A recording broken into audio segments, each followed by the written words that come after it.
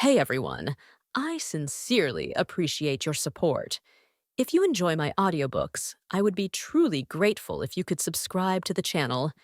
And if you'd like to support even further, you're welcome to become a Patreon member, where you can access audiobooks of novels as long as they are freely available on the internet. Your kindness and support mean so much. Thank you. Jiang Ye thought to himself, I am the hidden light-type player. Isn't that obvious? But then he suddenly shuddered. He remembered that in some novels he'd read, there was a type of ability called mind-reading. He wondered, could something like that exist in Doomsday Apartment? Whether it did or not, he decided, better to cut down on inner monologues from now on.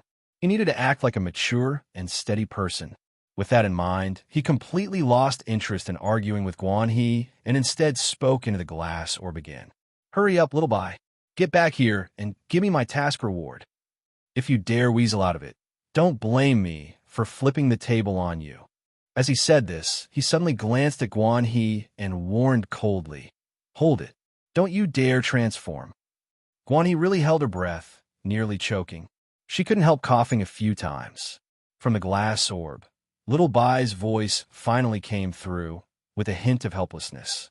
All right, I'll deliver it.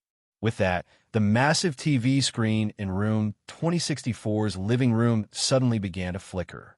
Light and shadow interlaced, and all kinds of images seemed to flash across the screen. Only, the flickering was so fast, it was hard to make out what those images actually were. The way the screen flashed looked exactly like a classic ghost movie scene with a haunting spirit. As Jiang Ye's attention was drawn to the flickering screen, a familiar system prompt sounded in his head. Ding! SSS Tier Confidential Quest Phase 2. Kill the Apartment Trader, SS Tier. Phase 2 Rewards. 1. Survival Points times 500. 2. Golden Treasure Chest times 10. 3. Abyssal Veil, incomplete. 4. Chaos Furnace, incomplete. 5. Fortune's Turn, incomplete. Special setting by Insu. Phase 2 rewards will be delivered upon quest acceptance. Quest failure penalty, none. This phase is mandatory and has been automatically accepted. The familiar tone and structure were just like the prompt from Phase 1. Once again, the white-clad woman had preset the Phase 2 rewards in advance. And these rewards were way more generous than Phase 1. Even though the last 3 items all had the word incomplete attached to them. Jiang Ye already knew. Wang Qingjin's Mercy of the Reaper had incomplete in its name too, and that item could reverse time. That had already blown Jiang Ye's mind. So he figured, any item marked incomplete probably wasn't simple. They were likely one-time use items, but absurdly powerful. Aside from those 3 unfamiliar, incomplete items. The treasure chests this time weren't just golden tier, which couldn't even be bought with game coins. There were 10 of them, and on top of that, he got 500 survival points. Sure, when dealing with the apartment trader, 1 survival point could only be exchanged for 100,000 game coins. But that's just the official price. Usually, only total newbies during early game would foolishly go to the trader to convert points, or losers with no connections, who couldn't earn game coins on their own. Those kinds of small fries might try it. But anyone with a bit of network could easily sell 1 survival point for over 1 million in private trades. So 500 survival points equaled 500 million in game coins. And realistically, among top players, game coins were worthless. Only survival points were recognized as real currency. For example, in the administrator trading zone, nobody used game coins for trades. At this stage, Jiang Ye's economy should definitely upgrade from game coins to survival points. And now, with an extra 500 survival points, whether he used them to create more replicas or trade for high-tier items, he wouldn't be strapped anymore. More importantly, he'd previously gotten a piece of info from Huang Qi. Once a player's survival point assets passed 100, if they encountered the apartment trader again, they wouldn't just be able to exchange points for coins, they could also trade for items. Rumor had it, the replica reflection mirror was something Huang Qi had exchanged from the apartment trader. Huang Qi was already dead, and Jiang Ye still had many unanswered questions about him. But if he could meet the traitor, maybe he'd learn more about the details and secrets of how Huang Qi got that replica reflection mirror. At the same time, Jiang Ye himself could start trading for items. Better skill scrolls, attribute fruits, even powerful gear. He could start stocking up. Of course, if he really had what it took to kill the apartment trader, then wouldn't he be able to skip paying altogether and just loot everything off the corpse? Wouldn't that be a straight-up jackpot? No wonder in cultivation novels, people always killed others to steal their treasures. Just thinking about it, Jiang Yi felt the truth in that old saying, kill and burn for a gold belt. Speaking of which, Jiang Ye had technically killed 2 administrators now. He got a ring from killing 1010, and inside were not just a substitution badge, but a bunch of other goodies. But after killing the 4444 administrator in the PK arena, he'd only gotten a cross, nothing else. Of course, before that, acting as Huang Bo, he'd also helped Little By kill 4444 and receive an item from mass-producing replicas. That proved the 4444 administrator had been wealthy. But Jiang Ye hadn't gotten any of his assets from the PK battle. So maybe that guy had hidden his stash before the fight? When Jiang Ye went to look for the Raven Egg later, maybe he could check around to see if 4444's hidden assets could be found. Just as he was thinking that, the flickering TV screen suddenly emitted the white-clad woman's voice again. Speaking of which, in previous beginner apartments, there have been administrator deaths. More than once, in fact. It happens nearly every batch. But the apartment trader has never been killed by a player. Even old-timer players who arrive on day 8. None of them ever dared mess with the trader. You probably haven't heard of any cases either where a player has killed a trader. Jiang Ye nodded. He didn't need the white-clad woman to say it. He could already imagine. The apartment trader had to be insanely powerful. After all, he carried tons of survival point-based items. If he didn't have the strength to protect them, how would he still be alive? And if even veteran players didn't dare target him, then the trader's strength was probably even more ridiculous than Jiang Ye had imagined. Maybe even stronger than the 4444 administrator? Then again, it might not be sheer power. He might just be really hard to kill. Jiang Ye kept analyzing the situation in his head. Sure enough, he heard the white-clad woman continue explaining. And at its core, the reason why the apartment trader is even harder to kill than an administrator is his mobility is insane. I don't know the exact ability, but what I do know is the apartment trader can instantaneously travel across all apartments on any floor. That's right, in an instant. His speed is comparable to Huang Bo's light and shadow escape. No, more accurately, it should be even faster than light and shadow escape. After all, light and shadow escape is only as fast as light traveling through space. But the apartment trader's movement should be a terrifying spatial teleportation ability.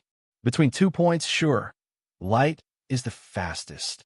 But with space abilities, those 2 points can be overlapped, the distance eliminated, so the speed naturally exceeds light. So that's how it is. Jiang Ye listened and found himself suddenly interested in spatial abilities. He had a spatial type replica too, but it probably couldn't compare to the trader's level. The Phase 2 reward, Abyssal Veil, incomplete, is an item specifically designed to counter space abilities. With it, you can effectively restrict the apartment trader's mobility. But even with that, the apartment trader is still extremely difficult to kill. Based on speculation among us reincarnated Eries, the apartment trader not only has powerful space abilities, but likely also possesses a large number of replicas, along with multiple resurrection mechanisms. It's very possible you think you've killed him, but it was only one of his replicas. Some of those replicas might even have resurrection capabilities themselves. And unless you completely kill both the trader and all of his replicas, it doesn't count as a true kill. He could rise again at any moment, thanks to a hidden replica you didn't even know existed. As she said this, the white-clad woman's tone was filled with deep wariness. But Jiang Ye, on the other hand, was stunned. DMN.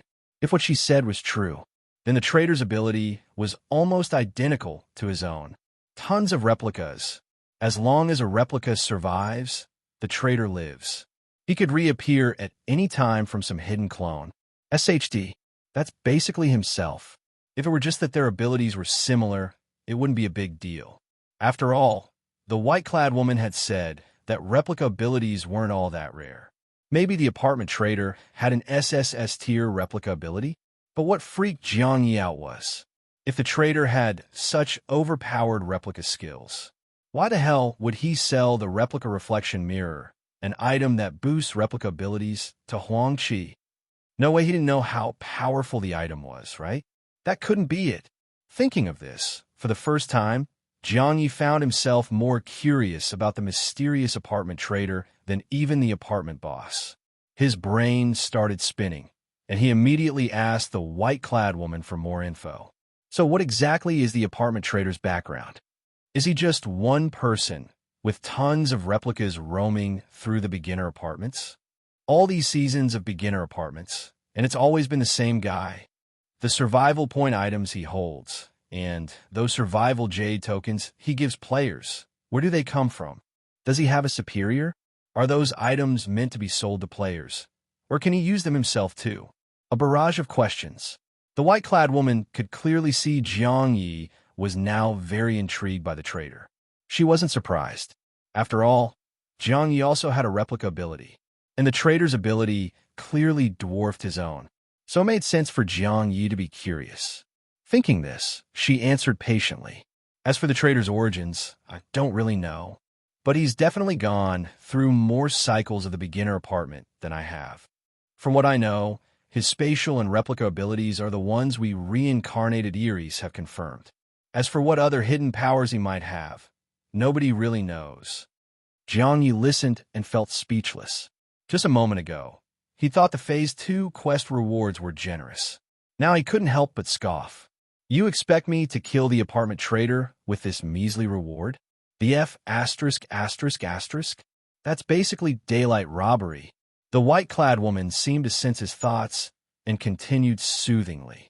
Yes, the apartment trader is strong. The unknown replica count and resurrection methods are indeed despair-inducing. But really, you don't have to be so pessimistic, because you already have the perfect trump card against him. Light. That's right, light. The suppression light has over dark-type players is beyond your imagination. You're not a dark-type player, so you wouldn't feel it yourself. But real dark-type players? They don't just fear light physiologically. More importantly, they're completely suppressed. Take the trader, for example. No matter how many replicas or resurrection tricks he's got, if even one of them gets touched by light scorch, it'll stick, and he'll never shake it off. At that, Jiang Ye's eyes lit up. He quickly confirmed with her. You mean, if even one of his replicas gets marked by light scorch, then all of them will be marked? And even after death and resurrection, the mark won't go away? The white-clad woman affirmed. As far as we know, there's currently no method that can remove light scorch. Holy SHD. No wonder dark-type creatures always run from the light. God really played favorites, huh? When he said, "Let there be light," he clearly didn't give a DMN about the dark side's feelings. Jiang Ye snarked inwardly, but couldn't help asking. I heard the core members of the Duo organization all share the same identity, Duo. If one of them gets infected by light scorch, does that mean they all get infected too? The white-clad woman hadn't expected such a mental leap, but still answered patiently. That would depend on the actual connection between the various Duo identities. If there really is some special link, then yes, light scorch might infect all of them through one body. Which reminds me, you'd better be careful too. If you ever become a dark-type player, the same thing will apply to you. And also, the white-clad woman hesitated for a moment, then cautiously added, "Aren't you a dark-type player?" Clearly, she wasn't entirely sure. She had called Jiang Ye filthy before, but she'd also seen that he wasn't afraid of light. Could his replica ability really separate his types that cleanly?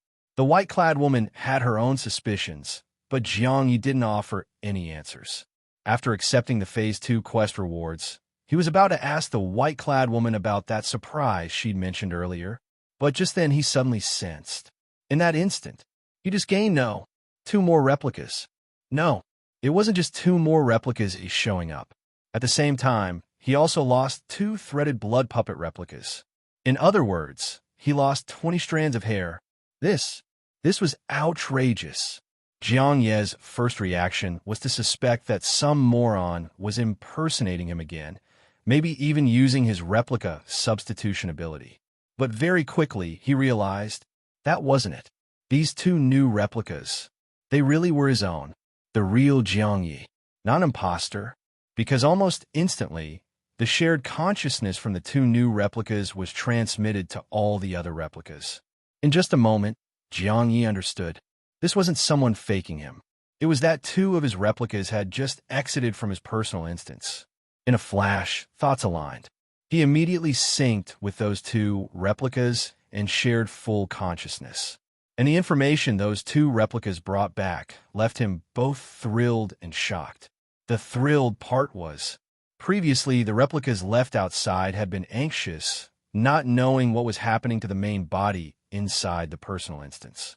But now, with replicas exiting from inside, he immediately gained access to all the main body's intel from within the instance, which meant the situation inside and outside the personal instance were no longer isolated. They were now connected. Even better, based on the shared intel, although the main body was trapped inside the second stage prison of the instance, he wasn't in any real danger. He also had full control of all the replicas entering the personal instance, allowing him to run various experiments and command the whole situation. And the biggest surprise of all, when a replica dies inside the personal instance, it can actually leave the instance through replica substitution. So does that mean the main body could also escape the personal instance through replica substitution if it dies? Wouldn't that be basically cheating? Of course, that was the shocking part for Jiang Ye. The two replicas that exited were one with the S-tier eye of true sight, and the other was a B-tier replica that Jiang Ye had sent in using his light-type replica's mass generation ability. Clearly, they had both died inside the instance, which triggered replica substitution, ejecting them from the personal instance. And from the memories shared by those two replicas, the main body had used the replicas in Stage 1 to try out all kinds of approaches, including but not limited to killing as many people as possible to stack survival points, waging mental warfare with the teacher who was about to call the cops, negotiating, waiting for the police to arrive, hoping to extract info from them. In short, different replicas tried different methods. But so far, none of them achieved high ratings upon entering the prison of Stage 2.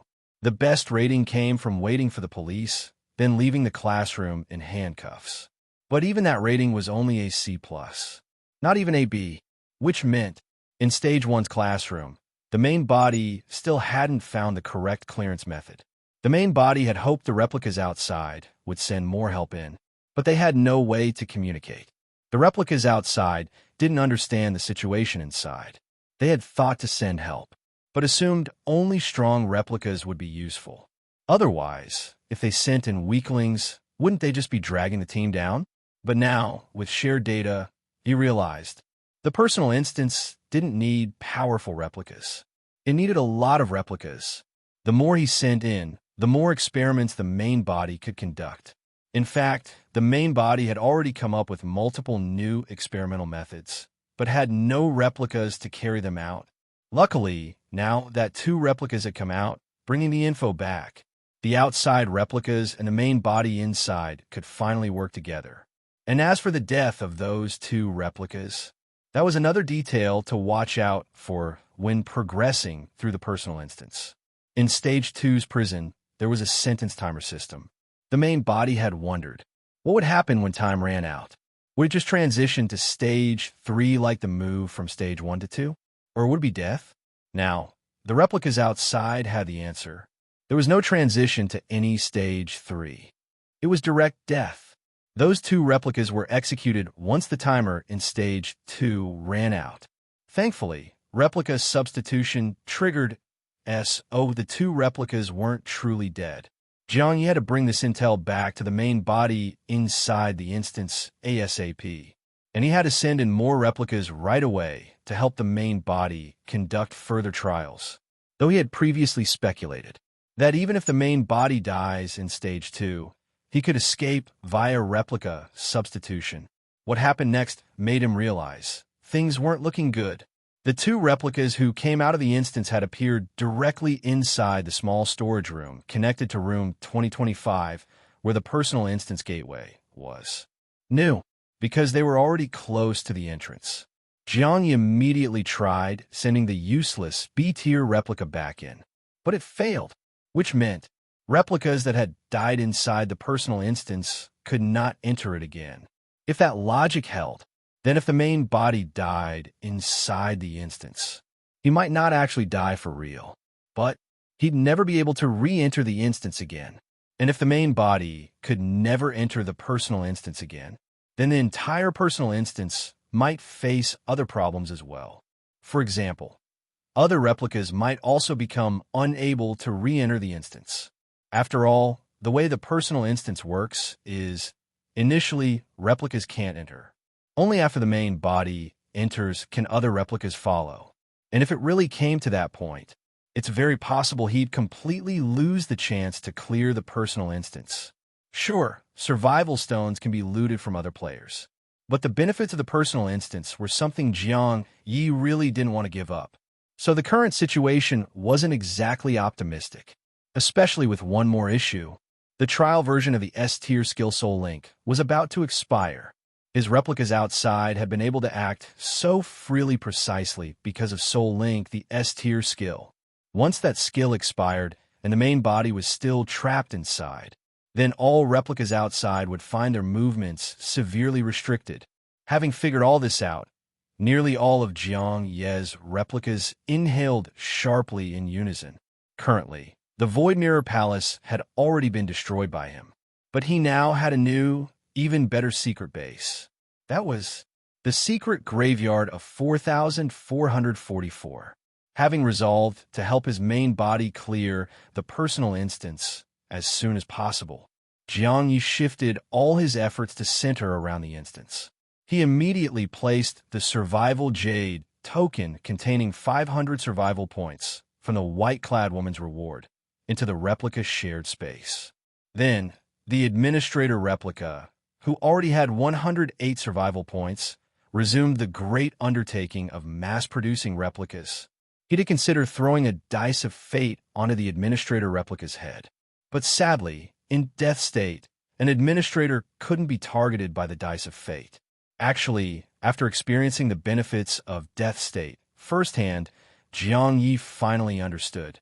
This so-called Death State was indeed absurdly powerful. As long as one stayed in that state and didn't encounter light, they were practically unkillable. But the downside was also obvious. Many items couldn't be used in Death State. You couldn't even extract survival points from a Jade token. Come to think of it, Jiang Ye could now understand why the 4444 Administrator had no valuables on him when he died in the PK arena. If you can't use anything in Death State, there's no point carrying it into battle. This item restriction could be considered 4,444's biggest weakness. Because if he wanted to use an item, he had to switch out of Death State. And once in normal state, he could be locked on. If someone had the power to deliver an SSS tier kill, he might be killed outright, bypassing Death State. Sure, SSS tier death is rare, but not impossible. The apartment boss is incredibly powerful and well-stocked. He might really have such an item. In other words, even without using light, there were ways to kill 4,444. In the game, wasn't 4,444 taken down precisely by a scheme of the apartment boss? Speaking of which, Jiang Ye still hadn't looted Zhou Qiming's body. After the light replica left the white-clad woman, he circled around the now-fused apartment 4444 using light and shadow escape. Then he found Zhou Qiming's few followers, including Lin Jing and Ouyang, were still hiding inside dual machines. But curiously, Zhou Qiming's own machine was nowhere to be found. Jiang Ye didn't dwell on it. Instead, the administrator replica produced 20 more replicas in one go. One by one, he sent them all into the personal instance.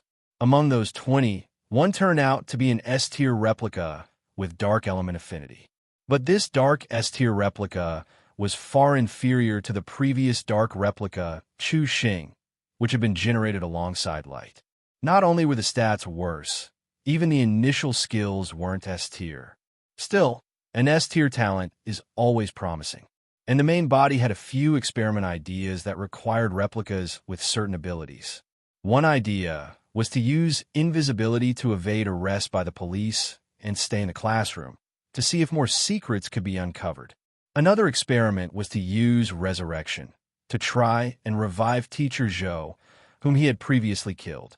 If Zhou could be revived, then maybe the act of murder would be undone, and if that were the case, would he still be sent to prison? Could it be that stage 2 of the personal instance actually had alternate routes? Of course, the main body had been stuck in prison so long. He'd even started having crazier ideas, staring at the death penalty countdown. Like, what if he had a replica with time manipulation abilities? Could he rewind time to undo Zhou's death? Could he even return from stage 2 to stage 1 using time skills? That idea really was insane. But the main body actually tried it, because the flow of time in the personal instance was different from the outside. It had been 48 days in prison already, and each day, the main body could generate one new replica. But the replicas created in prison had to spend survival points daily to survive. Yet they had no way to earn survival points inside. So, the replica generated on day 1 wouldn't survive day 2 due to lack of points. In other words, each day, only that day's replica could stay with him. All previous ones were dead. Still, the main body fantasized. With more than 400 days of prison ahead, maybe he could spawn a replica with time power someday. Clearly, prison life had driven him halfway mad. Time powers. What a joke. After acquiring Wu Ying's memories, Jiang Ye was certain. Not even in the vast Doomsday Apartment world had anyone shown time-based powers. With so many players, and not one with time manipulation. And now his main body hoped to get one in just 400 replicas? Pure delusion. Of course, complaints aside, Jiang Ye's replicas and the main body were essentially one and the same. It was only because communication had been cut off that their perspectives started to diverge. Truthfully, as a replica, Jiang Ye had considered the possibility. Could he really create a time-powered replica someday? If it were possible, then the greatest chance lay in using the Observer. After all, the Observer had the SSS tier ability Prophecy and Colorless Decree. Part of Prophecy could make zero probability events happen. So, maybe time abilities didn't currently exist in Doomsday Apartment. But that didn't mean Jiang Ye couldn't get one. With this realization, his first instinct was, train the Observer in mastering all the decrees. Try to quickly unlock Prophecy, and use it to influence the creation of future replicas. But soon he thought again, since the personal instance had a different time flow than the outside world. Then if he sent the Observer into the personal instance, wouldn't the Observer gain even more time to study Prophecy? What's more, Jiang Ye would be sending in a large number of replicas to help with the main body's experiments. Each of those could generate new replicas daily inside the prison of Stage 2. True, those new replicas wouldn't survive to the next day due to lack of survival points.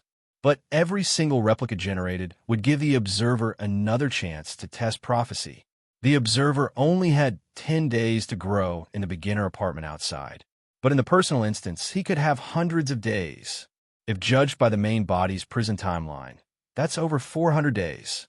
The more Jiang Ye thought about it, the more he believed. Sending the Observer into the personal instance was the best investment. Of course, as a replica, Jiang Ye didn't make the final call. Now that communication with the main body was re-established, he first sent replicas in to relay these thoughts to the main body. And almost right after that batch of 20 replicas entered the personal instance, another replica came out. To be honest, Jiang Ye, trapped in prison, was seriously close to breaking down.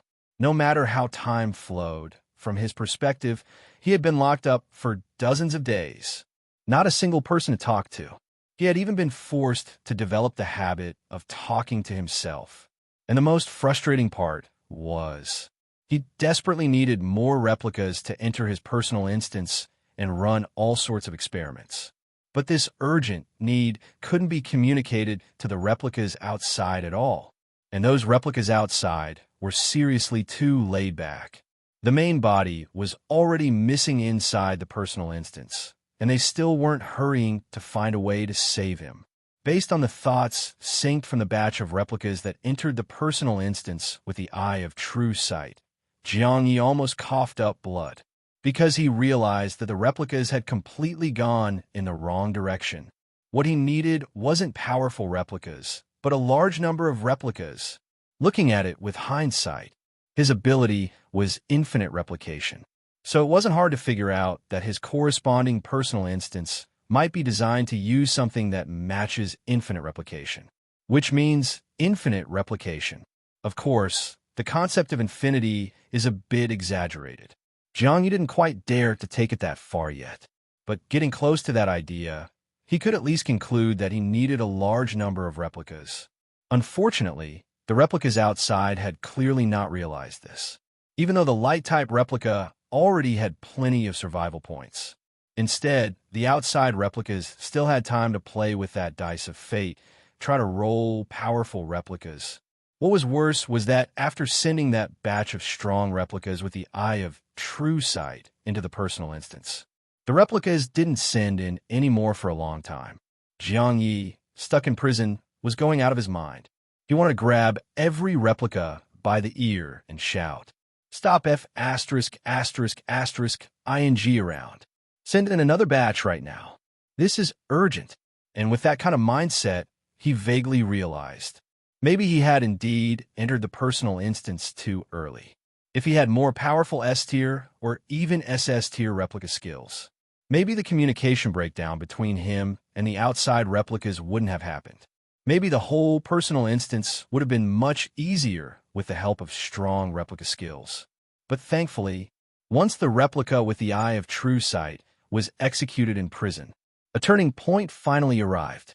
Unexpectedly, even though replicas and the main body had lost contact between the inside and outside of the personal instance, the replica's substitution skill seemed to work across zones. And the replica that survived via substitution actually revived outside the personal instance.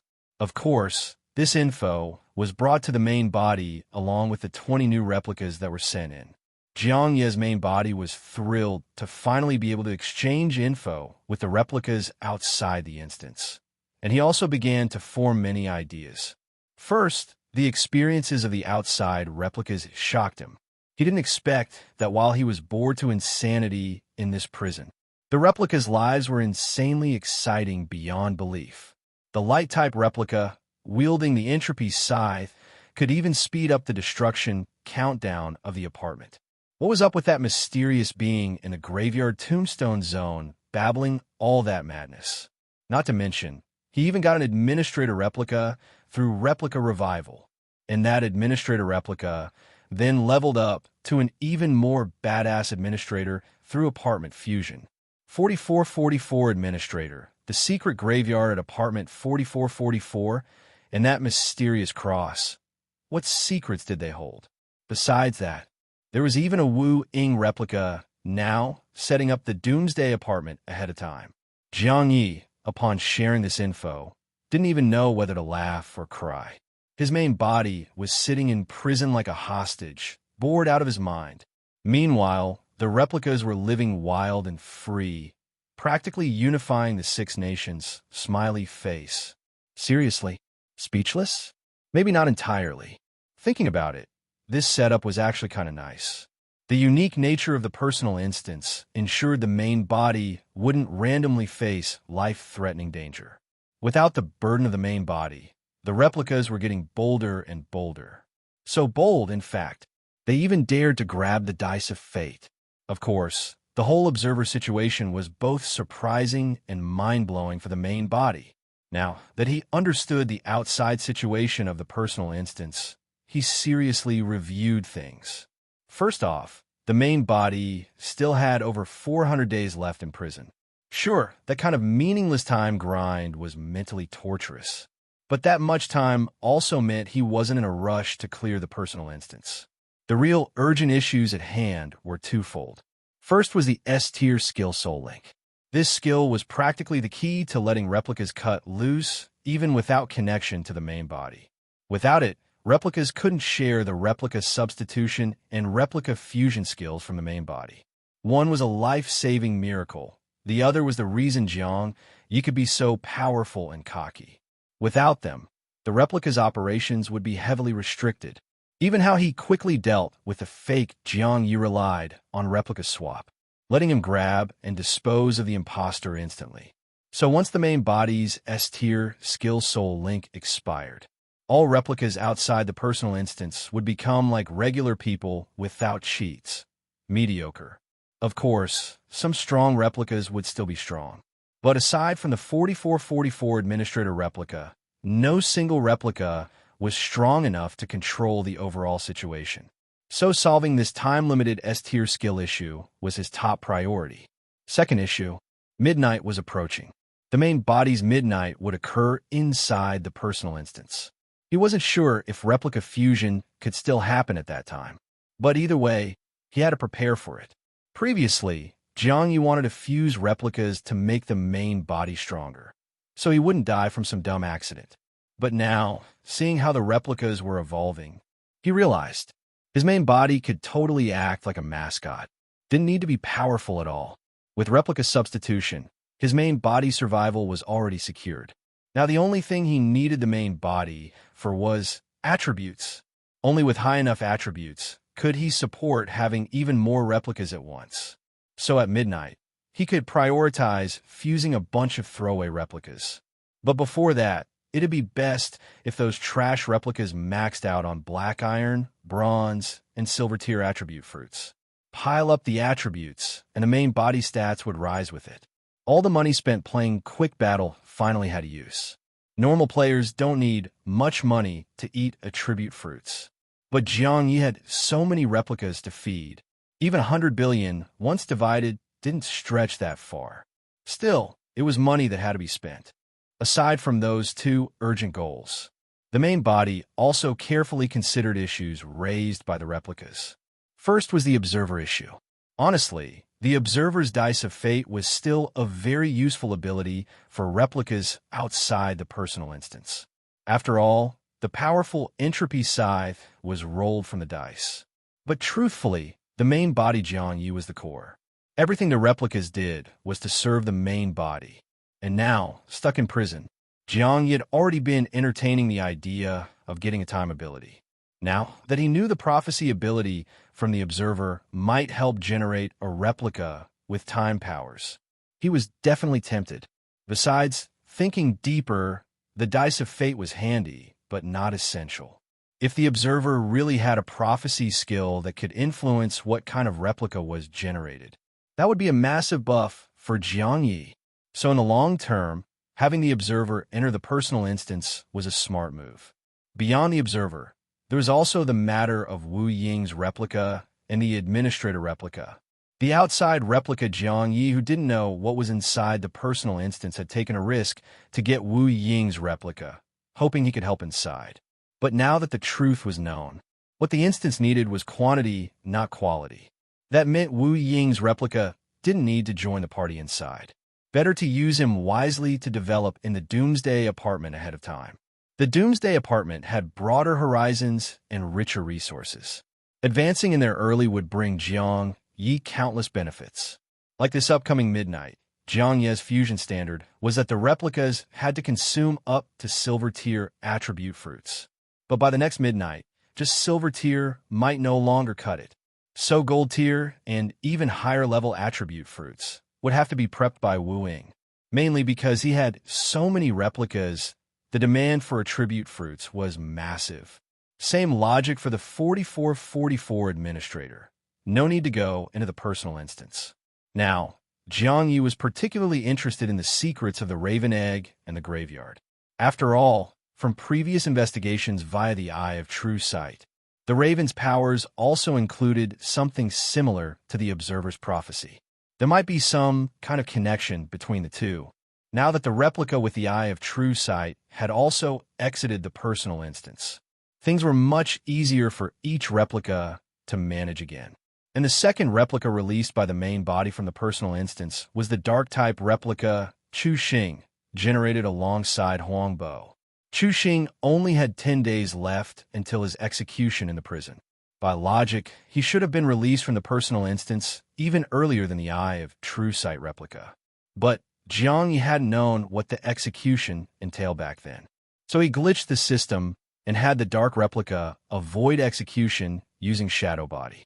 After finding out that execution only cost 10 strands of hair for a thread puppet, it naturally wasn't a big deal anymore. So then the dark replica showed up in the prison, died by execution, and got released from the personal instance.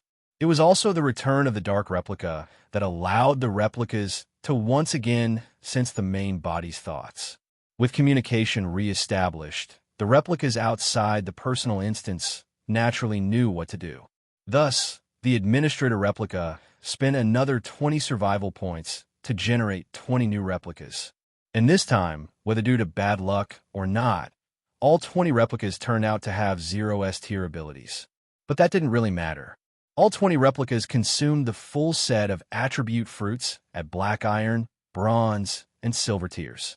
That way, each replica's stamina and energy attributes both increased by 19.5 points, Silver plus 15, Bronze plus 3, Black Iron plus 1.5. This time, he didn't rush to send the 20 replicas directly into the personal instance. Since this was preparation for replica fusion at midnight, it made sense to gather as many attribute boosts as possible before the fusion. So this batch of 20 replicas all swapped into apartment 9999 first. There, they leveled up under the guidance of powerful replicas like Fu Shi, Li Ji, and others fighting monsters at the end of the corridor on the 22nd floor. Once they all reached level 10, they'd get another 10 attribute points. Then sending them into the personal instance would maximize the main body's post-fusion gains.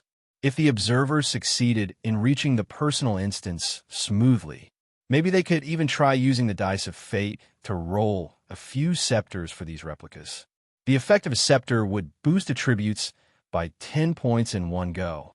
Jiang Ye didn't even dare to imagine how terrifying the main body stats would become after going through the first midnight fusion. Of course, there was one concerning point about this first fusion and terrifying attributes. Jiang Ye currently already had one administrator replica, but that administrator's attributes were only 100 points. So far, 100 seemed to be the cap for the beginner apartment. He wasn't sure if the main body could break through that limit. If not, then it had to be resolved ASAP.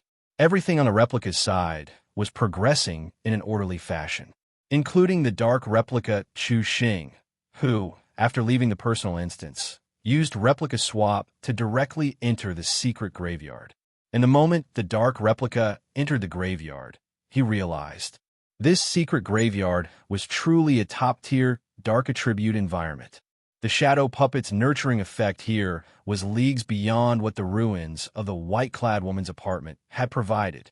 The dark replica had only just entered and stayed for a short while, yet the shadow puppet's attributes visibly increased by 0.2 points. And don't underestimate that 0.2. Stacked over time, it would be huge.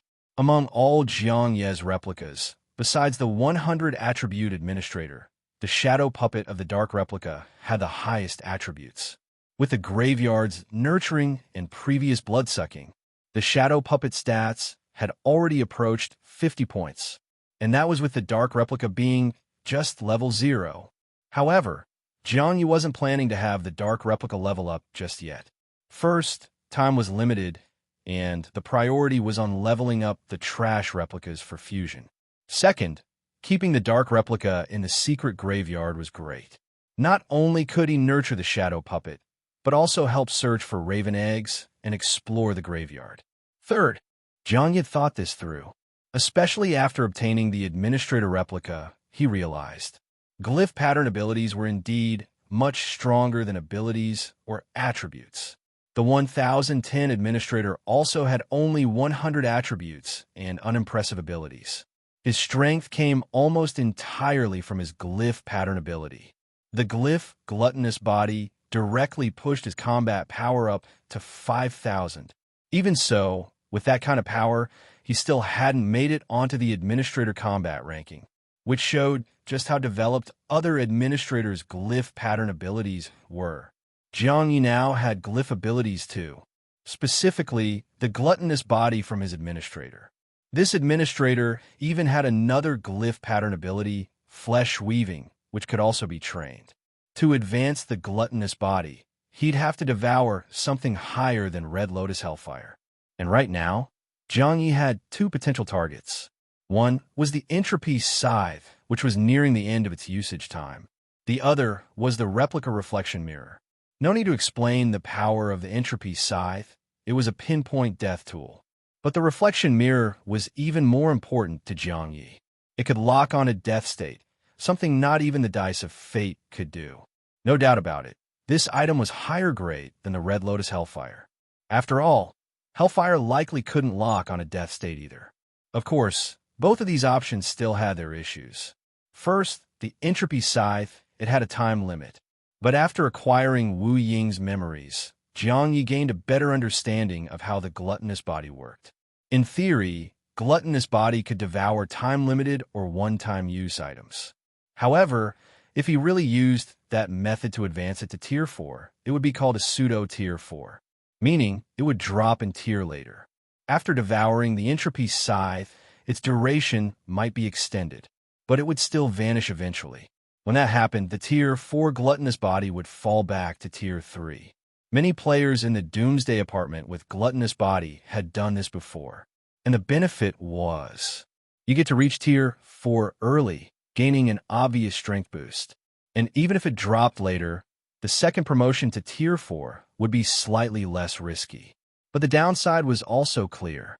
Even if the devoured item was time-limited, once the devouring failed, there was still life-threatening danger. What's more, the next time he dropped in tier and tried to devour something again, the item would have to be even higher grade than the time-limited item he'd used before. All in all, devouring a time-limited item wasn't really worth it. Besides, if the Administrator Replica truly wanted to devour the Entropy Scythe, it wasn't going to be simple. After all, that was a concept-level weapon. Just brushing against it could wipe the Administrator Replica out instantly. However, now that he had the Wu Ying replica, he could use Wu Ying's skills and connections to give it a try. As for devouring the replica reflection mirror, Jiang Ye mainly worried that, according to Wu Ying's memories, there had been cases where players with gluttonous body experienced item mutation while devouring. Most mutations were good. The devoured item became even stronger. But in very rare cases, the item mutated into total trash. If the Entropy Scythe got ruined, so be it. It was time-limited anyway. But if the replica reflection mirror got wrecked by mutation, that would be a huge loss. So Jiang Ye's current plan was to try devouring the Entropy Scythe first. Besides that, he was also planning to arrange glyph pattern abilities for Chu Xing the Dark Replica, and for other replicas too. If we're talking about the beginner apartment only, new players trying to get glyph abilities faced huge risks. The eerie transformation rate was over 90%, but in the Doomsday Apartment, following a proper process, the chance of eerie transformation could be kept within a controllable range. Usually, new players had to wait until they entered the Doomsday Apartment before even considering glyph abilities. Weaker ones even had to crawl through the mud there for a while before qualifying. But now that Jiang Ye had Wu Ying, he had a real chance of getting glyph abilities ahead of schedule, just as Chu Xing brought the main body's awareness out of the personal instance. The Wu Ying replica returned to the Doomsday Apartment via replica swap.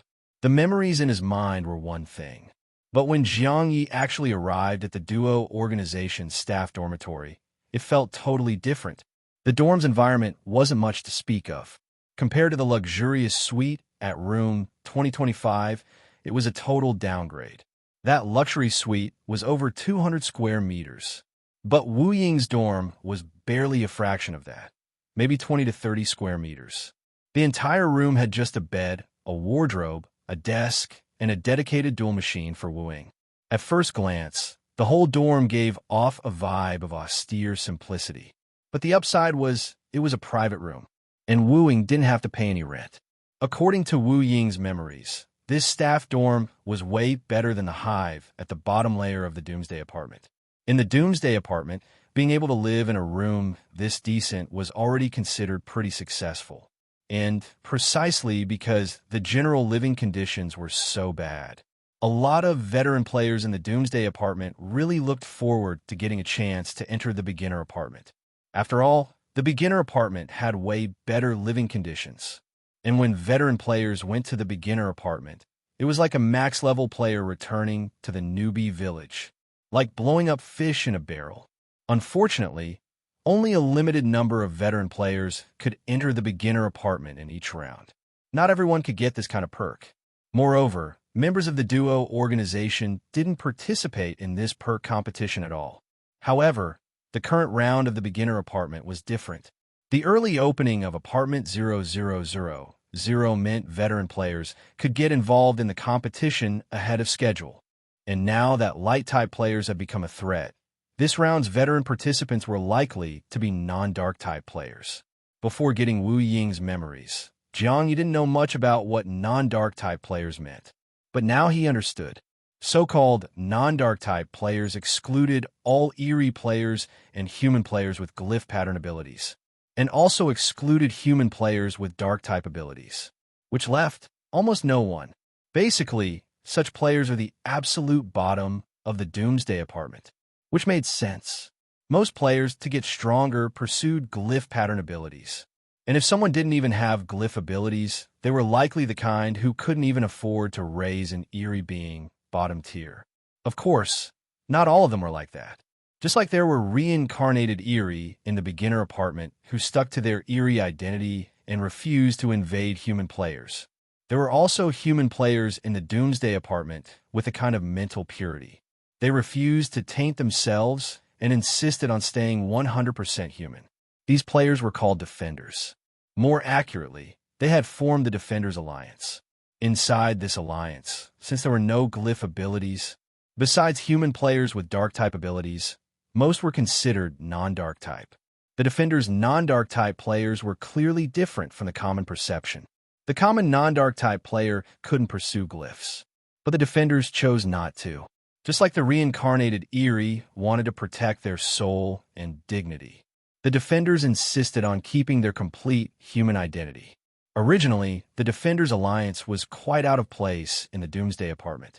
But this time, because of the rise of light-type players, the Defenders might become the most desirable allies for all the major factions. Of course, none of this had much to do with Wu Ying, at least for now. Jiang Ye, posing as Wu Ying, switched back into Wu Ying's original appearance. Then he threw on a low-key black robe, pinned on the duo staff work badge, and left the duo dorm. Players like Wu Ying, who had joined top-tier factions, would all be given an organization work badge. And this type of badge came with a built-in tracking system, which meant Wu Ying's whereabouts were basically impossible to hide from the duo organization. Luckily, Wu Ying didn't have masochistic tendencies and didn't wear the badge 24/7. For example, just earlier in the dorm, he wasn't wearing it. So when Jiang Ye did the replica swap with him, the badge didn't transfer over. This badge was primarily used to scan for access to dual machines, showers, entertainment facilities, and most importantly, to access elevators. So wherever Wu Ying showed up, there was no way to hide it from duo's surveillance. Of course, Jiang Ye wasn't planning to wander around recklessly either.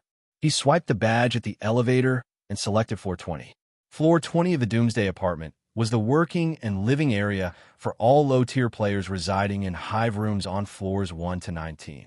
It was also where Wu Ying had once struggled to survive after being crippled. Even after he joined the duo organization, he would still occasionally drop by floor 20. So this move from Jiang Ye didn't look suspicious. After stepping out of the elevator on floor 20, his expression remained perfectly normal. But deep down, he was actually quite excited. Wu Ying's memories were one thing. Experiencing it in person, naturally, it felt totally different.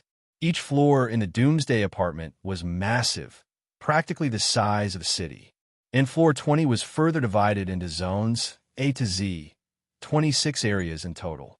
Each zone corresponded to a different type of daily service. In the elevator lobby sat a terminal that could teleport people directly to any zone. Of course, using that device also required scanning the work badge. No hiding from Duo surveillance there either. Wu Ying had an old friend in Zone T. This bit of info had been extracted during his soul search when he joined Duo. It was known to Duo that, even after joining, he would occasionally go visit that friend. Jiang Ye kept his expression steady and calmly swiped the badge at the teleport terminal. Then, the system directly teleported him to Zone T. The teleport spot looked like an old-fashioned phone booth. Jiang Ye stepped out into a dim corridor. On the phone booth, there was a map of Zone T. But with Wu Ying's memories, Jiang Ye didn't need to look at any maps. The corridor was as dim as the deep hallways of the beginner apartment. However, unlike the beginner apartment's straight and simple corridors, Zone T's hallways branched off constantly like a damn maze. If a new player unfamiliar with the area came here, they could get lost at any moment. But Wu Ying had been an eerie player, and he was naturally adapted to dark environments. With his memories, Jiang Ye wasn't worried about getting lost. He followed the path east of the phone booth, twisting and turning. Along the way, he passed by many rooms with bizarre-looking doors. From time to time, he brushed past other players. Most of the players here wore strange expressions and walked in a rush. Sometimes a nearby door would creak open, revealing glimpses of bloody, horrific scenes, with even a foul stench wafting out. It looked exactly like one of those horror movie ghost alleys. But according to Wu Ying's memory, not all of floor 20 had this dark, eerie aesthetic. It was just that Zone T was a hub for independent eerie nurturers. Since glyph pattern abilities were the mainstream in the Doomsday Apartment, eerie nurturers naturally held a special status. So many players at the bottom who couldn't improve their strength pinned their hopes on becoming eerie nurturers. Of course, low-tier players had no connections and no resources. Their path as eerie nurturers was usually just blindly fumbling their way forward. So relying on these independent, eerie nurturers for glyphs was basically gambling with your life. Even calling them independent eerie nurturers was a form of respect from bottom-tier players. In reality, players living above floor 20 like Wu Ying had no respect for them. Nicely, they'd call them bootleg nurturers. More bluntly, they were called trash fish. Apparently, the term trash fish had a story behind it. Fish referred to dreaming, salted fish, slang for hopeless dreamers. The term was a mockery from the successful toward bottom-tier dreamers. In the Doomsday Apartment, those below floor 20 and those above it belonged to entirely different classes. Wu Ying, upon first arriving at the Doomsday Apartment, had been assigned to live above floor 20. So back then, he looked down on everyone below. Following veteran players from the Azure organization, he would often join in mocking the bottom-tier players.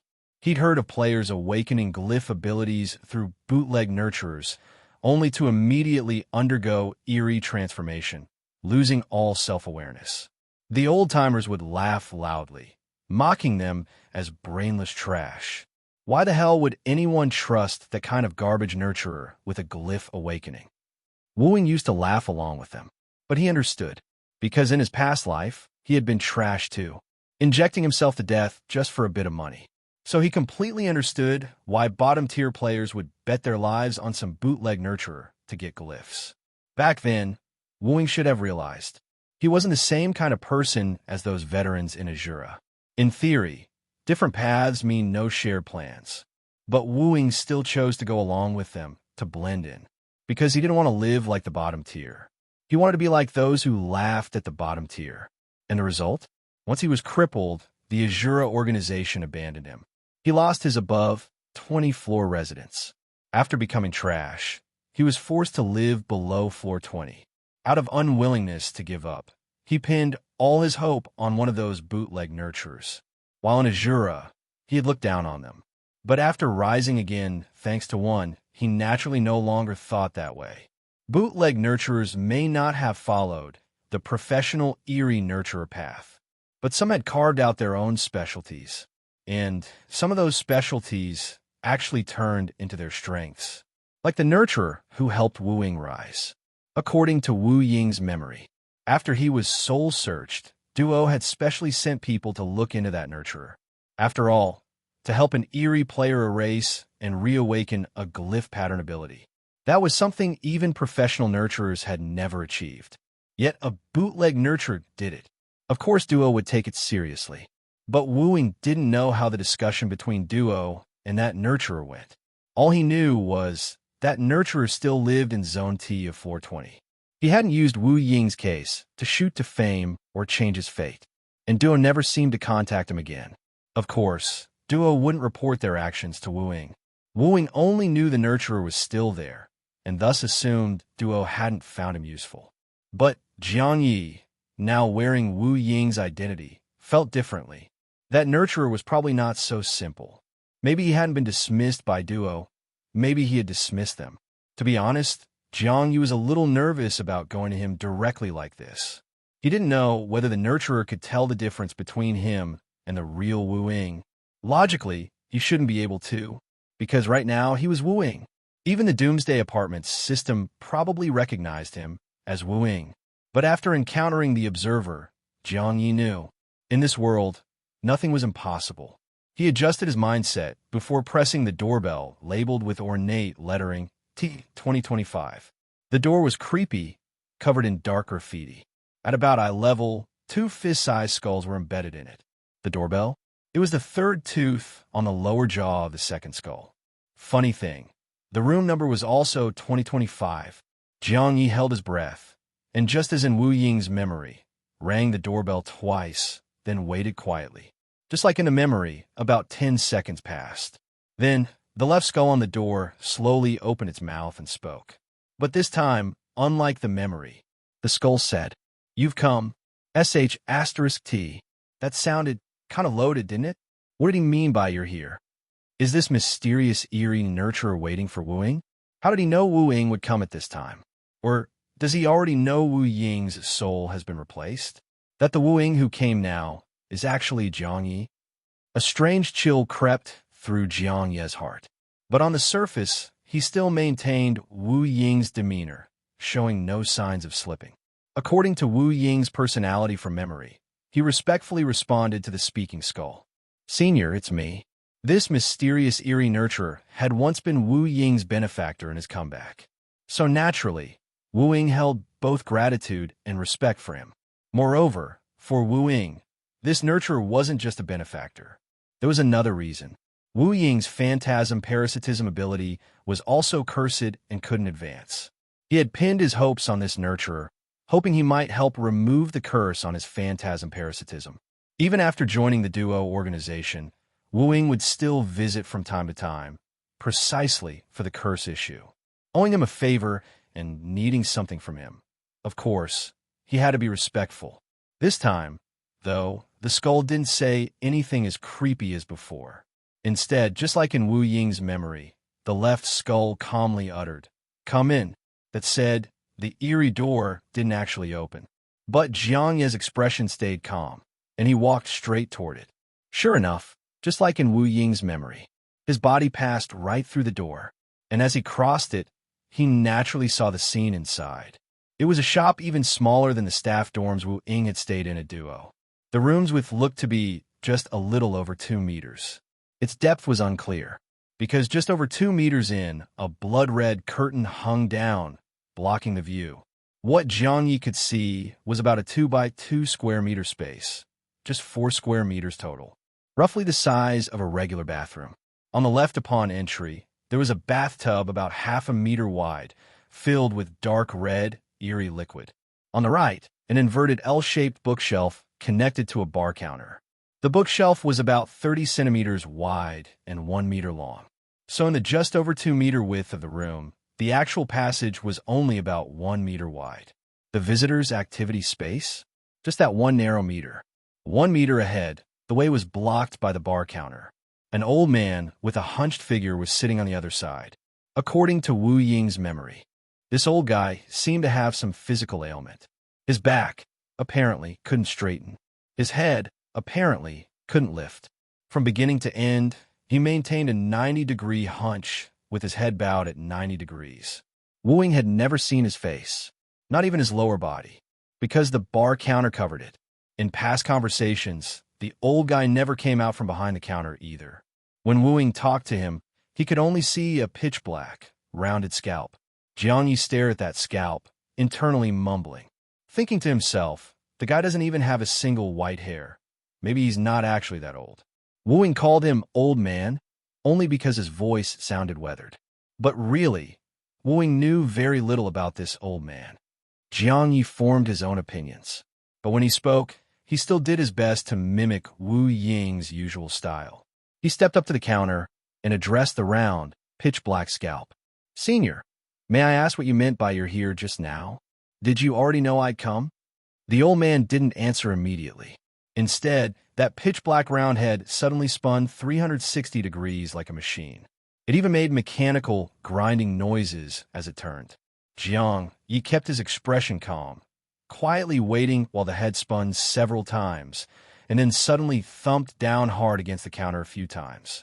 It looked almost like he was kowtowing to Jiang Ye, but it was more like some malfunctioning old machine, relying on a few knocks to barely keep running. After a few knocks, it finally produced a normal, aged voice. But instead of answering Jiang Ye's question, it said in a calm voice, "Just say what you came for. Why are you looking for me?"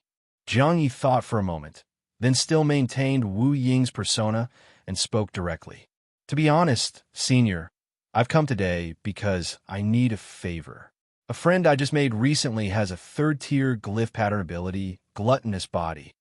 Right now, he's trying to devour a concept-level item to advance to the 4th tier.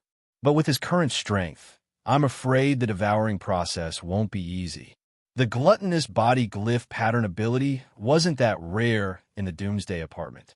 Not as common as flesh weaving, but still fairly seen. For example, several ordinary members of the Duo organization had this ability. Depending on the devoured item, its strength varied greatly. Jiang Ye didn't know much about glyph pattern abilities before, but after gaining Wu Ying's memories, he understood. Generally, the rarity of a glyph pattern ability was determined by many factors, but mainly how easy it was to obtain, how risky it was, and how much potential it had for growth. Take flesh weaving, for instance. It was everywhere because the eerie beings needed to nurture that ability were easy to raise. The risk when acquiring it was very low, rarely leading to eerie transformation. Most eerie nurturers knew how to awaken the ability. And most importantly, it had decent growth potential. Gluttonous Body was similar to flesh weaving. The difference was that it was riskier, but also offered higher rewards. As long as the devoured item was powerful enough, the potential for growth far exceeded flesh weaving. But honestly, if there was no long-term eerie transformation, that ability's growth might end up completely stuck. Just like the 1010 administrator who, out of greed, devoured an overly powerful item while still in the lower tiers. That made advancement far more difficult, to the point where, now, trying to devour a concept-level weapon just to go from Tier 3 to Tier 4. Honestly, what Jiang Ye was saying right now, if any ordinary eerie nurturer heard it, they'd think it was insane. They might even curse and say, devouring a concept-level weapon just to reach Tier 4? Then what are you going to eat for Tier 5? If you're so damn good, why not go ahead and swallow the moon phase clock? What the hell, you planning to just camp at Tier 4 for life like a big shot? However, this mysterious eerie nurturer didn't show any of the shock or speechlessness Jiang Ye had expected. He merely spun his head again, then calmly said, "Concept-level weapon. Huh. What color is it? White, black, gold, colorless. It's black." Jiang Ye answered with a steady expression, though his heart trembled slightly. Judging by what this nurturer said, concept-level weapons are ranked by color? In Wu Ying's memory, concept-level weapons were already out-of-reach myths. He had no idea there was a ranking system for them. And besides, these 4 colors, Why do they sound so familiar? Right? The observer's prophecy ability also had decrees in white, black, gold, and colorless. So concept-level weapons are categorized using the same four colors? Then could the SSS tier prophecy be considered a concept-level ability too? What about Jiang Ye's X-tier infinite replication? Would that make it beyond concept level? For a moment, countless thoughts flashed through his mind, and that mysterious, eerie nurturer's pitch-black head, like some emotionless machine, coldly continued. Is it black like a void rift? Jiang Ye nodded. Yes. He figured that if it were a typical eerie nurturer, this was where the lecturing would begin. Devouring something of that level at Tier 4 was basically throwing your future away. Yet this mysterious nurturer seemed to have no interest in worrying about others. He simply spun his head a few more times and slowly said, "A concept-level item like that is not easy to devour. Following the normal process, at the very least, you'd need a stellar tier soul guard crystal, an eternal tier spatial item, and a concept-level page of law. And those materials are even more valuable than the concept-level item your friend wants to devour. Not to mention, can a mere tier 3 glyph pattern ability user even get their hands on those rare items? And if they could, would it even be worth it just to hit tier 4? Jiang Ye had known that devouring a concept-level weapon with gluttonous body would be tough. But he hadn't expected it to be this tough. And the real kicker, the concept-level item he wanted to devour had a time limit. Paying such a huge price just to temporarily reach pseudo-tier 4, only to drop back down at any time afterward. That's just a total loss, isn't it? Of course, the biggest problem, he couldn't get any of those stellar or eternal tier items right now. Even if he could in the future, the entropy scythe wouldn't last that long. So this so-called normal process was a complete no-go. He wasn't even considering it. Instead, he lowered his voice and asked the pitch-black scalp, "Senior, I'm guessing you already figured this, but my friend probably can't afford the normal path. I came on his behalf to ask, is there any unconventional method that comes a lower cost?" As expected, the next thing he heard was the nurturer's reminder. Same old rule, the lower the cost, the higher the risk. Jiang Ye nodded quickly. Yes, I've already warned my friend. He said he's willing to take on higher risks. After that, the pitch-black scalp spun a few more mechanical turns, and finally let out a sigh. Difficult. Jiang Ye frowned. Then the scalp slowly continued. If your friend truly fears no risk, he could try to devour it directly. Devour it directly? Jiang Ye perked up. But then came the follow-up. Devour it directly. Die directly. Everyone's happy. What the hell? Are you seriously screwing with me right now? If he still wants a sliver of hope to survive, then maybe find someone with an SSS tier spatial ability or a 9th tier spatial glyph pattern ability. Use a top tier spatial ability to devour the black concept level weapon out of thin air. Top tier spatial ability. Easier said than done. According to Wu Ying's memory, such a level of spatial ability didn't even exist in the Doomsday Apartment. Back when Wu Ying was with the Azure organization, he'd heard veteran players say, the rarest elemental ability in the entire Doomsday Apartment was light type. Second to that was spatial. And as for time, it didn't exist at all. Even spatial abilities only went up to S tier at most. Obtaining and upgrading spatial type glyph pattern abilities was ridiculously hard. Forget 9th tier. Even 7th tier didn't exist. So this eerie nurturer was totally trolling him, wasn't he? Jiang Ye was thinking just that, when suddenly an idea sparked. Wu Ying's memories were all centered around the Doomsday Apartment. So maybe there really was no such top-tier spatial ability there. But what about the apartment trader in the beginner apartment? According to what the white-clad woman had said, the mysterious trader from the beginner apartment supposedly had top-tier spatial ability. With that thought, Jiang Ye's eyes gleamed, and he tested the waters by asking the pitch-black head. But as far as I know, the Doomsday Apartment has no one with that kind of spatial ability. I wonder, would the mysterious trader who wanders through the beginner apartment meet your requirements? This time, that round black head didn't turn. it simply replied.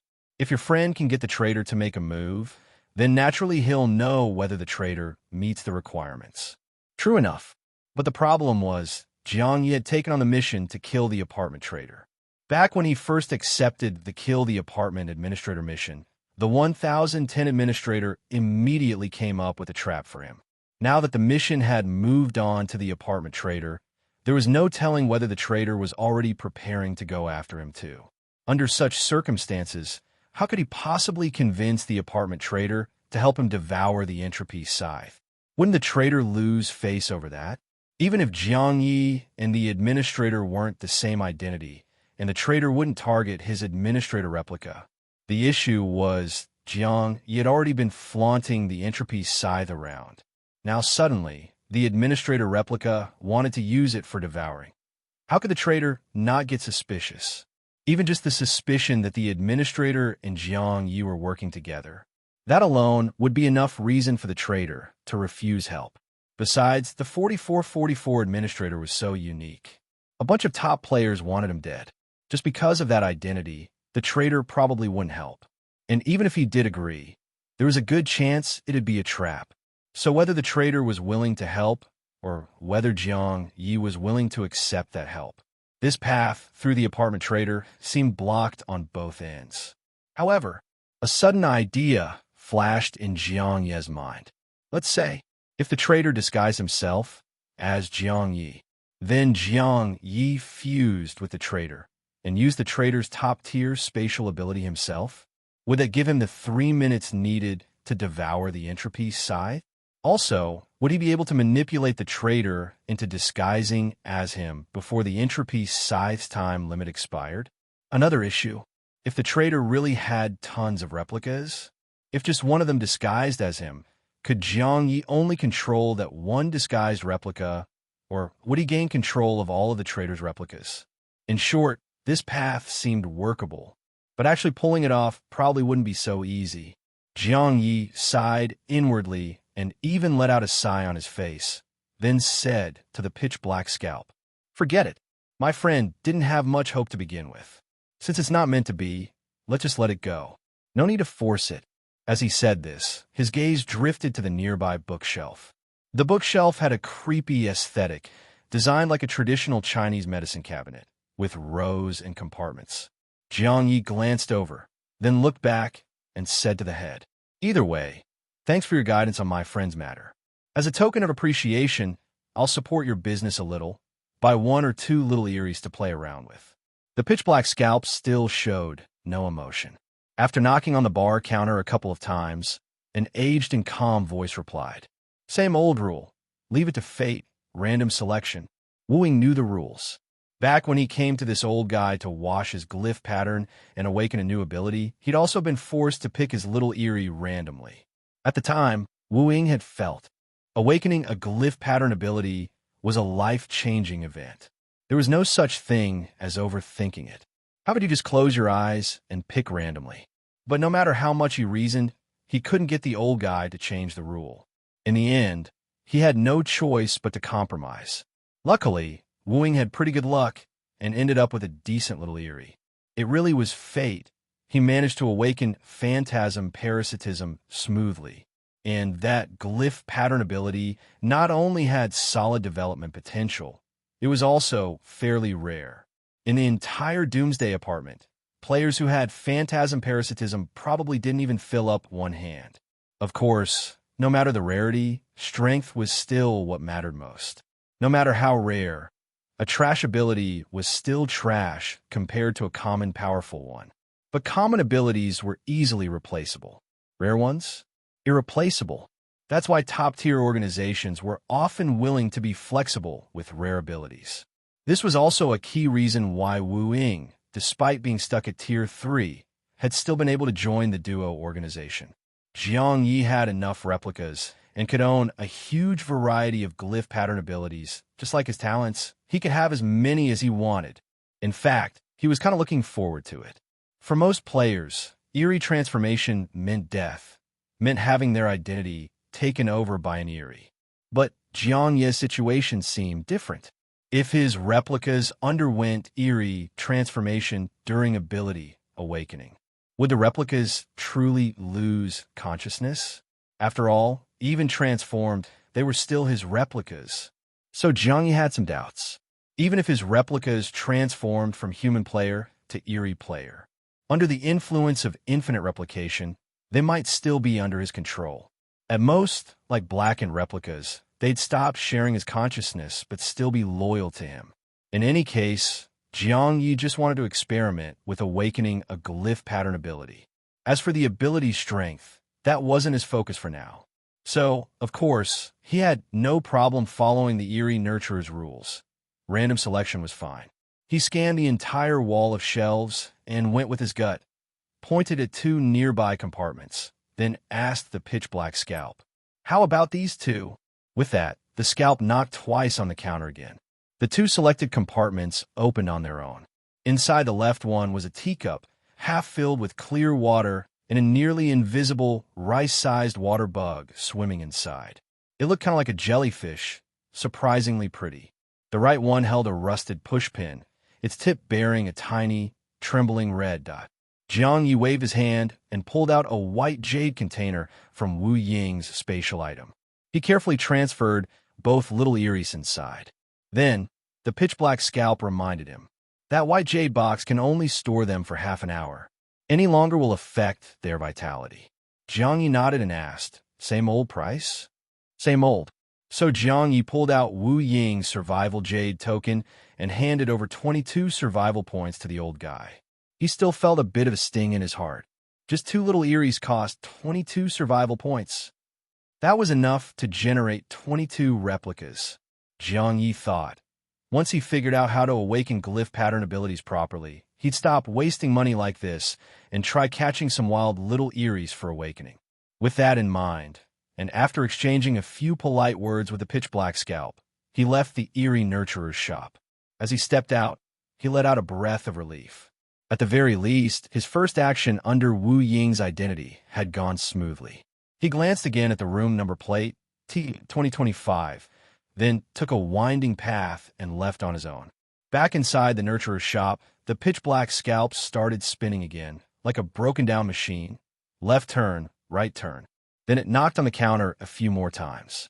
This time, the sound that came from the round, black head was no longer the aged voice Jiang Ye had heard. It was a cold, mechanical tone, and what it said was a quote from Einstein. God does not play dice.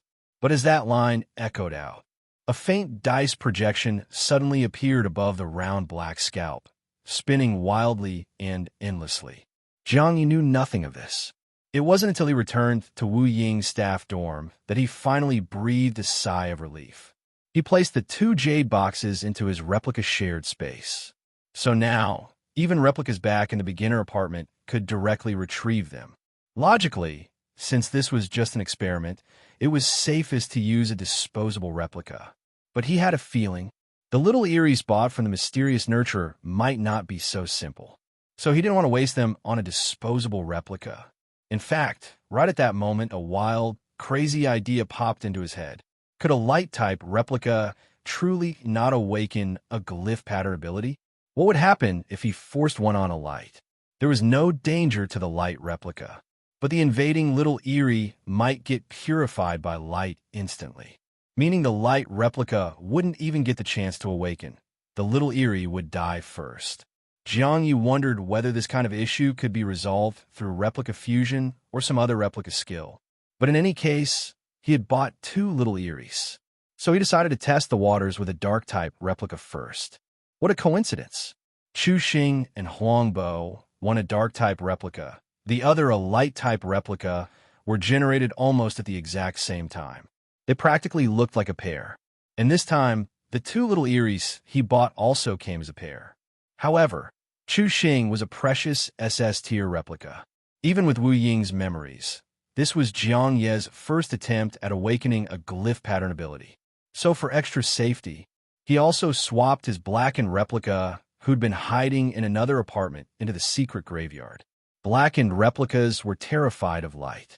Suddenly being swapped by Jiang Ye again, his first reaction was fear. But the moment he actually arrived in the secret graveyard, his eyes visibly lit up several degrees. It was obvious. even to the naked eye, that he was thrilled. His curious gaze roamed around, filled with disbelief as he said, "What is this place?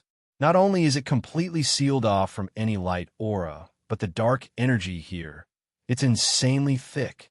As he spoke, he even couldn't help taking a deep breath, looking utterly invigorated and relaxed in both body and soul. Jiang Ye can understand. After all, as a dark-type replica, Chu Xing also felt extremely comfortable in the secret graveyard.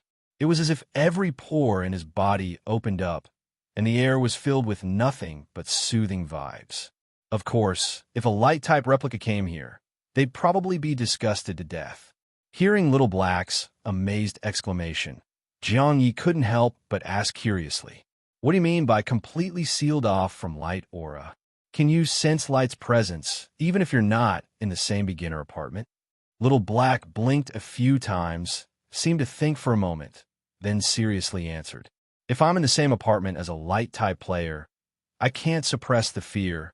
I feel intensely uncomfortable, and the inner unease is overwhelming. Even if we're not in the same beginner apartment, I still experience a psychological discomfort. Before, I wasn't sure. I thought maybe that feeling was just psychological, like knowing light exists nearby. But now, being in a place with such a strong dark aura, I can confirm it wasn't psychological. Because only here, I truly feel that discomfort completely gone." The *MN. So light's effect on dark-type beings is that strong, huh? Even if they're not in the same apartment, it still makes dark types uncomfortable. That kind of fated hostility is way too intense. Jiang Ye was a little surprised, but didn't dwell on it too long. He turned to Little Black and said, "In that case, you stay here until light disappears." He said it as if it were the most natural thing. Little Black's eyes lit up. "Wait, is light getting taken care of? Are we about to cash in on that kill on-site order reward?" Cough, cough, Jiang Ye thought. Whether or not he'll take that reward isn't even decided yet. But hiding Light's aura shouldn't be a problem. He didn't answer Little Black. Instead, he opened the jade box with the two little Eries inside to show him. He hadn't even said anything about awakening a glyph pattern ability yet.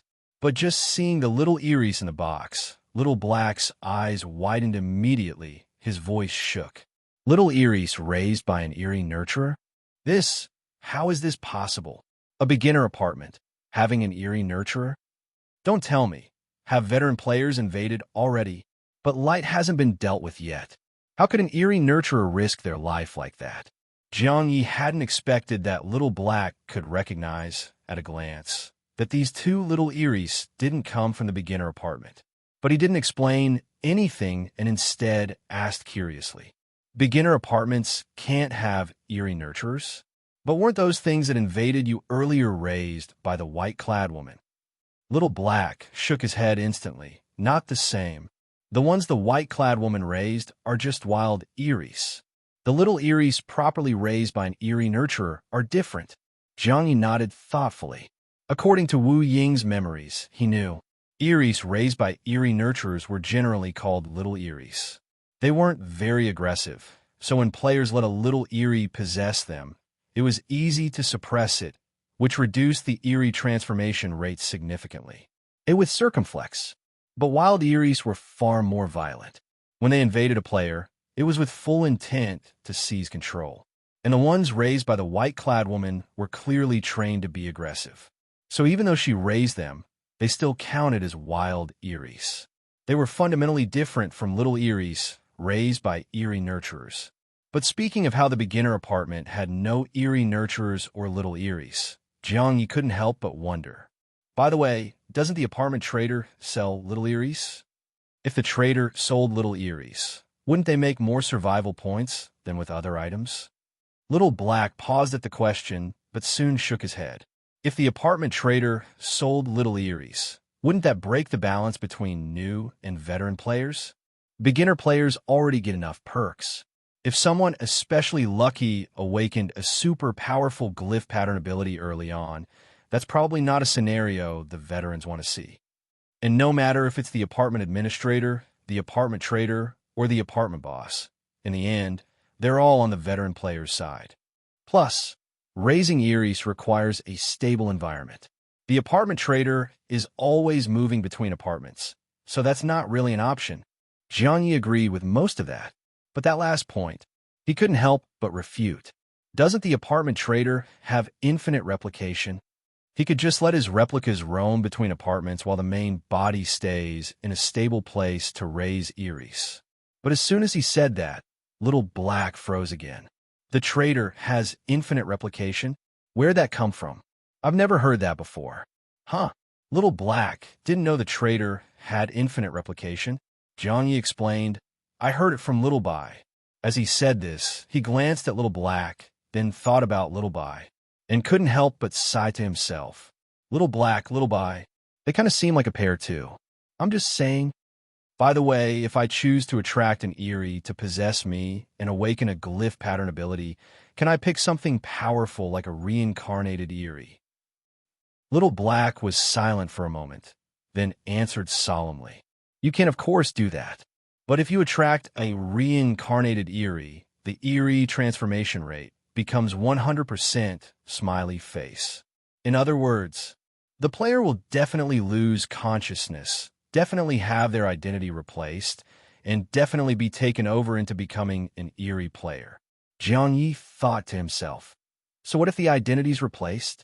Even if the identity's taken over, wouldn't it still have to operate as Jiang Ye? That means it still is replica. Of course, that thought was something he wouldn't share with Little Black. Besides, he had too many things to deal with right now. Better to stick to the main storyline quest for now and not mess with attracting a reincarnated Eerie. He didn't pursue the topic further with Little Black and instead turned his attention to the 2 jade boxes. These 2 little Eerie's weren't easy to get. Now, I want to try letting this guy, he pointed at Chu Xing, attract a little Eerie to awaken a glyph pattern ability. I asked you to come so you can help keep watch. Chu Xing didn't look like Jiang Ye. His appearance was that of a pale, youthful-looking boy. Jiang Ye hadn't told Little Black that someone with a different face like this was also one of his replicas. So Little Black didn't know what Chu Xing really was. He just assumed this was one of Jiang Ye's friends. He gave Chu Xing a glance, then analyzed for Jiang Ye. A Dark-type player finds it easiest to attract an Eerie. Their Eerie transformation rate is generally lower than that of non-Dark-type players. What little Eerie is this kid planning to use? Jiang Ye pointed to one of the jade boxes. I'm thinking of letting him try the little Eerie on that pushpin. What do you think? Little Black nodded right away. I think it's fine. This little Eerie on the pushpin does seem more compatible with his aura. With Little Black's reassurance, Jiang Ye felt a lot more at ease. So he instructed Chu Xing to take out the Eerie pushpin. According to Wu Ying's memory, Eerie's raised by Eerie nurturers were typically very small in size. There were many ways to let a little Eerie possess you. The most common and safest was to cut into one's flesh and embed the little Eerie inside. Players with a bit more strength could consider cutting open their heart and embedding it there. Of course, that method carried more risk. After all, players without glyph pattern abilities were still just flesh and blood. And the heart was fragile. If damaged severely, death could come at any moment. Jiang Ye, or more accurately, replica Chu Xing, stared at the pushpin for a while, then said to Little Black, I want to try using the eye. Little Black was a bit surprised. After a moment's thought, he explained, glyph pattern abilities that originate from the eye do tend to be more powerful. But in turn, the risk of Eerie transformation is also higher. You're a human player, so you can have multiple glyph pattern abilities. For human players, the first glyph pattern ability is usually one where you play it safe. Jiang Ye, possessing Wu Ying's memories, knew that well. But something deep within compelled him to use the eye. Little Black saw the determination in Chu Xing's eyes and changed his tone. Of course, if you want to try using the eye, that's totally doable. The stronger your Dark-type ability, the lower the chance of failure when awakening a glyph pattern ability. Chu Xing possessed an incredibly powerful SS-tier Dark-type ability. Ordinarily, the failure rate was practically 0. Seeing that Little Black had no objections, Chu Xing slowly brought the pushpin's tip toward his right eye. Honestly, Dark-type replicas had high pain tolerance. Not to mention, back when the comprehension replica held the dice of fate, he'd already experienced an unprecedented level of excruciating pain. Jiang Ye had thought he'd built up enough resistance to pain. But the moment the pushpin pierced his right eye, that sharp pain made his whole body tense up, scalp tingling. In an instant, his entire right eye was flooded with blood red, and his brain throbbed like it was being repeatedly smacked, buzzing with blunt pain. Chu Xing's face turned deathly pale, completely drained of color, his dark-type aura flickering and unstable. Little Black watched with a stunned expression, muttering in awe. This pushpin's little eerie. It's probably not ordinary. Jiang Ye didn't even register what he was saying. His first instinct was to fuse a large number of replicas into Chu Xing. After all, stronger attributes meant greater pain resistance.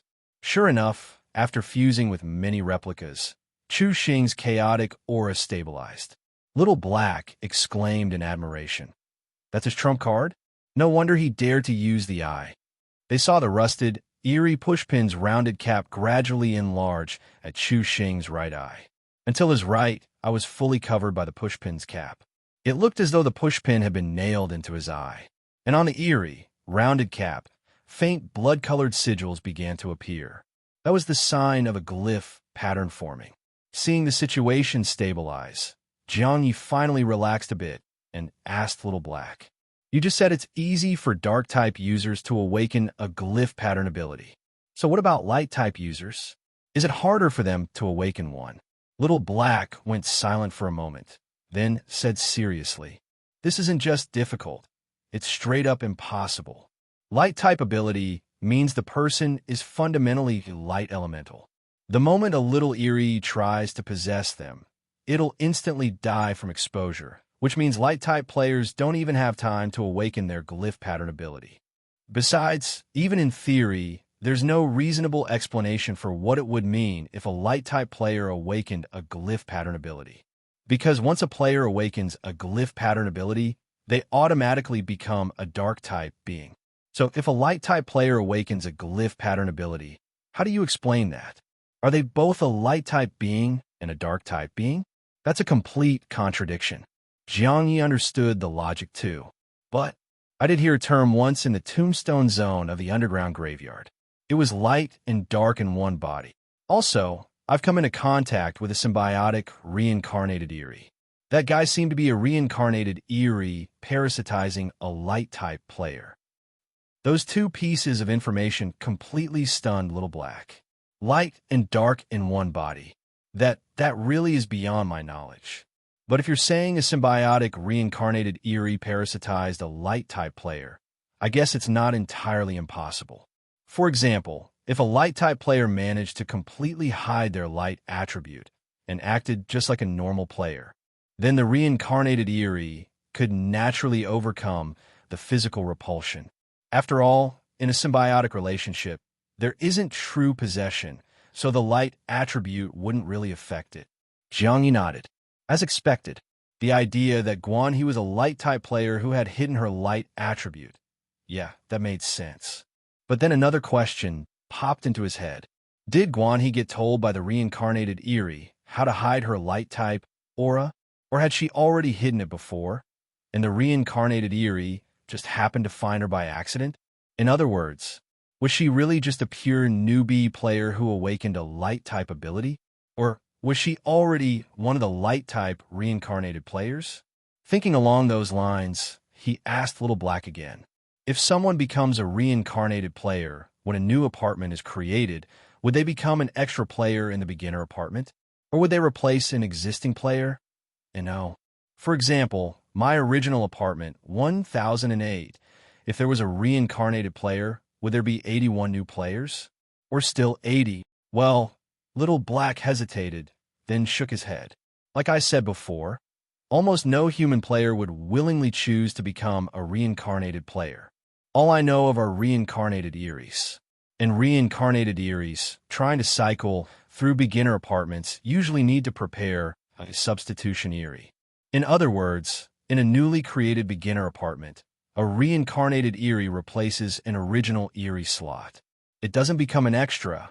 So from that perspective, a reincarnated player also probably wouldn't be an extra either. A normal beginner apartment starts with 80 people. So even if there's a reincarnated player, it should still be 80. Little Black wasn't certain. This was mostly his analysis and speculation. Still, Jiang Ye found it pretty convincing.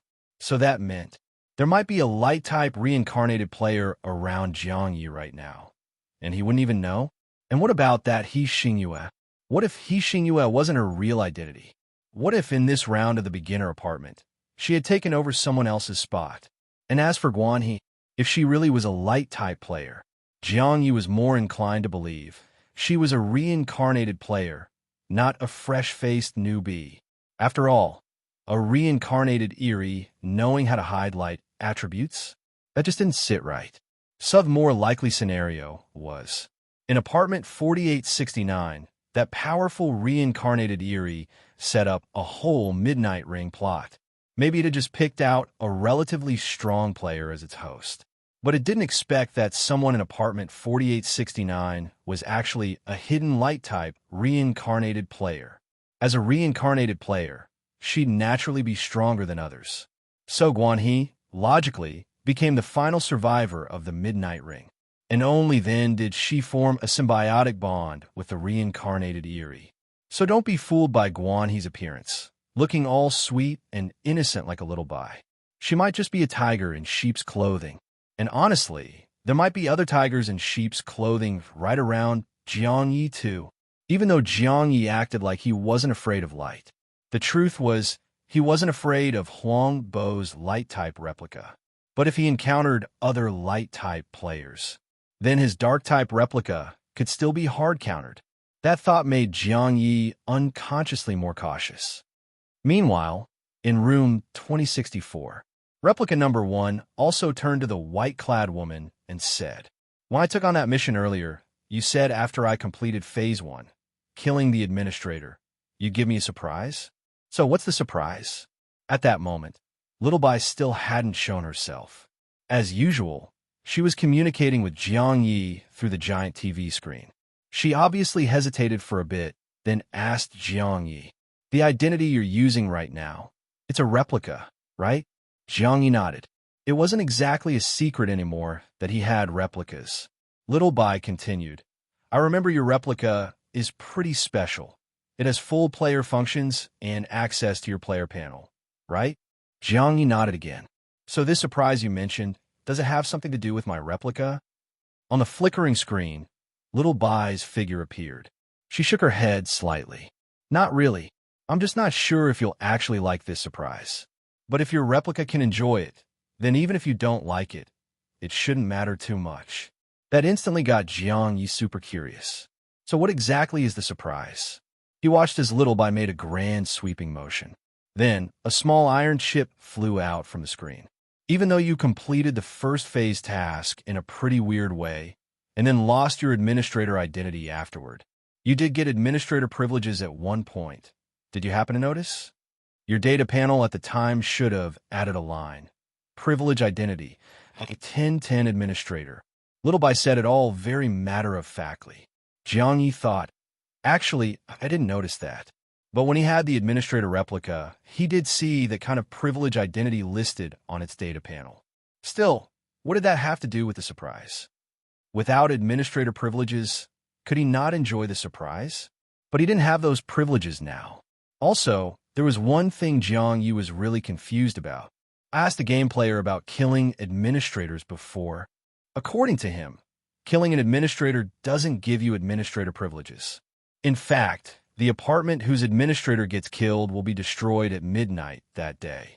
Was that player lying to me? Little Bai wasn't surprised by his question. She raised her brows and said, "That game player you asked, he probably participated in a team kill against the administrator, right?" Jiang Ye had actually asked Xing Man, and that small fry Xing Man obviously hadn't ever killed an administrator. He didn't even reply before Little Bai continued explaining. In team kills like that, the privileges definitely can't be directly transferred to one person.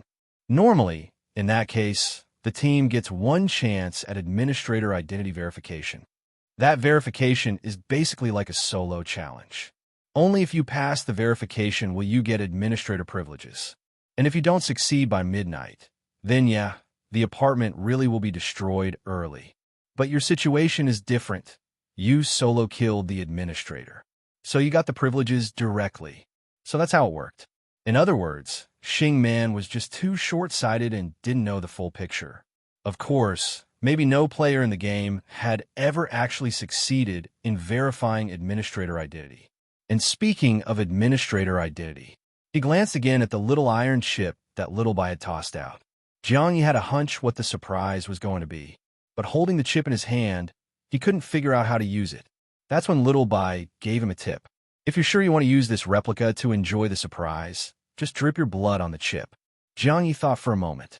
Replica number 1 might have been his first, but it only had a C-tier golden light technique ability. Not much potential for growth. So he stored the iron chip into the replica shared space. After a brief hesitation, he had replica number 2, stationed at apartment 9999, drip blood on it. And the moment the blood touched the chip, a prompt sounded directly in replica number 2's mind. You are about to gain a privilege identity. Do you accept? Yes/no. Sure enough, it was a privilege identity, just like administrator. Jiang Ye's eyes lit up with surprise, and he immediately chose yes. Then another message echoed in his mind. Ding! You have obtained the privilege identity, Rookie King. Please check your panel for details. Huh? Rookie King? That's actually a privilege identity? But what's the point of this title? Is it just for flexing? Jiang Ye was just about to open his player panel to study this so-called Rookie King privilege identity, when suddenly a new prompt echoed in his mind. And it wasn't just him. All of his replicas heard it too. Ding! Beginner Apartment latest announcement. The Rookie King for this round of the Beginner Apartment has been born. Congratulations to player Jiang Ye for obtaining the title of Rookie King. Any beginner player who kills the Rookie King can seize the Rookie King title. Any veteran player who kills the Rookie King will receive the title of Rookie Slayer. If the Rookie King successfully enters the Doomsday Apartment, they will receive generous rewards. In the Doomsday Apartment, the Rookie King title will remain permanently, along with special apartment privileges and a promotion path toward becoming an apartment administrator or even an apartment boss. We wish Rookie King Jiang Ye a bright future. Wait, what? What the H*LL is this? Becoming the Rookie King actually comes with a full-on server-wide announcement? Isn't that basically the same as a global kill-on-site order? Okay, sure, this announcement didn't blatantly display the reward like a kill-on-site order would, but the benefits of being the Rookie King were clearly spelled out in the announcement. Make it to the Doomsday Apartment as Rookie King, get rich rewards, and enjoy special privileges in the apartment. They even dangled the juicy carrot of promotions, administrator, maybe even apartment boss. Sure, most beginner players didn't yet understand what being an apartment boss entailed. But the perks of being an apartment administrator, everyone could see those loud and clear. Administrators could chill and camp their apartments all day long and enjoy the power to erase players at will. That kind of privilege was literally dimensional suppression for regular players. Sure, some top-tier players had thought about killing an administrator, but by now, it wasn't hard to notice. Those administrators? They all seemed to be former Rookie Kings, which meant they weren't weaker than the best of the beginner players. Trying to kill someone like that? Yeah, good luck. Solo killing them? Virtually impossible, which left only team kills. But even with a team, the success rate was super low. Yes, the game did have a few team kill success stories, but behind every one of those rare wins were countless failed attempts. And more importantly, even if someone did manage to kill an administrator, not a single one had succeeded in verifying the administrator identity. Now, just by becoming Rookie King, you had a direct promotion path, even to the mysterious, seemingly unreachable title of apartment boss. In short, anyone with ambition, anyone striving for the top, there was no way they could ignore a title like this. Just like how, even in peaceful times, people always say, "See you at the top." As a student, who doesn't want to be the top of the class? As an athlete, who doesn't dream of Olympic gold? And in the same way, as an apartment player, who wouldn't want to be the rookie king? Especially when you're young and full of pride. Who doesn't want to be recognized as number one? War God ranking, level ranking. No matter the list, the number one spot always shines the brightest. But it also becomes the biggest target. Especially since Jiang Ye wasn't even all that famous among players yet. So really, saying this announcement was equivalent to a global kill on-site order was not an exaggeration. Of course, having already survived one global kill on-site, Jiang Ye wasn't fazed, just a bit speechless. Replica number 2 was busy checking out the updated player panel after becoming Rookie King, while also glancing at the apartment 9999 group chat. Sure enough, messages were flying, but most of them were coming from Li Aoyang, who had only recently crossed apartment over. Li Aoyang had no clue about Jiang Ye's achievements. When he first arrived, Jiang Ye and Wan Xin were dead last on the level ranking. And not long after, Wan Xin straight up bit the dust. So naturally, Li Aoyang hadn't given Jiang Ye a second thought. Now, with his sudden Rookie King announcement and seeing the name Jiang Ye again, he was shook. He started typing away in a group, full of excitement. What the? Rookie King? Even Lin Shun didn't get Rookie King, and this Jiang Ye did? Wait, is this Jiang Ye the same one who was dead last on our apartment's level ranking? Or just someone with the same name? How did Jiang Ye even get the Rookie King title? Was it from duels? Or some other method? Come on, Jiang Ye, say something. At Jiang Ye, are you really the Rookie King? How'd you get it? Li Aoyang fired off 4 or 5 messages in a row, all of them practically radiating excitement. But this guy wasn't completely brain dead. After firing off that many texts, he suddenly felt like something was off. Sure, apartment 9999's chat wasn't always lively, but it was never this quiet. And now, a massive event like the Rookie King being announced, and he was the only one talking? Why? Li Aoyang's slow brain finally caught on. Maybe this Jiang Ye, who seemed totally unremarkable and was dead last on the level ranking, wasn't so simple after all. The others weren't silent because they weren't curious. They were silent because they knew they couldn't afford to mess with this guy. Realizing that, Li Aoyang slapped himself, smack. Forehead sweating, nerves firing off, he quickly changed his tone in the chat. Big bro, I didn't mean any disrespect to Jiang Ye. I was just a tiny bit curious. Ahem, the whole Rookie King thing? Way out my league. I would never covet your title, big bro. To avoid bothering you, I won't at you anymore. So, can any other brothers fill me in on this Jiang Ye legend? You guys seriously not going to say anything? You're freaking me out here, QAQ. Jiang Ye raised an eyebrow. Looks like making it into apartment 9999 didn't just require top-tier strength. Most people here actually had brains too. His gaze shifted to his newly updated data panel. Attributes, abilities, skills, those hadn't changed. Only one new line had been added. Privilege identity, Rookie King. Other than that, it was just like the administrator identity. A few new player functions were unlocked. More specifically, a new ranking list, a new group chat, and a new trade zone. The ranking list feature was similar to the one unlocked with administrator status. But in addition to the combat power ranking, there was also a survival ranking.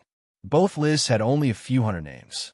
And on both the combat power ranking and the survival ranking, the newly crowned Rookie King Jiang Ye was sitting in dead last. As for the trade zone, it was also like the one for administrators. Transactions were still mainly done using survival points. Jiang Ye only gave those two functions a brief glance. His focus quickly shifted to the Rookie King group chat.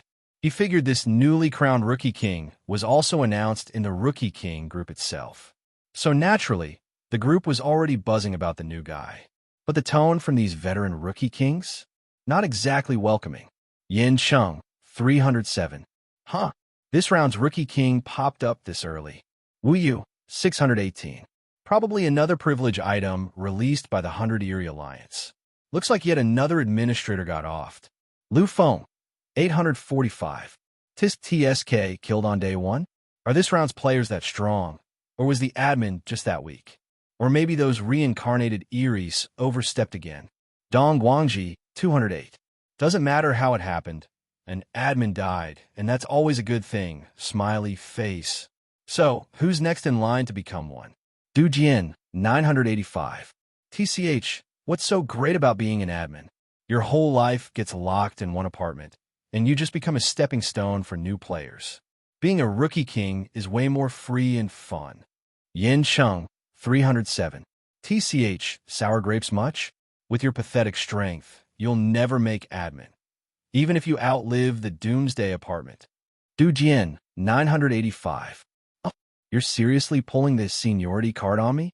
You were the 307th rookie king and still haven't made admin. What do you even get the face to talk trash? Yin Cheng, 307. Where do I get the face? The combat power ranking is my face. I'm not an admin because I don't want to be one of those trashy normie apartment bosses. Yin Cheng, 307.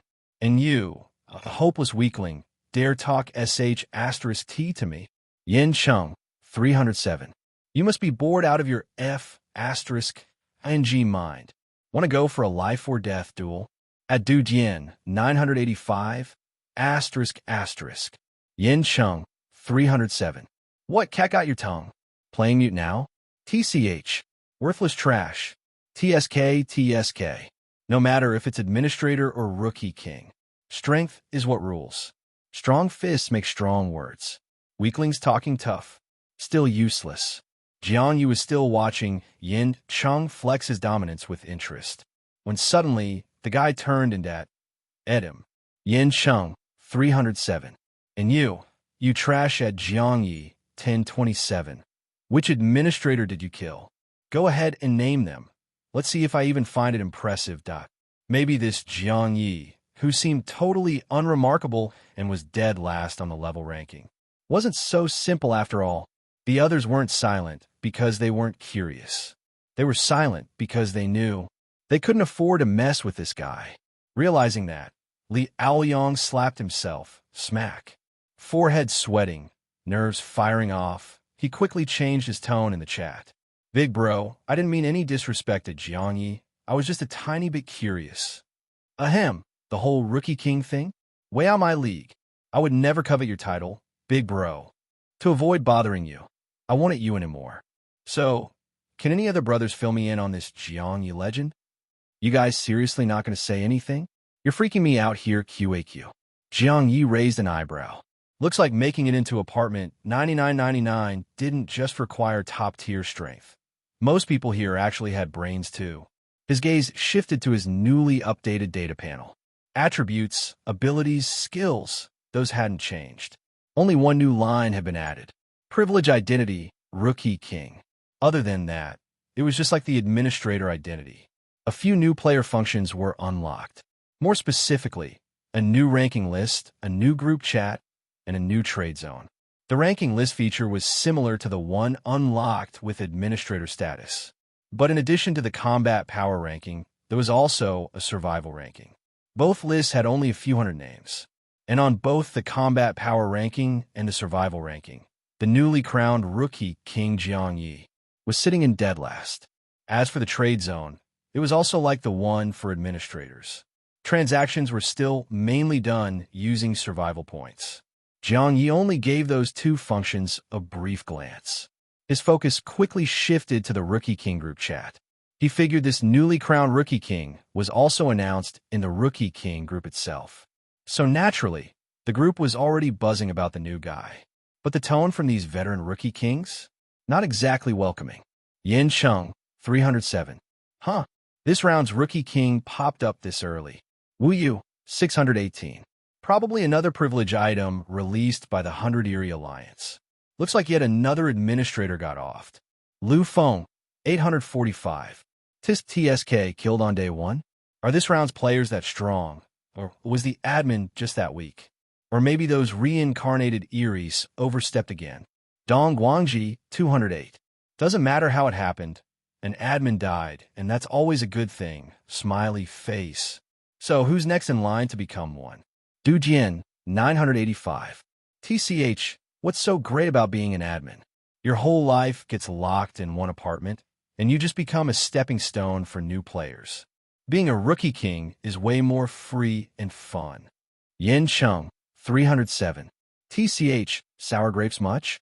With your pathetic strength, you'll never make admin, even if you outlive the Doomsday Apartment. Du Jian, 985. You're seriously pulling the seniority card on me?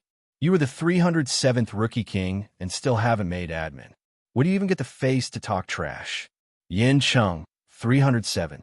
Where do I get the face? The combat power ranking is my face. I'm not an admin because I don't want to be one of those trashy normie apartment bosses.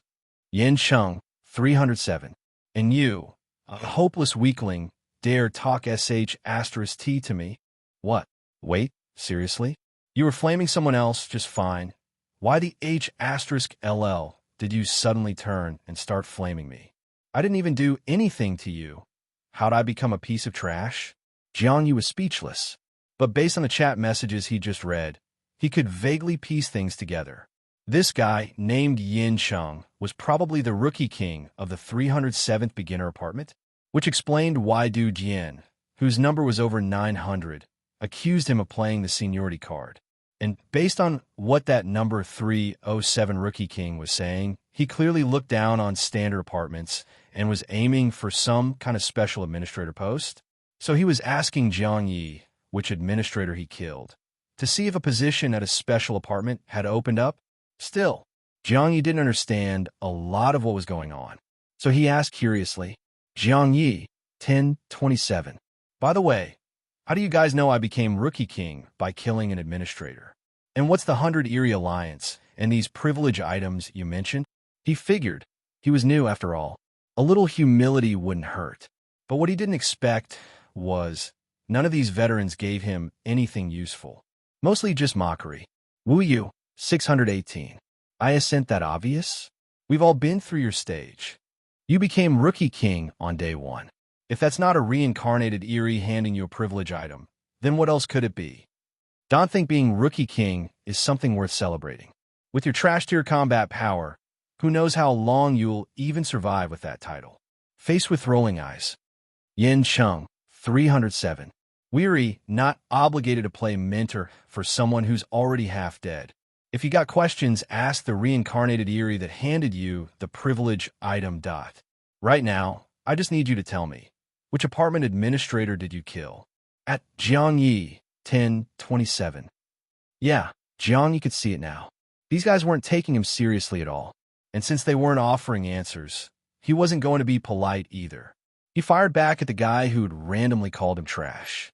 Well then, good thing I'm also not obligated to explain anything to someone who's already half dead. The moment that message went out, the whole group chat went quiet for a long while. Until finally, that arrogant dude suddenly snapped. Yin Chung, 307. You little sh*t. Are you calling me the one who's about to die? Dong Guangji, 208. Tis TSK. No wonder you're the new Rookie King. Every generation really is more arrogant than the last.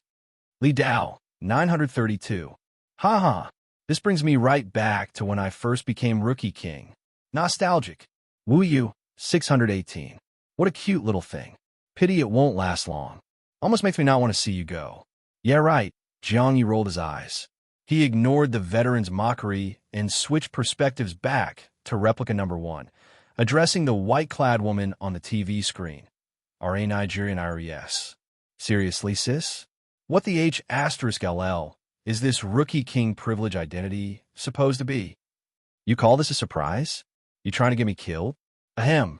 On screen, the white-clad woman cleared her throat awkwardly before trying to explain with a straight face. How could this possibly be me trying to harm you? Didn't I specifically ask if you were using a replica? A mere replica becoming Rookie King. This has never happened before. I gotta admit, even I was surprised. Your replica is absolutely insane. Not only does it have a full player panel, it can even enjoy privilege identities. So, doesn't that mean each of your replicas could potentially enjoy different privilege identities? TSK. Normally, a player can only have one privilege identity. But you get to enjoy multiple, thanks to your replicas. She sighed in amazement, coughed again, then returned to the point. If you really don't like the privilege identity, you can just let the replica die. Once the replica that's enjoying the privilege dies, the privilege item it's bound to will drop, and the privilege identity can be transferred. Same way you can get the administrator identity by killing an administrator. Fair enough. Now Jiang Ye understood why she'd sounded a little mischievous when she first mentioned the surprise, and why she'd been all cagey just now, making sure to ask if it was a replica who'd gotten the identity. She clearly figured he might not want this gift. But still, so what does this identity actually do? If you really cared, you could have waited till I was just about to enter the Doomsday Apartment before giving me the privilege item, right? That way, I get the identity 1 second, enter the Doomsday Apartment the next. Nobody would have a chance to covet or steal it. Also, what's this 100 Eerie Alliance I saw mentioned in the Rookie King group chat? And how did you end up with such a clearly high-tier privilege item? At that, Little Bai actually looked confident for once. Of course, I couldn't give you the item on the final day, because the Rookie King identity comes with lots of perks, even in the beginner apartment. For example, your next task is to kill the apartment trader, right? With the Rookie King identity, you can summon the trader directly. Granted, you can only summon him 3 times per day. On top of that, Rookie Kings get 20% off when buying items from the trader. You also get 10 free cross-apartment transfers daily. That's basically saving 10 survival points every single day. As for the 100 Eerie Alliance, it's just an alliance of reincarnated Eries. The destruction and rebirth of beginner apartments usually reset everything. Typically, nothing from a previous beginner apartment can appear in a new one. But us reincarnated Eries, we can break that rule. As she spoke, Little Bai even looked a little proud. Jiang Ye picked up the thread. So, this privilege item came from a past beginner apartment? The white-clad woman nodded. Didn't the announcement say so? Only beginner players can become Rookie King. And when a Rookie King is killed and drops the privilege item, the player who gets it can choose whether or not to use it, and when to use it. Just like you were thinking earlier, waiting until the last second before entering the Doomsday Apartment is totally viable. So in the past, there were plenty of so-called geniuses who got the item but didn't use it. That gave us reincarnated Eries an opening. Unfortunately, we can't actually become Rookie Kings ourselves. So this one's a freebie for you. She gave him you lucky dog kind of look. Thinking it through, Jiang Ye didn't feel so resistant to the identity anymore. If nothing else, summoning the apartment trader 3 times per day was a pretty huge deal. He'd just been wondering earlier whether he could try using the trader's spatial abilities to have devouring body swallow the entropy scythe before its timer ran out. And the biggest problem in that plan was access to the apartment trader. But now, as Rookie King, he could summon the trader directly, 3 chances per day, and the day was almost over. Jiang Ye's mind turned. He looked at Little Bai again and asked, "Wait, if I summon the apartment trader, he's not going to attack me, right?" Little Bai raised an eyebrow. Of course not. Apartment traders, like administrators, are restricted from killing players. Well, not totally restricted.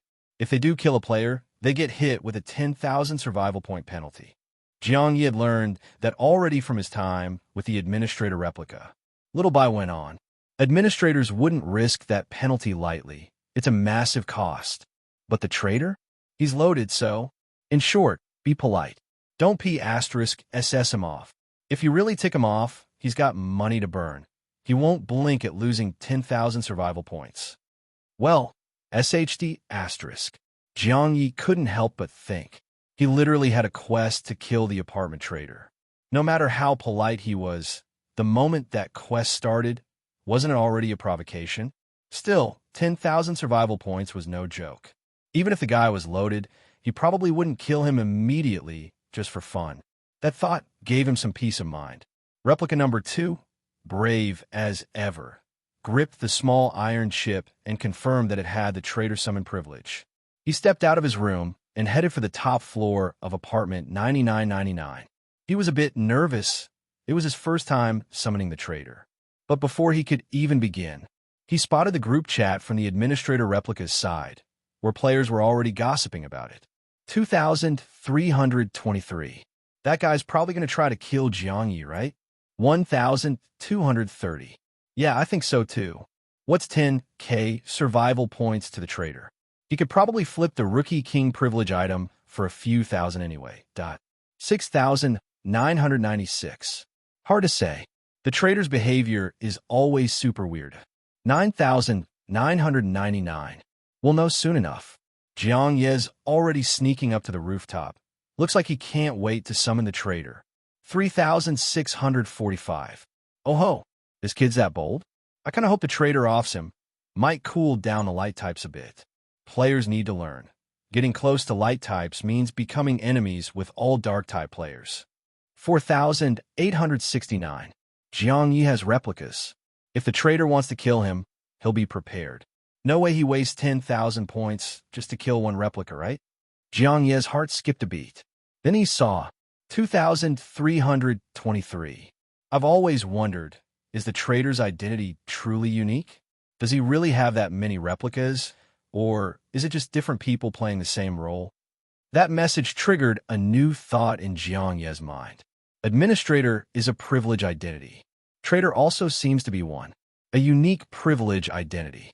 So, could the trader's infinite replication not be a talent at all, but another privilege? While he was still pondering, replica number 2, up on the dimly lit rooftop of apartment 9999, suddenly felt a chill down his spine. A creeping, bone-deep dread.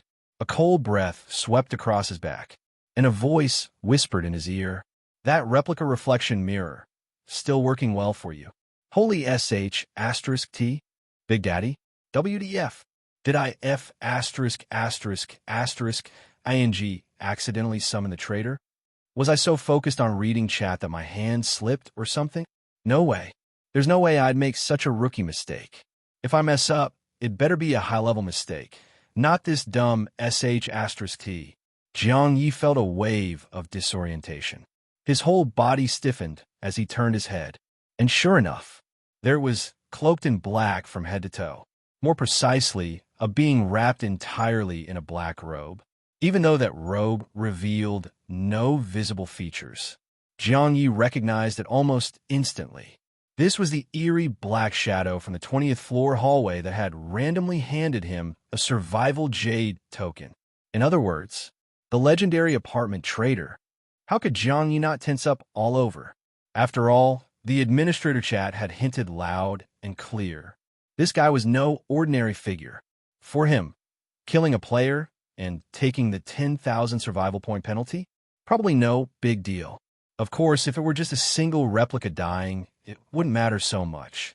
But what Jiang Ye feared the most was whether this guy really could, like the rumors said, wipe out all his replicas in one shot. Because this trader dude also seemed to have a powerful replica ability, and right as he appeared, he mentioned the replica reflection mirror. How much did he already know about Jiang Ye's setup? Why show up now? For what purpose? Jiang Ye wasn't just physically tense. His nerves were on high alert too.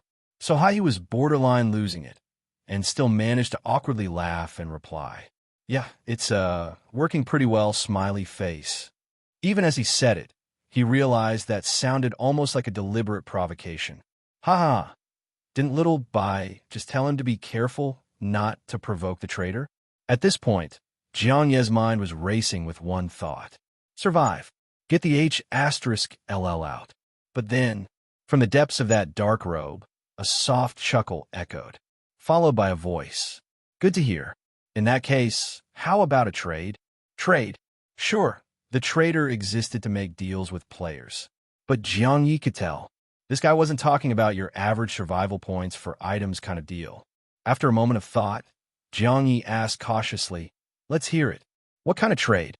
The trader was blunt and to the point. "You give me the cross, and I'll give you the replica reflection mirror." How about it? The cross? He must mean the cross dropped by the 4444 administrator?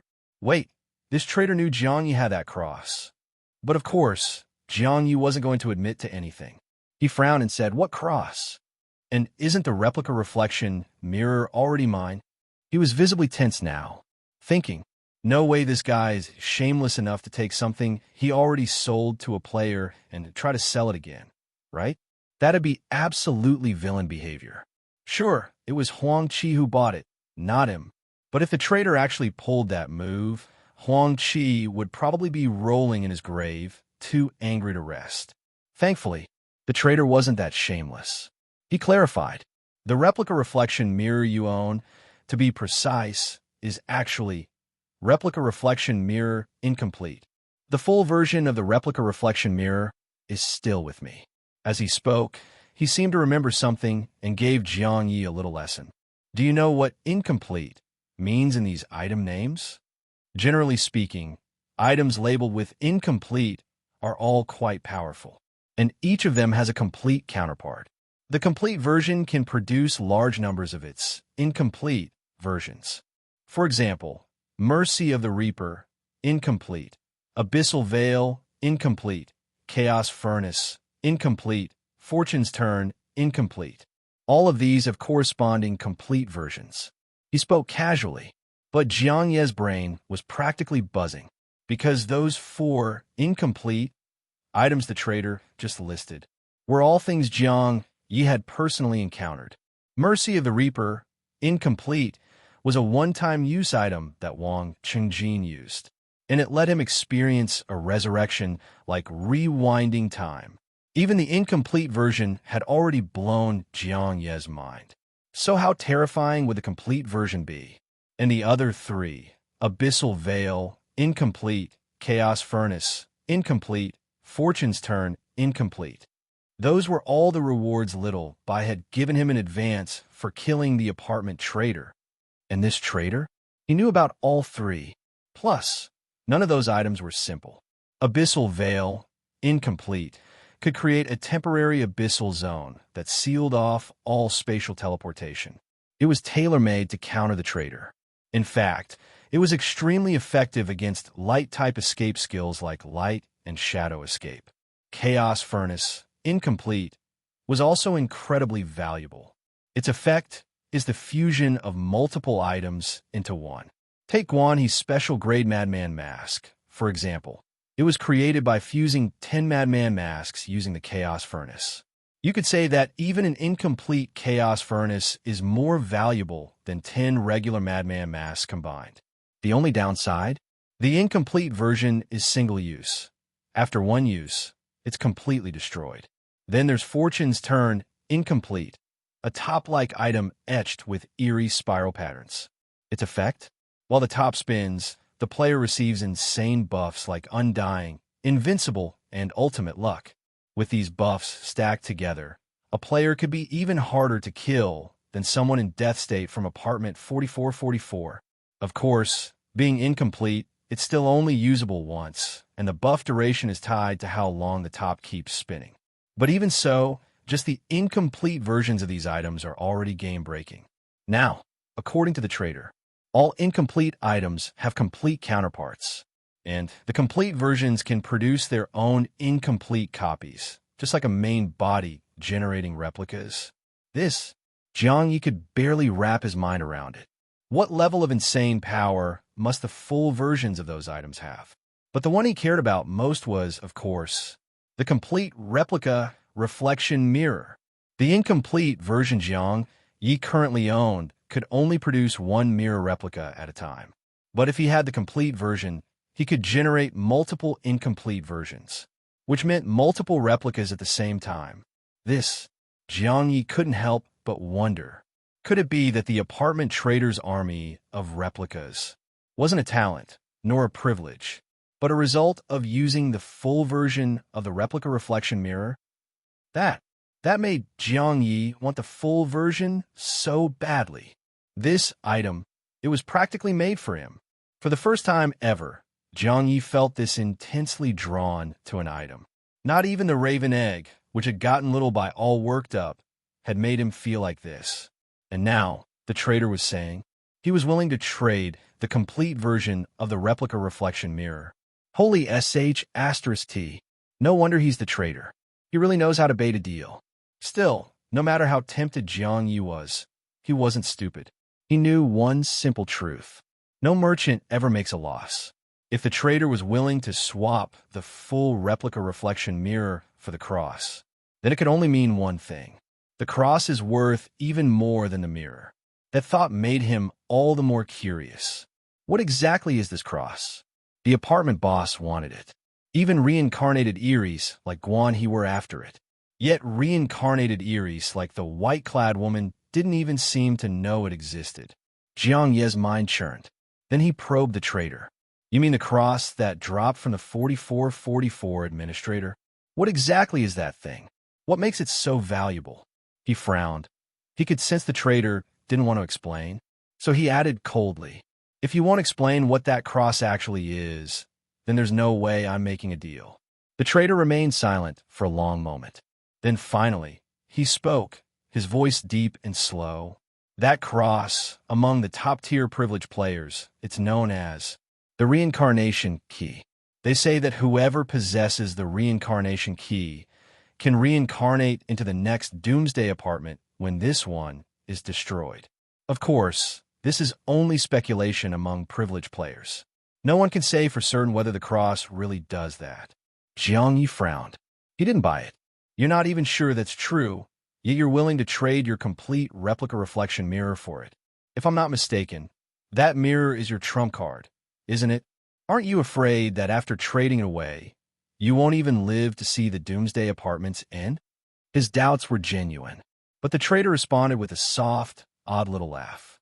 Then suddenly, in an unusually frank tone, he said, your quest has 3 phases, right?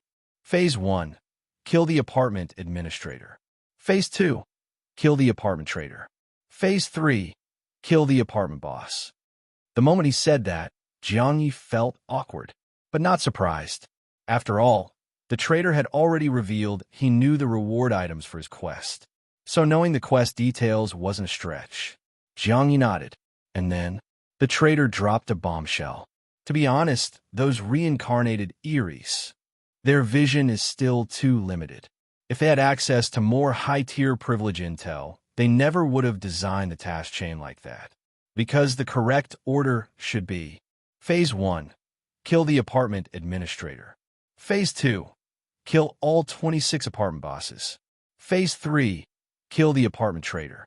When he said kill the trader, his voice was so casual, like it was nothing to him. And then, as if that wasn't shocking enough, he added, if you accept my deal, and if you're confident in your own strength, I can even grab an apartment boss for you to kill. Right now. Holy SHD? No way. Jiang Ye thought that when Jiang Ye said to have Light go kill all 26 apartment bosses, that was already outrageous enough. But now this apartment trader was even more ridiculously arrogant. When others, like Jiang Ye, talked about killing apartment bosses, it was all talk, just running their mouth. In reality, up until now, he hadn't even seen what an apartment boss looked like. But now, this apartment trader actually said he could directly drag an apartment boss over for Jiang Ye to kill. This. Jiang Ye listened, his brain buzzing. Even though it was hard to believe, he knew what the apartment trader meant. This trader's strength probably far exceeded what reincarnated Eris understood. Maybe, in essence, he was even stronger than the apartment bosses. Jiang Ye wasn't sure if he should believe what the trader said.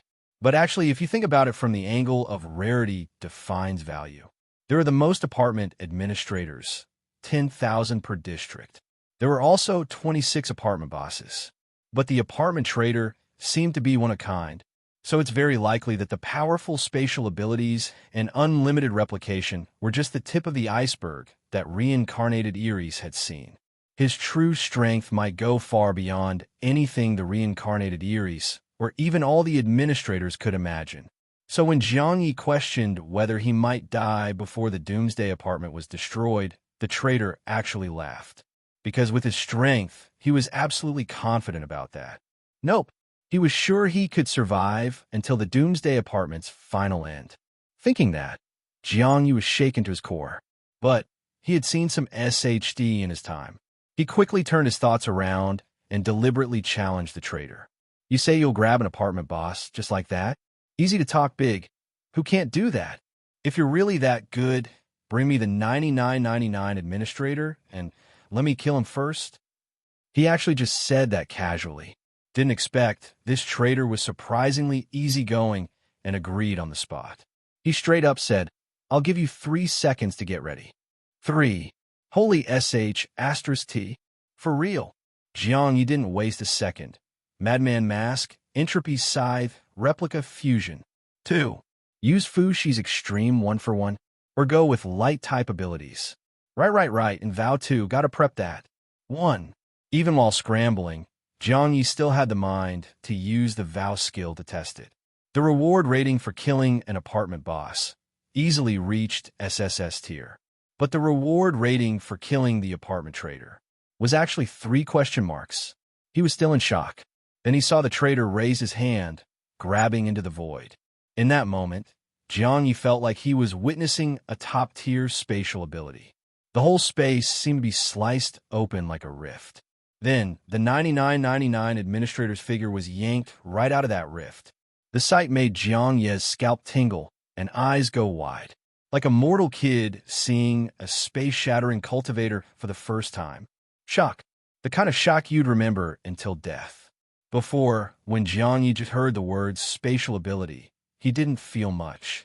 But now, seeing it with his own eyes, he finally realized how insanely powerful this ability was. This had to be a concept-level ability, right? Of course, at this moment, the only one getting their scalp fried from the shock wasn't just Jiang Ye. There was also our dear 9999 administrator, smiley face. And besides the shock, what 9999 administrator felt most was terror. Overwhelming terror, like death had arrived in person. He hadn't even figured out what was going on when, boom, a thunderous blast rang out. And before his eyes flashed a burst of holy light so intense it made his soul tremble and his body react in raw fear. Jiang Ye used both extreme 1-for-1 and light type abilities. He even tried to cheat a little by letting the light type abilities area hit the trader too. But what shocked him even more, the apartment trader didn't dodge or flinch, completely unfazed by the light scorch. To be precise, he seemed totally unaffected by light-type abilities.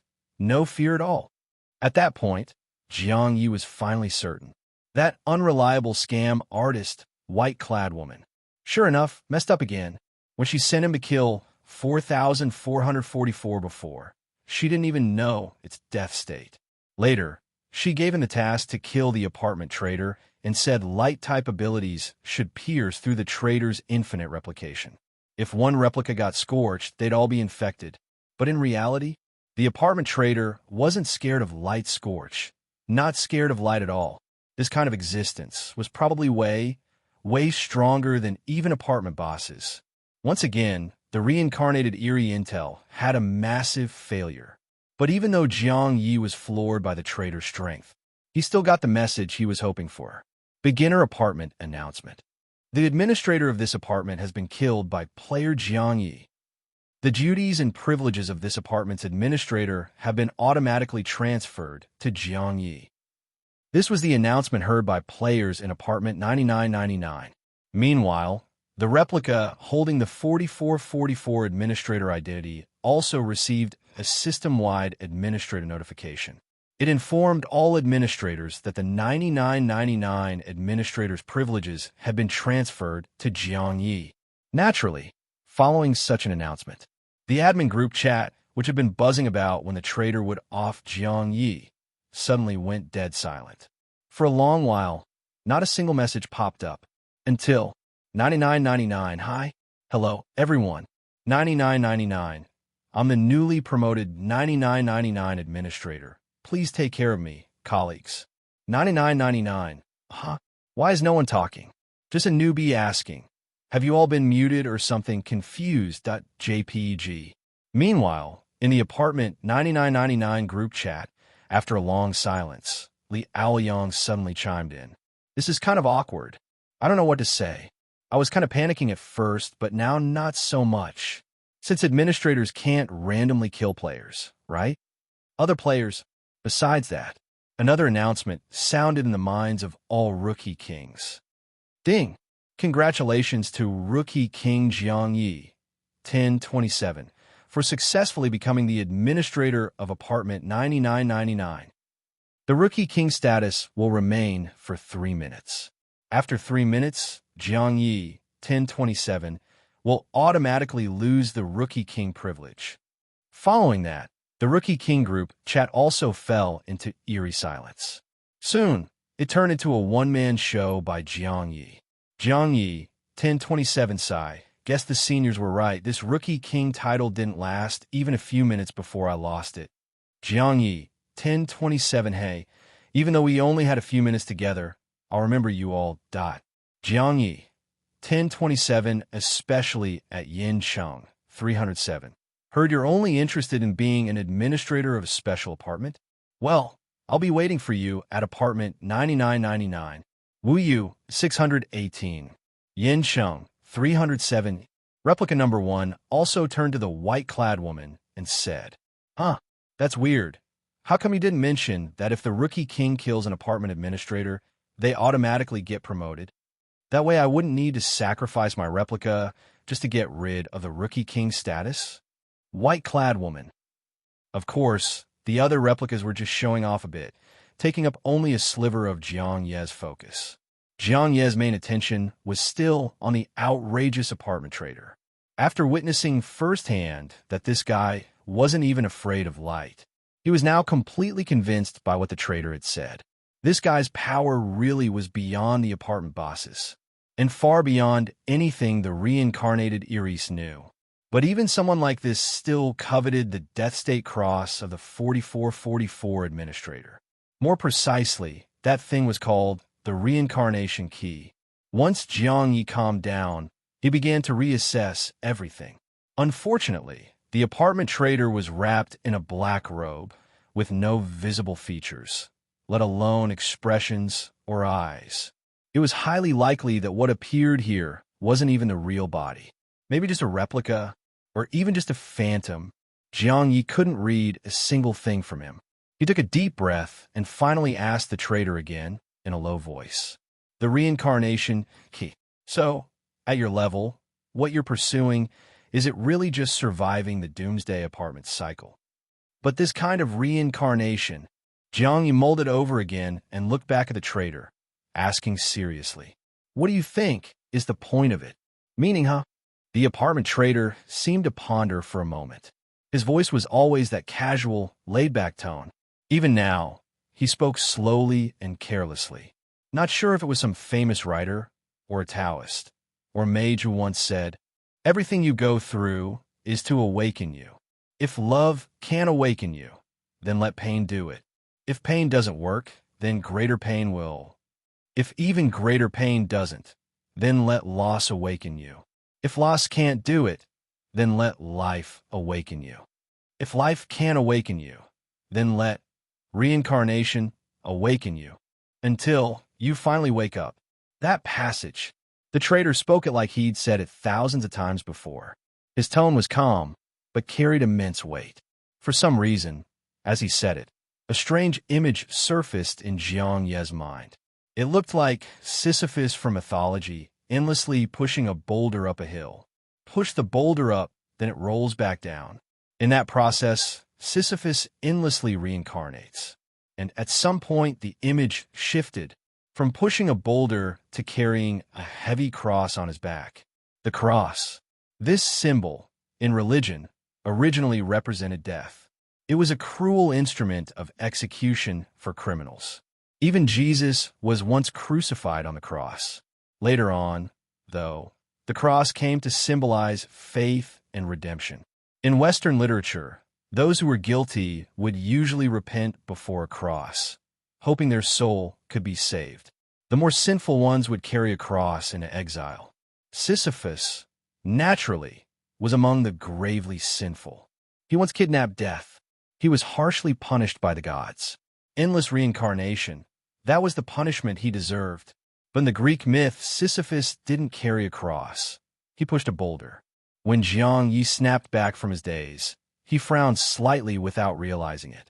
What shocked and puzzled him most was that passage the trader had just quoted. Jiang Ye had heard it before. Yeah, it wasn't the trader's original quote. But Jiang Ye couldn't remember where he'd seen it. Maybe some short video? Maybe some piece of literature? It just didn't hit the same back then. But now, in this moment, those words felt particularly striking. Reincarnation. Jiang Ye mulled over the term again and looked back at the apartment trader. The value of the reincarnation key was beyond question. After all, if the Doomsday Apartment really did get destroyed, then forget something like the replica reflection mirror. Maybe everything would go down with it. Alpha. But the reincarnation key might be able to take its owner into the next round of the Doomsday Apartment.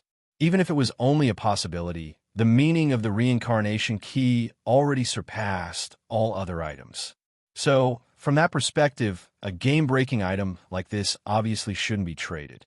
Let alone, this apartment trader wasn't just unafraid of light. He also had such broken space abilities. Jiang Ye was even starting to suspect now. If the apartment trader really disguised himself as Jiang Ye, would the system actually register him as one of his replicas? Was it possible that even his trump card, the exterior ability infinite replication, wouldn't apply to the trader? And someone that overpowered, if they also got the reincarnation key, then just how strong would this trader become? At that level, could Jiang Ye ever hope to kill him later on? But then again, Jiang Ye's mindset right now was still that of an ordinary person, like telling a regular person, if the birth rate keeps falling, humanity is going to go extinct. The average person would just be speechless. Human extinction? Okay, what's that got to do with me? Jiang Ye now had a similar mindset. The destruction of the Doomsday Apartment. It sounded serious. But it was like human extinction, a massive issue. From Jiang Ye's perspective, it just felt way too distant. In contrast, the benefits of the replica reflection mirror were right here, right now. He could use it immediately. And for someone like him who had infinite replication, the reflection mirror was practically tailor-made for him. A personal exclusive weapon. Just thinking about it filled Jiang Ye's mind with one thought. I want it. So truth be told, deep down, he was still leaning toward choosing the replica reflection mirror. Still, Jiang Ye didn't make a decision immediately, and instead looked back at the trader, raising a new question. I can sense that you're incredibly strong. Really, really strong. Stronger than apartment bosses, and beyond anything I imagined. But that just makes me even more confused. With your abilities, you should be able to kill the 4444 administrator, right? The trader wasn't surprised by this question. He knew what Jiang Ye was getting at, so he chuckled and replied, "Of course, I absolutely have the power to one-shot the 4444 administrator. In fact, his tone suddenly turned a bit strange. I could kill him right now, this second, anytime I want." As he spoke, he reached his hand toward the air again. Jiang Ye's pupils instantly widened. More precisely, all of Jiang Ye's replicas had their pupils blown wide open at that moment, trembling like they might burst. And the most shocked among them was, of course, the replica holding the 4444 administrator role. A streak of pure black, invisible and formless, suddenly swept across the rooftop of apartment 9999. The next second, a rift tore open again in the pitch-black night sky. And this time, the 4444 administrator replica was yanked right out from that spatial rift by the trader. Exactly like when he casually dragged out 9999 earlier. Same scene, same move. Yes, that's right. The trader, with no warning, just dragged the 4444 administrator over. And that 4444 was Jiang Ye's own replica? What shocked Jiang Ye wasn't just that the trader could grab his replica so easily. What really blew his mind was that 4444 administrator replica had been hiding in death state within the secret graveyard. Even under those conditions, the trader still managed to drag him out effortlessly. Also, there's a rule in the administrator privileges. An administrator can't leave their designated apartment's territory. Otherwise, they'll be erased. Grabbing 9999 earlier was fine because they were in apartment 9999. But now, the trader had directly pulled 4444 into 9999. and 4444 wasn't erased. This, Jiang Ye immediately realized. The space he was currently in was not the rooftop of apartment 9999 anymore. It seemed like the trader had opened up a new, temporary space. And this space seemed to have the same properties as the administrator PK arena created during apartment fusion. So now, the replica, who had become the 9999 administrator and the 4444 administrator replica, could actually exist in the same space at the same time. This, grabbing a Death State 4444 administrator from the secret graveyard with bare hands, creating a space with properties similar to an administrator PK arena out of thin air. The apartment trader's abilities once again shattered Jiang Ye's understanding. And as the trader dragged 4444 out from the void, that black robe, showing no signs of life, seemed to glance briefly in Jiang Ye's direction. Then, with the same casual tone, he said lightly, "Yeah, right now, if I want to kill this thing, I can." The 4444 administrator replica stayed silent on the surface, but was cursing inside. "Who the H*LL do you think you are? How's that even polite?" The trader didn't seem to care and continued. "But killing him is pointless. Because even if I kill him, I can't pick up the reincarnation key that drops. You've probably experienced it too, right? In the PK arena, when you killed the original 4444, you couldn't pick up that cross either, could you?" The trader spoke like he'd seen it happen firsthand. It was only when you gained the 4444 administrator status that the cross chose you and merged into you. Upon hearing this, Jiang Ye finally understood what the trader was trying to say. "You mean, just killing the 4444 administrator is useless. You still won't get the reincarnation key. Only by becoming the 4444 administrator can the key choose you. And according to what the white-clad woman told me, each player can only have one privilege identity. So since you already have the trader identity, you can't also have an administrator identity, which means through normal means, you still can obtain the reincarnation key, even if you kill 4444. But the reincarnation key can be actively handed over to you by the 4444 administrator." The trader nodded. "That's how I see it, though I haven't tested it yet." Jiang Yu was just about to ask why the trader believed that. But then he thought, what Yang Wenchao and the others went through in that game with the reincarnation key must have involved a transfer. Later, when Yang Wenchao casually glitched into the secret graveyard, the 4444 administrator at that time didn't even know. That administrator must have already become a puppet, and the reincarnation key, by then, must have been transferred to someone else. This trader seemed to know everything, and when he mentioned that Jiang Ye couldn't pick up the reincarnation key in the PK arena, he hadn't said it to the 4444 administrator. He had said it directly to Jiang Ye, which meant the trader even knew that the 4444 administrator was Jiang Ye's replica, so he probably knew about the light replica too, which means all the information Yang Wenchao and the other game players had, the trader obviously knew it too.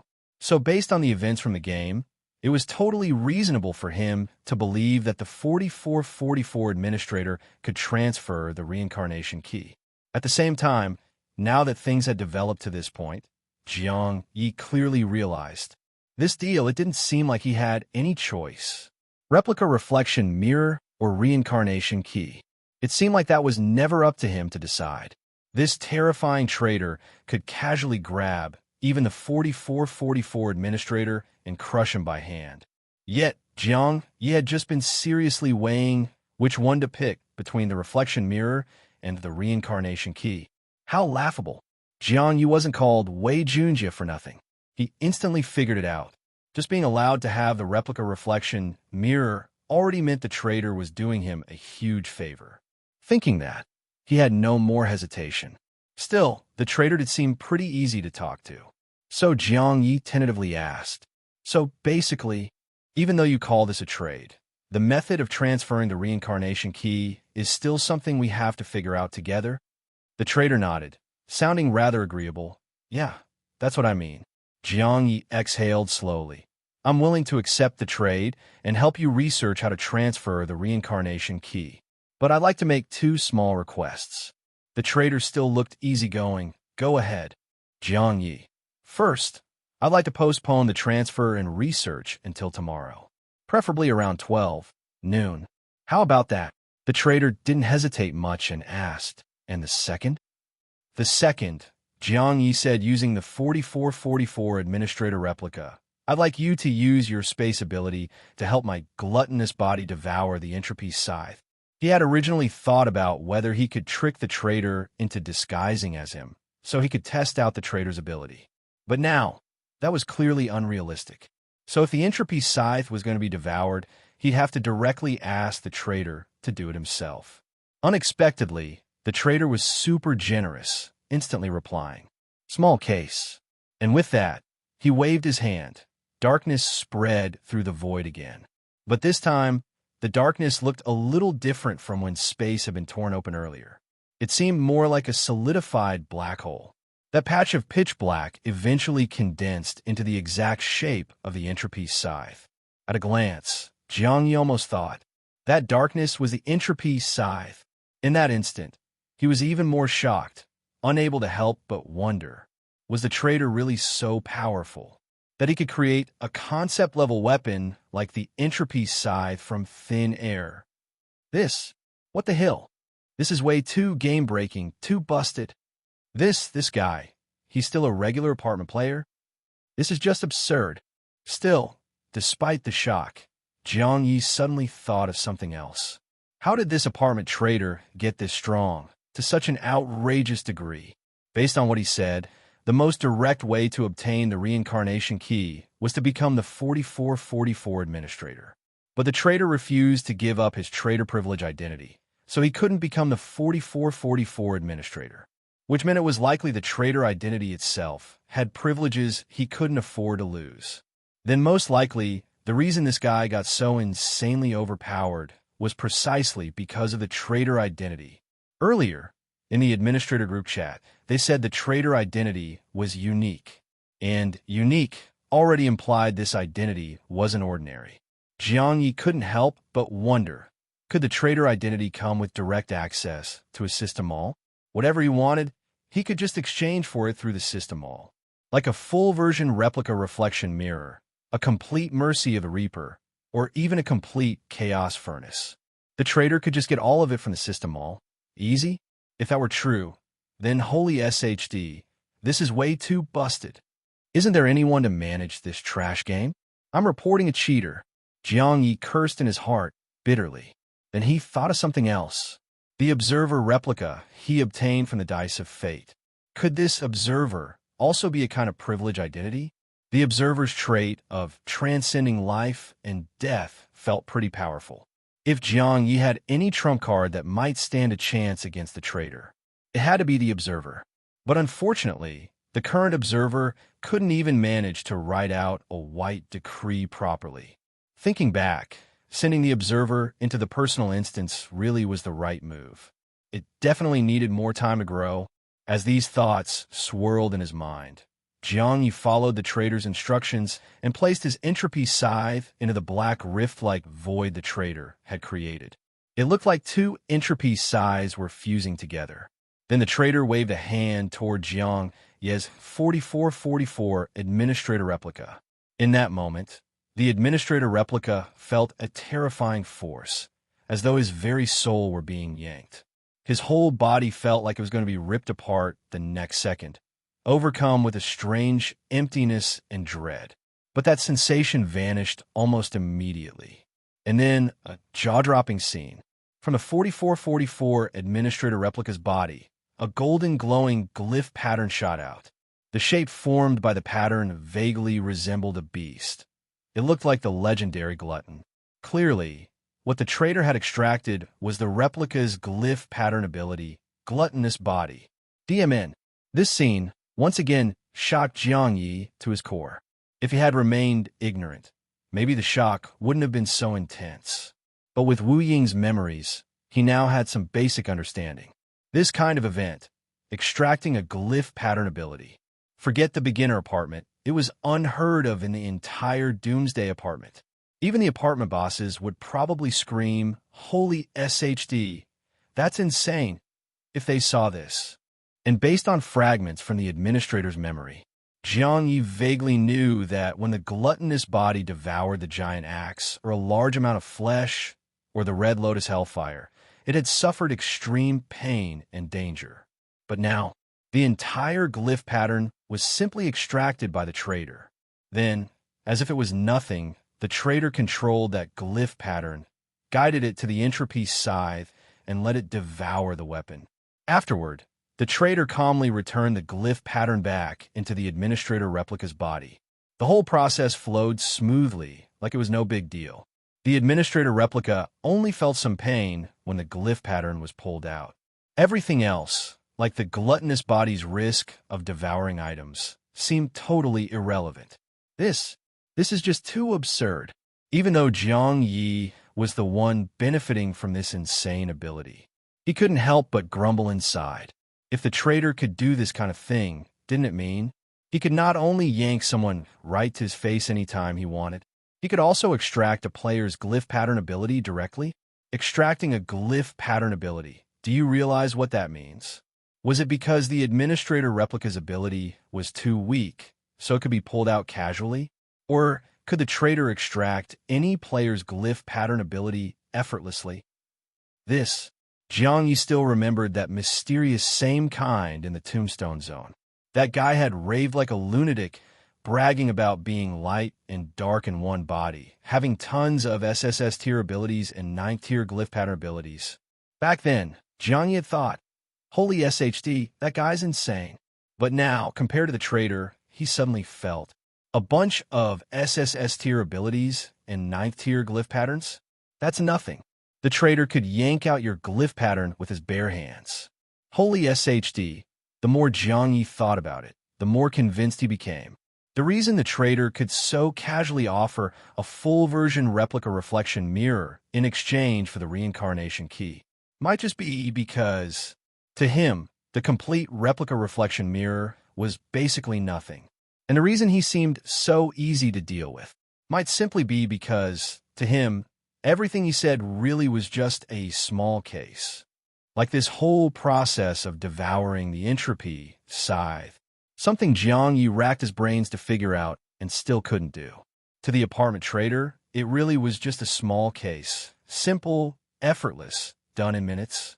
Even something that no player, not even the reincarnated Eries, dared to imagine, like killing an apartment boss, might also be something the traitor could do in just a few easy minutes.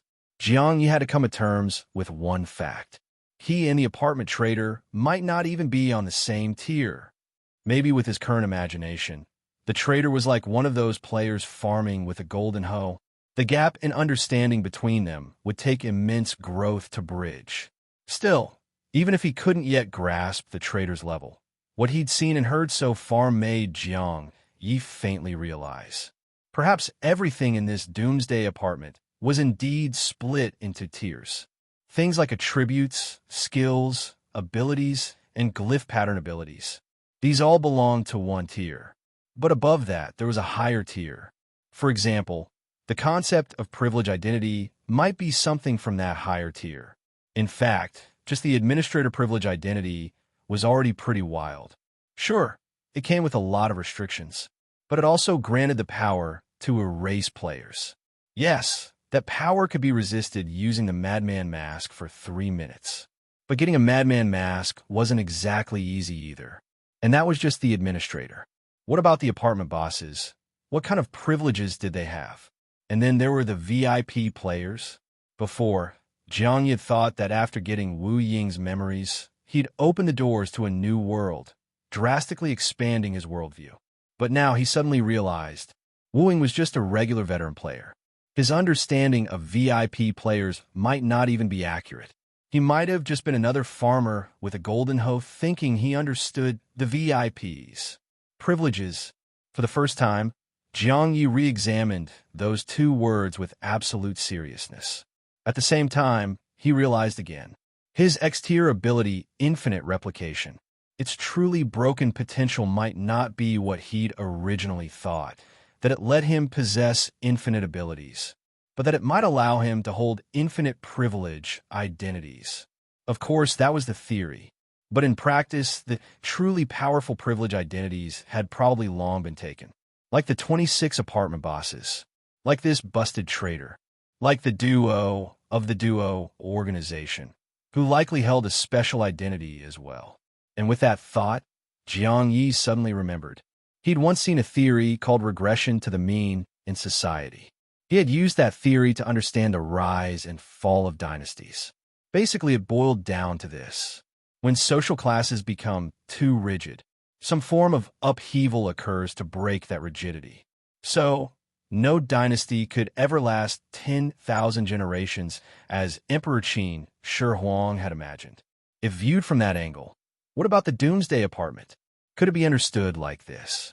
Once all the privilege identities in the Doomsday Apartment are entirely held by irreplaceable individuals.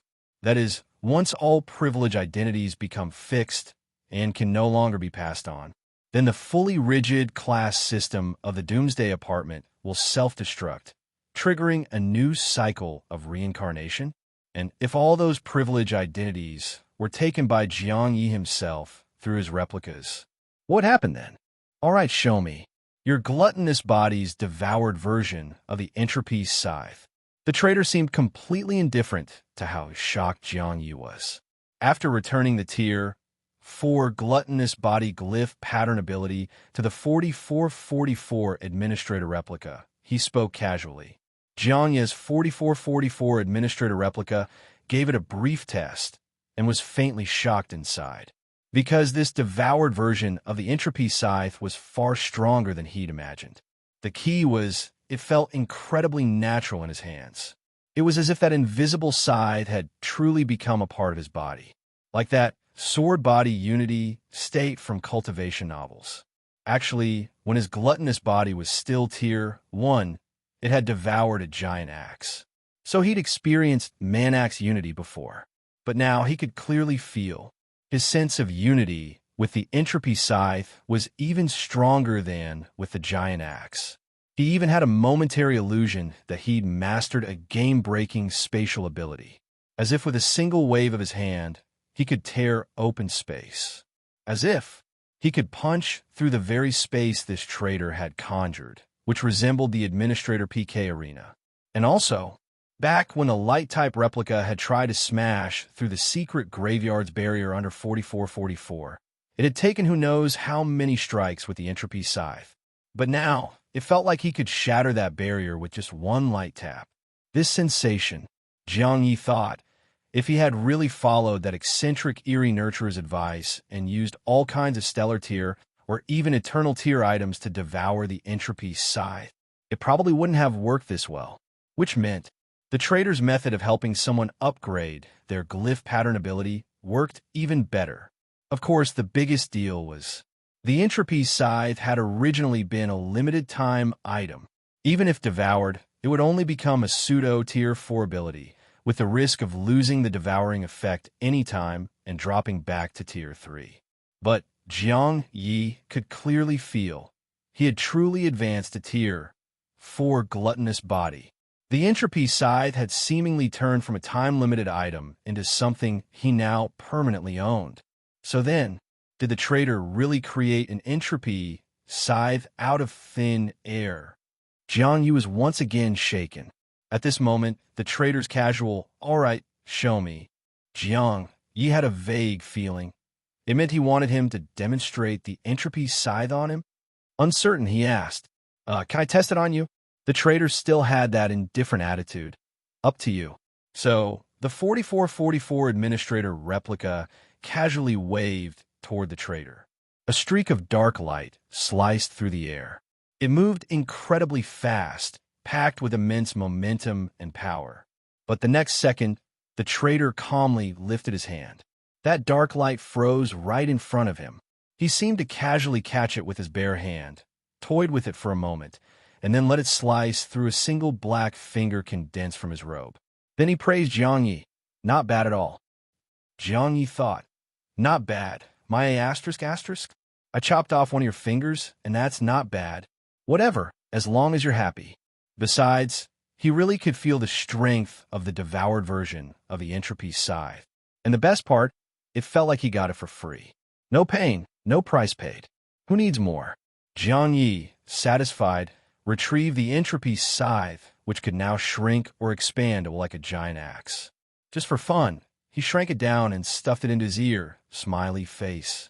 The trader seemed to enjoy that too, and smiled. I agreed to both of your requests. I'll come find you tomorrow at noon sharp to trade the reincarnation key. As he spoke, he clearly looked like he was about to leave. Jiang Ye caught the cue and hurriedly called out, "Hey, wait." The trader paused. "What? You trying to add more conditions?" Though he still sounded casual, like it didn't matter, Jiang Ye faintly sensed danger. Like if he tried to push it any further, the trader wouldn't indulge him anymore. But Jiang Ye hadn't planned to press further. He quickly explained, "No more conditions. I just wanted to make a proper trade with you. You know, the kind where I exchange survival points for items. A proper trade." This was the trader's official function. Naturally, he didn't refuse. In fact, he generously said, "Normally, with your privilege identity, your exchange list would be quite limited. But since you agreed to trade the reincarnation key, I'll expand your access list a bit. Also, for this round of trades, you get a 20% discount." As he spoke, he waved a hand. A light screen appeared in front of Jiang Ye. It displayed a dazzling array of items. Offensive items, support items, special items, eerie items. All sorts, seemingly everything imaginable. But Jiang Ye noticed that some of the items were also available in the Rookie King and Administrator trade zones. And in those zones, the prices were cheaper than what the trader offered. The trader seemed to pick up on his thoughts and casually explained, "The trade zones available to administrator-type privilege identities are like second-hand markets. But what I provide is the official flagship store. Many of those items in the trade zone were bought from me, then dumped when they weren't needed anymore or scavenged after killing someone. That's why they're sold cheap. For average items, yeah, buying from the trade zone is more cost-effective than exchanging with me. But you need to think this through. In the Doomsday Apartment, what you don't know will always outnumber what you do know. Those second-hand items with unclear origins might very well have been tampered with. Whereas the official products I offer, due to my own privilege identity, are guaranteed to be untampered with. And some special items can't be found in the second-hand market at all. They're only available through me." Jiang Ye could understand all that. He also noticed that the cheaper items in the trade zone really were just ordinary goods. As for things like attribute fruit and skill scrolls, which everyone needed, the prices weren't actually lower in the trade zone, since the trader was giving him a 20% discount. Buying attribute fruit and skill scrolls here was actually a good deal. Besides, Jiang Ye was already calculating. A lot of the loot he'd collected from corpses but had no use for could be tossed into the trade zone and turned into survival points. Thinking of this, he suddenly asked the trader, "You don't accept second-hand items on your end?" The trader replied bluntly, "Second-hand stuff? I don't buy or sell it. I have standards." "Fine, you're so impressive, so refined, your standards are sky high." Jiang Ye scrolled for a bit. At first, he was planning to pick out a few golden-tier attribute fruits. But after doing some quick math, he quickly realized the issue. A single golden-tier attribute fruit cost 10 survival points. Even with a 20% discount, that was still 8 survival points. And it only gave plus 10 to an attribute.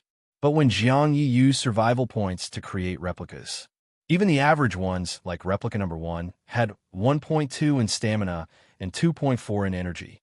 That's 3.6 total attribute points. Not to mention, replicas also came with abilities and skills. Plus, they could keep improving by consuming all the silver tier and lower attribute fruits, plus 19.5, and by leveling up, plus 20. In other words, creating a replica could yield almost 40 attribute points on average.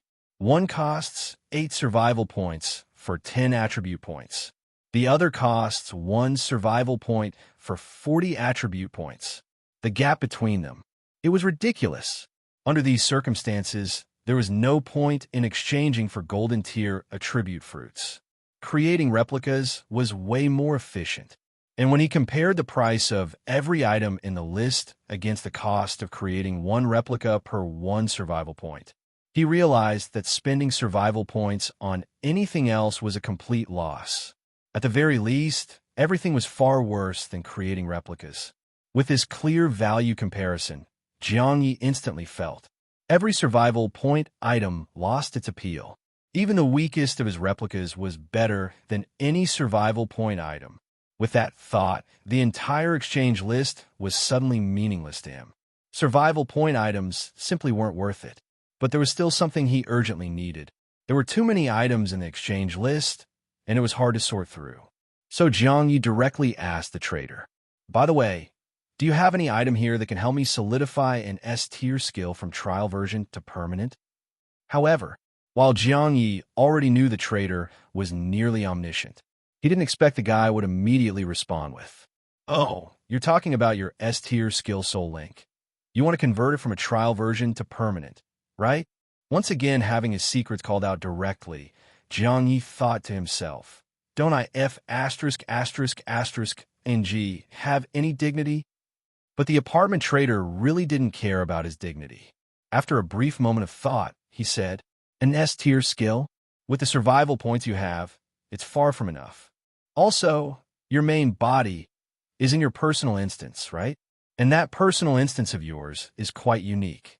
Items from the outside can't be brought in, right? In other words, even if you redeem an S-tier skill scroll, you still can't immediately give it to your main body inside the personal instance. And if you let another replica use the S-tier skill scroll, even if they comprehend an S-tier skill, it will only be one aligned with that replica's corresponding ability, not the skill soul link." The apartment trader explained it all smoothly, casually. Jiang Ye felt completely exposed, like he had zero secrets in this guy's eyes. What the H**LL? Did the apartment trader know his ability was the X-tier infinite replication? Even if this guy knew almost all of his secrets, he clearly wasn't the least bit afraid that Jiang Ye might grow powerful and become a threat someday. Jiang Ye felt even more terrifying than the trader knowing all his secrets was. The trader didn't give a sh**t. Jiang Ye took a deep breath, steadied his mindset, and said slowly, "Yeah, this is exactly what's troubling me the most right now." However, the apartment trader let out a chuckle. "Your biggest trouble? Well, I suppose, for someone of your level, it's worth being troubled over." Jiang Ye picked up on the hidden meaning in his words and immediately pressed, "What do you mean? Do you have a way to help me with this?" But the trader still looked indifferent as he replied calmly, "What troubles you wouldn't trouble me. The essence of it is, you're just too weak. But I'm not obligated to help you. You've seen the exchange list. If there's nothing you want to trade for, I'm leaving." Jiang Ye fell silent, and the apartment trader really had no intention of helping him further. With a wave of his hand, he sent the replica of the 4444 administrator back to the secret graveyard.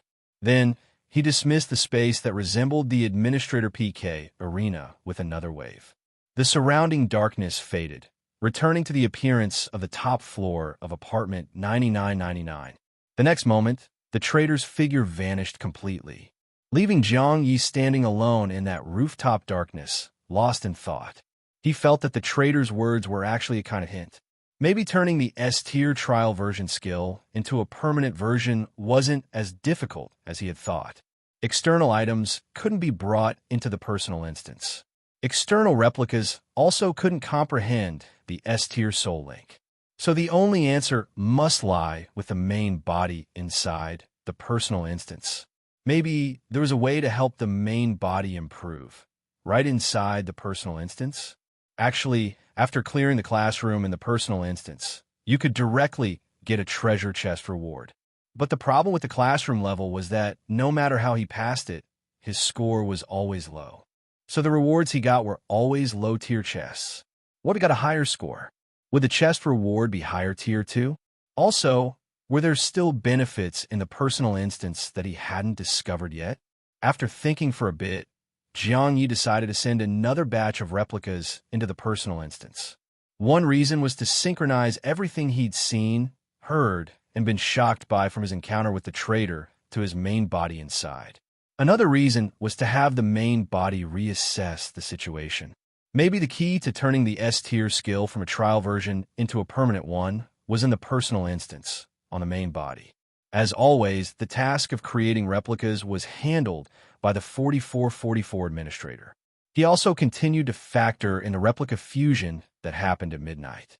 So even if he was generating throwaway replicas, they still had to go through the full process of consuming attribute fruits and leveling up to level 10, grabbing all the available attribute points before entering the personal instance.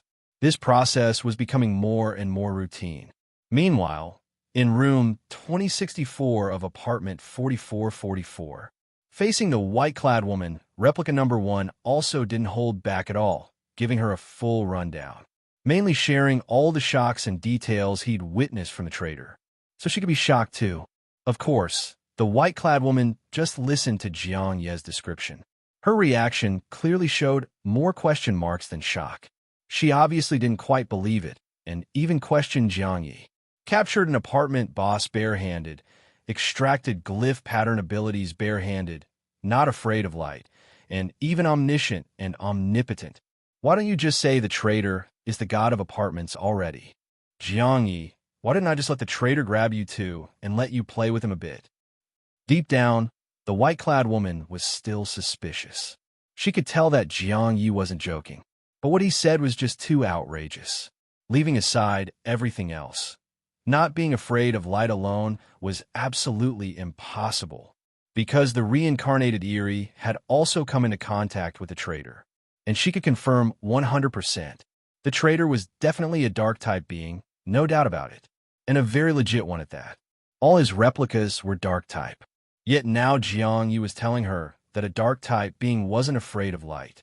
That was just flat-out bulls asterisk asterisk T, an insult to her intelligence.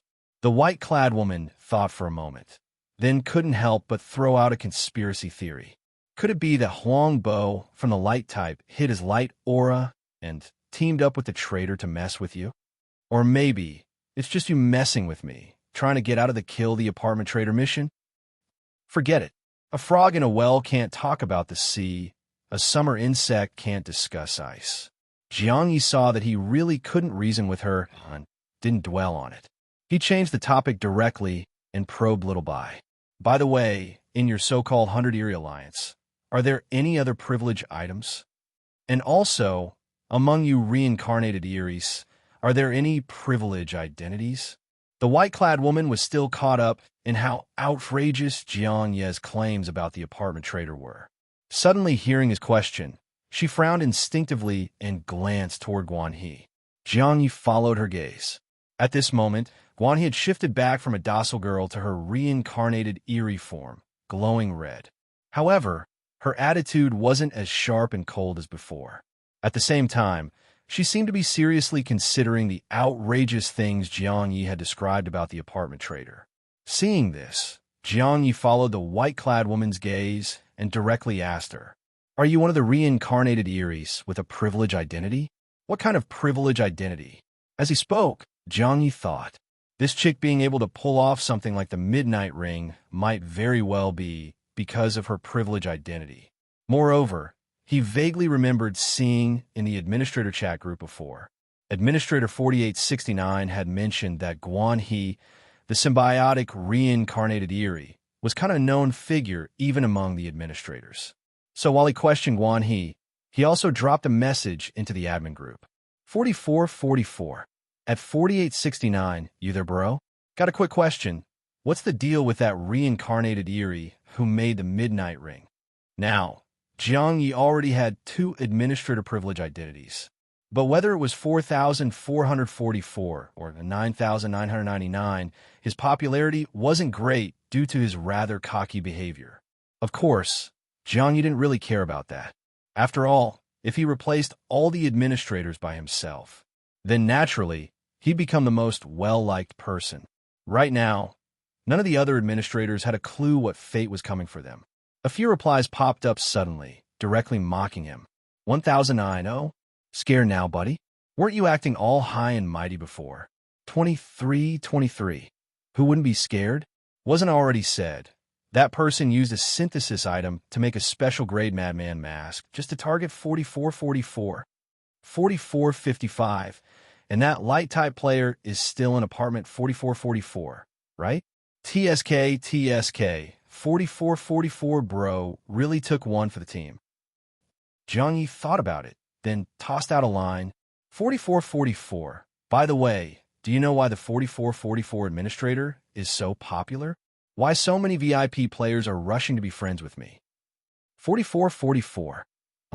Why is everyone so quiet all of a sudden? Don't worry. I won't do another apartment fusion with VIP players. I'm not petty, really. 4444.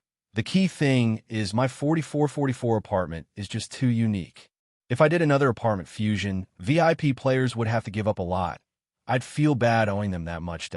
Boom! Just a few words, and the whole group chat went dead silent. Of course, the 4,869 he'd at Ed earlier now popped up obediently. 4869. I don't know her full story either. Just that she's reincarnated more times than I have. And I heard that in an earlier batch of beginner apartments, she went solo and killed over 100 apartment administrators. Holy SH asterisk T. That badass. No wonder she acted all high and mighty. Turns out she had serious strength to back it up. Jiang Ye immediately followed up. So, does she have a privileged identity? 4869 responded with surprise. Reincarnated Eries aren't even considered players. How could they have a privileged identity? In fact, that was exactly what Guan He said too. She frowned instinctively, but her attitude toward Jiang Ye had improved significantly, and she answered with surprising patience. You might not know, reincarnated Eries don't even count as proper players. Without a player panel, there's no way to have a privileged identity. Jiang Ye believed that part. But aren't you a symbiotic reincarnated Erie? You don't have a player panel, but Guan He does. He even suspected now that these symbiotic reincarnated Eries bonded with players just to use their player panels and access privileged identities. Plus, earlier, when he used the Eye of True Sight, he still couldn't see Guan He's data panel. Hidden that deeply. Wasn't that obviously a sign of some secret? Light-type player. Privilege identity. TSK. Seeing as she clearly didn't want to talk about it, Jiang Ye didn't push further. No rush anyway. He'd get all the privilege identities eventually, one by one. So he shifted the conversation and said to Guan He, by the way, didn't you ask me to probe Huang Bo earlier? You wanted to find out whether the reincarnation key was in Huang Bo's hands or with the 4444 administrator, right? Well, I just got back from meeting the apartment trader. It's with the 4444 administrator. And the 4444 administrator has already agreed to trade the reincarnation key to the apartment trader. Sure enough, after he said that, a shadow passed over Red Guan He's cold face. She immediately turned to Jiang Ye and asked with urgency, everything you just said about the trader, you weren't lying? Jiang Ye nodded. I told you, there's no reason for me to lie. I even managed to kill the 9999 administrator, all thanks to the trader's help. As expected, the expressions on both Guan He and the white-clad woman turned increasingly grim. The two looked at each other through the TV screen, their eyes filled with lingering shock and weight. Not afraid of light, omniscient and omnipotent, can extract glyph pattern abilities, and now about to obtain the reincarnation key. Guan He took a deep, heavy breath. Moments later, a flicker of darkness flashed through her eyes. Without saying a word, she vanished on the spot. Jiang Ye raised an eyebrow indifferently, just about to discuss modifying the mission with the white-clad woman, when suddenly he sensed another replica emerging from the personal instance. And this time it brought back some good news.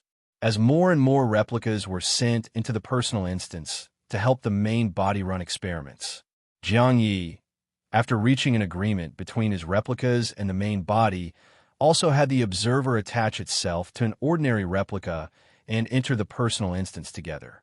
And this time, the good news brought back by one of the replicas came from the observer that had entered the personal instance.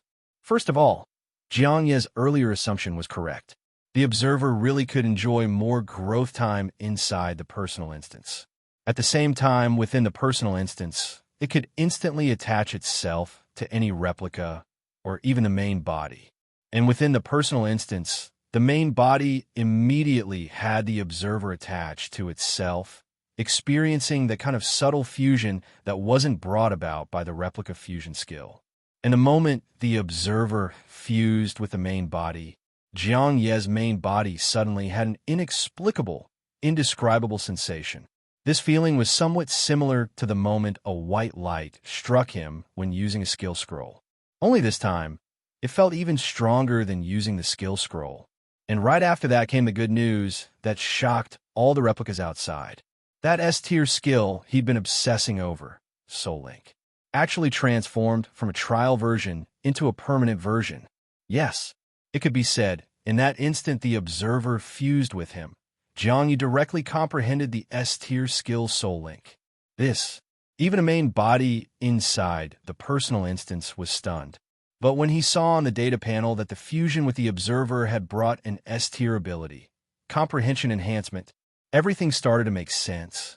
Jiang Ye's main body was still a bit dazed, only then realizing. All this time, he had never truly understood what comprehension really was. But the influence of comprehension had already been showing up in his experiences. For example, he had asked one Xin, Chung Kun, and Wang Xingjin whether it was possible to quickly obtain an S-tier skill. But their answers were all basically the same. No. In simple terms, at his current stage, it was impossible to comprehend an S-tier skill. Even with an S-tier skill scroll, it wouldn't work. The reason was simple. His comprehension just wasn't there yet. So even with an S-tier skill scroll, it wouldn't help him. That's why the S-tier skill he forced his way into getting could only be a trial version. But the boost from the observer's comprehension, in that instant, it allowed him to fully comprehend the trial version S-tier skill. Yes, the thing he'd been desperately chasing after came to him, that easily and effortlessly. So, the effect of this comprehension enhancement ability might be even more effective than any dojo. Right now, when the replica outside synced with the main body's feelings at that time, it too felt a little dazed. At this moment, looking back, he couldn't help but recall the scene just now when he told the trader that the S-tier skill was his biggest headache. It made him feel even more dumbfounded. No wonder the trader had laughed so dismissively when he said biggest headache. Turns out, Jiang Ye didn't understand comprehension at all. Honestly, even when the comprehension replica became the observer, Jiang Ye had always thought it was due to the collective effort of all the replicas, especially the massive physical boost from all the super stamina replicas during fusion. Especially Fu Shi's replica with artistic explosion, which made sure the overloaded heart exploded but still survived another 30 seconds. Especially the Vow replica's Vow effect, using the entire SSS tier reward to keep the comprehension replica alive. He always believed that the comprehension replica became the observer, thanks entirely to the efforts of the other replicas. But he had overlooked the comprehension replica itself. Other replicas had used the dice of fate too, but none of them ever thought to grasp the spinning dice of fate. Only the comprehension replica did, and every heartbeat that followed after grasping the dice. That, too, was a resonance between the dice of fate and the comprehension replica itself, that the comprehension replica could grow into the observer. Sure, help from the other replicas was important, but without a doubt, the most crucial factor was the comprehension replica itself. Even after the comprehension replica became the observer, Jiang Ye's attention had always been on the SSS tier ability grip of Fate and its 3 corresponding Fate series ultimate techniques. He almost completely overlooked the observer's comprehension ability. It wasn't until the observer fused with the main body, until the biggest headache was resolved so effortlessly, that he finally understood the importance of comprehension. And besides this major good news, the observer itself also underwent a few changes after fusing with the main body. Previously, the observer had almost zero initiative. To put it simply, It had no life in its eyes and didn't do sh*t. It was like a mentally ill person completely detached from a world, always in a daze, lost in its own world. And besides fusing with it to use its abilities, Jiang Ye's replicas couldn't do anything with it either. It was pure frustration, like trying to talk to a wall. But after fusing with the main body, the observer seemed to change a bit. It still couldn't communicate, still floated around in its own space. But it now seemed capable of sensing and receiving the main body's will. The observer that did nothing in the outside world actually started observing inside the personal instance. Inside the personal instance, both the main body and the replicas were confined to fixed spaces, like the prison or the classroom. But the observer in the existence-denied state wasn't restricted at all. It seemed able to actively move to spaces outside the prison or classroom. In other words, the observer that entered the personal instance not only gained more growth time, it might actually be able to make a huge contribution to clearing the personal instance. So yeah, sending the observer into the personal instance was definitely the right call. And that problem that had been Jiang Ye's biggest headache just got resolved that easily. Jiang Ye dazedly relaxed, and right after that, he received another piece of good news from the dark-type replica Chu Xing in the secret graveyard. After the 4444 administrator's replica returned to the graveyard, he once again briefly tested the fourth-tier gluttonous body. At the same time, the terrifying experience of having his glyph pattern ability forcibly extracted still left him deeply shaken. This incident had practically become a knot branded into his heart, one that might never be undone. It was also because of this trauma that the administrator's replica, still in death state, went to observe Chu Xing's glyph pattern awakening.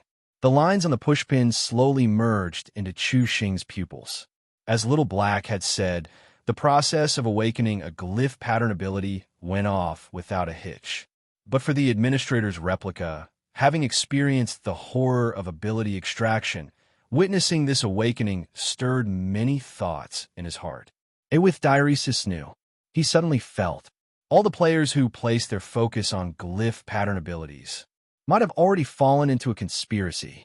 Glyph pattern abilities were, indeed, generally stronger than abilities.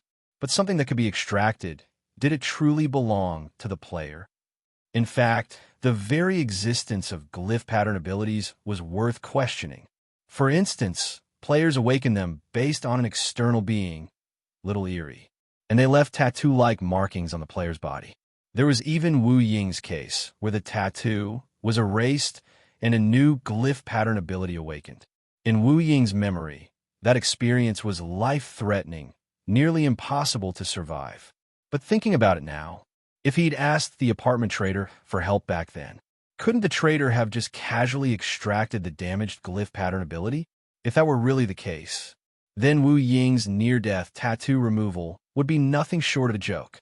If Wu Ying were still alive and learned about the trader's ability to extract glyph pattern abilities, he'd probably question reality even more than the white-clad woman and Guan He.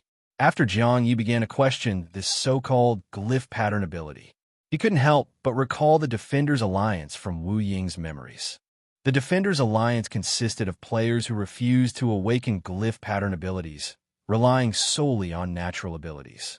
That's why many non-dark type players came from it. And these light-resistant defenders were likely to appear in large numbers in Apartment 0000 after midnight. In Wu Ying's memories, these defenders were compared to reincarnated Eries. He thought their refusal to awaken glyph pattern abilities was just a form of spiritual purity, a defense of pure human dignity. But now, after witnessing glyph pattern ability extraction, Jiang Ye suspected that those defenders might have uncovered some secret Wu Ying never knew. That's why they'd rather be weaker than awaken a glyph pattern ability. Still, even after thinking this far, Jiang Ye had no plans to become a defender. He didn't particularly resist the idea of glyph pattern abilities. And Chu Xing's awakened glyph pattern ability gave him yet another huge surprise. After fully awakening the glyph pattern ability, Chu Xing's body showed no discomfort. He raised his hand and wiped his right eye. The pushpin that had been embedded there dropped into his palm. Now, the entire pushpin was free of any mottled rust. On the contrary, it looked exceptionally refined. The cap had grown larger, and the red thread pattern etched onto it was exquisite, vivid, and quite elegant. The tip gleamed coldly, sharper than before.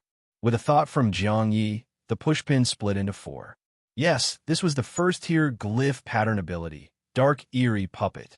Just one word different from Shadow Puppet, and its effect bore some similarities. A first-tier Dark Eerie Puppet came with 4 pushpins. Jiang Ye only needed to shoot the pushpins into the targets. I'd turn them into a puppet under his mental control. Of course, wasn't guaranteed to succeed on every target. The success rate of mental control depended on the relative attributes and abilities.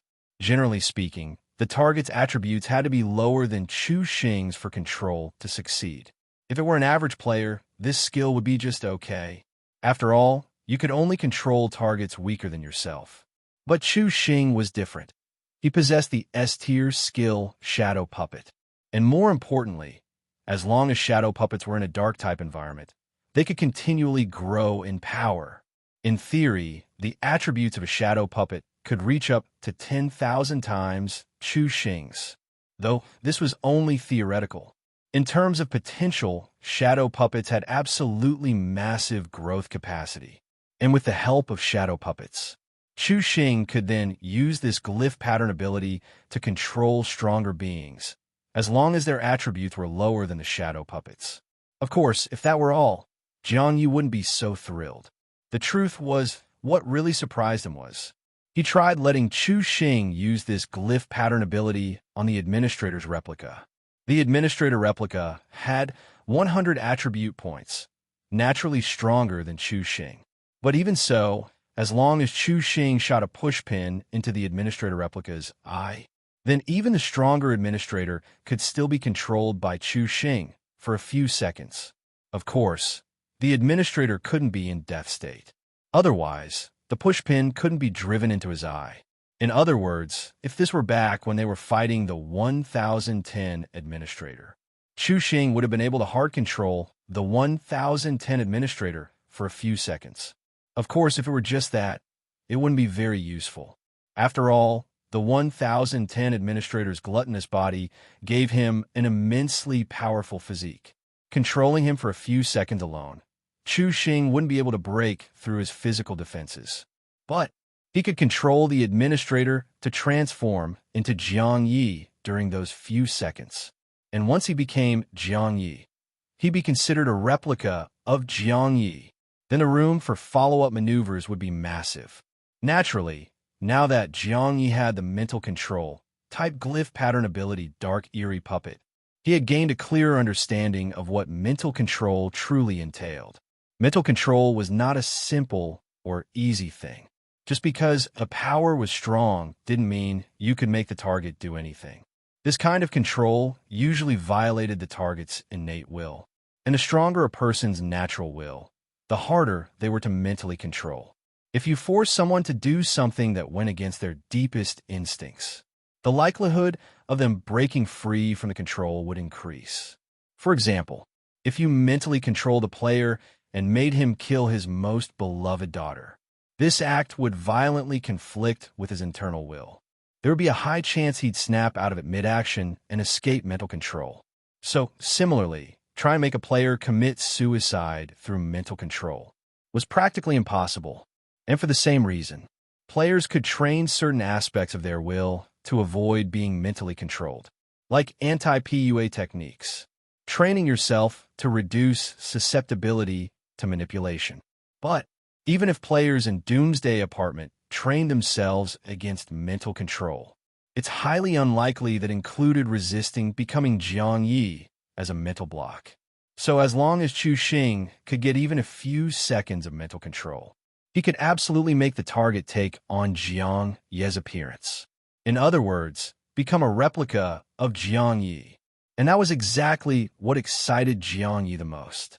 Once they became a replica, then replica swap, replica versus replica kill, replica revival. An entire combo of operations could follow seamlessly. The key part was, when a replica was revived in this way, Jiang Ye could directly obtain the target's accumulated survival points. Even the survival points listed on their data panel could be obtained this way. After that, he could use the extra points to generate more replicas. Jiang Ye's grand cause of infinite replication would speed up dramatically. Of course, this was still just a hypothesis for now. Whether it would work so smoothly on other players, he need time to test it. After awakening his glyph pattern ability, Chu Xing himself had undergone some changes. First was his appearance. Originally, a gentle-looking young man with lingering youthful innocence, he now exuded a mysterious and deep aura due to the strange sigils flashing within his right eye. Overall, he looked more strikingly handsome. Also, while most players had glyph pattern tattoos marked somewhere on their body, his tattoo was hidden inside his eye, which made it quite unique. Besides that, his attributes had received a noticeable boost after awakening, perhaps due to the mental control nature of this glyph pattern ability. Stamina increased by just 1 point, but energy increased by a full 10 points. Jiang Ye couldn't wait to test out Chu Xing's mental control power and see how it could help him generate more replicas. So, the dark-type replica that was originally going to remain in the secret graveyard ultimately left it for now. Then, Jiang Ye began considering letting the light replica awaken a glyph pattern ability too. He had thought of something. If a glyph pattern ability could be extracted and reassigned, could one person's glyph pattern ability be removed and then transferred to someone else? From Wu Ying's memories, this idea was pure fantasy. But after seeing what the apartment trader could do, Jiang Ye no longer held Wu Ying's knowledge in such high regard. Clearly, Wu Ying was just a mediocre veteran player. His knowledge was broader than Jiang Ye's, sure, but still limited. Thankfully, Wu Ying's replica was inside Doomsday Apartment. And with Duo, a major organization, behind him, it was easy for him to gather intel. At that moment, the Duo group chat was buzzing with discussion about the impending midnight hour and the flood of veteran players soon arriving at Apartment 0000. Players in Doomsday Apartment naturally sided with the veterans. They couldn't wait to see the veterans stomp newbies, to watch rookies wail in despair. But most of all, they hoped this batch of veterans would quickly take down the light-type player. Should be easy, right? The first batch of veterans this time aren't those useless non-dark players. They're mostly elites from the Defenders Alliance. Defenders Alliance? Elites? I don't think those words belong in the same sentence. Exactly. Those stuck-up guys aren't even that strong, and they look down on players with glyph pattern abilities. Where do they get off? I rolled that JPG. Maybe they're so cocky because they're immune to light? Either way, they're probably going to be insufferable after this stuff. I don't get what's so great about the Defenders anyway. In a world where the strong rule, raw power is all that matters. Still, if any Defender manages to claim the Kill On-Site Order reward, they might skyrocket on the spot. No matter how high they rise, without a glyph pattern ability, relying solely on abilities and skills, they still won't match up to glyph pattern players. As the saying goes, your stance defines your bias. The Defenders looked down on glyph pattern users, and those who became strong through glyph patterns looked down on the Defenders. Duo's members were simultaneously hoping the Defenders would eliminate the light player, while bashing the Defenders at every turn. Jiang Ye's Wu Ying replica seized the chance and asked, "By the way, why do the Defenders insist on not awakening glyph pattern abilities? Could there be another reason?" His comment wasn't out of place. Unfortunately, the others didn't catch his deeper point. In response, the Duo members did throw out some conspiracy theories, but they were about light. Could the Defenders have foreseen the rise of light? I feel the same. The appearance of this light-type player feels too sudden. I even heard rumors that there are more hidden light-type beings in Doomsday Apartment. If one day, a bunch of hidden light types show up and try to restore the rightful rule of light over Doomsday Apartment, then the Defenders will probably side with them. If those hidden light types exist, the Defenders are probably in the loop. Those defenders already seem out of place. Seriously, why hasn't our leader soul scanned them? Easier said than done. It's not that simple to soul scan an entire group of players. But I wonder if the defenders entering apartment 0000 this time will get scanned. I doubt it. Light showed up, and the defenders are the rescue party. How could you soul scan your own backup? That's ridiculous. The others chatted on enthusiastically. Jiang Ye felt a bit helpless inside. Right now, even when people discuss the defenders, most players just associated them with the light. No one would randomly start doubting glyph pattern abilities. Seeing that Wu Ying wasn't getting anywhere with his questioning, Jiang Ye decided not to push him to say anything more suspicious. But surprisingly, just as Wu Ying was about to drop the topic, a duo member privately messaged him. It was Jiang Ye, the one who had often bragged in the group about his VIP player connections. According to Wu Ying's memories, he didn't have a great impression of Jiang Ye. He found the guy pretentious, always flaunting how many VIP bigwigs he knew. To Wu Ying, it was like listening to some average Joe talk nonstop about how my buddy Jack ma blah blah blah. Of course, to be fair, Wu Ying was also a bit jealous of him. Still, he'd never shown it, and the two had never had any direct conflicts. Not long ago, it was also Jiang Ye who mentioned in the group that normal VIP players didn't have the authority to fuse special apartments like 4444. So, he speculated that Mo Chaiyuan, who had fused apartment 4444, was probably a much higher level VIP player. From that bit of info alone, it was clear Jiang wasn't just showing off. The connections were real, not just empty boasts. And now, Jiang privately messaged Wu Ying with a question directly related to what he'd just asked. Jiang Ye, that comment you made about the defenders refusing to awaken glyph pattern abilities, do you know something we don't? Some insider rumor. Jiang Ye thought to himself, you're asking me? I was about to ask you. But Jiang Ye had a different take on what he'd said. Maybe he really did know something extra. Jiang Ye pondered briefly, then replied, Wu Ying, you know, my experience is kind of special. Before I joined Duo, I actually had my tattoo cleansed. And even after that, when my glyph pattern ability got crippled, I also considered cleansing it again, But for the sake of staying alive, I ended up joining Duo. Naturally, I wasn't going to act reckless anymore. Still, having gone through the experience of cleansing a tattoo once and seriously considering doing it again, I naturally developed some unique thoughts about glyph pattern abilities. Tell me, why does a glyph pattern ability always have to be tied to a matching tattoo? And how come when the tattoo is removed, the ability disappears too? Look, it's still a type of ability, but human players' talent abilities don't manifest physically like glyph pattern abilities do. Honestly, the way glyph pattern abilities feel to me, they're more like items than actual abilities. Abilities that truly belong to a player can't be taken away, like attributes, talents, skills. But after experiencing a trader extracting his glyph pattern ability, Jiang Ye really did feel.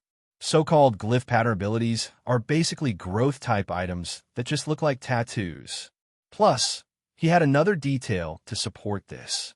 Dark-type replica Chu Xing's S-tier skill, Shadow Curse, had two curse forms, Death Shadow and Dark Shadow. The Dark Shadow Curse could temporarily seal someone's talent and glyph pattern ability.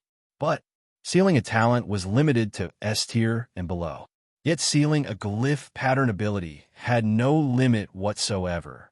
Back then, Jiang Ye was completely stunned. Of course, more than shocked, he was thrilled. Later in the quick battle arena, he relied on Shadow Curse's broken seal effect on glyph pattern abilities to easily force Lin Jing to surrender on the spot. Nigeria Nairobi. At the time, he didn't think too much about it while enjoying the benefit. And Little Black had offered an explanation. In the Doomsday Apartment, these kinds of counter effects were pretty common.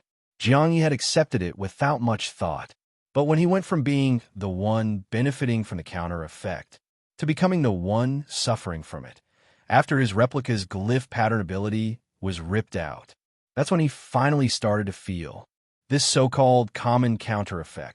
Just because it's common Does that make it reasonable? There was probably something wrong here. And actually, when he compared the two, Jiang Ye had already faintly sensed. When it comes to talent abilities under S tier, glyph pattern abilities really are way stronger. But once you hit SS tier, talents are no weaker than glyph pattern abilities. Not to mention the SS tier light type replica. Even Chu Xing's SS tier dark type replica with Shadow Curse could directly lock down a glyph pattern ability, which clearly showed how SS tier talents crushed even the most powerful glyph pattern abilities. The reason players generally believe glyph pattern abilities are stronger than talents is mostly because it's easier to obtain a powerful glyph pattern ability. While SS tier talents are insanely rare, most players, hell, even most strong players, don't stand a chance of getting one. That's why so many go the glyph pattern route. It's a shortcut to power. But what they don't know is the ceiling for talent abilities is much higher than for glyph patterns. Of course, even if the ceiling's high, it doesn't matter if you can't reach it. In comparison, powerful glyph pattern abilities are within reach for the average player. So, developing them naturally became the mainstream. And the more players dominated with strong glyph pattern abilities, the more everyone believed glyph pattern abilities, talent abilities. But Jiang Ye was able to figure this out, not just because he had his ability ripped away.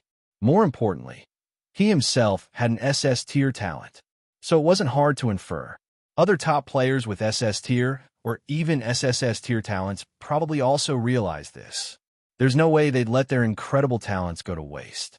And their strength probably wasn't any weaker than those relying on glyph patterns. Of course, some of them might have awakened powerful glyph pattern abilities to complement their strength. But Jiang Ye suddenly remembered, just moments ago in the group chat, someone questioned, why didn't the leader of Duo search the defender's soul? No one had answered that. But Jiang Ye had a vague guess.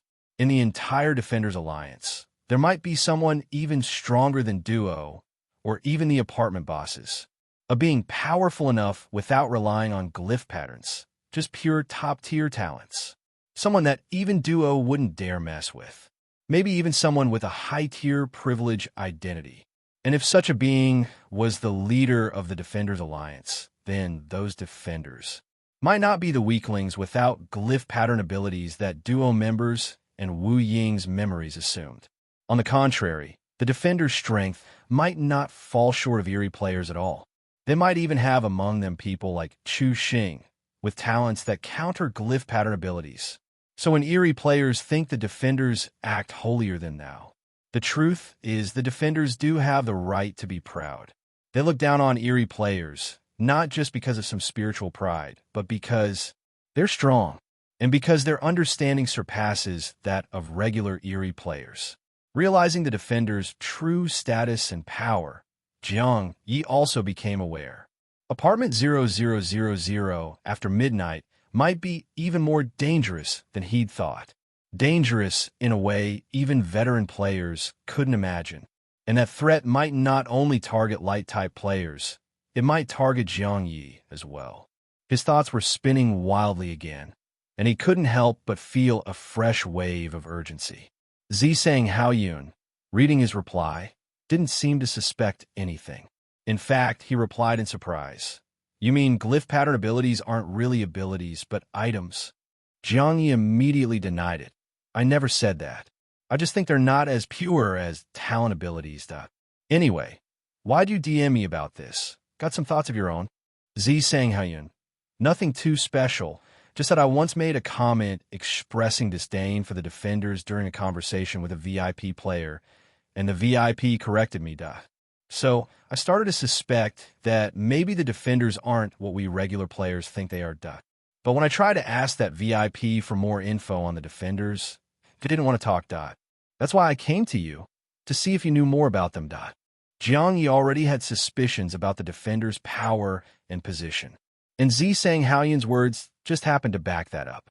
But Jiang Ye wasn't about to share more of his own insights. Instead, he nosily asked, sounds like you talk to VIP players pretty often. How do you get to know them? And even earn their favor? If it were a straightforward question, Zisang Haoyun wouldn't have bothered replying. But Jiang Ye's phrasing? Zisang liked it, especially that word, favor. Most players never even get the chance to see a VIP player.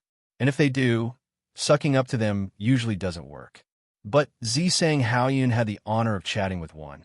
Definitely counted as favored. Still, despite the pride in his heart, he stayed modest on the surface and immediately denied it. Heh, no way I earn any favor. Just got lucky and hit it off, that's all. Jiang Ye, thick-skinned as ever in Wu Ying's persona, followed up immediately.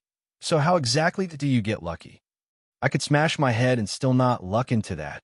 Zisang could see Wu Ying's envy and jealousy, which only made him more smug, so he casually replied. Actually, for us Duo members, it's a bit easier than regular players to get in touch with VIPs. You forgot. That sees Heroes. That sees Heroes. A selection event organized by Duo, or more accurately, a gambling event. Every batch of beginner apartments usually has a rookie king. All players can bet on who they think has the best shot at becoming the rookie king. And the first person to place a correct bet on the rookie king wins the Eye That Sees Heroes grand prize. What the prize actually is, Wu Ying's memory didn't say. But apparently, top players really want it. And every round, a decent number of VIP players also place bets.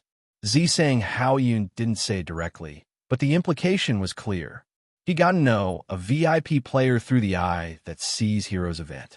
Duo had access to more info about newcomers.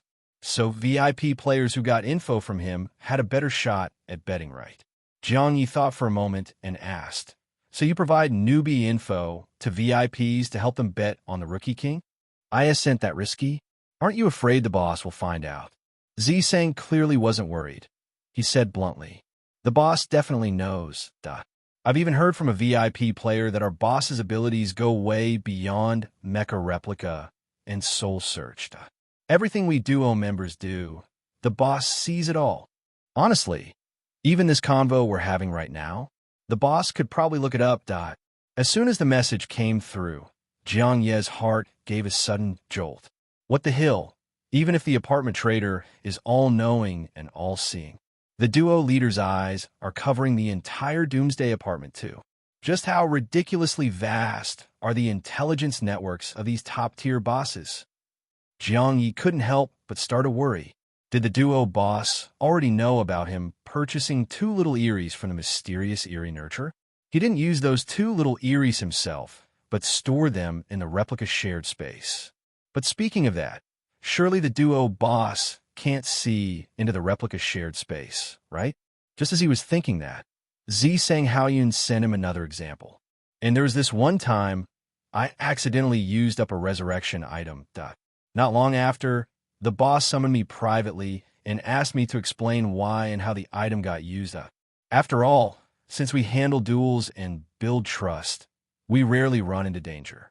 Cases where a resurrection item is needed are super rare. But even after I explained every detail of how it was consumed, the boss still performed a soul search to personally verify my entire experience. Sigh, meaning, our conversations aren't the only thing he knows. Even when we gain or lose any item, the boss is totally in the loop. And he's got a strong need for control. Whatever we experience, he has to know it inside and out. Zisang Haoyun was probably just casually commenting on how all-knowing the Duo boss is about members. But for Jiang Ye, it was another heavy jolt. If earlier he had only suspected the Duo boss might have sensed something off about him, then now it was a real problem. Back when Wu Ying was transferred to the secret graveyard by Jiang Ye, he used up a resurrection item. But after using it, he didn't revive in the Duo dormitory. He revived directly in the underground graveyard of apartment 4444. Afterward, worried things might go south again, Jiang Ye simply finished off Wu Ying right away. And now, according to what Zisang Haoyun just said, Wu Ying used a resurrection item back then. If that consumption didn't escape the Duo organization's watch either, then it won't be long before the Duo boss summons him to interrogate and soul search him over the resurrection item's use. Interrogation alone might be fine, but a soul search, that's a huge problem. No way. This Duo organization This SHT's getting seriously unlivable. In Wu Ying's memories, the first group he joined, the Azure organization, never managed their members this strictly. But then again, makes sense when you think about it. An organization like Azure had a super high turnover rate. Someone joining today could be gone tomorrow. Most of the members were cannon fodder anyway, so there was no need to manage things that tightly. But the Duo organization claims to be a retirement-type group. Its personnel turnover is relatively low.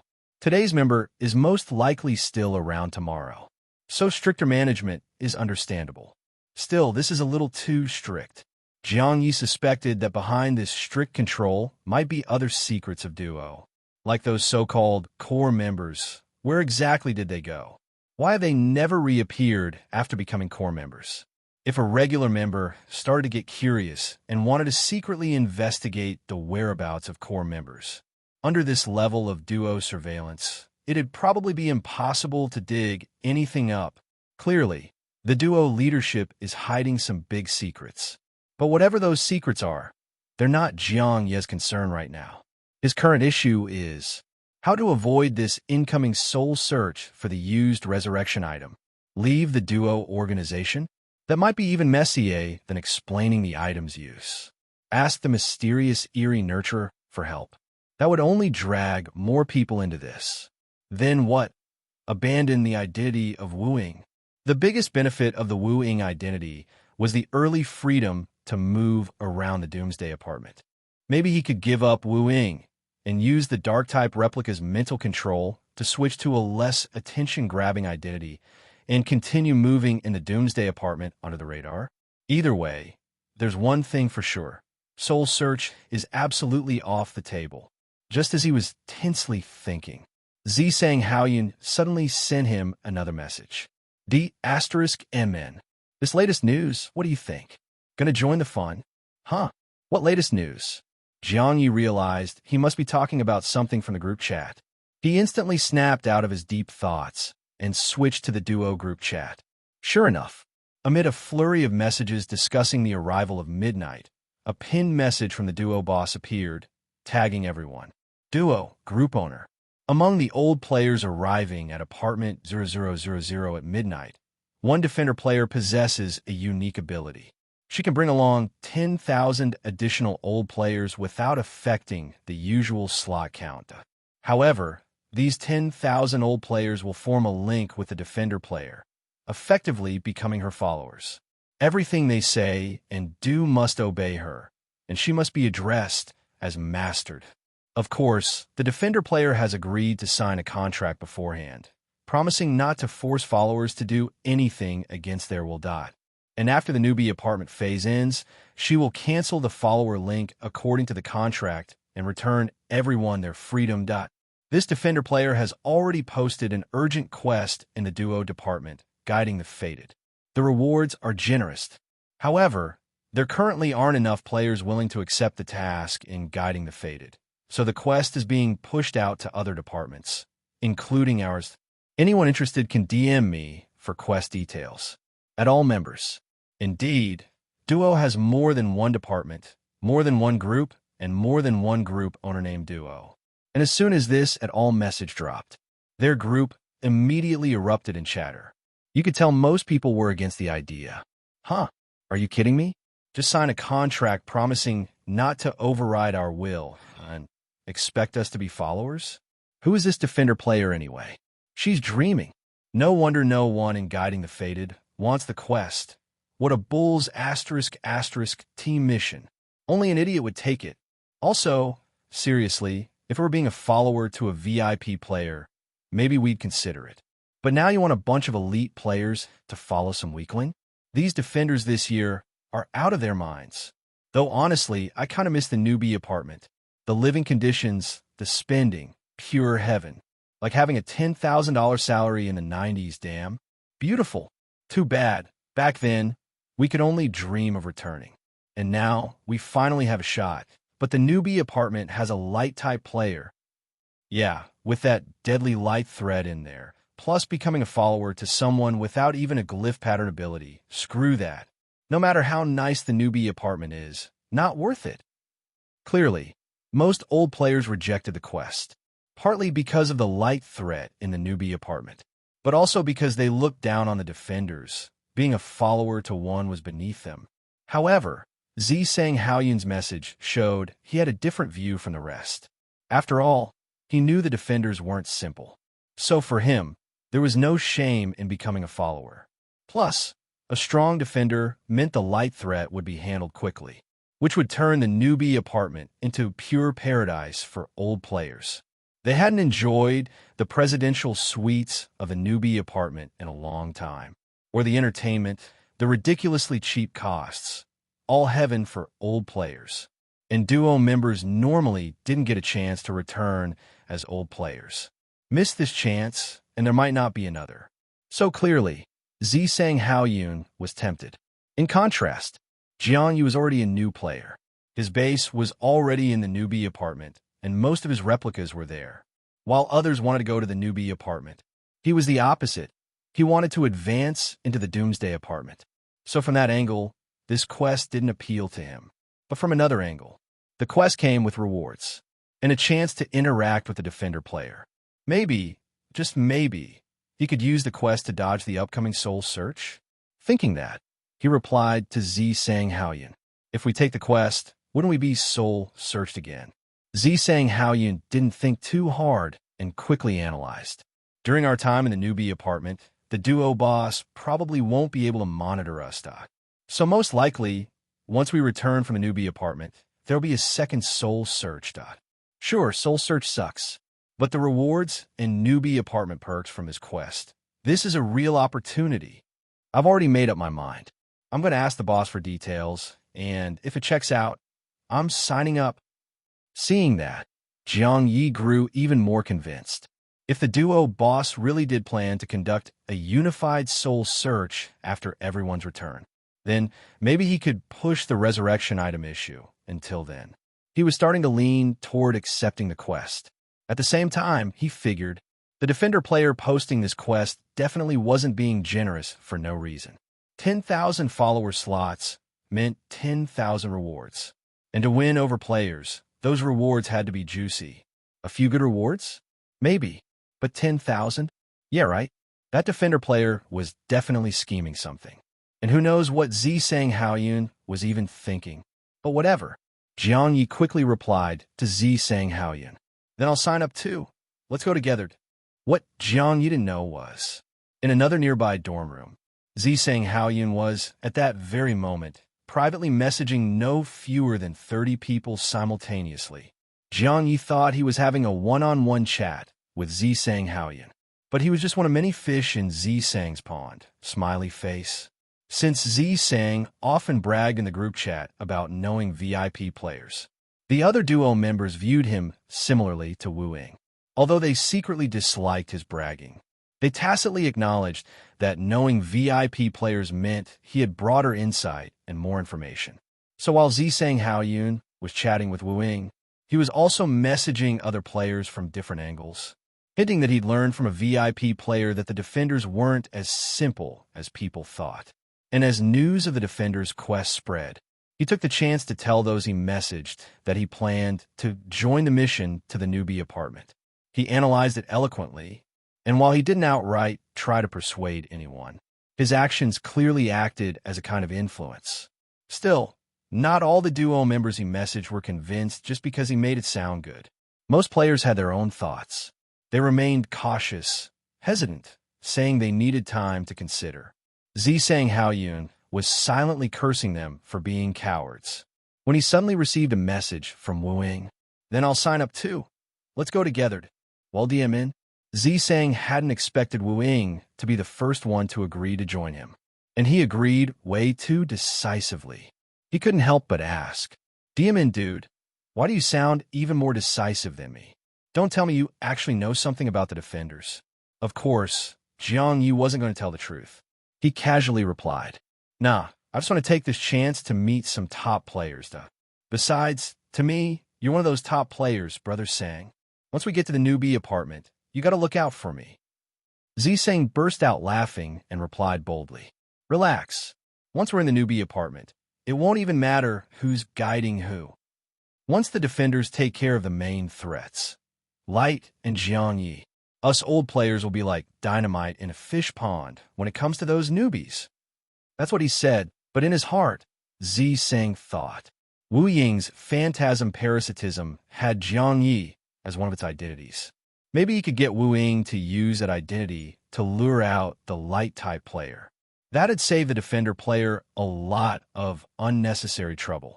As for what the defender player said about not forcing followers to go against their will, as long as your fist is big enough, peoples can change at any time.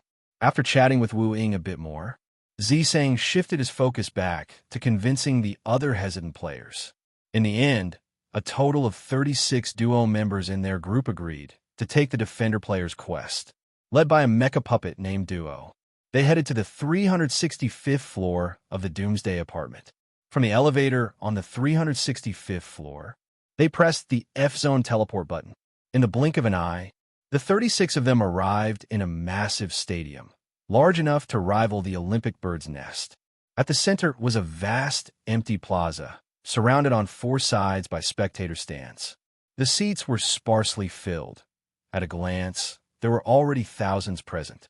The 36 duo members sat together, and some who knew each other whispered quietly, "Say what you will, I haven't seen such a grand place since I came to the Doomsday Apartment.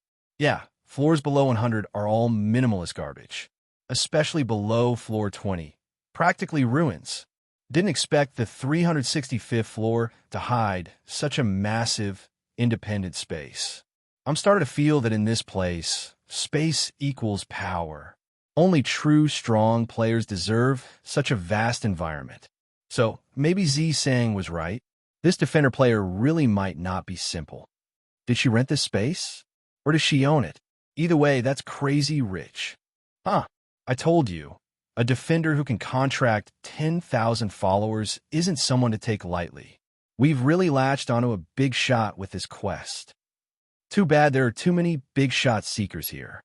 I thought it'd be just a few dozen, maybe a few hundred at most. Didn't expect this giant venue to already hold several thousand people. And more are still teleporting in. Looks like we're really on track to hit 10,000. Holy *T. Look at the opposite stands. Those are members from the 4 top secret realm orgs. Those kinds of blood-soaked killers are willing to follow a defender too. Jiang Ye was stunned by the scene.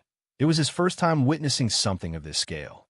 Sure, there had been plenty of spectators when Lin Jing fought that quick battle duel, but that was a virtual environment. This one was real. And the biggest difference between virtual and real? In a real environment, death means actual death. You could tell most players here were cautious. Not like the noisy spectators during Lin Jing's duel. Even the murmuring here was low and restrained. Most people avoided eye contact to prevent offense. Jiang Ye and Zi Sang Haoyun sat together, listening to the whispers while subtly observing others. To his surprise, Jiang Ye even spotted players from the Azura organization, which Wu Ying had once been part of. Azura wasn't a top-tier secret realm org, just a first-rate one. Its players showed up here too, which just showed how chaotic this 10,000-person crowd truly was. As for the still unseen defender player, was she incredibly bold or just that powerful? Did she really think she could control 10,000 people from all kinds of backgrounds? Just as Jiang Ye was thinking this, the entire venue suddenly fell silent. Everyone's gaze instinctively turned to the center. There, a white tower, emerging from nothing, began to rise from virtual to physical form. It looked massive, with intricate patterns that screamed importance. Its appearance alone was awe-inspiring. The moment it fully solidified, a woman in purple appeared atop its peak, standing lightly on the tip with immense presence. She wore a huge, wide-brimmed hat, which looked like she had an umbrella on her head. A sheer dark purple veil hung from the brim, shrouding her slender form in semi-translucent mist. Her face was also obscured, but her voice rang out clear and powerful, full of force. Greetings to all players from the various factions. I'm the defender player issuing this quest, Zhou Yuling. Since you're all here, I assume you already understand the quest details. Midnight is almost here. and the newbie apartment phase is about to begin, so time is tight. I'll keep it short. As she spoke, simple black iron tokens appeared midair. They resembled the substitution badge Administrator Jiang Ye had received. You're all experienced old players. Shouldn't be the first time you've seen a group Jade token.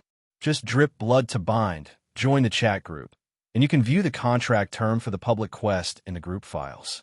If you have any questions, speak now. If not, we'll sign the public contract in 5 minutes.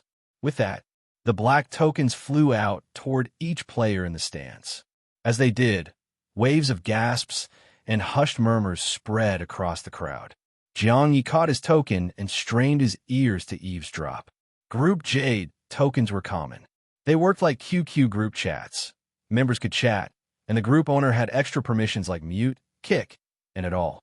The group owner could also disband the group or pass leadership to someone else. Wu Ying's duo chat group used this system too. What caused the buzz wasn't the item itself, but the scale. Most group Jade tokens supported 100-member groups. A 1,000-member group was already rare. Some said the largest they'd seen was 2,000. But from Zhou Yuling's words, she planned to start a 10,000-person group. The murmuring crowd speculated. These tokens probably created separate groups, maybe dozens in total. But when they bound their tokens and joined, they were shocked. It wasn't multiple groups. Everyone had entered the same group. With Zhou Yuling included, it was exactly 10,000 people. Jiang Ye entered the group and immediately saw someone post. Whoa, no way. It's actually a 10,000-person group. I didn't think the Doomsday Apartment even had group Jade tokens on this scale. Looks like our group owner is seriously loaded.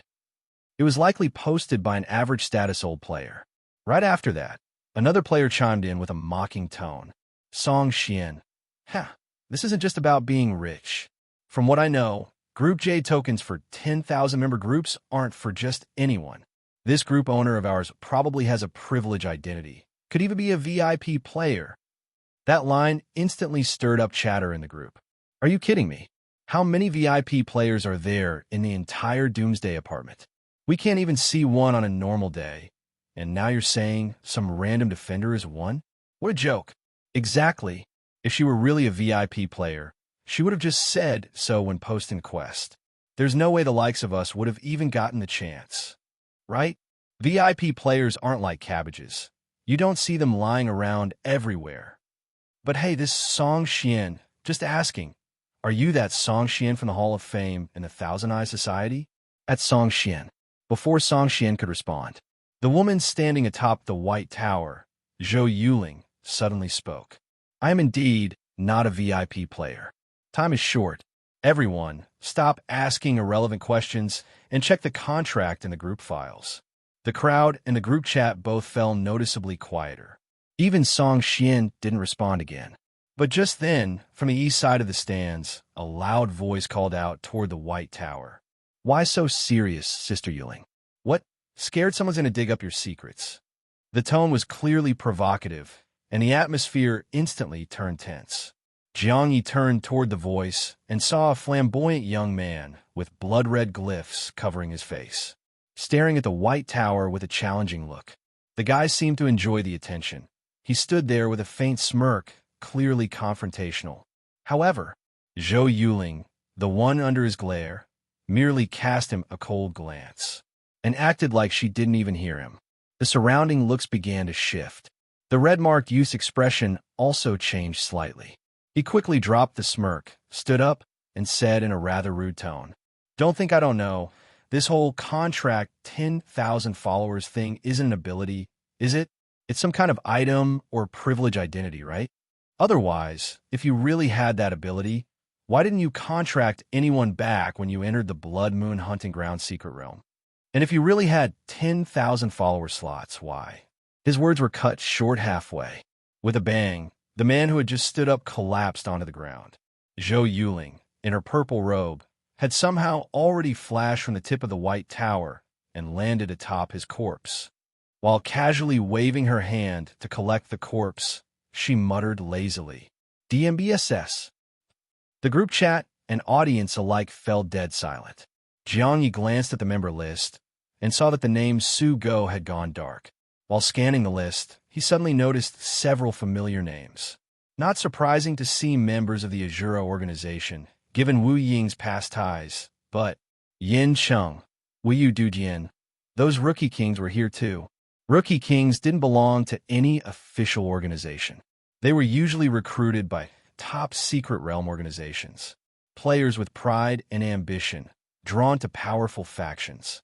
Jiang Ye hadn't expected to see those arrogant figures from the Rookie King chat group willing to be followers of a defender. Could it be they were coming to the newbie apartment to hunt him for revenge? Or maybe Yin Cheng was eyeing the apartment 9999 administrator position. Unfortunately, Jiang Ye only saw their names in the list. He still didn't know what they looked like. He was pretty relaxed, still in a mood to scroll through the member list. Other players, however, were still reeling from Zhou Yuling's public execution of Su Go. The contract wasn't even signed yet, and she killed someone in front of everyone. Wasn't this Zhou Yuling a bit too wild? But very soon, those players were shocked again. Su Go's name suddenly lit up again on the member list, and a message popped up in the group chat. Su Go, at Zhou Yuling. Where the H*LL did you lock me up? I won't dig into your secrets or run my mouth again, okay? Just let me out. At Zhou Yuling. Well, D*MN. Looks like Su Go had a resurrection item on him. Maybe Zhou Yuling knew and deliberately used him as a warning example. She didn't reply to Su Go in the group chat. With a flash, she returned to the top of the White Tower. Then, she addressed the audience loudly. Don't know how familiar you all are with old players descending to the newbie apartment, but I must remind you, essentially, you'll all be descending using my quota. The descent formation tied to my slot only accommodates one person me. So I must place all of you in a separate space, this white tower beneath my feet. Anyone have a problem with that? The audience remained silent. Everyone seemed to be carefully reading the contract. The contract was detailed. Zhou Yuling would bring nearly 10,000 followers to the newbie apartment. She promised not to exploit the follower relationship to gain any authority, no forcing people to do things. And when the newbie apartment phase ended and they returned to the Doomsday Apartment, she'd dissolve the link and restore their freedom. Any gains made in the newbie apartment would belong to the players themselves. Upon returning, they'd also receive quest rewards. That said, the actual follower count was 9,999, since Zhou Yuling was also in the group, making the full 10,000. According to the contract, followers wouldn't be forced to do anything.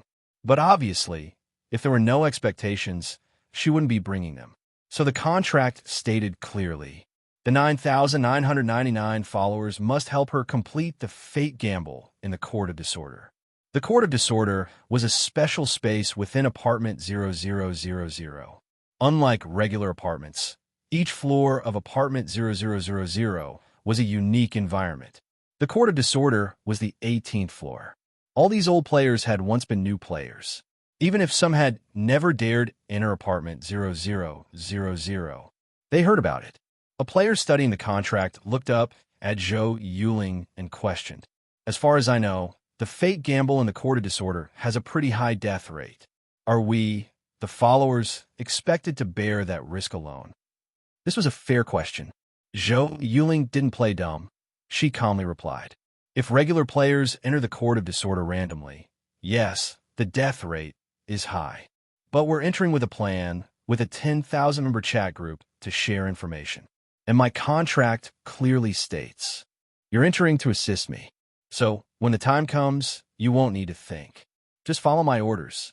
The high death rate comes from players scheming for personal gain and getting schemed on in return. But if we go in with set roles, then in the Court of Disorder, my word is law. That way, your odds of survival are much better. I don't believe anyone would dare defy my orders under the terms of the contract. Her explanation made sense, and players nodded in agreement. But then another player stood up and asked, from what I know, the Court of Disorder is on the 18th floor of apartment 0000.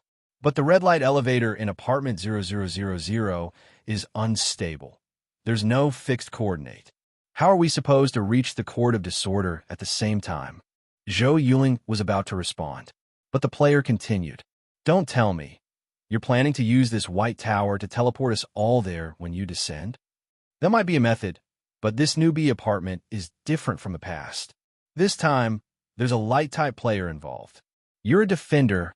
You're not afraid of light. But among our 10,000, there are plenty of dark-type beings. If the light-type player isn't eliminated early, we won't be able to safely help you in the Court of Disorder. Zhou Yuling seemed to glance in the player's direction, about to speak, when he interrupted again. If you're going to say you'll wait until the light-type player is dealt with before letting us out of the White Tower, then most of us here probably won't agree. Because eliminating the light-type player isn't guaranteed. You defenders are always so proud, acting untouchable. Plenty of old players think it'll be a cakewalk for you. But in reality, will it really go that smoothly? Can anyone guarantee that? If the defenders can't kill the light-type player even by day 10, are we followers supposed to sit locked in the tower for 10 days? Well, D***men. This guy had guts. Even after Zhou Yuling made an example of someone, he still dared to speak out like this. Jiang Ye couldn't help but send Zisang Haoyun a private message. You know this guy? Who is he being so cocky? Zisang Haoyun really had seen a lot. His expression didn't change, but he quietly replied in the private channel. Same as that Su Go just now, they're both from Secret Realm organizations. They probably crossed paths with Zhou Yuling during a Secret Realm run. But Su goes with the first-rate Secret Realm organization Tianluo. This one, though, is Peng Gu from the top-tier organization Blood Breath Pavilion. He's doing quite well there, has plenty of VIP player connections, and even personal ties with apartment bosses and other players from the Defenders Alliance. All in all, he's way more well-connected than I am. Zisang Haoyun's tone carried a faint trace of envy. Jiang Ye, meanwhile, was surprised. Zisang sure had a wide network. Not only did he know this guy, but he'd also known the background of that blood-marked Su Go. Clearly, despite being in the relatively safe and stable duo organization, Zisang had ventured into many secret realms behind the scenes. That incident with him getting soul searched for using a resurrection item was probably also because of his restless behavior. And during the short time the two were chatting, Zhou Yuling, standing at the top of the White Tower, actually showed Peng Gu from Blood Breath Pavilion quite a bit of courtesy. She didn't strike him down like she did Su Go. Instead, she lazily responded. Then, in your opinion, what should be done? Peng Gu was about to answer, but Zhou Yuling suddenly mimicked his earlier tone and cut him off. You're not going to suggest I prepare 9,999 red light elevator cards for all of you, are you? Jiang Ye's eyes lit up. Now that would be great. Back when he signed the contract with Ouyang Linjing, the third phase reward included a red light elevator card. He'd been envious at the time, but now that he was the Apartment 4444 administrator, that contract clearly wouldn't reach Phase 3 anymore, and he wouldn't be getting the card. If he could snag one from this big spending defender, that'd be perfect. He wasn't the only one thinking that. Players around them also visibly perked up. Even Peng Gu chuckled. Now that'd be perfect. But Zhou Yuling clearly didn't have a great temper. As Peng Gu responded, the sheer purple veil around her began to flutter without wind. A chilling aura spread subtly around her, the kind that meant she was ready to throw hands at any moment. The whole audience instantly fell silent. Peng Gu, however, didn't seem afraid. He suddenly sat down again and said calmly, "But, see, I already have a red light elevator card myself, so no need for you to worry, Sister Yuling. What I brought up earlier, just my personal concerns. And I think there's a simple solution to the problem. Just case by case. If some dark-type players are too afraid of a light-type newbie, they can stay in a white tower and wait for the light to be dealt with before coming out. In Oten Bades. If others, like me, aren't afraid and have elevator cards, they can leave the white tower early and move freely. What do you think, Sister Yuling?" Jiang Ye inwardly rolled his eyes. He thought this guy was advocating for the masses. Turned out he was just looking out for himself. The others caught on too. Another player immediately stood up and frowned as he asked, "But the public contract probably doesn't allow for different rules for different players.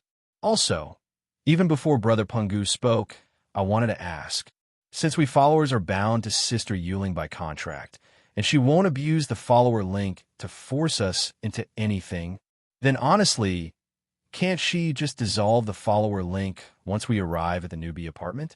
No need to wait until we return to the Doomsday Apartment. After all, we do need the follower link to bypass the limited quota to descend into the newbie apartment. But to return from there to the Doomsday Apartment, there's no quota, just need one survival stone per person. That made sense. Immediately, some players voiced agreement in the group chat. Yeah, I think the same. Since we got the contract, we can just sever the follower link as soon as we arrive. Even a rookie king chimed in. Yin Chung, strongly agree. After all, maybe some of us won't return to the Doomsday Apartment at all. That triggered more chatter. Huh, not return? You planning to stay in the newbie apartment as a reincarnated player? But someone who knew what's up replied. TCH, he's a rookie king. If he's not going back, it's probably because he wants to become an administrator. I heard if a rookie king kills an administrator, even in a team kill, they don't need any fancy identity checks. The privileges get handed over on the spot. Honestly, for us old players, killing an admin isn't hard. The tricky part is doing it solo within the 3-minute time limit of the Madman Mask. Admins are sly as H*LL. The moment they see you put on, they vanish for 3 minutes. You can't touch them. The Madman Mask only lasts 3 minutes, but admin authority doesn't. If you don't kill them in time, you get erased. Honestly, we old players shouldn't even mess with admins. Just mind our business and bully the noobs. The chat veered way off course, but Zhou Yuling didn't. She answered calmly and firmly. The follower link can be removed in the newbie apartment. But if we do that, then you 9,999 extra players would each need your own survival stone to return safely. For you players who were cheating your way into the newbie apartment, the apartment won't generate extra survival stones. Sure, some will become available due to player deaths, so there'll be more stones than players. But strong players won't stop at just one stone. And some dumb newbies might even exchange their stones for survival points or game coins. So the competition for survival stones in the newbie apartment is absolutely brutal. Can any of you guarantee you'll definitely get one in return? If you keep the follower link, then you can return with me. In that case, I'm the only one who needs a survival stone. So delaying the unlinking until after we return is not selfish. It's for your benefit. That actually made perfect sense. Still, many players remained wary of the follower link. They wanted to get rid of it as early as possible, just as they were about to argue more. Zhou Yuling's aura suddenly grew fierce, and every player in the stands felt a heavy pressure descend. At the same time, in this seemingly enclosed space, a gust of wind rose from nowhere, carrying a chilling aura. The wind drowned out everyone's murmurs, except one voice, still clear and commanding from the White Tower's peak. Your 5 minutes are up. As for the concerns raised by players from Bloodbreath Pavilion and Heaven's Listening Institute, here's my final answer. First, about how we'll reach the Court of Disorder, 18th floor of apartment 0000. Simple. I go in first, and then I release you from the White Tower. That means, when you come out, you'll land directly inside the court. As for your fear of the light-type player, I don't believe that Rookie has the guts to enter apartment 0000 on day 2, where old players swarm. Even if he's brain-dead and goes to apartment 0000, he wouldn't head straight to the Court of Disorder. You all know the death rate in the court is high. We've got numbers, and I'm a non-dark type player who's not afraid of light. If he shows up, it's suicide and a free kill on-site order reward for me. In my view, if you had the guts to take this quest and follow me into the newbie apartment, then the light-type threat is something you've already considered. So Pungu's doubts? Purely making a fuss. I won't waste more words on it. As for when to dissolve the follower link, I've already explained. After returning to the Doomsday Apartment, to save you from survival stone competition. My public contract is flawless. If anyone still objects, I'll just kick them out. Now, wind rise. As Zhou Yuling spoke the word rise, the howling wind in the room intensified. and a long white ribbon, like a white serpent, suddenly swept across the entire stadium. Before every audience member appeared a segment of the ribbon, on which were the exact public contract terms from the group file.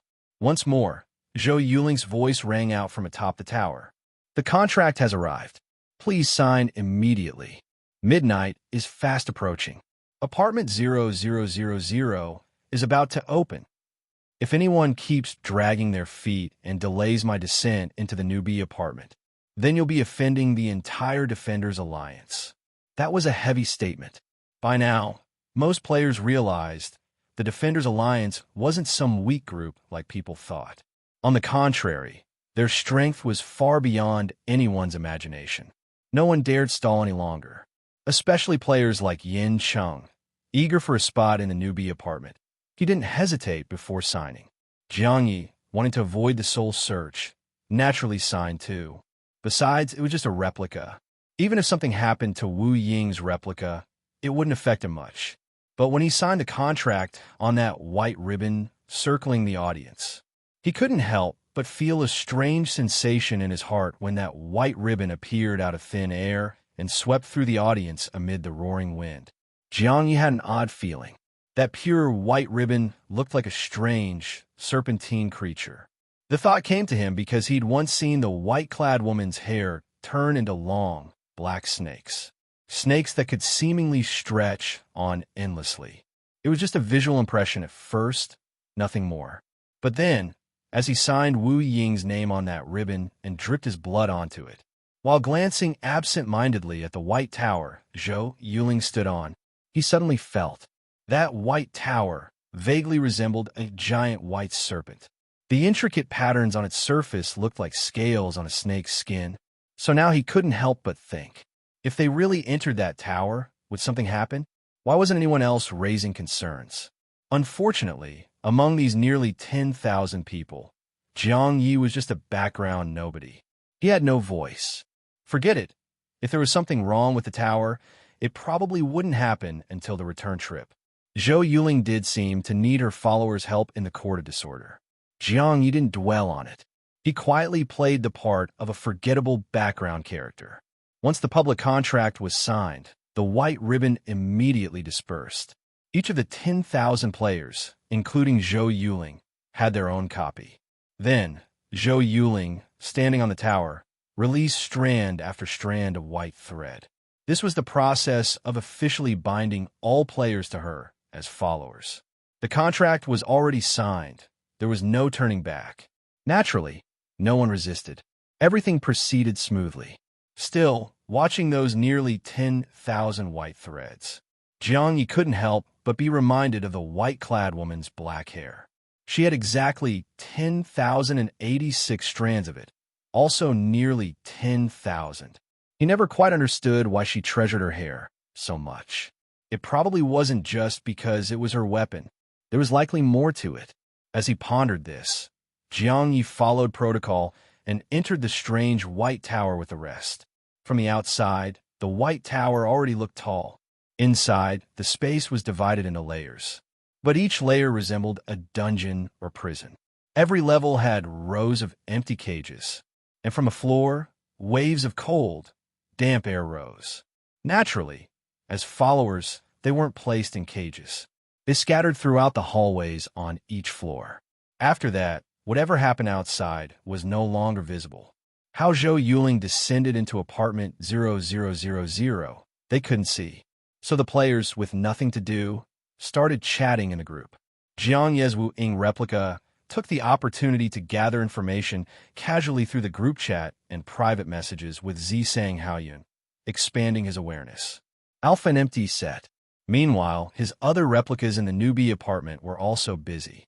First off, his light-type replica had already freeloaded some AIDS blood from one Xin, successfully concealing his light-type aura. Elsewhere, replica number 1, who had agreed to meet with one Xin and Yang Wenchao, arrived near room 4443 to 4445 right before midnight. Naturally, all the replicas had paid their rent. Since Jiang Ye was an administrator, there was no way he'd mess up something like rent. As for the mechanical heart required for entering the secret graveyard via Yang Wenchao's method, he simply bought it from the high-end mall's trading zone. It was even cheaper than a privilege card, which only took a 3-win streak to get. Clearly, players didn't value it. After all, it wasn't a real resurrection. What use was it for the dead? Yang Wenchao had made up his mind long ago, but now that it was time, he was understandably nervous. Still, he remained calm and reminded Jiang Ye. The mechanical undead mode, created by the mechanical heart, has a time limit.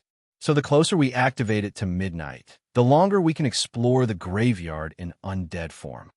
But remember, death from using the mechanical heart must be actual death. If you have a resurrection ability that kicks in first, the mechanical heart won't activate. Normally that's fine, but if you miss this midnight window, you'll have to wait for the next chance. Don't mess it up.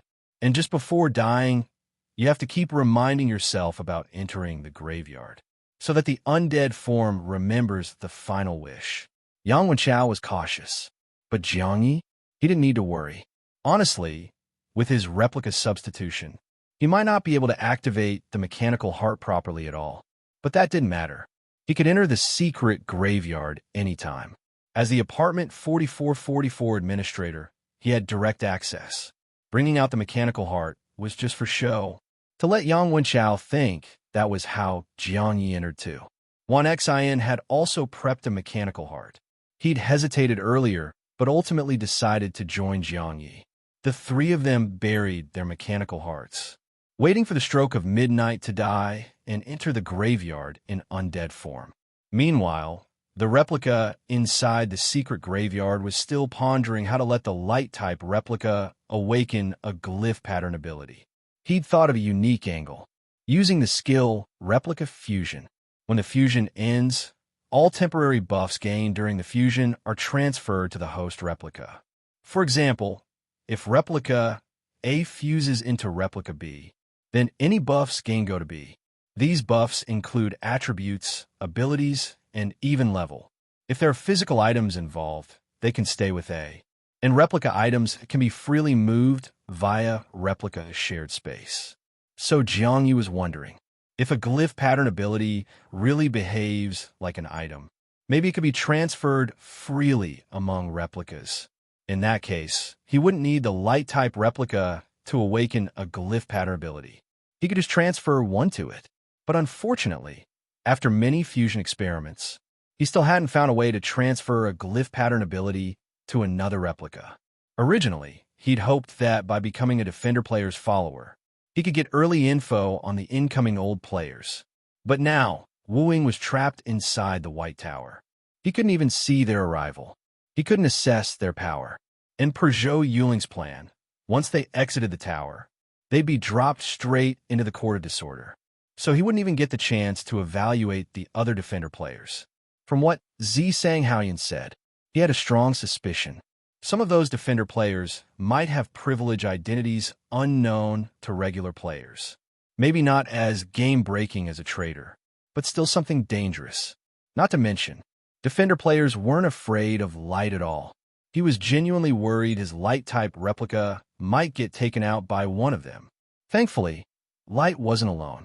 While the other replicas experimented with transferring the glyph pattern ability, the light-type replica headed to apartment 9669 to speak with He Xingyue about the Defenders.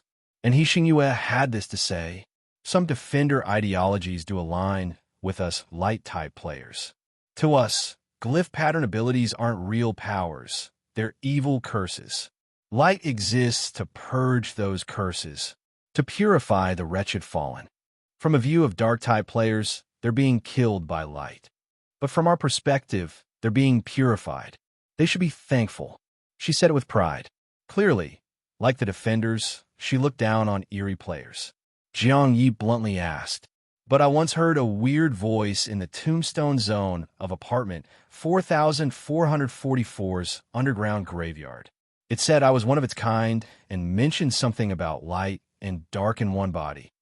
Are light-type players really unable to possess glyph pattern abilities?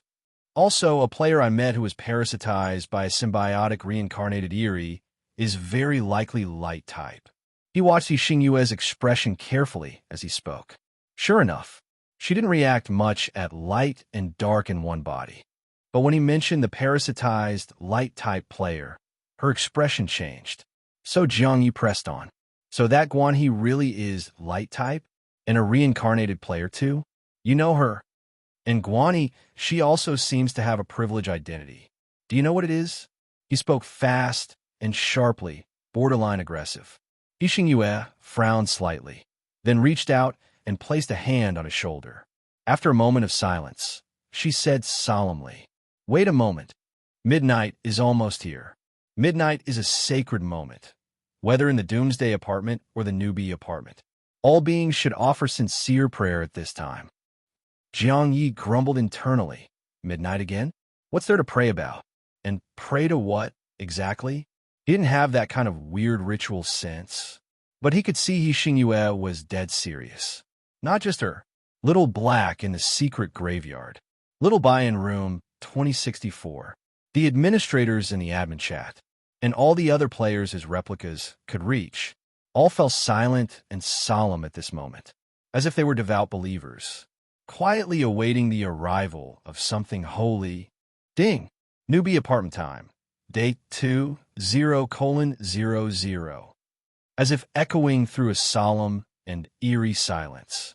This announcement suddenly rang out in every player's mind. The announcement voice in the newbie apartment was usually rather grating. Every time it sounded, players would shudder involuntarily. But this time, the announcement that it was now midnight on day 2, even though it was still that same harsh voice, players didn't find it unpleasant. Instead, it carried a strange, heavy weight, like a temple bell suddenly tolling, long, distant, and lingering. Of course, how one felt about the sound varied from person to person. Each player would only experience one type of reaction, and most would assume others felt the same way. But Jiang Ye had multiple replicas, so he immediately noticed. Each replica felt the stroke of midnight differently. The most distinct reactions came from the dark-type replica and the light-type replica. At that very moment, the dark-type replica felt a surge of excitement, a baseless thrill, indescribable, a rush of pleasure and clarity. Meanwhile, the light-type replica felt a sudden wave of unease. He even suspected someone was watching him. Growing paranoid, he looked around cautiously, eyes wary and alert. At the time, the light-type replica was with Xingyue. Naturally, Xingyue noticed his scanning gaze, but didn't seem surprised. She waited in silence for a while, until the time fully reached 0:01, before she returned from her solemn composure and said, "Don't worry, no one's watching you." Almost all light-type players feel that way at midnight. By contrast, dark-type players tend to feel excited. This phenomenon is similar to how energy peaks at midnight.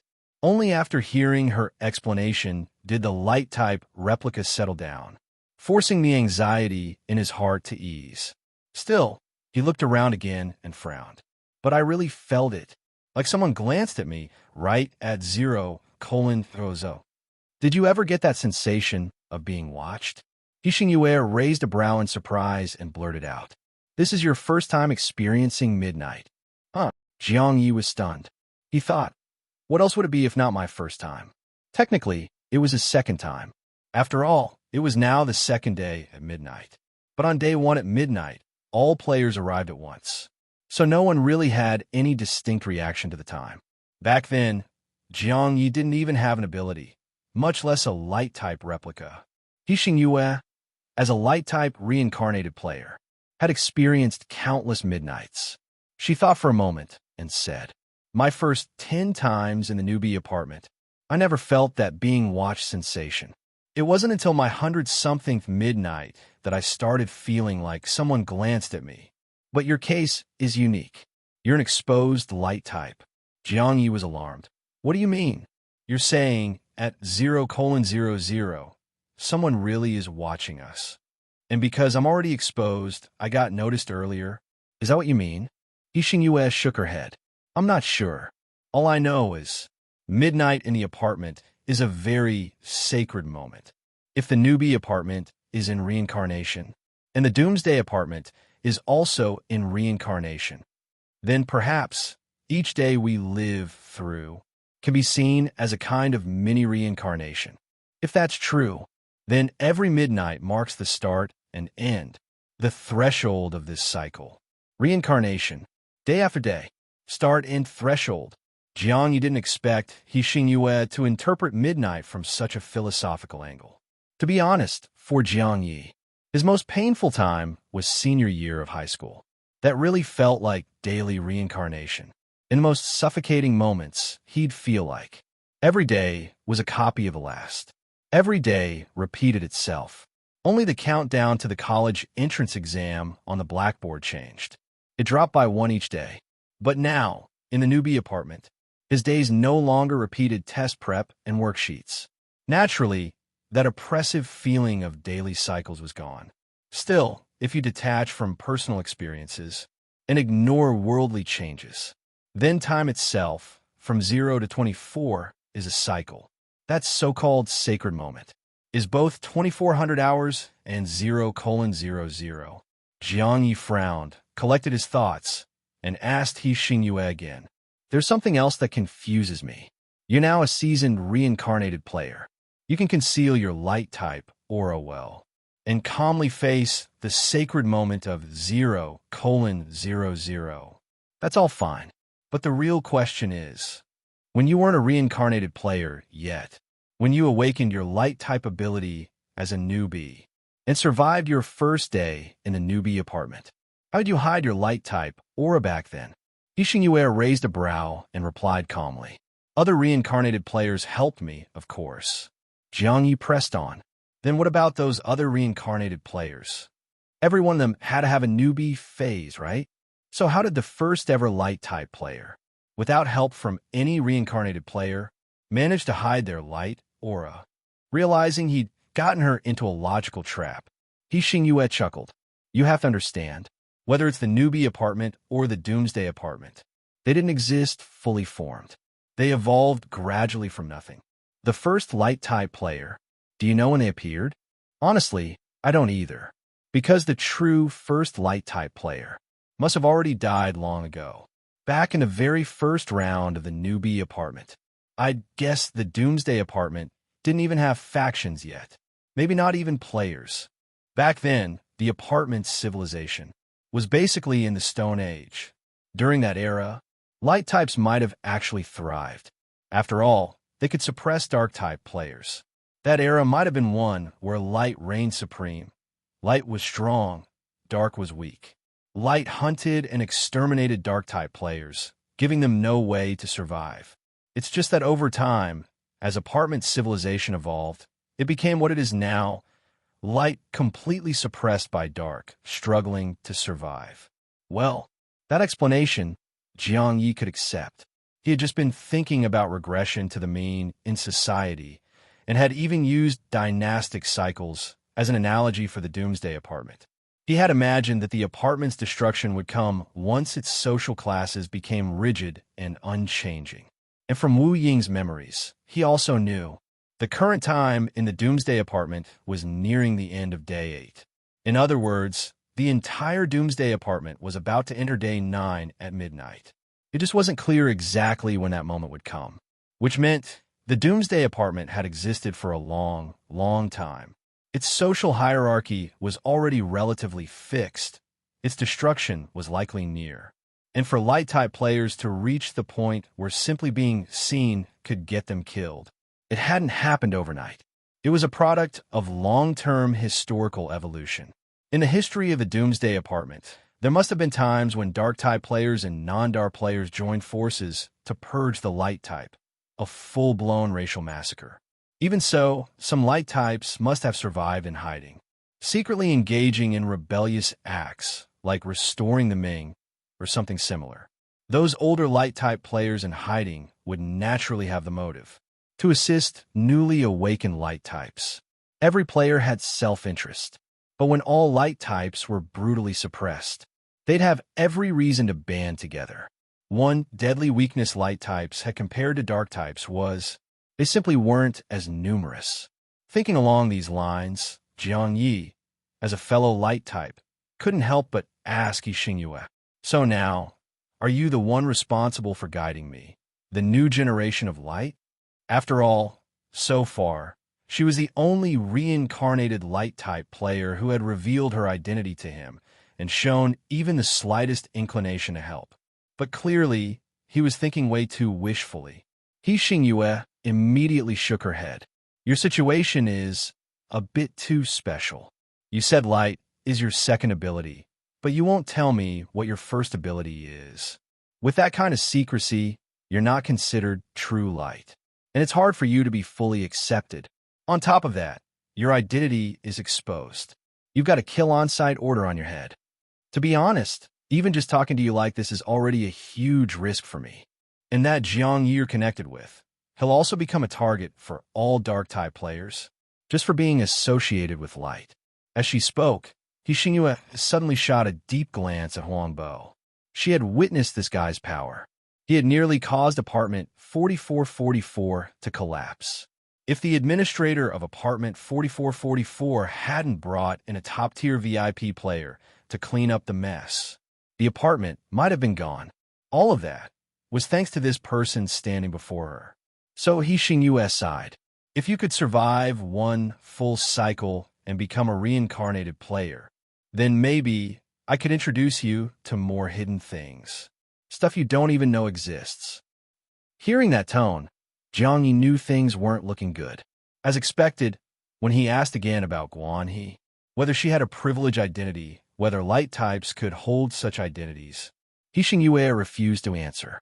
So, yeah, he finally saw it clearly. As a light-type player with special circumstances, he wasn't accepted by the broader light-type group at all, and this so-called light-type organization was probably just like the apartment trader, far beyond his imagination. Jiang Ye planned to ask about the trader too, to see how much Xingyue knew, but he'd previously interacted with the trader as Jiang Ye. Now he stood before her as Huangbo, so to avoid suspicion, he didn't ask. In the end, he simply asked, "Will you be going to apartment 0000? I hear there are a lot of benefits there." Xingyue shook her head, but didn't answer. She used light and shadow escape and vanished on the spot. Before leaving, her fading voice echoed faintly. The Void Mirror Palace is gone. It'll be hard to talk again anytime soon. But if you can cross zones, some other zones still have Void Mirror Palaces. Other zones, Jiang Ye was still pondering that, when suddenly his administrator work badge received a message from someone using an administrator substitution badge. Zhang Jintian, boss admin.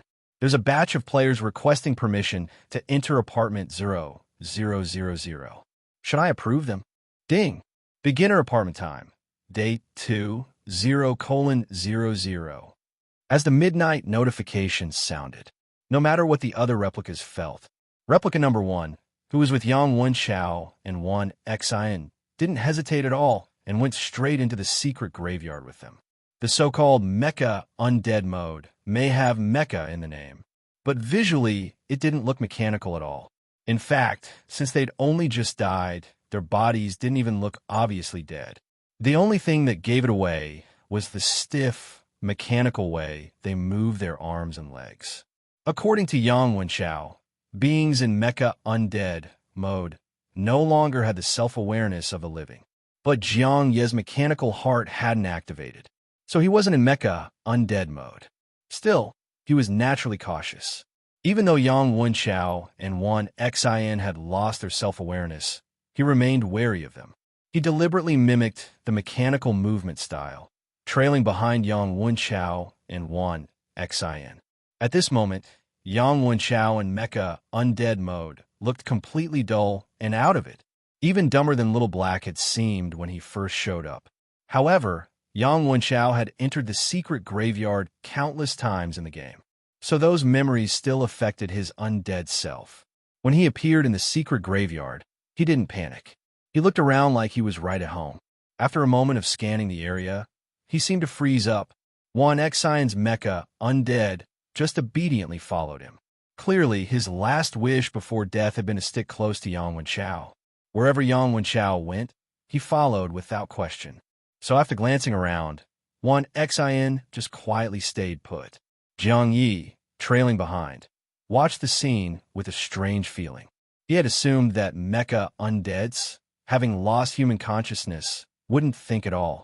But the way Yang Wenxiao's mecha undead froze, it was obvious he realized something. This secret graveyard was different from the one Yang Wenxiao had experienced in the game. Yang Wenxiao had experienced mecha undead mode in-game countless times. His undead self now didn't just seem capable of thought, it was also surprisingly agile. After that momentary pause, he headed straight for the grave mound zone. Then, he began digging with practiced ease. He dug, and one Xian followed. To avoid standing out, Jiang Ye joined in. Before long, a grave mound was fully dug out, and beneath it was a coffin, very similar to the ones Jiang Ye had dug up in the underground graveyard for one Xian and Yang Wenxiao. Except these coffins in the secret graveyard looked darker, and Yang Wenxiao, skilled as ever, opened the coffin in one go. Sure enough, the coffin in the secret graveyard was empty. Just like in the game, all the mecha undead Yang Wenxiao had to do was seal himself in the coffin, and that would count as burying an account. That way, if Jiang Ye went to the underground graveyard later and dug him up, he could be revived again. But Yang Wenxiao's last wish probably wasn't just to bury an account. So after opening the coffin, the mecha undead didn't get in. He just kept digging other mounds. One Xian's undead self followed, right behind. Naturally, Jiang Ye mimicked them to keep up the act. Soon, they dug out another grave mound. Inside, another empty coffin. Yang Wenxiao again opened it with ease, then kept digging. The three mecha undeads dug faster and faster. Basically, every grave they dug had a coffin. While digging, Jiang Ye couldn't help thinking. In the game, burying an account was done so it could be retrieved later. But in reality, players who had buried accounts could use them for revival. So now, these coffins were clearly revival opportunities. But how exactly did one use them to revive? Was it really about sticking a corpse inside the coffin like Yang Wenxiao was doing? What a joke. What kind of revival method would require a dead body to complete it? Normally, players prepared in advance.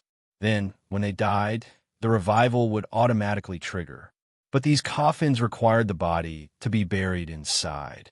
That didn't seem reasonable, because in the beginner apartment, once someone died, it was hard to preserve the corpse. When one Xian and Yang Wenxiao died, their bodies weren't buried in coffins. They had just buried accounts in the game. The accounts buried in the coffins, and the living players could exist at the same time. From that angle, Jiang Ye began to suspect. Maybe Zhou Qiming's revival used puppet-like revival items. Those puppets were basically in-game accounts. They could bury them in coffins ahead of time. Then, after dying, they'd automatically revive inside the coffin, just as he was thinking about how Zhou Qiming might have used these coffins. Back in the apartment, Replica checked the member list, and almost exactly 1 minute after midnight, Zhou Qiming's name lit up on the member list again. Whoa, that guy actually came back to life. Jiang Ye knew Zhou Qiming definitely had a revival method, but he hadn't revived right after dying. Plus, he died from the dice of fate's instant death. Jiang Ye had been sure. That guy had no chance of coming back. But now, that guy came back to life at exactly 0:01. Now that he's revived, could he be reporting something to the apartment boss or another higher up already? Replica number 1 in the secret graveyard continued diligently digging graves alongside Yang Wenxiao, not showing even the slightest sign of a slip-up on the surface. As for the 4444 administrator's replica, he had vacated the graveyard space before Yang Wenxiao entered it in mecha undead mode. He had already transferred to the visible underground graveyard. While he was still pondering Zhou Qiming's revival, he received a message from Zhang Jintian. At exactly midnight, apartment 0000 fully opened, and the method of traveling to apartment 0000 was different from other apartments. It wasn't through the teleportation array on the apartment rooftop. Instead, a player had to submit a request to the administrator. And currently, the administrator of apartment 4444 was Jiang Ye. The substitute on duty was Jiang Ye. Jiang Ye, being a total newbie, naturally lacked decision-making ability, so he reported it to the real administrator. Jiang Ye focused his mind and exited the underground graveyard, appearing at the reception desk in the lobby with his official administrator identity.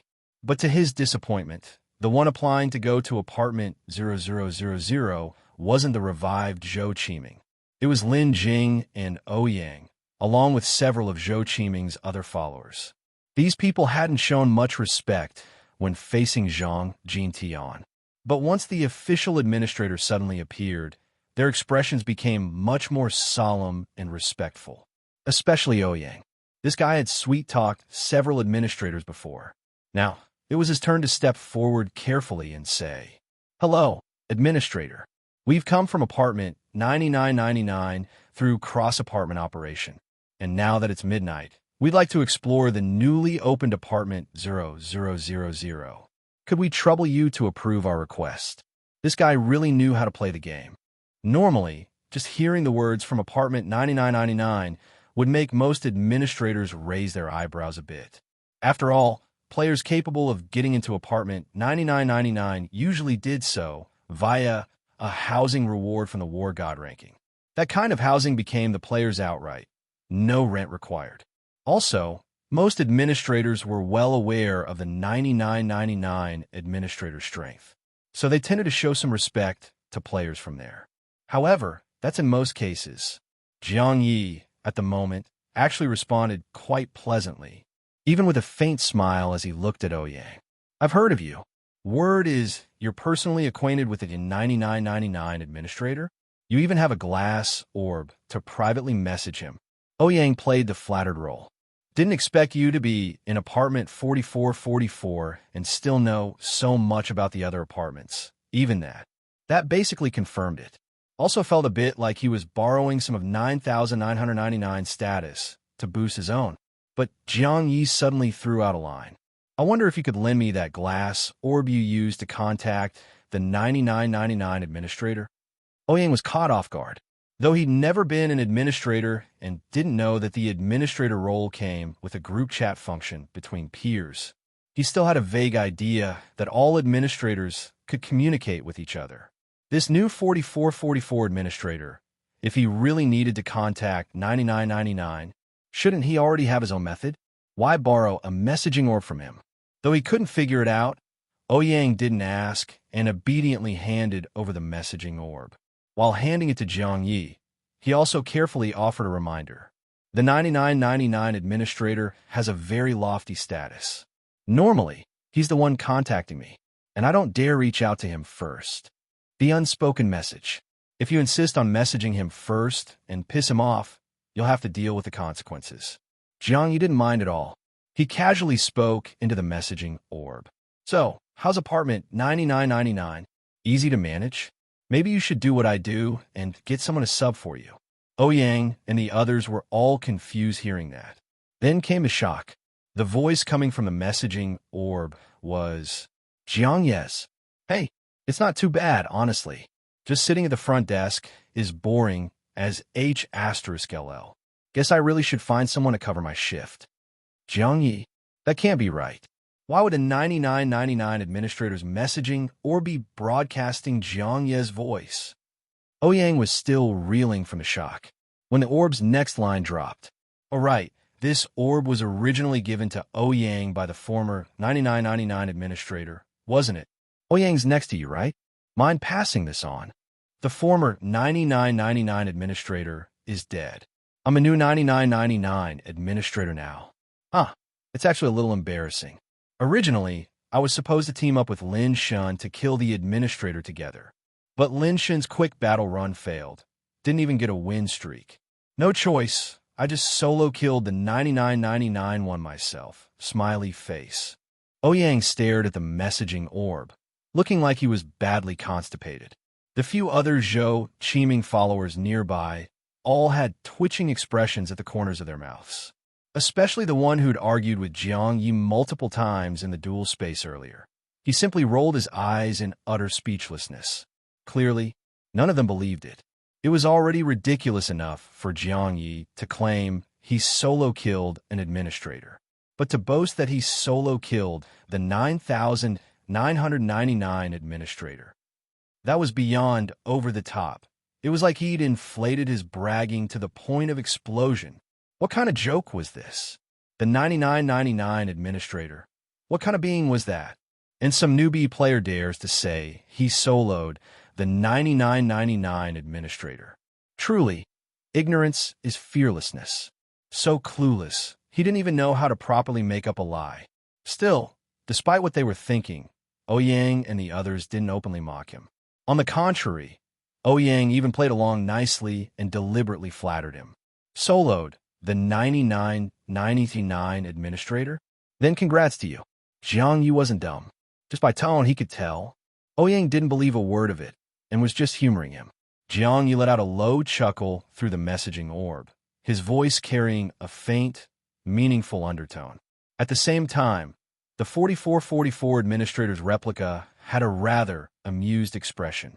With a raised brow, he handed the orb back to Ouyang and casually said, "Since you're on such good terms with the 9999 administrator, why not teleport back to apartment 9999 and ask him yourself to send you to apartment 0000, Ran B. Epsilons?"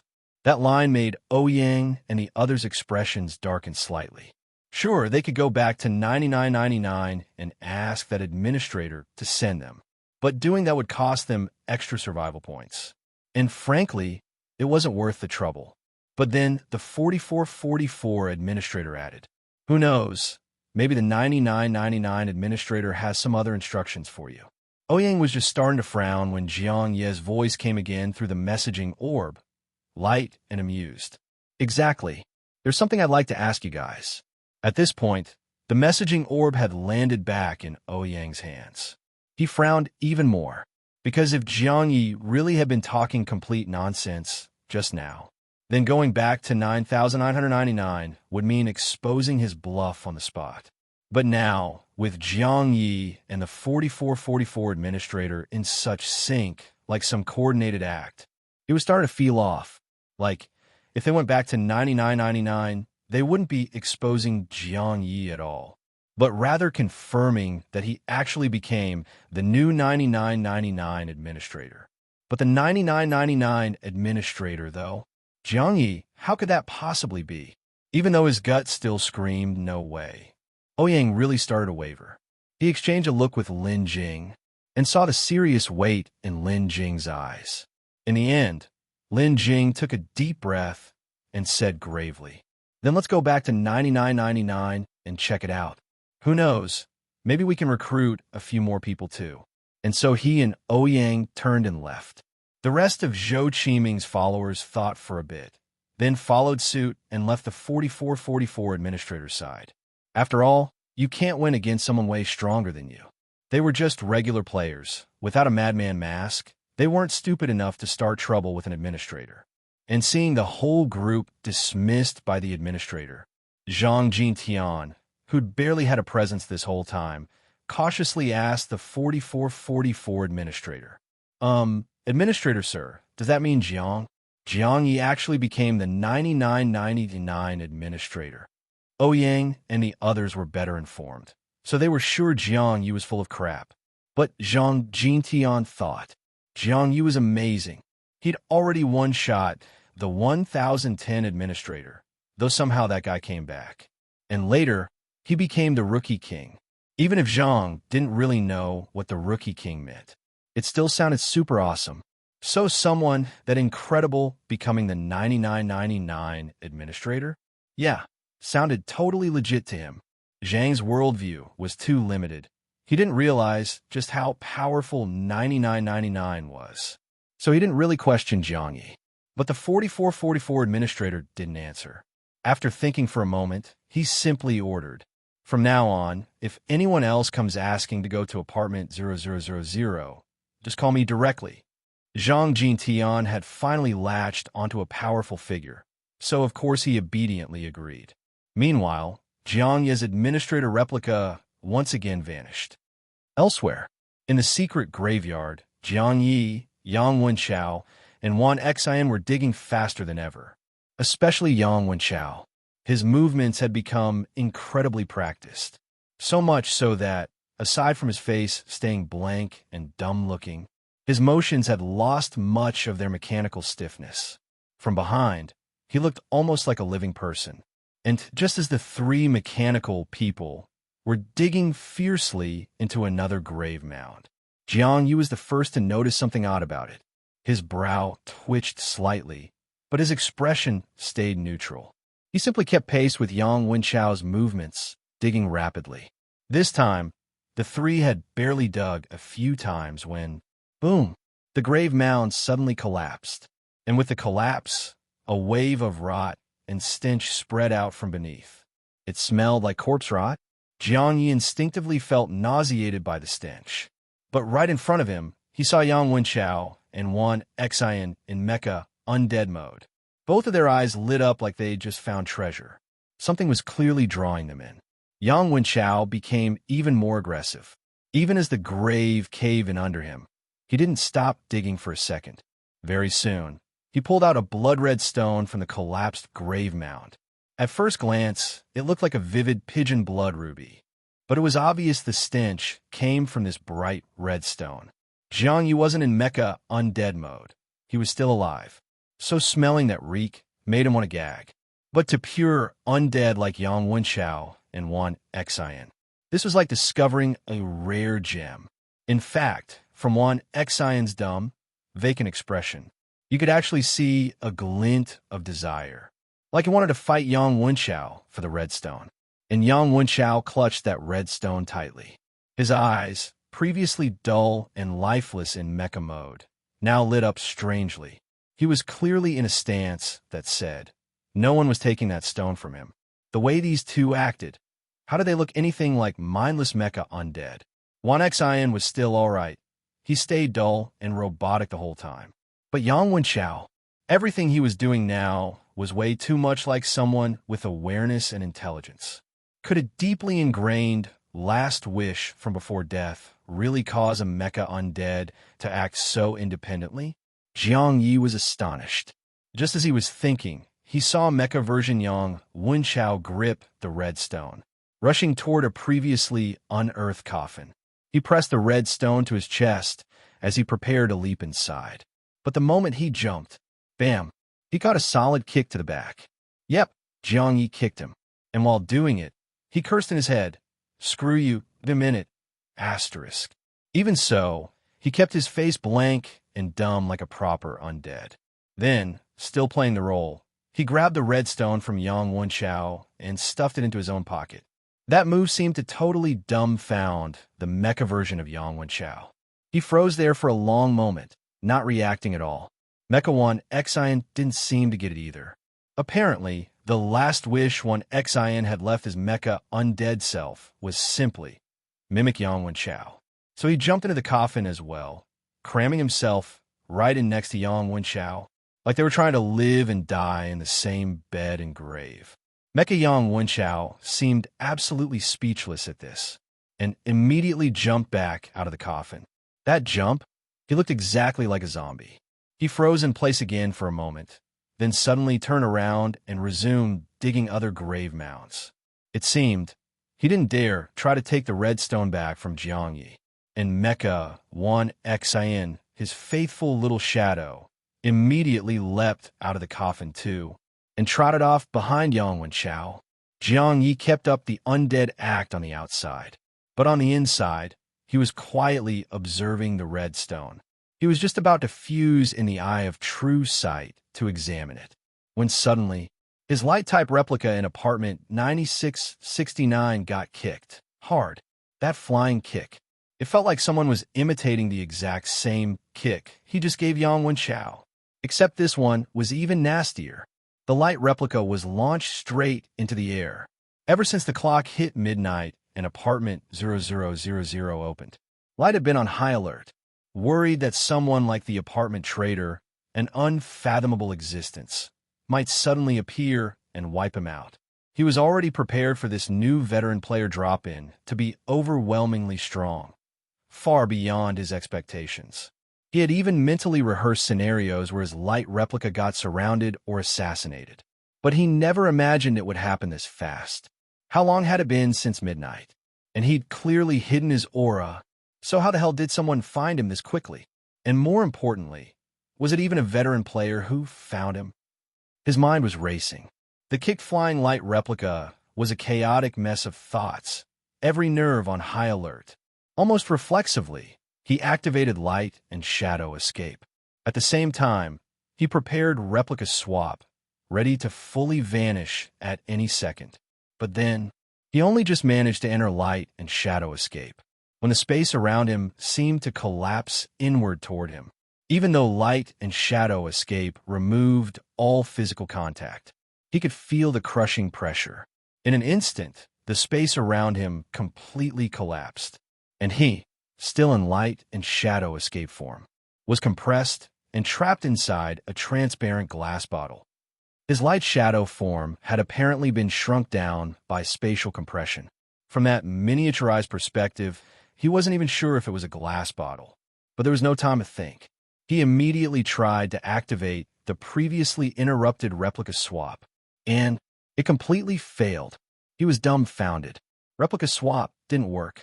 It was like he'd been completely sealed inside that bottle. Not only could light and shadow escape not get him out, even replica swap couldn't break free. What kind of broken, overpowered method was this? Could it be the apartment trader come to capture him? No matter who it was, if someone really wanted to kill a light type and claim the kill on-site order reward, then, with a heaven-defying method like this, they could have easily one-shot him. But instead of killing him, the attacker chose to trap him. Jiang Ye instantly calmed down. He still wasn't fully used to the perspective of light and shadow escape, so he immediately switched back to human form. Part of it was also to test if a glass bottle could compress light and trap his light form. Could it also trap his human form? But once he returned to human shape, he was even more shocked, because from the human perspective, he could clearly see he really was trapped inside a glass bottle. And that glass bottle, in the normal world, was roughly the size of an average person's thumb, which meant that in his current form inside the bottle, he'd been shrunk down to the size of a grain of rice, or barely bigger. What the H*LL kind of technique was this? Too overpowered. He then looked up, following the curve of the bottle, toward the person holding it. Because of the distortion from the glass and his miniature size, he could only barely make out that the giant holding the bottle seemed to be a woman. She didn't look that young, but also not past 40. Probably one of those elegant, mature types. But her face was cold, freezing cold. She looked absolutely furious, like she might crush the bottle in her hand at any moment. Jiang Ye swallowed hard, unsure if he should try reasoning with the woman who'd just caught him alive. But before he could speak, that giant woman suddenly raised the bottle and shouted furiously into the air. "Wang Hanmo, I know you're nearby. It was your person who broke the contract first. So killing him is totally justified, not a breach of contract." The sheer volume of her voice, to little mini Jiang Ye, was like a megaphone on steroids. It sent tremors through his whole body. And what she was saying was even more baffling. Wang Hanmo. Who the hell was that? He'd never even heard the name. And when did he become one of Wang Hanmo's people?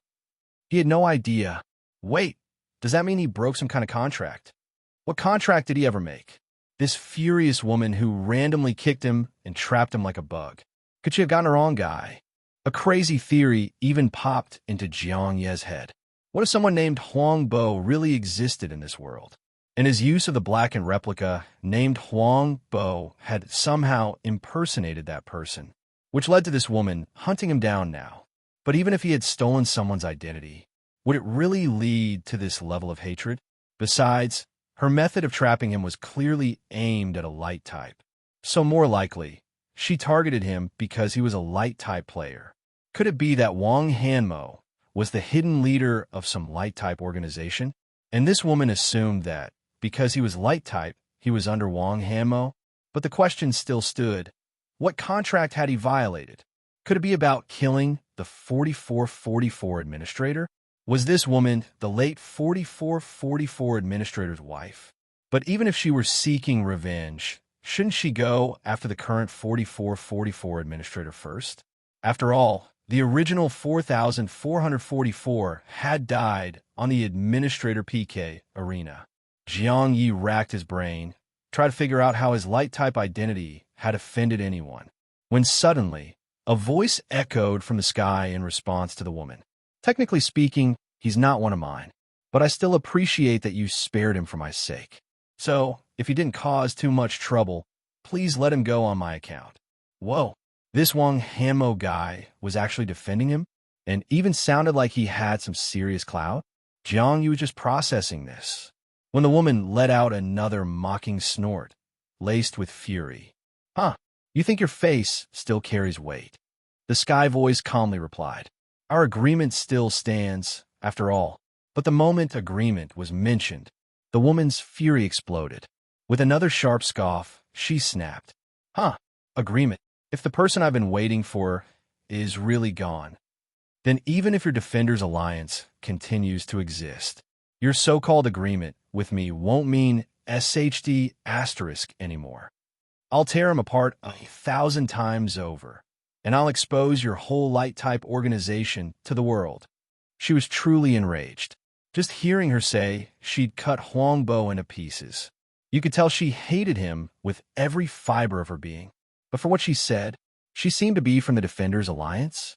At the very least, she definitely wasn't a dark-type player. So why did she have such venom toward light-type Huangbo? What exactly had he done to violate the agreement between her and the light-type group? Jiang Yu was just starting to piece things together, wanted to hear more of their conversation, when the furious woman abruptly put the bottle away. He felt himself, glass and all, being stuffed into some pitch-black space. No light, not a single sound, and as long as the bottle remained, light and shadow escape and replica swap were completely useless. Just like that, the light-type replica was sealed away. Luckily, he hadn't lost connection with his other replicas. All of them were now on high alert. But if even the light-type replica could be caught so easily, without a chance to fight back, there was no way the others would go rushing in to die. In fact, the other replicas became even more cautious, terrified that the next second, they'd be snatched one after another. What the F asterisk asterisk K? The defenders were way too strong. And also, wasn't it said that on the second day, veteran players couldn't leave apartment 0000? That only when a light type entered apartment 0000 would it be a death trap? So why, just after midnight, did a veteran player already rush out to another apartment and make a move on the light type? What the F asterisk asterisk K is this? So, rules really are made just to restrict the weak, huh? All his replicas took a deep breath. Meanwhile, in the White Tower with Zhou Yuling, Wu Ying took the opportunity to ask Zi Sang Haoyun. I've had this doubt for a while now. Thought I'd take this chance to ask you, Brother Sang. Zi Sang Haoyun looked carefree and casual on the outside. He clapped a palm on Wu Ying's shoulder and said, Come on, man. You've got a question. Just ask. No need to be so polite. But that name you're using, it sounds really off. Either call me Zi Sang, or Haoyun, or even Brother Yun. This Sangji thing just sounds wrong. Zi Sang is a compound surname. You can't split it. Jiang Ye laughed awkwardly and quickly corrected himself. All right, Zi Sangji it is. Zi Sang Haoyun was speechless. He strongly suspected this guy had figured out he hated the Sang part because it sounded like funeral or loss, and was deliberately messing with him. Of all the options, why choose that one, huh? Still fuming internally, Jiang Ye didn't hold back anymore and asked directly. I've always been curious. Back when light types weren't even a threat, veteran players still seemed really obsessed with descending into the beginner apartments, right? Sure, beginner apartments have low prices, great perks, you can stomp noobs and show off. There are a lot of advantages, yeah? But I always felt like the competition to get into the beginner apartments was just way too intense. Not just back when there weren't light types, either. Even this time, with a light type threat hanging over everything. So many still force their way into the beginner apartment just to follow someone like Zhou Yuling. And among those tens of thousands, there are players from top-tier factions who already had it good. For players with that kind of status and position, isn't becoming Zhou Yuling's follower too risky? So I'm thinking, maybe the beginner apartments have some kind of hidden benefit that I don't know about. He phrased it carefully to avoid raising any suspicion. But as he kept talking, he noticed Zi Sang's expression subtly shift. Jiang Ye's heart skipped a beat. Had he said something wrong? Then he heard Zi Sang suddenly ask, "By the way, do you have any family?" Jiang Ye reflexively cursed in his heart. "Screw you. Your family's gone." But he quickly noticed that Zi Sang wasn't mocking him. He was asking seriously. So Jiang Ye thought over. As Jiang Ye, he technically did have family, but they weren't close. And as Wu Ying, the bitter wanderer from the Sanhe God tier squad, he was basically alone. So Jiang Ye answered based on Wu Ying's background. "Yeah, you could say I'm an orphan." Zi Sang nodded. "Then that makes sense. But you're an eerie player, right? So you should have thought of this. The so-called eerie means that even in death, there can still be life." Zi Sang gave him a deliberately mysterious look, clearly trying to sound profound. Jiang Ye paused in surprise. From that cryptic comment, he suddenly pieced together something important that he'd previously overlooked. Back when he took on Wu Ying's identity, he had already learned this. Eerie players like Wu Ying, they had already died before entering the Doomsday Apartment. Their dead selves entered the apartment as eerie beings. But in that state, they were blank and mindless, with no memory of their former lives. Only after invading a human player and becoming an eerie player did they recover their memories from life. He'd known this, but he hadn't thought much of it until now. Now, with Zi Sang specifically asking him about his family, he realized, while Jiang Ye had weak family ties and Wu Ying had none, most ordinary people did have emotional bonds. Some had loved ones who had already passed before they ever entered the Doomsday Apartment. Like Yu Hua once wrote, "The death of a loved one is never a downpour, but a lifetime of lingering dampness." Most of the time, the dead are always quietly held in the hearts of the living. There are always those left behind, still thinking. She left with so many regrets. She never got to see the world change, the beauty of life. If only she were still alive, if only she could have seen what came next. And so, for those who carry such deep attachments, it truly does mean eerie beings may die, yet still live. From Wu Ying's expression, Zi Sang Haoyun could tell he had figured it out. So he gave a straightforward explanation. "That's right, it's exactly what you're thinking. Every time a new beginner apartment is born, it comes with two types of beings. One is human players, and the other is eerie beings. Human players are those who were alive before entering the apartment. Eerie beings are those who were already dead before entering. You already know this. Those eerie beings can invade players, obtain player status, and awaken the memories they had before dying. And that means those who died long ago before entering the apartment can be reborn in a different sense by becoming an eerie player. Just like you, Wu Ying, you were already dead before entering the apartment. Yet now, you're a living eerie player. Of course, you became one through your own efforts. But other eerie beings can become eerie players with the help of their living family members. That's why veteran players descend into beginner apartments, not just to enjoy the perks or show off in front of newbies. More importantly, they come to search for their family members. They comb through the eerie beings, looking for loved ones who died. Then help them undergo eerie transformation, become eerie players, and bring them back in a whole new way. Jiang Ye gave a subtle nod. That was exactly what he'd inferred from Zi Sang Haoyun's words. But clearly, Zi Sang knew much more. He continued, "You've been through the beginner apartment too. Ever done any of those janitor, errand runner tasks?" Jiang Ye nodded, then shook his head. He replied in Wu Ying's identity. "I know about them, but I never did any. By the time I became an eerie player, the apartment was already chaotic. Hardly anyone was still doing those jobs." "Exactly." Zi Sang Haoyun smiled faintly. "But have you ever wondered? Those so-called part-time jobs are completely meaningless. Delivering packages to eerie beings, cleaning up, providing services to them, All this time-consuming, energy-draining stuff, plus the use of apartment-exclusive game coins. It all exists just to burn through newbie players' time and energy. When a ton of players are busy focusing on these pointless chores, they naturally won't think about grinding monsters or leveling up. And even if a few do choose to fight monsters and level up, only a very small number actually see through the apartment's true nature and act decisively. Plus, even those players usually head for the deep ends of the corridors to find monsters.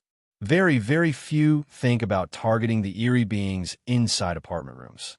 That's why, usually by day 8, when veteran players descend, those eerie beings in the apartments are still alive and well.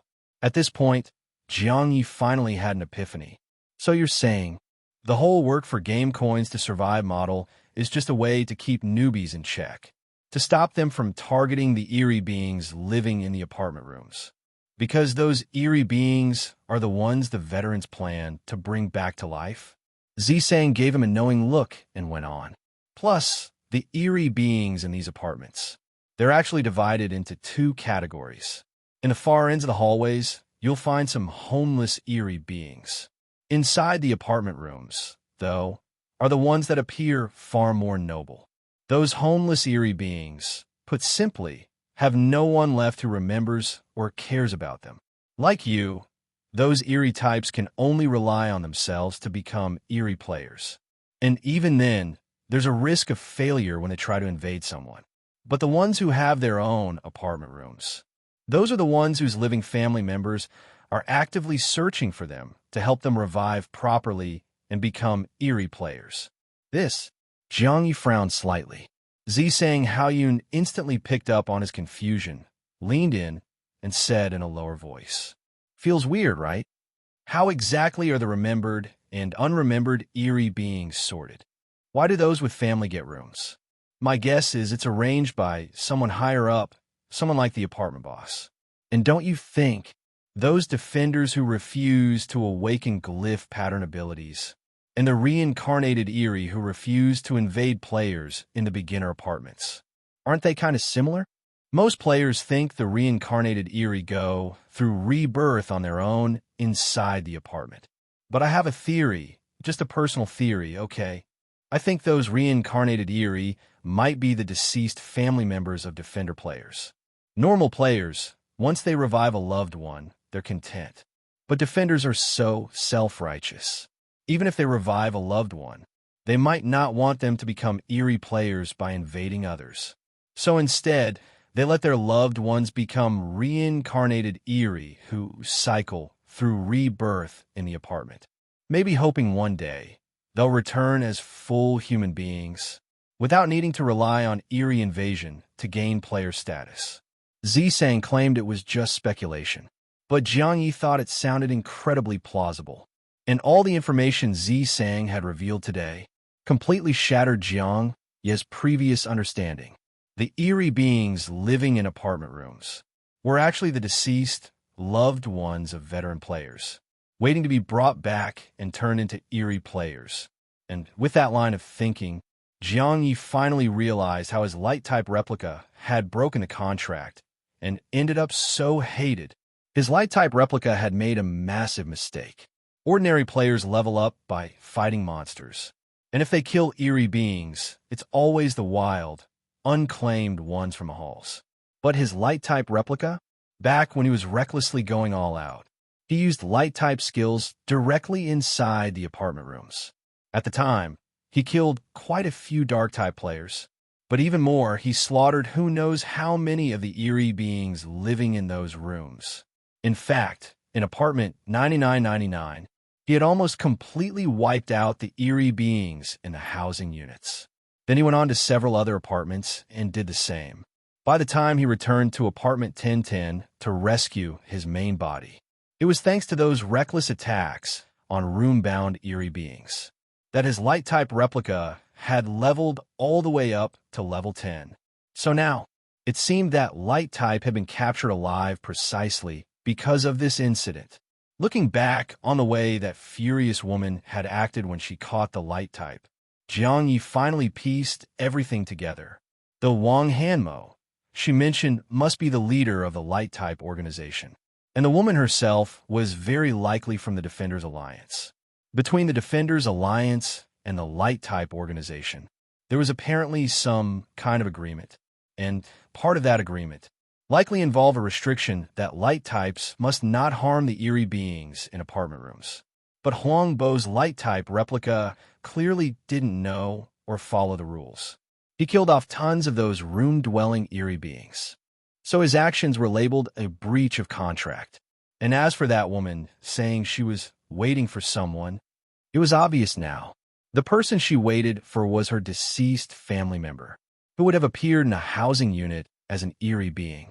Whether that person had been among those killed by Light's reckless rampage, that was still unclear.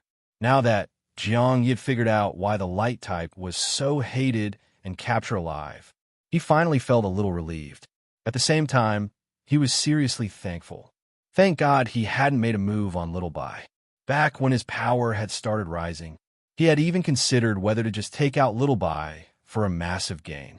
But now it seemed Little Bai's background wasn't just tied to the 100 Eerie Alliance. She might also have powerful Defender players backing her. And it wasn't just her. Even the other reincarnated Eerie likely had protectors behind the scenes. Guan He, for example. Whoever stood behind her probably wasn't ordinary, either. As for who was behind Little Bai, Jiang Ye didn't know why, but his instinct immediately thought of Zhou Yuling. He also wondered, for a reincarnated Eerie like Little Bai, who seemed to have self-awareness, had she awakened the memories of her former life? Or did she just have consciousness, but no memory? He was just about to ask Zisang Haoyun more about the details of reincarnated Eerie, when suddenly, Zisang Haoyun seemed to sense something, and cautiously turned to look to the right. At the same time, from that direction came a voice. I heard your duo organization has someone named Wu Ying, who used phantasm parasitism to replicate Jiang Ye's identity. With that voice, a young man with darkened lips slowly walked over toward the duo members, scanning the group as he asked, "Which one of you is Wu Ying?" Among the veteran players, Wu Ying was basically a small fry. The other duo members all turned to look at him. The dark-lipped youth looked directly at him and asked again, "You're Wu Ying?" Jiang Ye stared at the guy's black lips and replied, "Bro, you look like you've been poisoned." That abrupt comment instantly froze the air around them. A few clueless spectators nearby even snorted with laughter. The young man's face turned pitch black, figuratively and literally. His gaze toward Jiang Ye turned ice-cold and venomous. "Poison, huh? What? Are you offering to cure me?" Jiang Ye immediately waved his hands. "Unfortunately, I'm not qualified for that." The youth sneered and spoke bluntly. "You're using your identity as Wu Ying right now, right? Switch to Jiang Ye.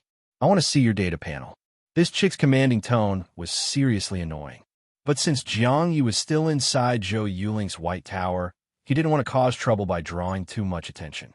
So after some thought, he obediently switched to the Jiang Ye identity. While displaying Jiang Ye's data panel, he sent a private message to Zisang Haoyun. Who the H*LL is this guy? Acting so cocky even while poisoned? Zisang Haoyun really had quite the network. Not only had he recognized Su Go and Peng Gu before, now he replied right away. He's a former rookie king, Yin Cheng. Those black lips probably aren't from poison. It's a result of his own ability to. A rookie king showing up at the beginner apartment is probably because he's aiming for the administrator identity. But how did he even notice Jiang Ye? Don't tell me Jiang Ye has already become rookie king? An offended Yin Sheng in the rookie king group chat. Anyway, in the beginner apartment, Jiang Ye is already attracting a lot of attention. Mainly because he actually dared to cozy up with that light type, Huang Bo. Which means, since you're using the Jiang Ye identity, you're definitely going to be watched by some players too. Jiang Ye was speechless, replying without thinking. "Yeah, I've got the Jiang Ye identity, sure, but these big shots have all sorts of tricks. Wouldn't it be easy for any of them to disguise themselves as Jiang Ye? Actually, forget easy. It'd be a piece of cake, okay. They could just disguise themselves as Jiang Ye. Why do they even need me for that?" In fact, Jiang Ye was thinking, I'd be thrilled if they all disguised themselves as me. But Zisang Haoyun rolled his eyes at him and replied in private, Are you dumb? That kind of disguise that only changes the face. Anyone with the lowest level detection skill can see right through it. Some experienced ones don't even need detection. Their naked eyes are enough. That kind of disguise is just fooling yourself. Jiang Ye was speechless, screaming internally. Who says it's just fooling yourself? That kind of disguise is actually super useful. Okay? As long as you dare to pretend, I'll believe you're Jiang Ye. Unfortunately, that roar stayed bottled up in his chest. He was dying inside from the frustration. Thankfully, things quickly took a turn. Yin Cheng, with his black lips, stared disdainfully at the data panel Jiang Ye displayed and said, So this is it? You're saying this is Jiang Ye's data panel? With stats this trashy, it's ridiculously pathetic, don't you think? Wu Ying knew what he was getting at and explained. That really is Jiang Ye's data panel from during a duel. Probably also the one he normally shows people. But that guy's really sly. Once he starts fighting for real, his strength suddenly skyrockets. His attributes spike, plus he gets an ice-type ability. His attacks just keep coming.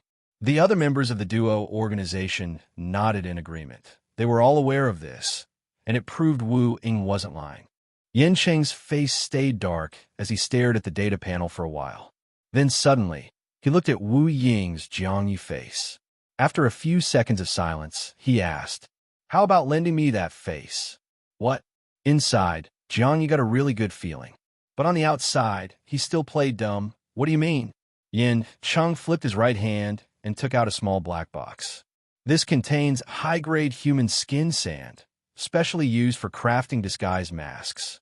As he spoke, he opened the box directly. Inside was a black, mud-like paste, kind of like that mud girls use for facial masks. Yin Cheng didn't hold back. He scooped up a lump of that paste and smeared it all over Jiang Ye's face, spreading it around randomly. What the H*LL? Jiang Ye cursed, but inside he was ecstatic. Human skin mask. Once this thing was made, wouldn't it allow for a perfect disguise as him?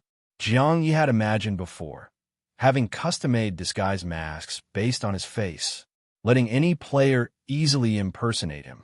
But before, it was just an idea. He had no clue how to actually make one of those masks. But now he knew. When that black paste hit his skin, it burned like fire. It felt like countless tiny needles were stabbing into his facial nerves.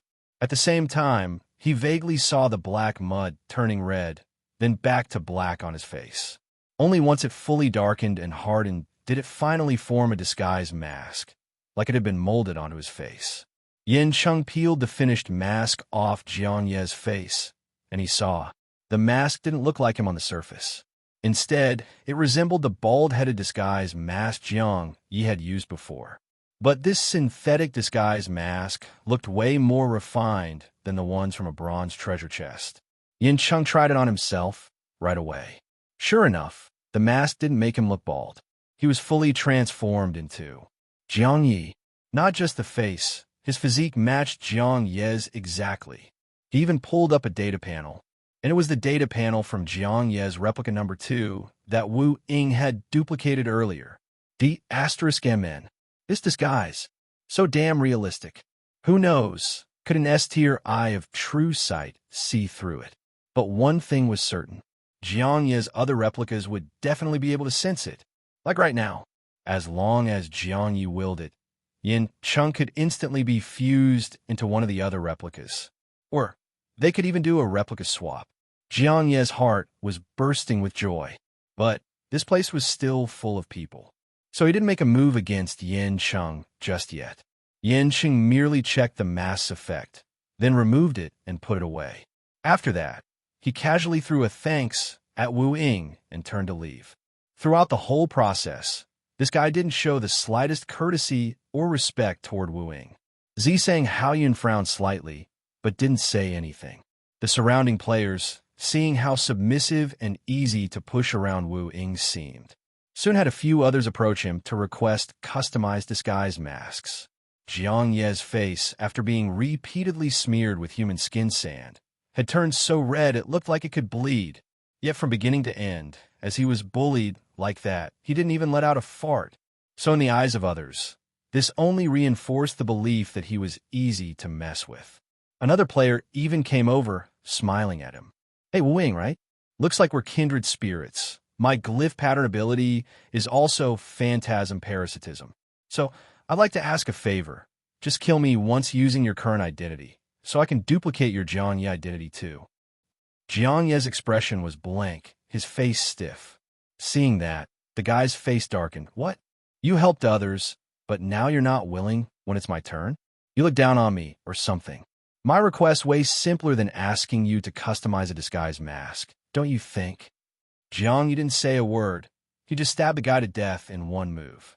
Of course, moments later, the guy appeared in a shadow. Not long after, he revived using the Jiang Ye identity. Wearing that face, he chuckled cheerfully and gave a casual thanks. He even complained, such trash stats, yet it took up one of my phantasm slots. TSK. Jiang Ye stayed silent, but quietly messaged Z saying how yun again. So many people want to make Jiang Ye disguise masks? Aren't they afraid of getting exposed? What if the light types find out? If multiple Jiang Yes show up at once, wouldn't it be super obvious? Z saying how yun explained doesn't really matter. There are lots of replica type items out there anyway. Besides, didn't we speculate before that Jiang Ye might already have some kind of replication ability? But the main reason is human skin sand really isn't rare. I remember several secret realms where you can find whole pools of the stuff. Most players don't even bother digging it up. Also, rubbing that stuff on your face hurts like H*LL. I heard if you use human skin sand too much, it messes up your facial nerves. Eventually you go completely numb. Generally speaking, no one would ever agree to let others use their face to make disguise masks. You being so obedient and letting people smear human skin sand on you might be the only one in the whole Doomsday Apartment like that. Jiang Ye feigned anger. FK. So it's my fault for being too easygoing. But deep down, he was even more pissed. If that's the case, then why aren't more people coming to have Jiang Ye disguise masks made? It's just a few people. Totally not enough.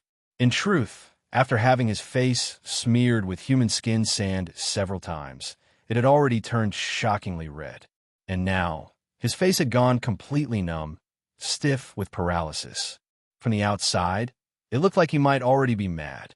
After all, even a dog will bite when pushed too far. Though he seemed easy to bully, the other players also worried they might go too far and actually piss him off. So eventually, no one else came over. Jiang Ye was so bummed out, so he announced loudly to everyone around. Everyone, don't worry. I've got a deadly grudge against that Jiang Ye. So, helping you all make Jiang Ye disguise masks? I'm absolutely thrilled to do it. In fact, if any of you can cause Jiang Ye trouble using his own identity, I'd love to see it happen. So anyone who wants to customize a Jiang Ye-style disguise mask, don't be shy. Just slap the human skin sand on me. I'm totally fine with it. That speech left everyone a bit dumbfounded. No one could tell if he was just making excuses for not resisting, or if he genuinely didn't care what everyone was doing. But since he'd said it, sure enough, a few more people came over to get disguise masks made. One particularly shameless guy even ordered 5 at once. Wu Ying's replica version of Jiang Ye. His entire face had gone completely numb from the pain. And yes, he'd actually turned into a full-on face-paralyzed zombie. He couldn't even make an expression anymore. Z saying Hao Yun, watching from the side, even started feeling a little bad for him. Meanwhile, in apartment 4444, not long after Ouyang and Lin Jing had been driven away by the administrator, they appeared on the rooftop. After the apartment fusion, half of the rooftop teleportation array had been restored. However, a little after midnight, the rooftop seemed darker than usual, the lighting extremely dim. Still, these strong veteran players were all equipped with night vision items. In the gloom, their sight was completely unaffected.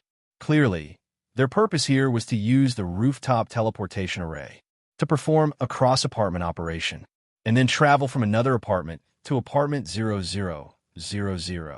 At this moment, the rooftop was silent. None of them seemed in the mood to talk. Then just as one of them, a follower of Zhou Qiming, stepped toward a teleportation device. A sinister pushpin suddenly pierced silently into his eye. The eerie pushpin, of course, came from Chu Xing's glyph pattern ability. The pushpin was small, dark in color, and hard to notice in a dim environment. Not to mention, Chu Xing's SS-tier dark-type ability included the S-tier skill, Shadow Body, which was an absolute stealth god skill. So when he hid in the shadows and silently activated his glyph pattern ability, most players couldn't detect a thing. By the time a stabbing pain hit the eye, panic would suddenly set in. But by then, it was already too late. Chu Xing used mental control through the pushpin, not to make the player do anything big, but simply to control him into disguising as Jiang Ye. This minor mental control went off without a hitch. In the blink of an eye, the player's appearance changed. Then, a replica swap instantly sent him to the administrator's secret graveyard. Because the switch happened just as the player was about to use the apartment's teleportation device. The nearby players also using the devices didn't notice a thing. They assumed the guy had simply teleported to another apartment. Once Jiang Ye had moved the target to the secret graveyard, he wasn't about to give him any chance to react. Mainly because his observer replica was currently in a personal instance. So he couldn't use the Fate Thread Bond ability to steal the guy's full memory. So Jiang Ye immediately used the administrator-fused 4th-tier entropy scythe to one-shot him. A familiar sequence, followed by a familiar prompt. Ding! Replica killed replica. You may choose. 1. Convert replica into survival points. 2. Replica revival. Obviously going for revival. Jiang Ye made the choice without hesitation. Immediately after, the guy who had just been one-shot revived right there in the graveyard. Jiang Ye quickly pulled up his data panel. Gugu, level 10. Stamina, 63. Energy, 78. Combat power, 1328. Survival points, 2. Ability, Hidden Weapon Mastery, A tier. Skills, Drunken Dream Needle, A. Piercing Nail, A. Flying Leaf Pluck Flowers, B. Explosive Caltrops, B. Glyph Patterns, Flesh Weaving, Tier 1. Art of Slaughter, Tier 1. This guy wasn't bad at all, even though his ability was only A tier. He had 4 skills, likely from using multiple skill scrolls. More importantly, his stats were shockingly high, mostly in the 60 to 70 range. Combat power had broken 1300 plus. What the H asterisk LL? Where'd he get such high stats? Jiang Ye took a closer look and quickly realized it was thanks to the Art of Slaughter glyph pattern. Players with this ability could gain various benefits from killing. First, as long as they killed living beings, they'd gain a dark type aura boost. And once that dark aura reached a certain threshold, they'd have a chance to awaken a dark type ability. Any glyph pattern that could help awaken extra abilities was definitely no small deal. Aside from that, Tier 1, Art of Slaughter granted temporary stat boosts during combat, and permanent minor stat increases after each kill. However, at Tier 1, the max permanent boost was 100 points. To go beyond that, it'd have to evolve to Tier 2. But upgrading this glyph pattern was tricky. It required a huge number of kills. And that was just Tier 1. The difficulty of higher tier evolution was downright absurd. If this guy seriously planned to keep developing this glyph pattern, he'd eventually become a mindless killing machine. Still, any glyph pattern that increased stats? Jiang Ye was more than happy to have it. Not to mention, the guy handed over 28 survival points for free. Yep, 28. Besides the 2 listed on his data panel. Jiang Ye also checked his survival Jade token, which had 26 more points stored. That said, Jiang Ye didn't use those points for now. Instead, he quickly performed a replica swap, sending this guy up to the rooftop of apartment 9999. The entire process flowed smoothly, start to finish. From an outsider's view, it'd seem like he just teleported from the rooftop of apartment 4444 to apartment 9999 using the teleportation device. However, something unexpected happened. Jiang Ye had assumed he'd run into Lin Jing and the others, who were also performing cross-apartment operations. But surprisingly, On the rooftop of apartment 9999, he saw only Ouyang. Where were Lin Jing and Zhou Qiming's followers? Had they not teleported over yet? Or maybe they had never planned to teleport to apartment 9999 in the first place? Jiang Ye felt something was off. Sure enough, Ouyang looked surprised when he saw him. You came to 9999 too? Weren't you? Mid-sentence, he suddenly stopped, frowning suspiciously. D*MN, this Ouyang. Way too sharp. Just a simple teleport mistake, and he's already suspicious? Not having the full memory really is a pain in the ***. If only the main body could unlock a skill that directly acquired replica memories. Still, Jiang Ye didn't panic. He put on a calm face and said in a deep voice, I came to 9999 for my own reasons. As he spoke, he activated flesh weaving, transforming his face into Jiang Ye's appearance. Ouyang looked surprised, but with one detection, he instantly saw through it. This Jiang Ye had used flesh weaving to disguise. At the same time, the detection skill also revealed that this guy's panel was definitely showing the name Gugu. Even so, Ouyang's frown only deepened. This kind of low-level disguise. Who do you think you're fooling? You say you have your reasons. Then what exactly are they? Could it be some special instruction from Zhou Qiming? Jiang Ye wasn't the only one who noticed Zhou Qiming's resurrection in apartment 4444. All the players who had dealt with Zhou Qiming before had picked up on it too. But for some reason, Zhou Qiming hadn't contacted anyone. Not even his own followers had heard from him. They tried messaging him through their survival jade tokens, but he never responded. Ouyang and Lin Jing had originally assumed that the resurrected Zhou Qiming might be trapped in one of the coffins in the grave mound zone of the underground graveyard.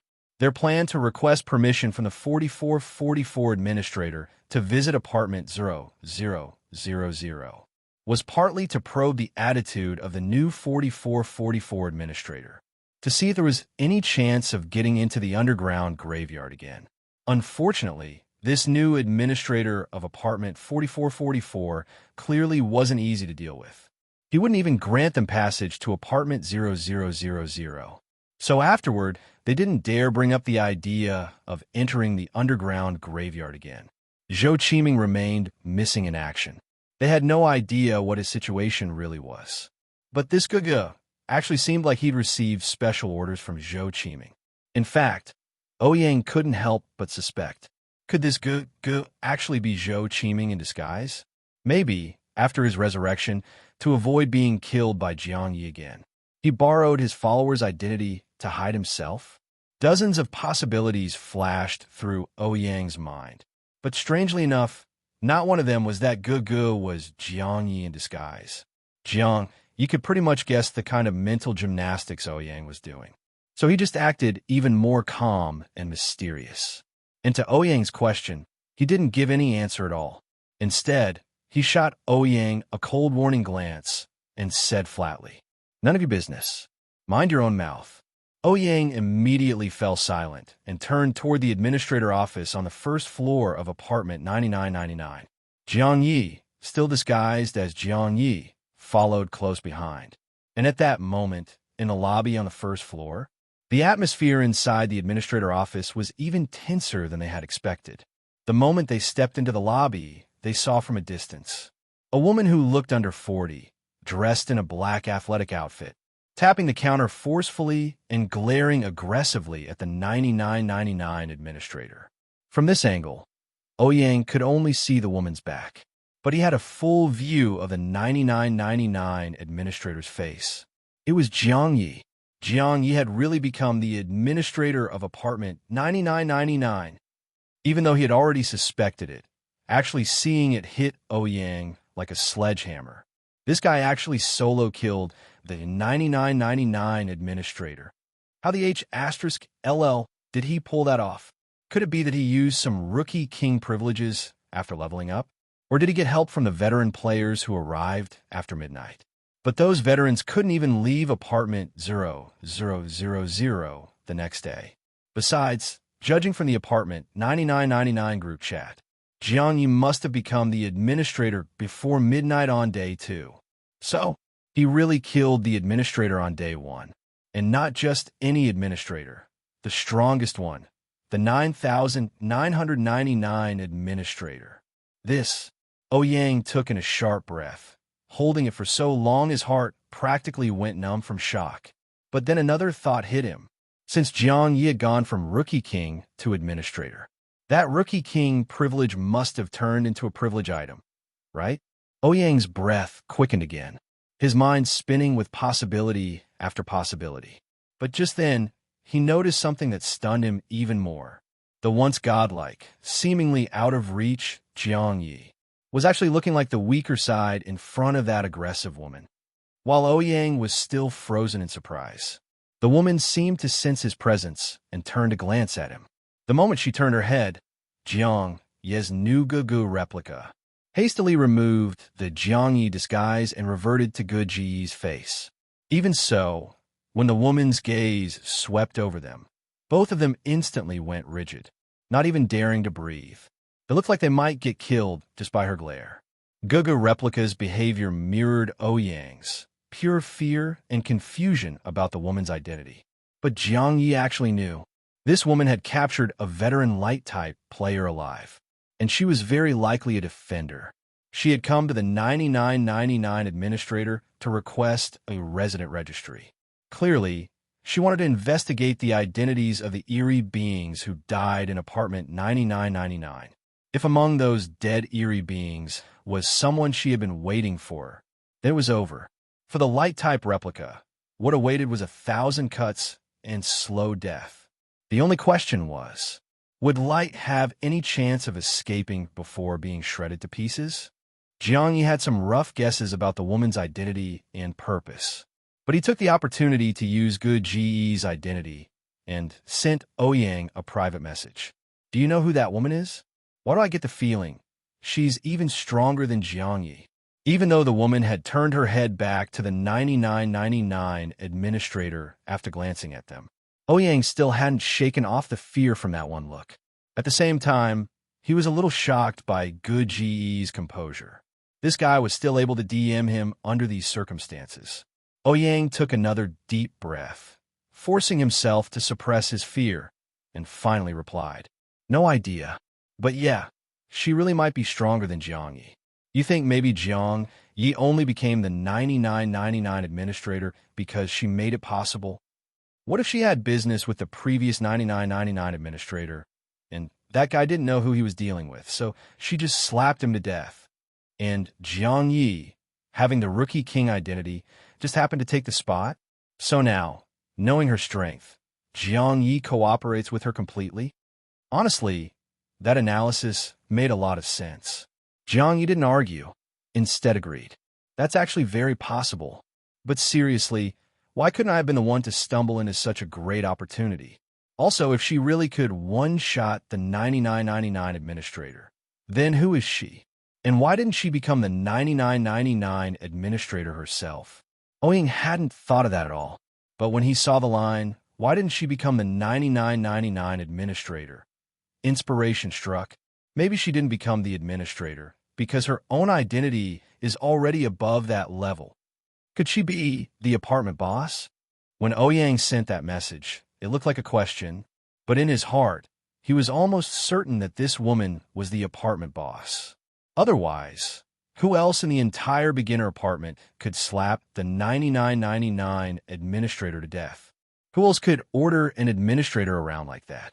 The more he thought about it, the more convinced he was. This woman really might be the apartment boss. And with that thought, his heart pounded furiously, and a dozen wild ideas raced through his head.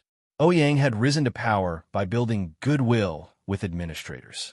Even the previous 9999 administrator had given him a voice transmission pearl, and the former 4444 administrator had even led him into the graveyard. That alone proved, at least in others' eyes, that he was pretty good at currying favor with administrators. The truth was, Ouyang had managed that thanks to his talent, charm aura, plus the innate skill, resonance with the strong, which made it easier to gain favor from those in power. Now, if he tried to approach this apartment boss. And if she really had the power to make Jiang Ye an administrator by handing him a lucky break, then maybe, just maybe, she could let it be an administrator too? Of course, dreaming was nice, but when it came to actually doing it, Ouyang still couldn't suppress his fear. Still, he lived by the saying from Eunuch Shun, opportunities to change your fate don't come often in a lifetime. If he didn't want to be some nobody forever, he had to grab every chance with all his might. So Ouyang took another deep breath, his heart pounding, legs shaking. And still, he stepped forward, heading toward the counter where the woman was speaking with a 99.99 administrator. Jiang Ye, in his Gugu replica, stared at Ouyang's back in shock. D*M, this guy's seriously that bold? Even a 99.99 administrator version of Jiang Ye, behind the desk, heard Ouyang's voice, trembling but trying to sound composed. Excuse me, what are you talking about? Honestly, when Ouyang blurted that out, his mind went totally blank. In that instant, he seriously thought he might die in the next second. Cause of death, being nosy, right? Why did he ask such a stupid question? No, even more importantly, why the H*LL did he rush up like that? Was he possessed? Had Gugu used some kind of mental control skill on him? Of course, these were just desperate delusions in Ouyang's head. Deep down, he knew it was his own choice. The woman was flipping through the apartment resident registry, and Ouyang's question made her pause. The air grew strangely still for a long moment. But to Ouyang's shock, she didn't slap him to death. Instead, her face turned sour, and her voice was cold. You live in this apartment? Which room? Ouyang blinked in confusion, swallowed hard, and answered. I live in room 2008. I'm Ouyang Fan. She glanced down at the registry, then gave a small nod. Sure enough, room 2008 was occupied by Ouyang Fan. She looked at him again, her gaze thoughtful. Then she suddenly sneered. Think that just because you've got charm aura, you can cling to the strong so easily? Ouyang's brain buzzed. He was completely stunned. In his mind, he really thought the next moment might be his last. But unexpectedly, the woman suddenly handed him the registry book, her voice heavy. Here, you help me check. Check. Check what? Ouyang looked dumbfounded, unable to believe he'd just dodged death. Helping a big shot with a task. This was divine providence. He was about to suppress his fear and ask what she wanted him to look for. But the woman spoke again first. Among all the Erie residents, find out if there's one named you who... Ouyang's eyes instantly lit up. The woman suddenly grabbed his arm, her tone sharp. What is it? Don't tell me. You've seen him? Ouyang froze, panicking, and no. I am just really honored to help a big shot. But that explanation barely made it to the word help, when a sharp PK suddenly cut him off. Ouyang took a full-on slap to the face. The force behind that slap was so vicious that Ouyang's entire left cheek swelled up red. Even with his decent attributes, blood trickled from the corner of his mouth, and his gaze turned dazed. But the woman's tone was even more ruthless than her slap. Who gave you permission to be glad? If I'm not happy, then no one in this whole apartment 99.99 is allowed to be happy. In that moment, the entire administrator office went dead silent. Jiang, you didn't even dare breathe. Ouyang, despite the pain, dizziness, and fear, also held his breath, making no sound. The woman seemed barely satisfied with their reactions. She gave Ouyang another fierce glare, then barked harshly. If you don't want to die, then check thoroughly and properly. As she spoke, she waved her hand. A humanoid black shadow appeared beside Ouyang. The woman said coldly, This puppet shadow will watch over you while you complete the task of reviewing the apartment resident registry. So don't even think about pulling anything funny. 10 minutes max. I'll be back to ask for your answer. Then, she turned a glance at Guji's direction and snapped. You? Come help check too. Gugu Replica didn't dare breathe either and rushed to the front desk. The clearly unhinged woman left the black shadow to monitor them, then vanished on the spot. Even though her figure had disappeared, the three of them could still feel it. That shadow she left behind was no weakling either. At the very least, it could definitely one-shot all three of them. Especially since Jiang Ye had experienced firsthand how she instantly captured the light-type replica alive. So he knew very well. There was no escaping her. Of course, to be precise, only two of them mattered. Because out of the three present, two were Jiang Ye's replicas. And Ouyang, he was still shaking with fear even now. This time, he finally understood the saying. One moment of bravery, a lifetime of introversion. Now he realized, even if he completed the task that Madwoman assigned, he probably wouldn't get anything good out of it. Worse, if they really did find something that made her angry or drove her insane, then all three of them might not have a good ending. Ouyang was just vaguely guessing, but Jiang Ye was completely certain. If that woman's target, Yuhu, really appeared in the apartment 9999 registry, then his 9999 replica would likely meet the same fate as the light-type replica. He couldn't even be sure whether replica substitution would save him.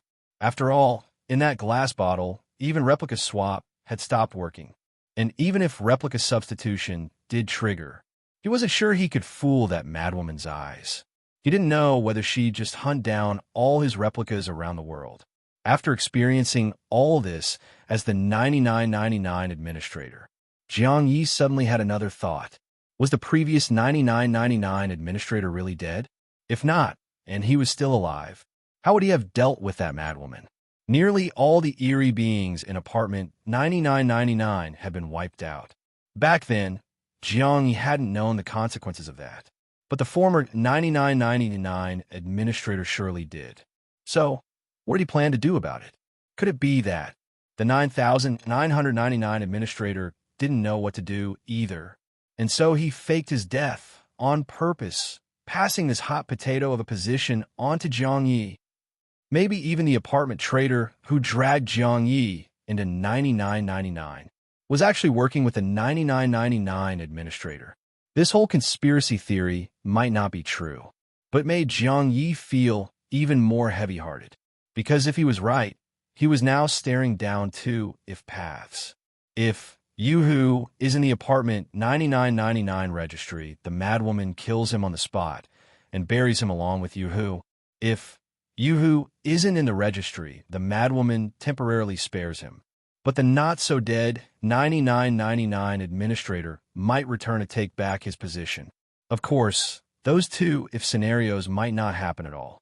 It's entirely possible that Jiang Ye was just overthinking things.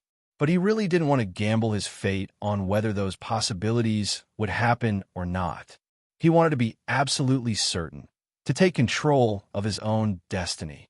He didn't want, when that madwoman slapped him across the face, to be like Ouyang, not to mention fighting back. He wouldn't even dare to breathe too loud in his pitiful state.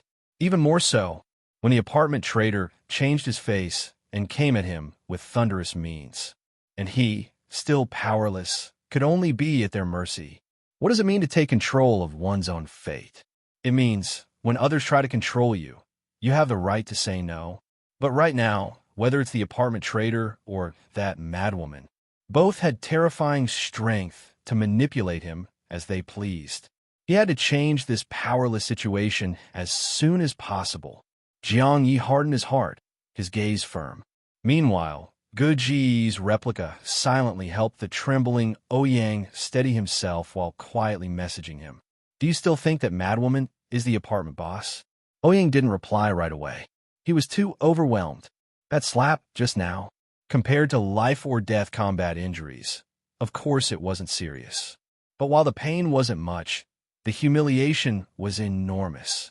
Ouyang had never been slapped like that in his whole life. And in front of Jiang Ye and Gugu, no less. It was too humiliating. He couldn't calm the surge in his chest for a long time, until Gugu messaged again. Now, we're all grasshoppers tied to the same rope. You saw her condition yourself. If I'm right, and the you she's looking for really did die in apartment 9999, then we're not just being forbidden from showing joy. She might drag us to die along with Yuhu, which means our lives are on a 10-minute countdown. Aren't you usually quick-witted? Get it together and think of something now. Because of the puppet shadow the madwoman left behind to watch them, the three of them naturally didn't dare speak aloud. And words, after all, weren't as emotionally compelling as voice. Jiang Ye wasn't sure whether his message would get Ouyang to snap out of it. But fortunately, the fact that he'd managed to suppress his fear and go talk to that madwoman just now meant Ouyang really did have some fight in him. He wasn't so easily crushed. That bit of fight was still burning in him, and after that humiliating slap, it even carried a hint of darkness. He silently wiped the blood from the corner of his mouth and took half a bottle of a small red healing potion. At last, Ouyang's usually bright and smiling eyes were now clouded with gloom. He looked at Gugu quietly. Then, he picked up the registry and began examining it carefully. He acted like it was nothing, but at the same time, he finally replied to Gugu. 10 minutes isn't much. Might not even be enough to finish checking the registry, let alone come up with a way out. But I do agree with one thing you said. Now, we're all grasshoppers tied to the same rope. So if there are enough grasshoppers on this rope, maybe we'll have strength in numbers. This Ouyang. Jiang Ye wasn't stupid. He could obviously hear the implication behind strength in numbers. Clearly, he wanted to drag others into the mess. And in fact, while still private messaging, Ouyang really started acting on it. After scanning just one page of the registry, he respectfully addressed the puppet shadow, the madwoman left behind. This apartment has too many eerie beings. I'm not sure I can finish reviewing all resident info in 10 minutes. Would the boss permit us to call in some outside help? The puppet shadow was just a mass of darkness, no facial features. But it trembled slightly. It looked like it really had heard Ouyang's voice. Then, from within the shadow, came the madwoman's voice, "Do what you want."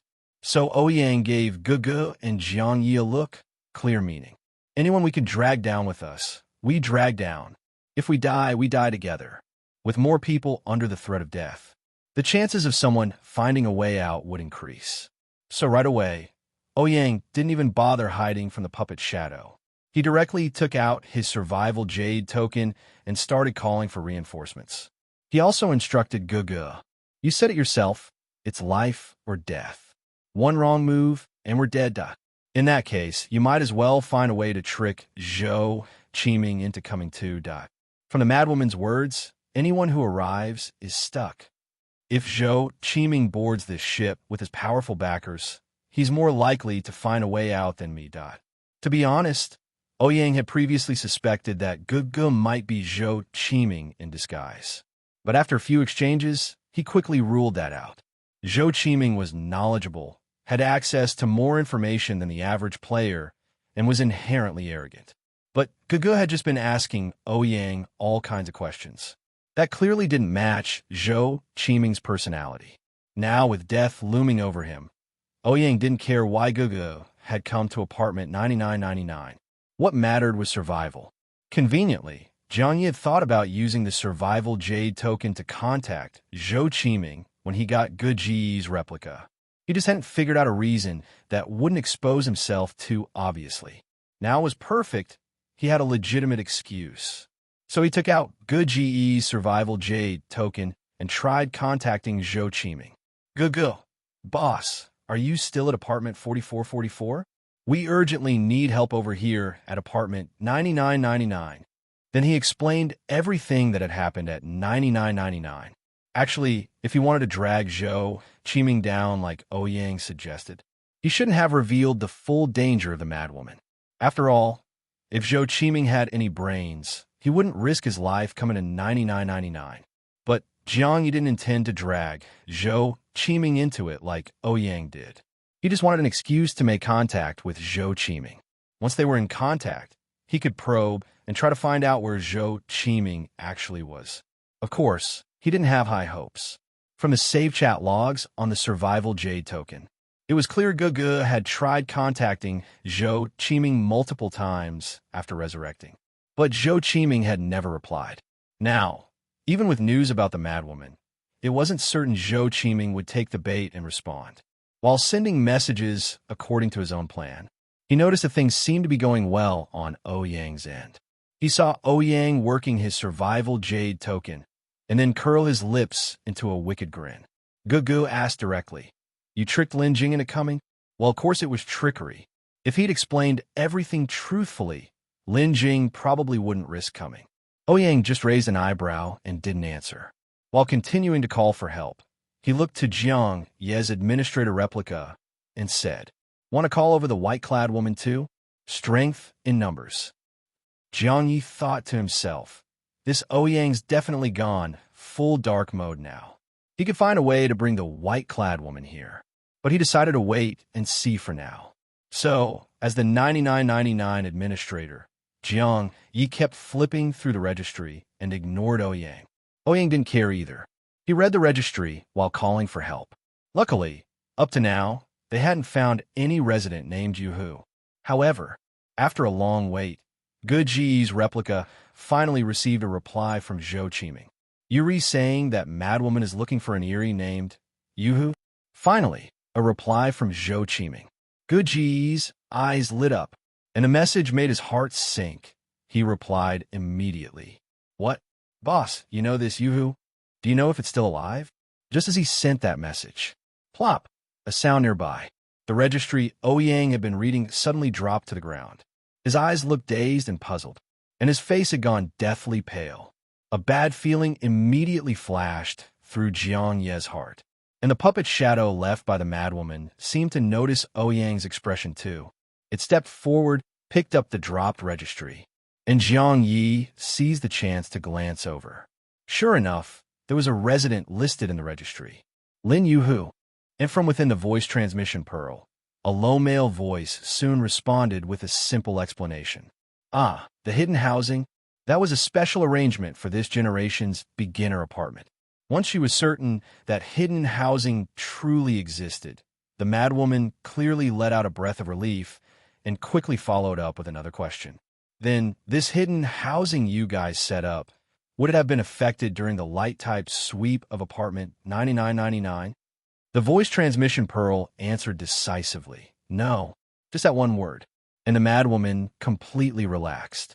Her entire presence no longer had that manic fury. She unexpectedly softened. With her tone shifting, her voice also grew gentler and more relaxed, no longer sharp or oppressive like before. But why was hidden housing open just for this round of beginner apartments? Surely you weren't predicting ahead of time that this round apartment would have a rampaging light type? Now that her tone was gentler, the male voice inside the pearl also eased into a more casual tone. Like they were just chatting? Of course not. After all, if you defenders can't predict the light types, us dark type beings naturally couldn't either. That actually sounded modest. Then the man chuckled and continued lightheartedly. There wasn't really any special reason. It's just that during soul-searching over a duo, someone, no idea who, leaked a small, unconfirmed bit of gossip. Said there might be a hidden light-type reincarnated player within our beginner apartment. Now tell me, isn't that rumor just wild? He sounded like he was joking, but Jiang Ye was shocked, because back when he was still acting as a light-type replica, he'd seen this woman interact with a light-type reincarnated player. Their conversation mentioned some kind of agreement, and the madwoman had even threatened to expose the light-type organization. In other words, this madwoman had known about the existence of a light-type reincarnated player for a while, and had some kind of arrangement with the light-type organization. Now this voice inside the transmission pearl, he called himself a dark-type being. So obviously, he wasn't a defender. And with how he kept using we and had the authority to open a hidden housing unit in the beginner apartment, he was most likely one of the 26 apartment bosses. That meant the apartment bosses had already started to sense the existence of a light-type reincarnated player. And he deliberately said this to a defender who knew about it. Was he trying to test her? Jiang Ye noticed that the madwoman's expression indeed showed a hint of suspicion, like she thought the man was probing her. But the voice transmission pearl only carried voices, not visuals. The madwoman's tone remained unchanged as she feigned surprise. That really is a wild rumor. If a light-type player were really reincarnated into the beginner apartment, bare minimum, they have to suppress their light-type aura, right? But the only material that can hide light-type aura is AIDS blood, and the beginner apartment has no means of obtaining that. So doesn't that rumor clearly imply that some veteran player is sneaking into the beginner apartment and supplying the light types with materials to hide their aura? But every single veteran who's ever descended into the beginner apartment is either a dark type being or a defender. Dark types obviously wouldn't work with light types. So this so-called wild rumor is really pointing fingers at us defenders, accusing us of cooperating with the light types. Whoa, so it really was a test? Jiang Ye thought. Isn't it obvious that you defenders are the ones providing the light types with materials to hide their aura? But what he didn't expect was the response from the Pearl. The male voice came again, still with that relaxed chuckle. You sure seem to know a lot about the materials used to hide light-type aura. But don't worry. If we really suspected the defenders, we wouldn't be having such a casual conversation right now. The madwoman arched an eyebrow. What's that supposed to mean? Surely you're not suggesting that you suspect the dark types of collaborating with the light types? Jiang Ye was curious too. The man quickly replied, that would be even less likely. In fact, we recently discovered a mutated form of AIDS blood that can suppress light-type aura on its own, no other ingredients needed. And this mutation can actually be triggered artificially. So, even if a light-type reincarnated player does exist in the apartment, they wouldn't need a veteran player's help. They could simply rely on AIDS patients to perfectly hide their light-type aura. And because of this discovery, we wanted to verify whether the beginner apartment really had a light-type reincarnated player. So we opened a hidden housing unit in apartment 9999. That explanation did seem plausible, but the question was, the madwoman immediately followed up, and how does this hidden housing detect light-type reincarnated players? The man's voice turned cryptic. That's classified apartment intel. I'm afraid I can't disclose that. The madwoman's eyes flickered slightly. Then she continued, all right then, I won't ask. But the reason I discovered the hidden housing was because the one I'm waiting for just so happened to be assigned there. Would you mind telling me how I can reach that hidden housing? Jiang Ye couldn't help but glance at the madwoman again. Her expression was completely normal, as if she truly didn't care how the man on the other side of the voice transmission pearl planned to use the hidden housing to detect whether there really was a light-type reincarnated player in the beginner apartment. But in Jiang Ye's mind, a thought flashed instantly. Could it be that this so-called method of detecting the light-type reincarnated player through the hidden housing was actually about using this madwoman's obsession with Yoo-hoo to lure her into the hidden housing, and then, using some kind of mechanism in the hidden housing, trap her there? After that, use Duo's soul-searching technique on her. Honestly, if they really soul-searched this woman, they might just uncover information about the defenders colluding with the light-type organization. And since the hidden housing was now a secret method for detecting light-type reincarnated players, then the resident inside that space would logically be part of the detection process too, right? This madwoman was very likely already caught in the apartment boss's scheme and trap. To be honest, even though that man, presumably an apartment boss, appeared to be not suspecting the defenders, Jiang Ye, listening to their conversation, couldn't help but feel. Forget about that mutated AIDS blood. The possibility of the defenders colluding with the light types was clearly more likely. Even if he hadn't learned information in advance through his light type replica, just based on what the apartment boss was saying, anyone would suspect the defenders. But the madwoman seemed to genuinely believe that the apartment boss didn't suspect her, and she was still dead set on going to that hidden housing, which was very likely a trap made specifically for her. Jiang Ye wasn't sure either. Was this woman just brainless? Or had she realized everything, but still had to walk into the trap for the sake of Lin Yuhu? But really, none of this had anything to do with Jiang Ye. Strictly speaking, he wasn't a member of the light-type organization. Even if this madwoman got set up and soul-searched, even if the light-type organization got exposed, to be honest, none of that had anything to do with him. So, Jiang Ye kept a calm face and quietly minded his own business. However, the male voice in the transmission pearl responded to the madwoman with, "As for how to enter the hidden housing, we designed it as a fateful opportunity from the start, meant to be discovered by those destined to find it. If Sister Lin really wants to go to the hidden housing, you can head to apartment 4444 and dig around the grave mounds in the underground graveyard. If that opportunity hasn't been claimed yet, it should still be buried in one of the mounds.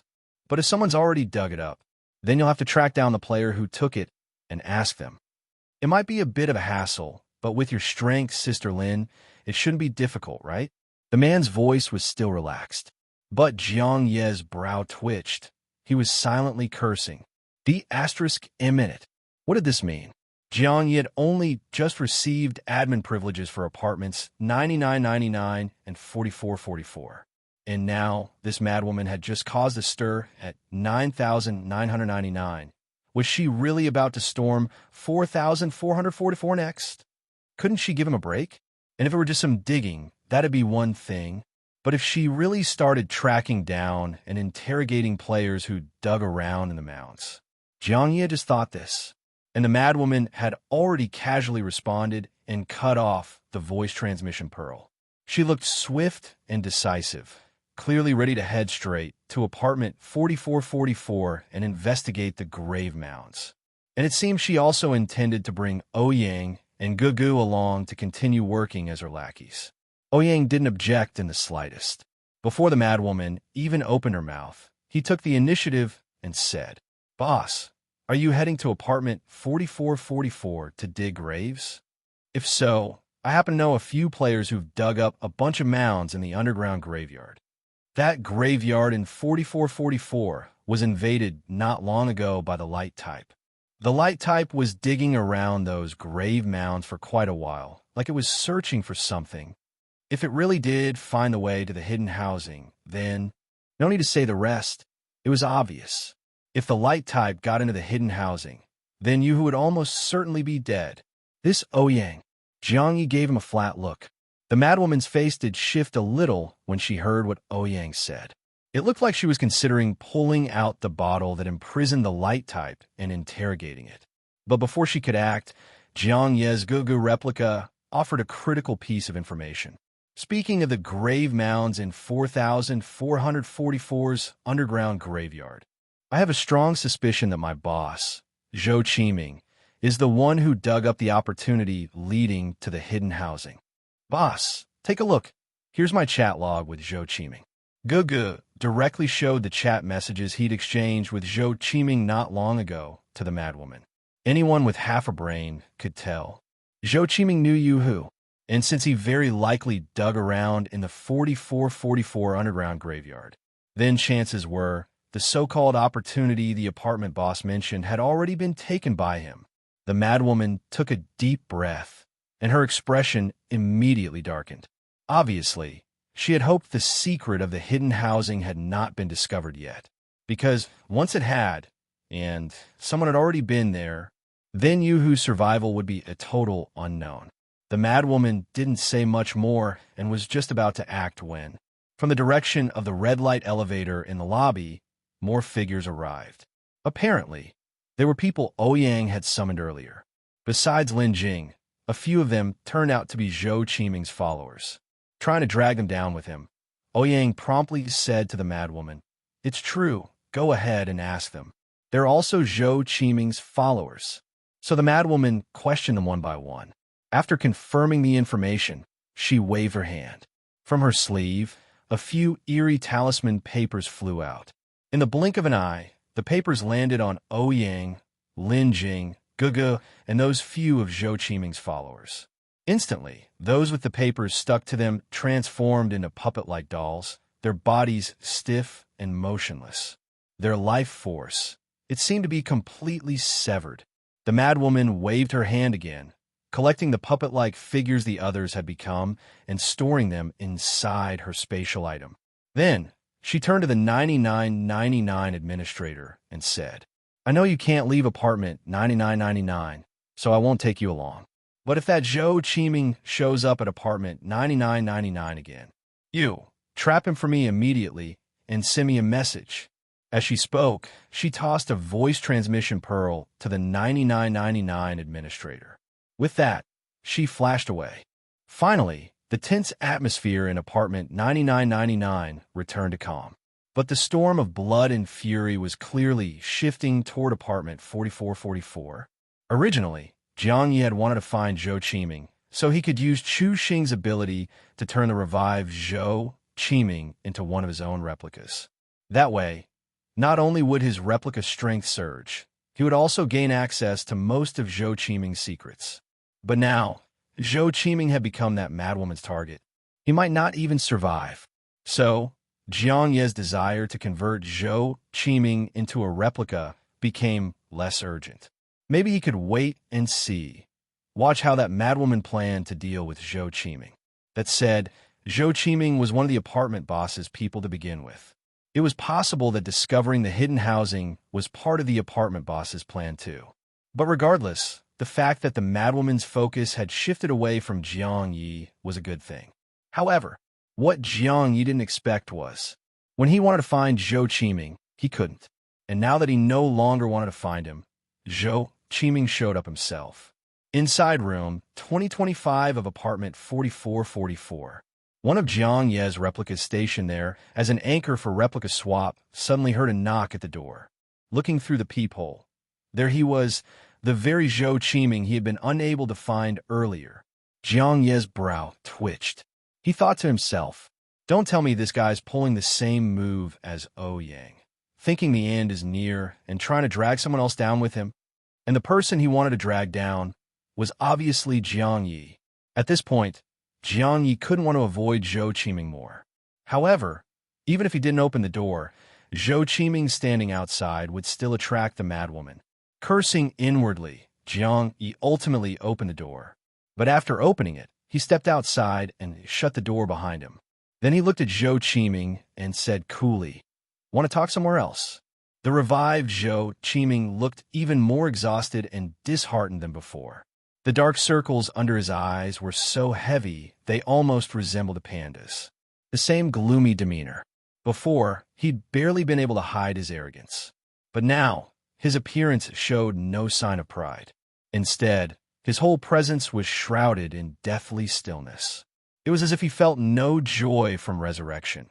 His eyes were cold and venomous. And not just that, he seemed even more unafraid of death now, his words turning sharp and biting.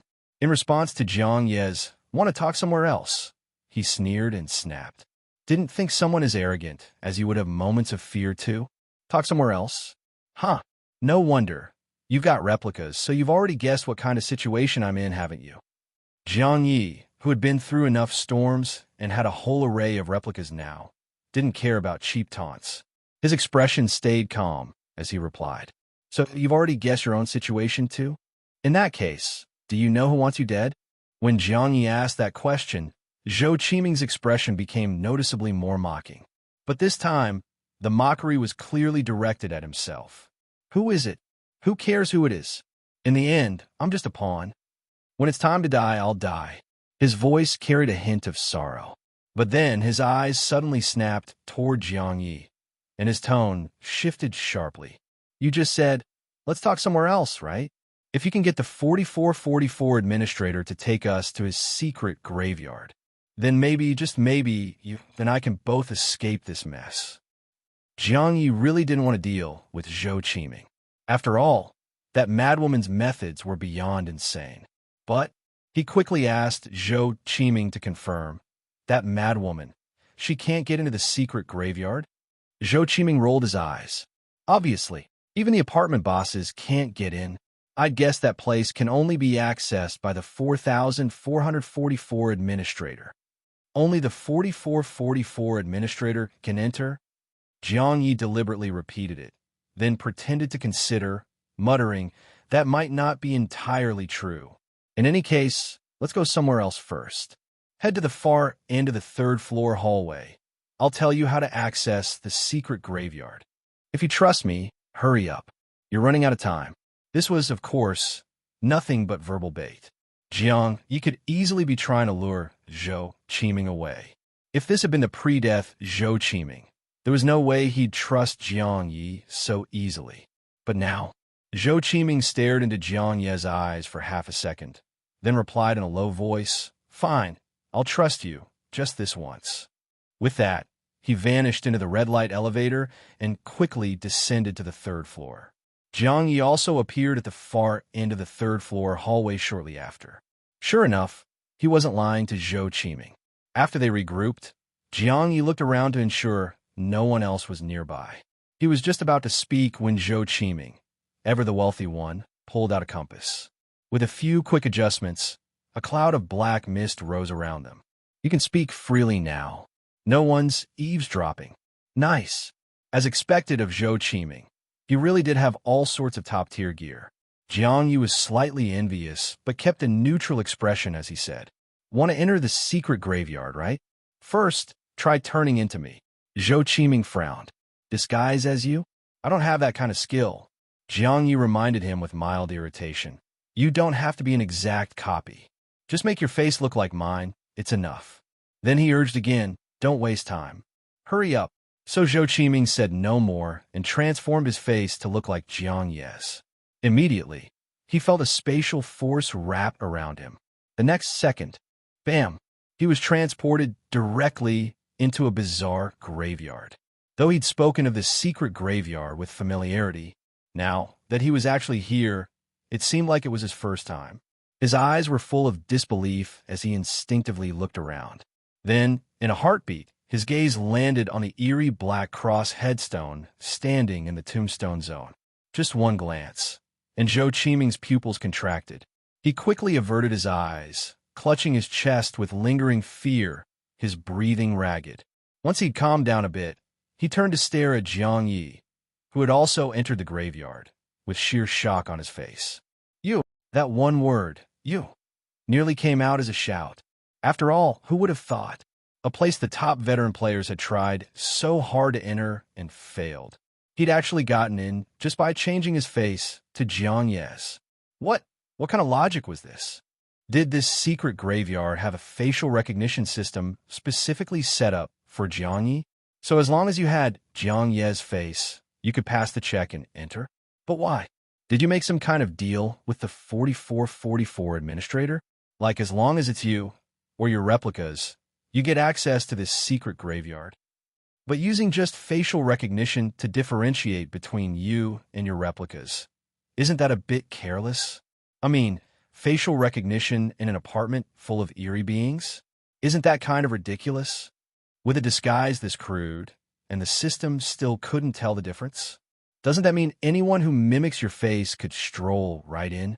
Jiang Ye gave it some serious thought. In truth, he was debating whether to turn Zhou Qiming into a replica right then and there. In the end, he didn't make a move. Instead, he replied earnestly, "In theory, that seems to be the case." Zhou Qiming's mouth twitched, his expression utterly speechless. Right now, he seriously suspected the new 4444 administrator was a complete idiot. How had someone like that even become the administrator of apartment 4444? With a brain like that, even with the special privileges of a 4444 administrator, how could he possibly hold onto the position? To ease Zhou Qiming's doubts, Jiang Ye deliberately added, "Actually, the 4444 administrator seems like he's planning to give this secret graveyard away. How much do you know about the apartment trader? This secret graveyard might soon be handed over to him." So, the 4444 administrator? He's just in screw-it mode now. Since the place is about to be handed over, he's not managing it too carefully. This explanation made Zhou Qiming uneasy. His eyes darted around constantly, because he wasn't sure whether, if he turned back into his own appearance, he'd be ejected or suffer some other malfunction. So for now, he kept Jiang Ye's appearance. It really looked like it was Jiang Ye's eyes darting around, deep in thought. Whatever he was thinking, just as Zhou Qiming was about to speak, he caught something out of the corner of his eye. In the grave mound zone, there appeared to be 3 figures. The secret graveyard was huge, and those figures were very far away, only about the size of an ant from his perspective. But they were definitely there. Zhou Qiming immediately cried out in alarm in their direction. What's going on? Why are there other people in this secret graveyard besides us? The three figures Zhou Qiming saw were, of course, Jiang Ye's replica.1, along with Yang Wenchao and one Xian in their mecha undead mode. Replica.1 had been studying the red stone he'd unearthed, but still hadn't figured anything out. Most of the grave mounds they dug up turned out to be empty coffins. Nothing else significant had been found afterward. Since Zhou Qiming was already trapped and couldn't escape, Jiang Ye didn't bother hiding the truth and explained bluntly. Those are three players who entered the secret graveyard in mecha undead mode. They've been digging since they arrived, no idea what they're trying to find. Mecha undead mode. Zhou Qiming was startled. You mean the state achieved after dying while using a mechanical core? No wonder. Zhou Qiming seemed to have connected something upon hearing mecha undead mode. Jiang Ye immediately pressed. No wonder what. You were also planning to use some method to get into the secret graveyard, and it just happened to be related to mecha undead mode. To that, Zhou Qiming nodded and said, It's not that I was figuring it out myself, trying to find a way into the graveyard. It was all prearranged for me by the apartment boss. I just had to follow the plan. Oh, Jiang Ye stared at Zhou Qiming for a long moment. After thinking a bit, he suddenly changed the subject and asked, If I'm not mistaken, your resurrection was a gift from the apartment boss, and all your past achievements were thanks to the apartment boss's support. But now, hearing your tone, it sounds like you've built up quite a bit of resentment toward the apartment boss. On the other hand, I was the one who killed you in the arena, and yet you don't seem to hold much of a grudge against me. Zhou Qiming gave him a calm look and replied honestly, If I didn't resent you, would I have knocked on your door just now, trying to drag you down with me? Bedes. But after entering this secret graveyard so easily, my mindset changed. Then he asked Jiang Ye, You know that the madwoman is targeting me, but do you also know about the hidden housing? About you who? Jiang Ye nodded. When he tried to ask using Good Ji's replica, he couldn't get a single answer. But now that he was using his main identity, Zhou Qiming was volunteering information without even being asked. Clearly, in Zhou Qiming's eyes, his followers weren't qualified to know his secrets. But someone like Jiang Ye, a powerful player, was worthy of full transparency. This was the harsh reality of a world where strength rules. Just as Jiang Ye was thinking that, Zhou Qiming dropped a bombshell. You know the madwoman is looking for Lin Yu, but I bet you didn't know. Lin Yu, who is already dead. And it was under my guidance, during a failed possession attempt, that she became my most powerful glyph pattern ability. Aha! That's right, my most prized glyph pattern ability. And now it's become my death sentence. The apartment boss brought me back to life? No, he didn't revive me at all. He just want me to die again, at the hands of that mad woman. Right now, I'm alive just to die again, resurrected, just for a better death. Zhou Qiming was once again filled with bitter self-mockery. Jiang Ye, however, immediately pieced everything together. You mean to say, it was the apartment boss who guided you into turning you into your glyph pattern ability. And now that madwoman is coming for you. It's only a matter of time before she finds out you who died at your hands. So the apartment boss wants you dead at her hands? But why? What is the apartment boss really after? As Jiang Ye spoke, he continued to speculate, then suddenly switched tracks again. No, wait. No, this doesn't add up. I'm thinking, if a glyph pattern ability could be extracted, then could the extracted ability be revived into an eerie being again? His eyes widened as he said this. But Zhou Qiming's mouth twitched. What were you even talking about? Extract a glyph pattern ability? That's impossible, isn't it? Jiang Ye didn't explain right away and instead circled back to the earlier topic. You haven't answered my earlier question. How much do you know about the apartment trader? When I said the 4444 administrator was handing over this graveyard to the trader, you looked like something clicked. So, during your dealings with the apartment boss, did you also learn anything about the trader? To be honest, Zhou Qiming was really struggling to keep up with Jiang Ye's train of thought. What the H*LL was this guy even thinking? Why was his mind jumping around so much? Could this be a side effect of having too many replicas? Just a second ago, he was talking about extracting glyph pattern abilities to revive eerie beings. And the next second, he was back to asking about the apartment trader. No, wait, no. Right now, what Zhou Qiming cared most about was, could that eerie being named Lin Yu, who still be revived? Even though it sounded totally ridiculous. This might be his only shot at survival. So he ignored whatever Jiang Ye asked afterward about the trader, and instead urgently pressed. What did you just say about reviving an eerie being? What do you mean by that? Why would you even have such a crazy idea? Are you saying an eerie being can actually be revived? Jiang Ye understood. The guy cared more about whether he'd live or die. So he didn't get hung up on it and quickly explained. It's because I've seen the apartment trader extract a glyph pattern ability from an administrator before. That's why I came up with this theory. I don't think my theory is necessarily possible. But really, whether it's doable or not isn't the point. The point is what that madwoman thinks. You've seen it before too, right? People with cancer will try all sorts of wild methods just to survive. That madwoman is probably the same. To me, it's just a hypothesis. But if she thinks of it, she'll definitely give a shot. That madwoman herself probably doesn't have the ability to extract glyph pattern abilities. But the apartment trader does. So she might go looking for the apartment trader.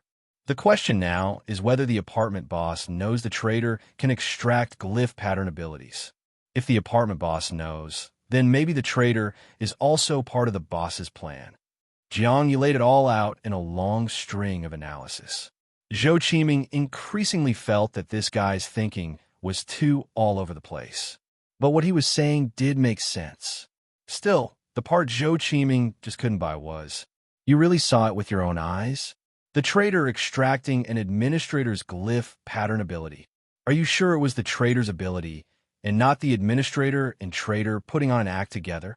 Could it be that the administrator just had a special glyph pattern ability that could self-extract, and the two of them stage a show for your benefit?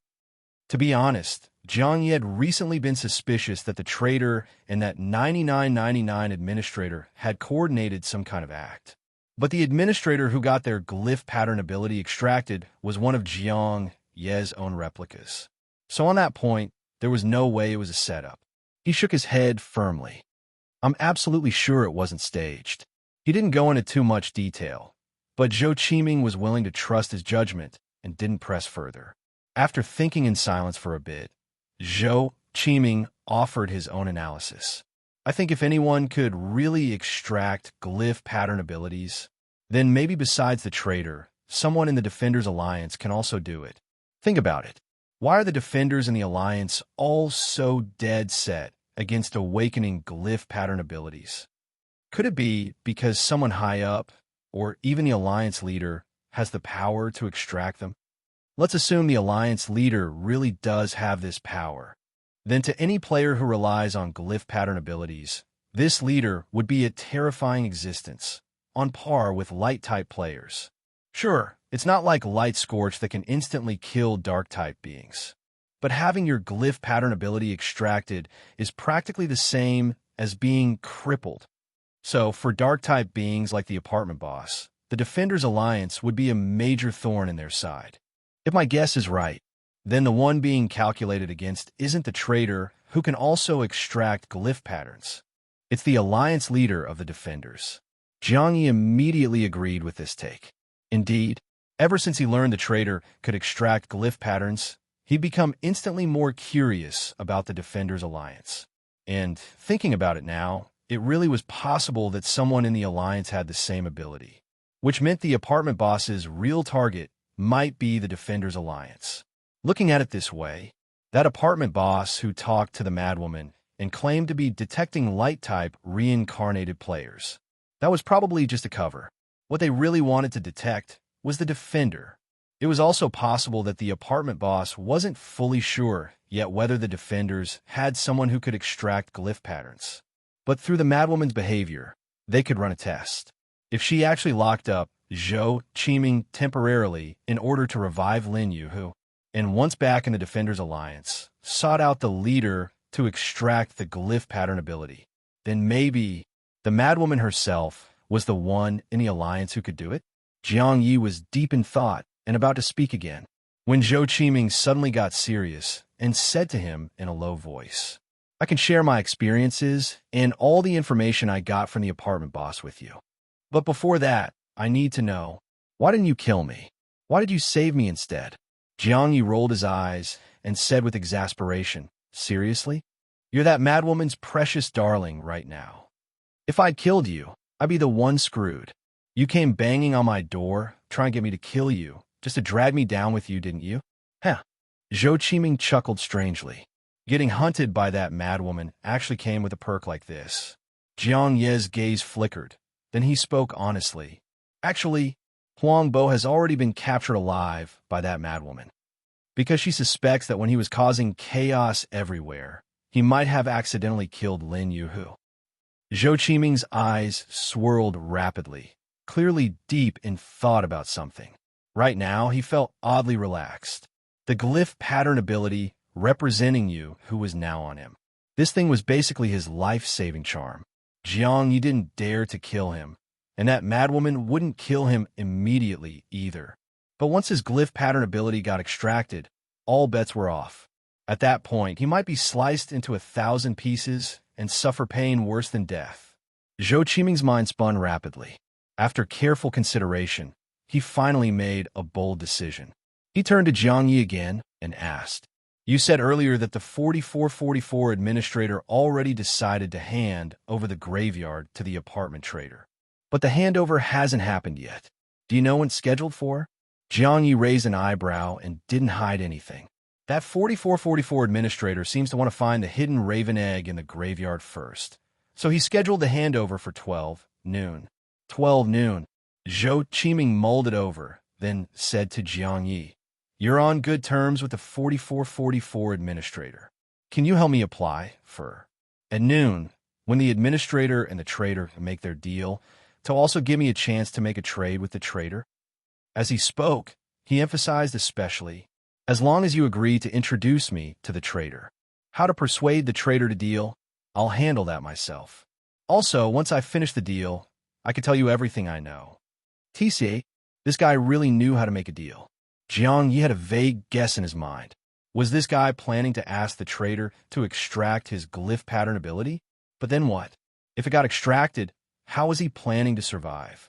Jiang Ye thought for a moment, then shook his head and said, My benefit only comes after you complete the deal with the trader. That kind of arrangement is way too unfair for me. So, if you want me to make sure you safely meet the trader, you'll have to give me part of the reward in advance. The rest can come after it's done. This setup was indeed more reasonable. Zhou Qiming nodded, just about to bring up the upfront payment. But Jiang Ye beat him to it and said, I want 1 red light elevator card, 1 bitter Buddha's heart, and more info about you. That includes how you got into the hidden housing, how you obtained the glyph pattern ability through you, the specific effects of that ability, and how you got connected with the apartment boss. The red light elevator card and bitter Buddha's heart were originally the third part of his payment from the contract signed with Ouyang Linjing. Now that Jiang Ye's replica had become the 4444 administrator, that previous contract naturally couldn't proceed to the third stage. But the agreed-upon payment, Jiang Ye still had in mind. And now was the perfect chance to bring it up smoothly. As for Zhou Qiming's information, knowing more in advance would make it easier for him to replace Zhou Qiming at any time if things went south, smiley face. Still, hearing Jiang Ye ask for so much made Zhou Qiming's mouth twitch. Seriously? I tell you everything about me. Leave myself with no cards to play. How can I be sure you'll help me meet the trader? To that question, Jiang Ye didn't give a direct answer. He simply informed him calmly. Almost forgot to tell you. Even though you used my facial recognition to enter the secret graveyard, I also have a way to throw you out directly. Oh, and by the way, that madwoman is already going crazy over in apartment 4444. No exaggeration. Once you're out of the secret graveyard, with that madwoman's methods, she'll have you captured alive in 1 second flat. Now think about what I asked for. It's really not that outrageous, right? You could even consider it as payment for me saving your A asterisk asterisk by letting you into the graveyard. Just like Jiang Ye previously had no choice when facing the apartment trader. At this very moment, Zhou Qiming clearly didn't have a choice either. He actually had a bit of Wei Junjie in him. So, very quickly, he agreed to Jiang Ye's terms. And Jiang Ye wasn't lying to him. Right now, the madwoman was indeed going nuts in apartment 4444. She first appeared deep in the hallway on the third floor, the spot where Zhou Qiming had completely vanished. Then she went straight to the lobby on the first floor. But there, she didn't see the 4444 administrator. Instead, she found Zhang Jintian, the stand-in administrator. Zhang Jintian had just seen off Ouyang and the others not long ago, barely had time to settle down, when he was suddenly confronted by a domineering young woman with an aggressive look who sharply demanded, "Where's the 4444 administrator? I want to see him." Her overbearing tone completely stumped Zhang Jintian. At the same time, over in the first-floor lobby, Wang Lingling and her mutual aid group's core members were quietly hiding near the courier service station. Using the vision enhancement skill of one of their members, they were sneakily monitoring Zhang Jintian's side. In fact, Wang Lingling and the others had originally not planned on going to apartment 0000. After all, that place was where veteran players descended. For weaklings like them, small fry, it was just too risky. But after apartment 4444 was fused, their whole apartment had clearly become tense, like a storm was brewing. Not to mention, Jiang Ye had been constantly stirring up trouble, and not long ago, he even earned the title of Rookie King. And this title was announced across the entire server. It was obvious someone wanted others to kill Jiang Ye and steal his Rookie King title. Wang Lingling didn't dare to covet that title for now, but it was clear that for such a title, bloody storms were bound to erupt around Jiang Ye. So whether it was due to the dangerous atmosphere unique to apartment 4444, or the ticking time bomb that was Jiang Ye, Wang Lingling felt extremely uneasy. After careful thought and discussion among the mutual aid group, they finally made a joint decision.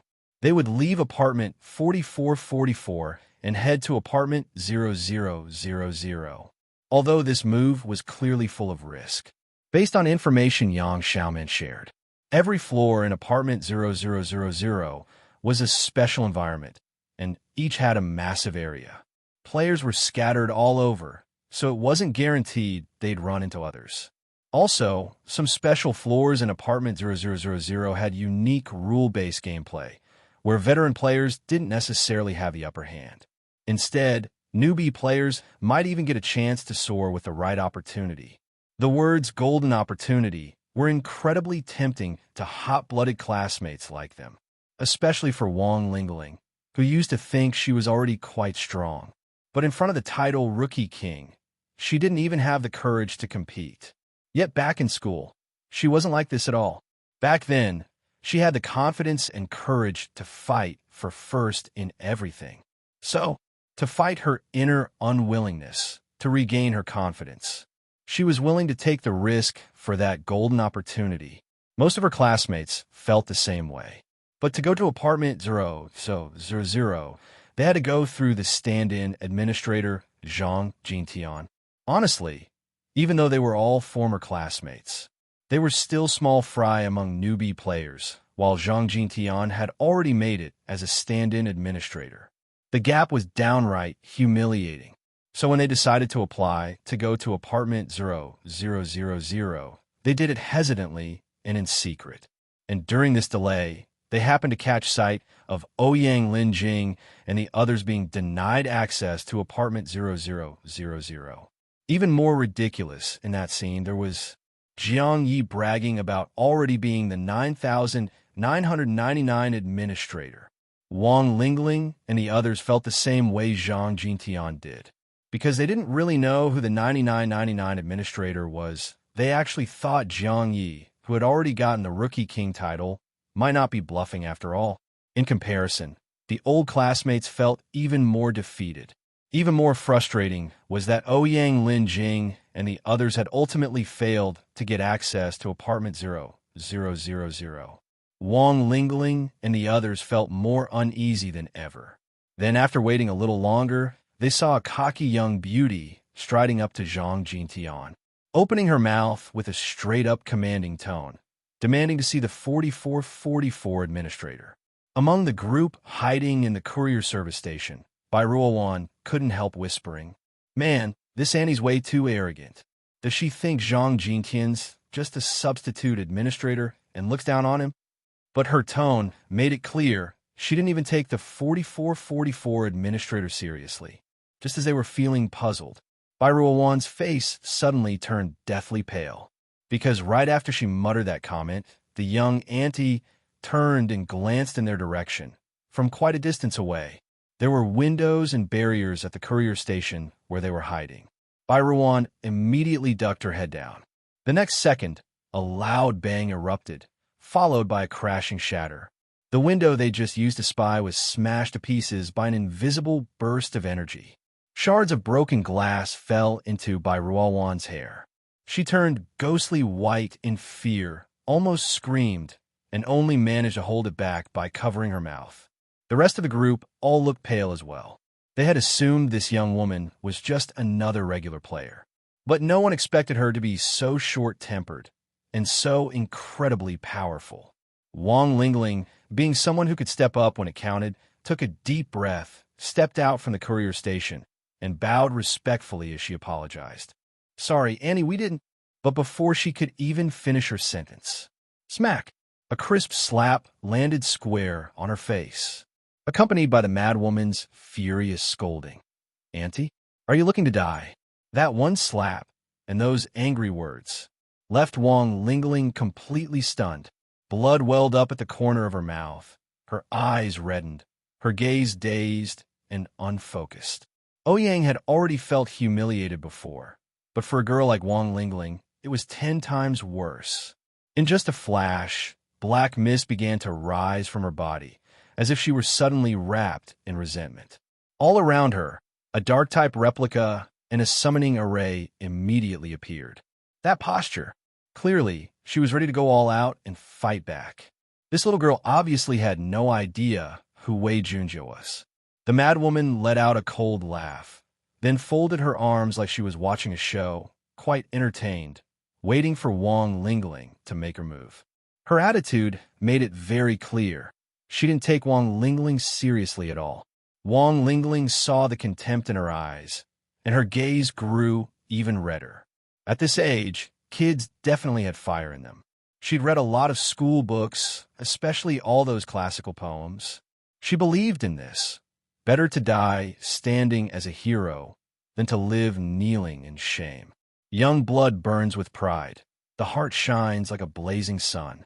No matter how strong you are, you can't insult her like this. In a flash, the swollen-faced Wang Lingling, her replica, and a freshly summoned skeleton soldier formed a 3-pronged attack, charging at the madwoman. The madwoman remained calm and mocking. With a wave of her hand, she didn't attack.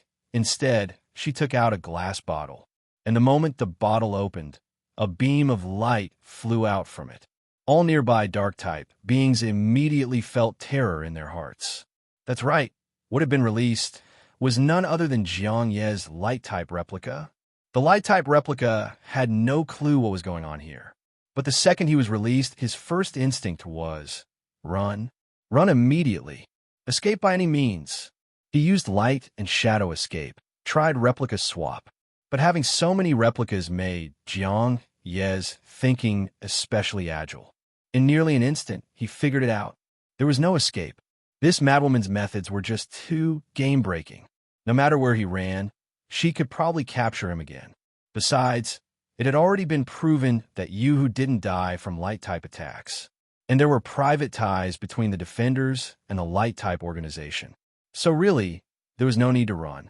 Thus, in the blink of an eye, the light flying from the glass bottle circled around 3 times before suddenly taking on human form. Of course, it was Huang Bo's human form. As soon as he appeared, the madwoman scoffed. Didn't get a good look before, but I didn't expect you to be this ugly. Jiang Ye was speechless, but it seemed the madwoman was just casually trash-talking, She didn't actually care about his looks. Then she raised an eyebrow at him and said, "You didn't run the second you were let out. Seems like you've got a brain."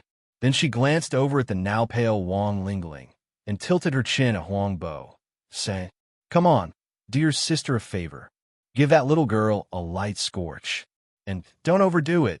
Just a little light scorch is enough. Don't kill her." Jiang Ye thought about it for a moment, then obediently complied. With a flicker of movement, he landed a light scorch on Wang Lingling. Light-type skills were terrifyingly effective against dark types. That suppression wasn't just about raw damage.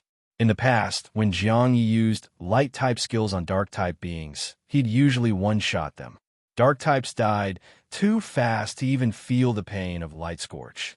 But this time, because of the madwoman's specific request, he finally witnessed what light scorch really did to a dark-type being. On the surface, Wang Lingling didn't seem to take any damage at all. But the dark-type replica and skeleton soldier she had just summoned disintegrated almost instantly. As for Wang Lingling herself, she was screaming in agony, rolling on the ground in pain.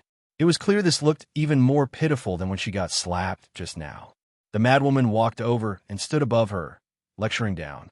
"A young girl like you, full of pride.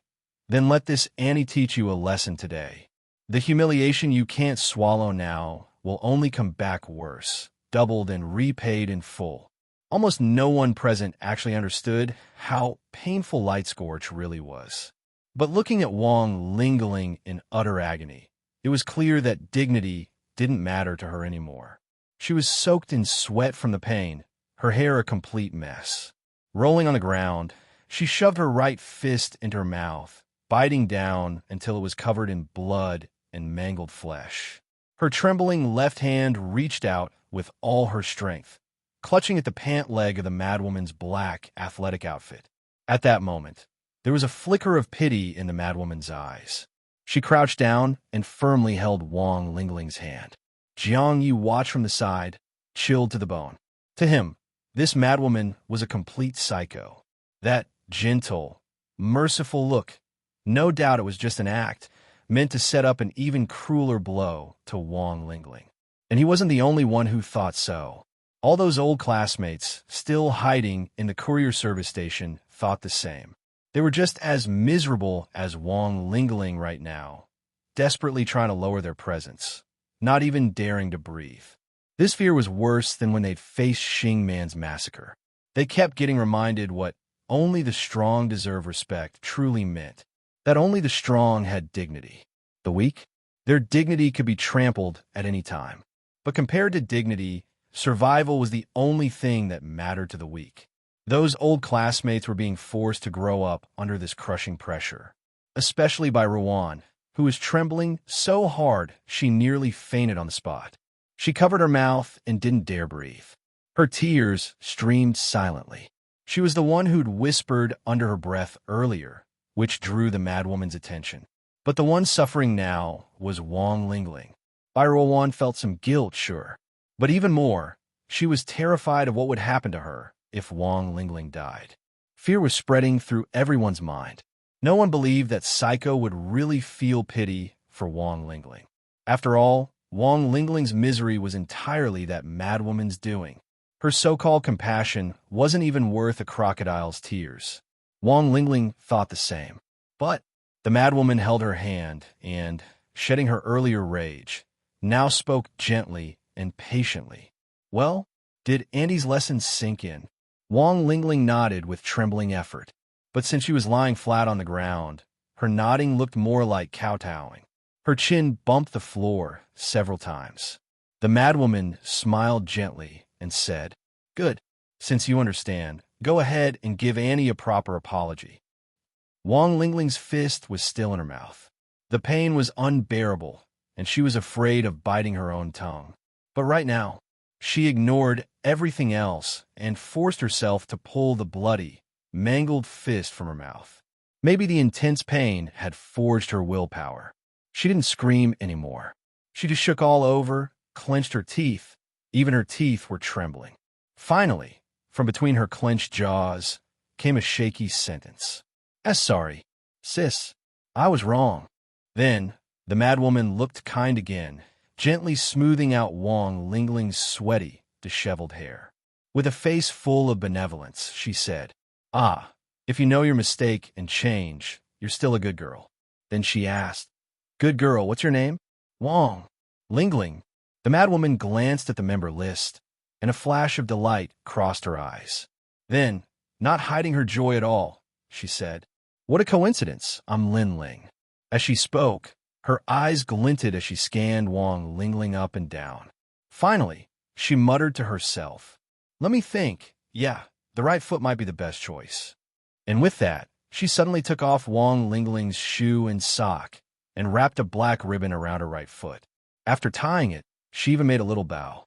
It looked like a completely random and meaningless act, but only Wang Lingling knew. After the ribbon was tied, the uncontrollable pain throughout her body slowly faded. In its place, her entire right foot turned stiff and numb, completely without sensation. Now, Wang Lingling finally stopped trembling, feeling dazed like someone who'd barely survived a catastrophe. The madwoman, still wearing that kindly expression, helped her up and explained, "Don't get too happy just yet. The pain's gone, but light scorch is still there. With your level of power, you won't last more than a few days. You'll die from light scorch before the current beginner apartment even ends." Wang Lingling managed to stand, face as white as paper. Lin Ling, the madwoman, gave a soothing smile and said, "But if you can last until the beginner apartment ends, then I'll give you a gift." With that, the madwoman really didn't seem interested in tormenting Wang Lingling further. She turned and started walking toward Jiang Ye. But just as she turned, she heard Wang Lingling cry out, "I want to." That shout was loud and firm. But maybe because of what she had just been through, her body was still weak and breathless, so she only managed 2 words before her voice cracked. Still, Lin Ling gave her the courtesy of turning around to look. Wang Lingling took a deep breath, filled her lungs, and shouted the full sentence. "I want to be as strong as you." Lin Ling stared at her for a few seconds, then suddenly smiled. "As strong as me. Just wait. You might get your chance." With that, she blinked and reappeared right in front of Jiang Ye. Jiang Ye had just been spectating, and now he jolted in fear. He could now clearly tell. This madwoman named Lin Ling was very likely a powerful veteran player. Even that cocky light type guy obeyed her. With that kind of power, there was no way he'd dare to disrespect her. So Jiang Ye didn't say a word and obediently contacted the 4444 administrator. Actually, he didn't need to. Jiang Ye's replica acting as the 4444 administrator already knew what was happening. But he had no intention of coming over to deal with this madwoman. Even though 4444 had the powerful death state and might not fear her, her arrogant attitude made him really not want to deal with her. So, the 4444 administrator didn't show up and simply replied to Jiang Ye. "If she wants to go to apartment 0000 or the underground graveyard, just let her through. Anything else, I don't have time for it." Jiang Ye broke into a cold sweat after receiving the message. He felt like he was stuck between 2 powerhouses caught in the middle. He had no choice but to relay the 4444 administrator's message to the madwoman, Lin Ling. Just then, for reasons unknown, Wang Lingling also walked over and silently followed behind Lin Ling. Her posture made it seem like she had decided to follow Lin Ling to the end. Lin Ling pondered for a moment, then waved her hand and released several puppets wrapped in black paper. With another wave, the black paper peeled away, and the puppets transformed into normal human forms. Naturally, they were Ouyang Lin Jing and Zhou Qiming's followers. It with Tilda New Thailand bot. Of course, Gugu, one of Jiang Ye's replicas, was also among them. Lin Ling didn't bother explaining anything to them. She simply turned to Jiang Ye and said, "Then let me take these people with me into the underground graveyard first." "Why, yes, of course." Jiang Ye wouldn't dare put on any administrator airs in front of someone like her. He quickly granted all of them access to the underground graveyard. Wang Lingling had chosen to follow on her own, so she technically wasn't one of Lin Ling's people. Zhang Tian made sure to confirm, asking Lin Ling. In her, Lin Ling glanced at Wang Lingling, and without much thought, said indifferently, she can enter too. And so, the group headed into the underground graveyard together. Even a light-type replica decided to follow instead of slipping away on his own.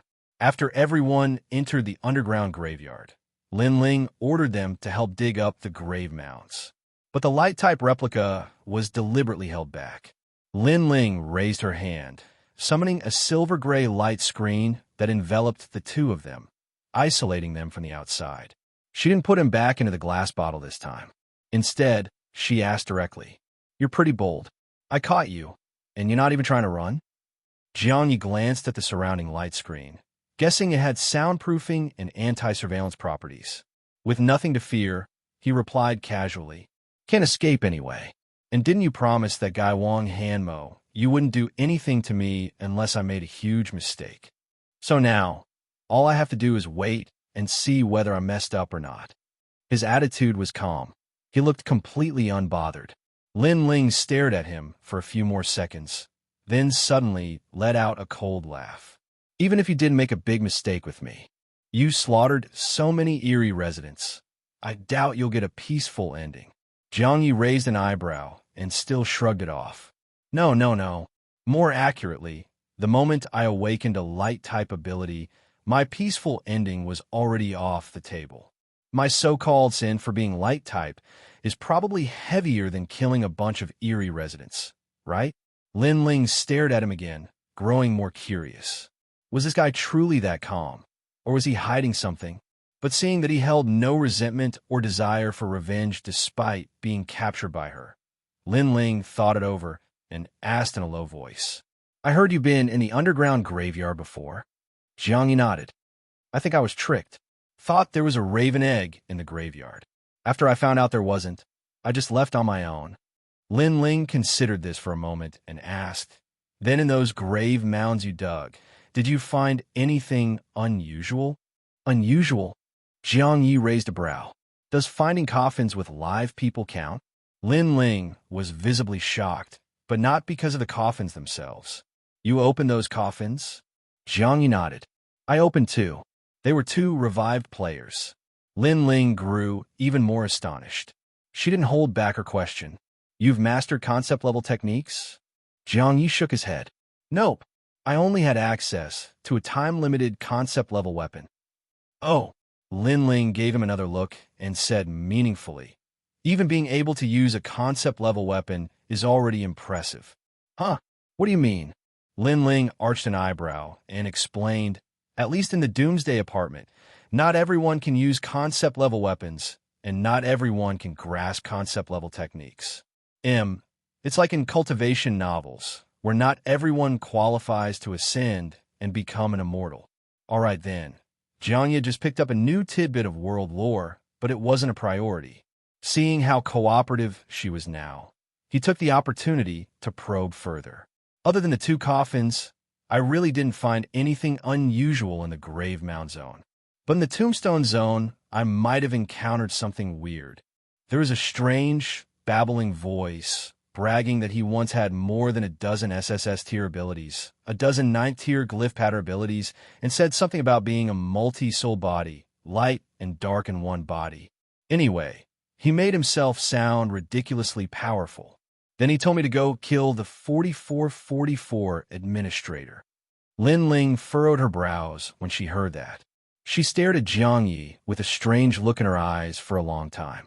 After quite a while, instead of responding to Jiang Ye, she suddenly asked, "I heard you awakened your light-type ability later on. So, light-type is your second ability." Jiang Ye hesitated and nodded.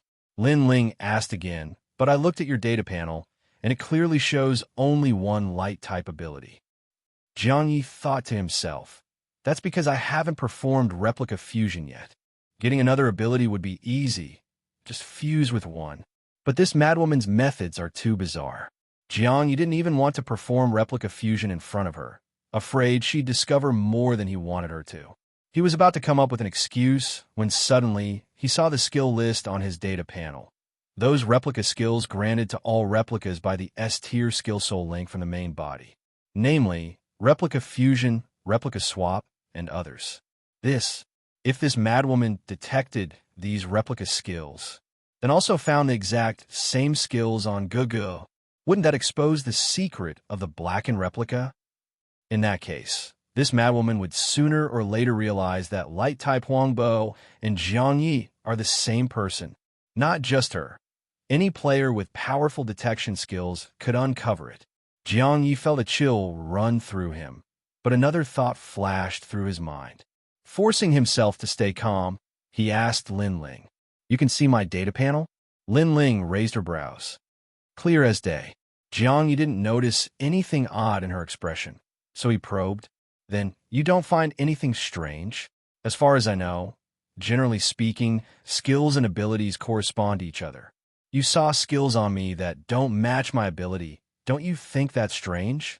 That startled Lin Ling. Skills that don't correspond to the ability? You mean, aside from holy light judgment, holy purification, and light and shadow escape, you have other skills? Hearing that, Jiang Yi finally relaxed. Indeed, the skills shared by the replicas via the main body's soul link couldn't be detected. There meant no need to worry about being exposed.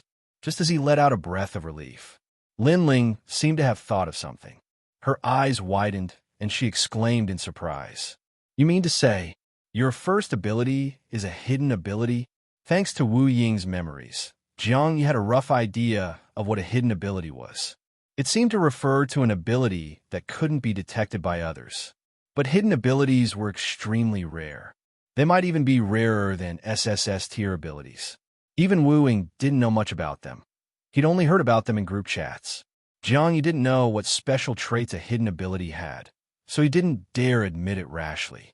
But Lin Ling stared at him for a long time, her eyes growing more peculiar. In the end, she said seriously, "The voice in the Tombstone Zone is nothing but an illusion. It means nothing. Different people hear different voices. Many people resonate with the voice, firmly believing it's real and following its guidance. Those instructions usually reflect a person's current inner needs. For example, maybe you were thinking about killing the 4444 administrator at the time, so the voice told you to kill the 4444 administrator. But using phrases like light and dark in one body, multi-soul body, dozens of SSS tier abilities, and dozens of 9th tier glyph pattern abilities to resonate with you, you really have quite the imagination, kid." Lin Ling sounded completely serious, but Jiang Yi felt a bit doubtful. Was that voice really just an illusion? Or was Lin Ling's explanation the one that was wrong? He wasn't sure. He was about to ask her more. But Lin Ling's face turned cold as she said, "Since you don't believe me, why bother asking me questions? Instead, let me ask you, how much do you know about Zhou Qiming? That kid should be in apartment 4444. But why did he suddenly vanish without a trace?" If she wasn't going to answer his questions, Jiang Yi certainly wouldn't answer hers. He shook his head directly. "I haven't had much interaction with Zhou Qiming. When I attacked apartment 4444, I just scared him into hiding. As for how he died and came back, I have no idea. Didn't you catch his followers? They probably know more about Zhou Qiming than I do." Lin Ling could see now they weren't going to have a proper conversation. She thought for a moment, then sighed and said, "All right, you can go. I won't try to capture you again. Also, do me a favor and pass a message to the other light-type players. The black tide has swept across the steps of the sanctuary. The raven has taken away the weight from the scales. The snow of Olympus is now stained with the ashes of raven feathers." Jiang Ye thought this woman was going to tell him something straightforward like, "Hey bro, the apartment boss has you guys marked." But instead, her message was so cryptic and hard to understand. He was completely at a loss and could only grumble, "Come on, that's way too long. And all that flowery language. I suck at memorizing poems. How am I supposed to remember this?" Lin Ling shot him a cold look, then suddenly pulled out a glass bottle and asked, "Can you remember it now?" Jiang Yi sighed and mentally repeated her message, then said, "Got it," before flashing away. and almost immediately after the light-type replica left, the group that Lin Ling had assigned to do the grunt work of digging graves ended up with quite a haul. They dug up more than 50 grave mounds. Nothing else seemed particularly special, but they uncovered no less than 3 coffins. The coffin appearance rate this time seemed slightly higher than when Jiang Ye previously dug up Yang Wenchao and one Xin. However, Jiang Ye already knew in advance who would be inside these 3 coffins. Most likely, they were the ones who had buried themselves in coffins at the secret graveyard. Yang Wenchao, one Xin, and replica number 1 of Jiang Ye. Those 3 mecha undead modes later dug up a greenstone. Then, Jiang Ye forcefully snatched it away. So now, both a red and a green stone ended up in Jiang Ye's hands. Yang Wenchao simply stopped digging altogether and directly jumped into an empty coffin. One Xin followed his lead and jumped in too. Afterwards, they closed the coffins from the inside. The coffins then seemed to sink slowly like quicksand, eventually disappearing completely into the soil of the secret graveyard. Replica number 1 of Jiang Ye also picked a coffin and jumped in. Now, it looked like the 3 coffins they dug up had just been transferred over from the secret graveyard. Using the perspectives of replica number 1 and Guji's replica, Jiang Ye observed the 2 graveyards separately. He couldn't help but speculate. If coffins from the secret graveyard could really be transferred to the underground graveyard, then could the coffins in the underground graveyard also be sent back to the secret graveyard? Thinking deeper, maybe it was possible. Coffins from the secret graveyard were originally empty and only transported to the underground graveyard after being filled with bodies. Coffins in the underground graveyard seemed to be the ones holding revived people. Once they became empty again, perhaps they could be transferred back to the secret graveyard. If the transmission worked that way, players could use coffins to teleport from the secret graveyard to the underground graveyard, but not the other way around. Because for a coffin to be sent from the underground graveyard to the secret graveyard, it had to be empty. If it held a person, the transmission mechanism wouldn't activate. Was there any way to bypass that restriction? Jiang Ye was only able to think of this thanks to his dual perspectives from the 2 graveyards. Lin Ling, with her vast experience and knowledge, immediately thought of the same thing. Since they had 3 coffins here, maybe they could run a test later. With that in mind, she waved her hand. The puppet shadow that had previously been monitoring Ouyang and Gu checking the registry reappeared beside the 3 coffins. It moved toward one of the coffins, raised its index finger, and its nail suddenly elongated. With that blade-like nail, the puppet shadow slashed open all 3 coffins in one go. Jiang Ye's replica watched in shock. He hadn't expected this seemingly ordinary puppet shadow to be one of Lin Ling's concept-level techniques. As the coffins were opened, 3 living people emerged, surprising him even more. 3 coffins, 3 living people. But Jiang Ye only recognized 2 of them. One, of course, was replica number 1 of Jiang Ye. The other was the revived Yang Wenchao. But one Xin, who had shared a coffin with Yang Wenchao, was gone. What the H*LL? What happened? Jiang Ye couldn't help wanting to check Yang Wenchao's coffin again, to see if one Xin was still inside. But before he could act, Yang Wenchao, with a face as horrified as if he'd seen a ghost, completely disregarded the fact that they were surrounded by a gathering of top players and blurted out, what the F***K? Right after that, he switched to another shocked expression and let out another stunned curse. What the F***K? Aye. As he cursed, he looked at his hands and pinched his own face. His expressions changed so rapidly it was like he was putting on a mask, utterly unpredictable. Among the onlookers Lin Ling had pulled over to dig graves. Only Wang Lingling recognized Yang Wenchao, and even she didn't know what the heck was going on with him. Watching this off, Yang Wenchao, Jiang Ye suddenly had a crazy idea pop into his head. He swallowed hard. Guji's replica remained still, but replica number 1 of Jiang Ye climbed out of his coffin and shouted in Yang Wenchao's direction. One Xin, Lin Jing and Ouyang, who were present, were both startled the moment they heard that name. That unfamiliar, seemingly mentally unstable face belonged to Juan Xian? But that couldn't be right.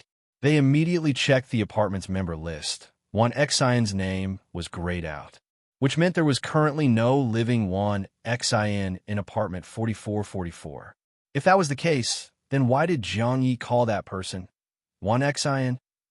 The person Jiang Ye called Juan Xian, who looked like Yang Wenchao, was acting extremely strange. His face was twisted, like his left and right brain hemispheres were fighting each other. One moment he looked at Jiang Ye with wide-eyed joy, like reuniting with a long-lost relative. The next, his face was scrunched up like he'd just swallowed crap. He opened his mouth, clearly trying to speak to Jiang Ye, but what came out was fragmented and nonsensical. F asterisk asterisk. Watching him was like watching someone with severe speech dysfunction. The corners of Jiang Ye's mouth twitched. After a pause, he said carefully, maybe you two should try to talk this through? Take turns or something. If I'm not mistaken, your current situation is that two people are sharing one body, right? This time, without words, Yang Wenchao's body nodded vigorously. It seemed the two souls occupying the body had either come to some agreement, or Yang Wenchao's will had taken over for the moment. He finally managed to say a full sentence with his own body, angrily muttering, "What the actual FK? Why did this skin guy end up inside my body? I swear to God, heaven and earth can testify. This body is definitely mine. Why? What the H asterisk LL did you even do?" His expression showed a mix of fury and helpless grievance. Clearly, Yang Wenchao was distraught and unwilling to accept that his body was being shared, or worse, invaded, by Juan Xian. But soon, his expression started distorting again, clearly because Juan Xian's will was once more trying to take control. The revelation from Jiang Ye's replica number 1 left everyone around utterly shocked. Multi-soul body. It meant that the body before them contained two players' consciousnesses. Wang Lingling, who had known Yang Wenchao from school, looked beyond stunned. Lin Jing and Ouyang, however, immediately thought of the red-dress girl who had appeared in quick battle mode before, Guan He. Guan He, too, had a multi-soul body, but she seemed to have some kind of pact in place. Only one soul occupied the body at a time, avoiding any internal power struggle. In contrast, Juan Xian and Yang Wenchao clearly hadn't made any such agreement.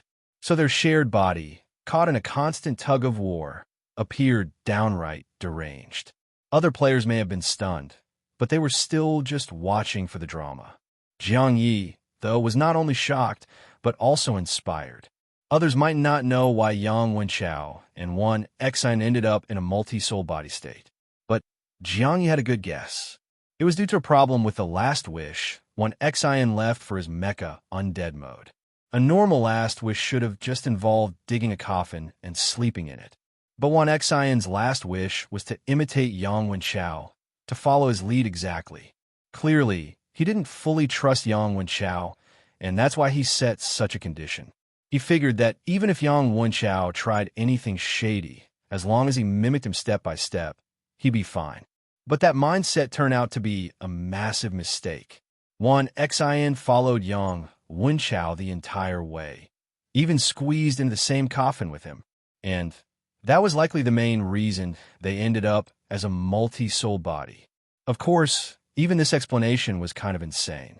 After all, the coffin only held one body in the end, but two people had gone in.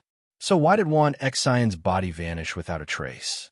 Back when Jiang Ye saw them cram into the same coffin, he never imagined someone would disappear. From this incident, one could possibly infer that in the process of transporting the coffin from the secret graveyard to the underground graveyard, there may have been a step that handled the body inside and regenerated a new physical form. Whatever that process was exactly, Jiang Ye's bold new idea was this.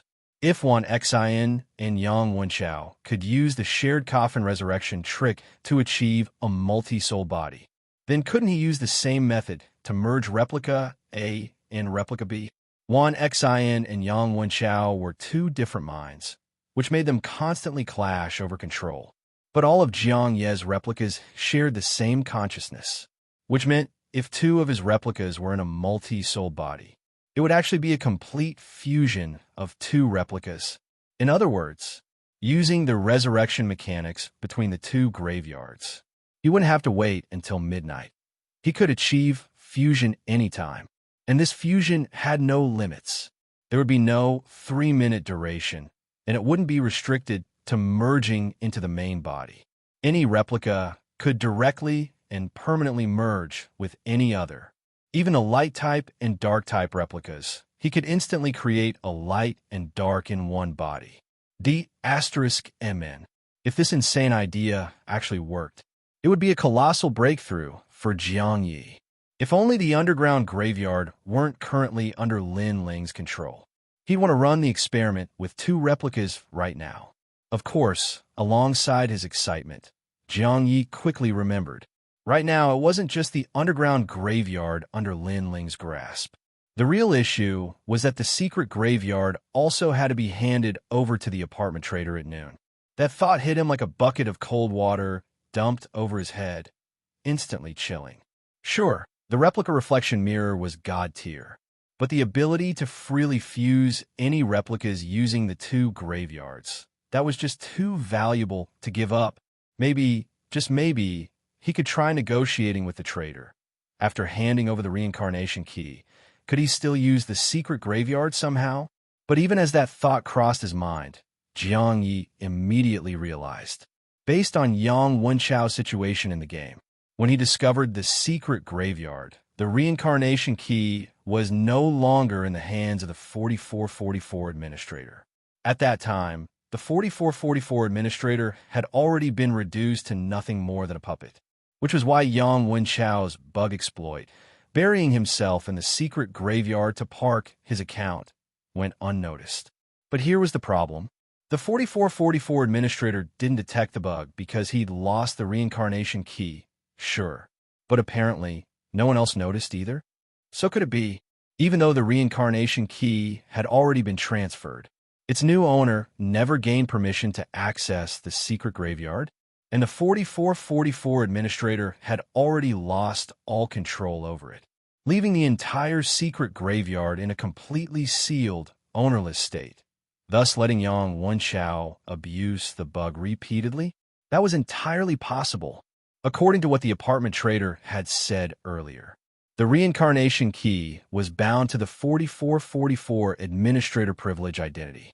The trader couldn't directly receive the reincarnation key because he already held the apartment trader identity and couldn't also take on 4444 administrator. In Yang Wenchao's game, the one who stole the reincarnation key probably faced the same issue. They had the reincarnation key, but not the 4444 administrator identity. So maybe the condition for entering the secret graveyard was that both were required. Reincarnation key plus 4444 administrator. If that were true, it would mean that Jiang Ye, now, without the key, should have also lost access to the secret graveyard. Was there a way he could preserve access even after handing over the key? As Jiang Ye considered this, another thought crossed his mind. That 4444 administrator identity, which was bound to the reincarnation key, was it really that weak? Did losing the key really reduce it to the level of a generic administrator? He couldn't shake the feeling. If the reincarnation key was as powerful as people claimed, linked to the entire cycle of the Doomsday Apartment, then the identity it was bound to shouldn't be so worthless. Otherwise, wouldn't that be an insult to the key itself? Why would such a god-tier item be tied to a useless identity? Perhaps the 4444 administrator identity still held some kind of hidden authority that no one knew about? Jiang Ye was definitely spiraling into deeper speculation. Meanwhile, Wan Xin and Yang Wenchao were still fighting for control of the body. Probably because the body originally belonged to Yang Wenchao, he seemed to more easily regain the upper hand. At this moment, it was clearly Yang Wenchao in control again, ranting furiously. F***K this. Can you get the H*LL out of my body already? So disgusted was he by Wan Xian's possession of his body that he didn't even care who the crowd of onlookers were around him. He just shouted directly, "Is there anyone here who can tell me? In a case like this, how do I kill off the extra soul in my body? I mean, this feels kind of like an eerie invasion, right? So shouldn't I be able to kill the guy off somehow?" Yes, Yang Wenchao had never liked Wan Xian to begin with. Now that they were stuck in a multi-souled body, he'd had enough. He just wanted Wan Xian gone and full control of his body restored.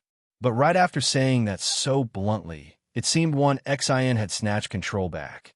Suddenly, Yang Wenchao slapped himself across the face and ranted rapidly. "Kill me? You're dreaming. You're the one who deserves to die. You're just deadweight, useless to the big shots. But me? I have AIDS blood that can help light-type big shots hide their presence. So clearly, it's you who should be erased. This body should go back to being mine." Jiang Ye, like the rest of the spectators, was left speechless by this absurd squabble. At the same time, he was quietly curious.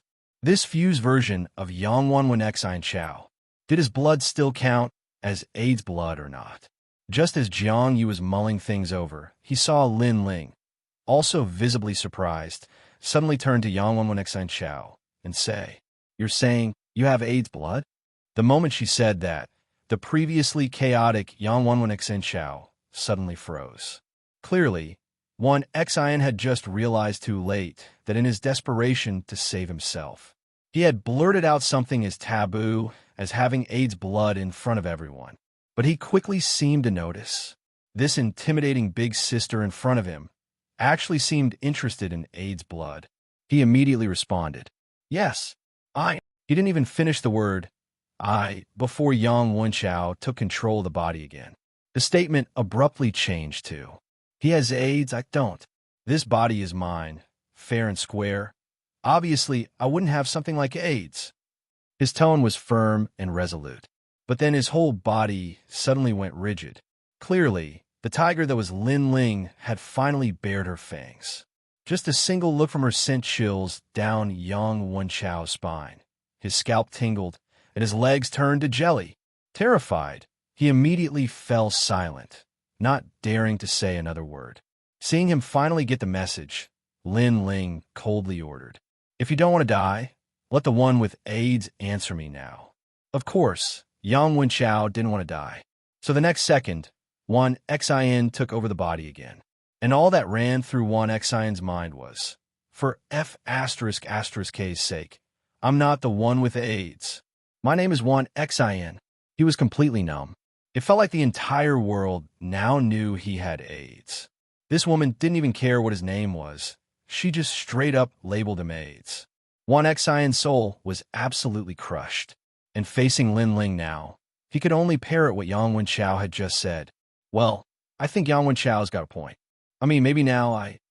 Before he could finish, Lin Ling shot him a look. "You did have AIDS before, right?" Wan Xian, even more of a coward than Yang Wenchao, nodded obediently. Satisfied with that, Lin Ling calmly took action, first drawing a tube of blood from Yang Xian Chao. Then she pulled out a glass bottle and said kindly, "A multi-souled body with bonus AIDS blood. TSK, a perfect test subject. Well then, welcome to my experiment jar." And with a flash, so fast that no one else could even see it happen, she sealed Yang Xian Chao inside the bottle. Watching from the side, Jiang Ye couldn't help but sigh inwardly. Great. The light-type players were saved, but they lost 2 teammates in the process. What made it funnier was, earlier, Yang Wenchao had jokingly guessed that Wan Xian had AIDS. And now, judging by Lin Ling's words, it seemed like this new version of Yang Wenchao actually did end up infected. What a cruel joke fate played. Jiang Ye was purely in spectator mode at this point, just another curious onlooker in the crowd. And right after Lin Ling sealed away the high-profile Yang Xian Chao, Jiang Ye's replica number 1 suddenly realized something. The red and green stones he'd obtained in the secret graveyard were gone, nowhere to be found on him. as if they'd vanished into thin air. What the H*LL? Could it be that the coffin transmission mechanism between the two graveyards only brought back bodies, but not items? If so, then where the heck did those two stones go? Jiang Ye puzzled over it for just a moment. Then he discovered something shocking. On the data panel of his firstborn replica, the one who only had a C-tier gold element affinity, there were now two new abilities and two new glyph pattern abilities. The two abilities were S-tier fire element affinity, S-tier wood element affinity. The two glyph pattern abilities were flesh weaving, flesh devouring. The glyph pattern abilities were pretty common, but two new S-tier abilities? And fire and wood? Did that correspond to the red and green stones? So those vanished stones had transformed into new abilities? What the? This kind of effect would be completely game-breaking for any regular player. Gaining additional abilities was normally insanely difficult. But now, just by using graveyard stones, Jiang Ye had acquired two new abilities and more glyph pattern powers for free. Of course, for someone like Jiang Ye, who had infinite replication, the value of extra abilities wasn't as high as it might be for others. But still, this effect was absolutely insane. More importantly, buying little Eries from the mysterious Eerie Nurturer cost money. Awakening glyph pattern abilities through regular methods came with risks. But these extra glyph pattern abilities seemed to be stone granted with zero cost. What the actual F***K? Jiang Ye was now even more reluctant to trade the secret graveyard to the apartment trader. The place was huge, so many grave mounds. Who knew how many stones like those were still buried? If he could turn all of them into his assets. How many more abilities? How many more glyph pattern powers? And more importantly, each of these new S-tier abilities came with multiple built-in S-tier skills. They looked luxurious. They directly turned his previously mediocre replica number 1 into an absolute powerhouse. Among all his S-tier replicas, replica number 1 had now probably climbed to the very top in terms of power. He couldn't help but wonder, how would this revived version of replica number 1 stack up against his S-tier spatial type replica? While reeling from the shock of replica number 1's upgraded data panel, Jiang Ye also had a new theory. What if those red and green stones from the secret graveyard were actually the parked accounts of game players? Back when he learned that Yang Wenxiao and Wan Xin had been able to resurrect in the underground graveyard because they'd parked their accounts in the secret graveyard during the game, Jiang Ye had already been pondering. If a player parks their account in the game, like Yang Wenxiao and Wan Xin, and then enters the beginner apartment without dying, that parked status should already be in place. Only when they die would the resurrection effect trigger. So from this angle, the effect is essentially like a resurrection item, and any such effect should logically depend on some kind of medium. Previously, Jiang Ye thought maybe the graveyard had pre-prepared physical bodies, that the moment the player died, their body would activate and complete the resurrection. But now, it looked like the resurrection effect was actually tied to those red and green stones, resurrection artifacts. While the parked player remained alive in the beginner apartment, the red and green stones stayed dormant, buried quietly under the mounds. Only when the parked player died would the resurrection stone activate and bring them back in the underground graveyard. And now, Jiang Ye, who had taken control of the secret graveyard, was basically in possession of all the parked player's resurrection items. And just now, he had unknowingly used two of them, other people's resurrection items. Those two S-tier abilities? They likely belonged to the original players who had parked their accounts. As for the glyph pattern abilities, they seemed to be the default bonus upon resurrection. Both Wan Xin and Yang Wenxiao had gotten them the same way. This explanation cleared up a lot for Jiang Ye and made him all the more convinced.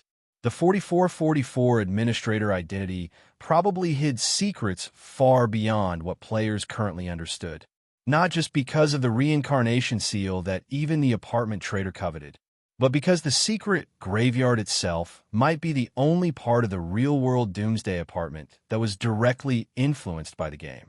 Game players had no real advantage in the apartments, except if they had parked an account in the graveyard. This connection between the virtual and the real made the secret graveyard incredibly unique.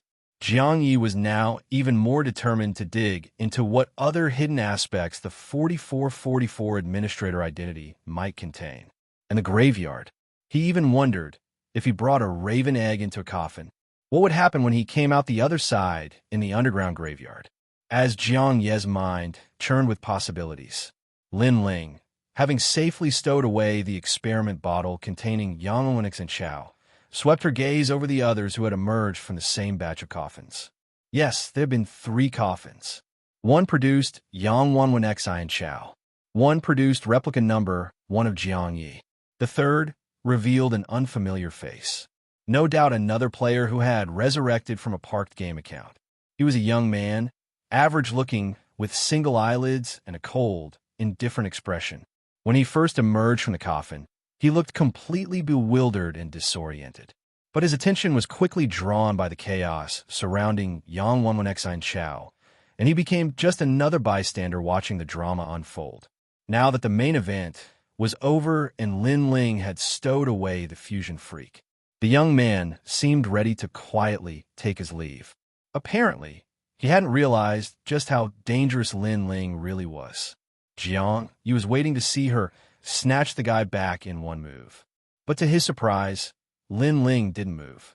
She acted like she hadn't even noticed the guy walking away. That left Jiang Ye wondering, should he try pulling the same clueless move and just walk away too? But the thought passed in a flash. What he actually did was have his eye of true sight replica merge into replica number 1 and scan the guy's info. And that one scan left Jiang Ye completely stunned. That guy's name was displayed as Chun Song. Now, that's a familiar name. Back in Chapter 122, in room 6996 of apartment 9669, one of the players who blocked the entrance of the Void Mirror Palace and ganged up on the light-type replica was named Chun Song. At the time, Chun Song had left a strong impression on Jiang Ye because of his SS tier ability, Divine Favor. However, back then, Chun Song had shown up in the appearance of a bald man wearing a disguised mask. So just now, Jiang Ye hadn't recognized him right away. But now, realizing it's an old acquaintance, he followed the name down the panel. And he went from slightly stunned to completely dumbfounded.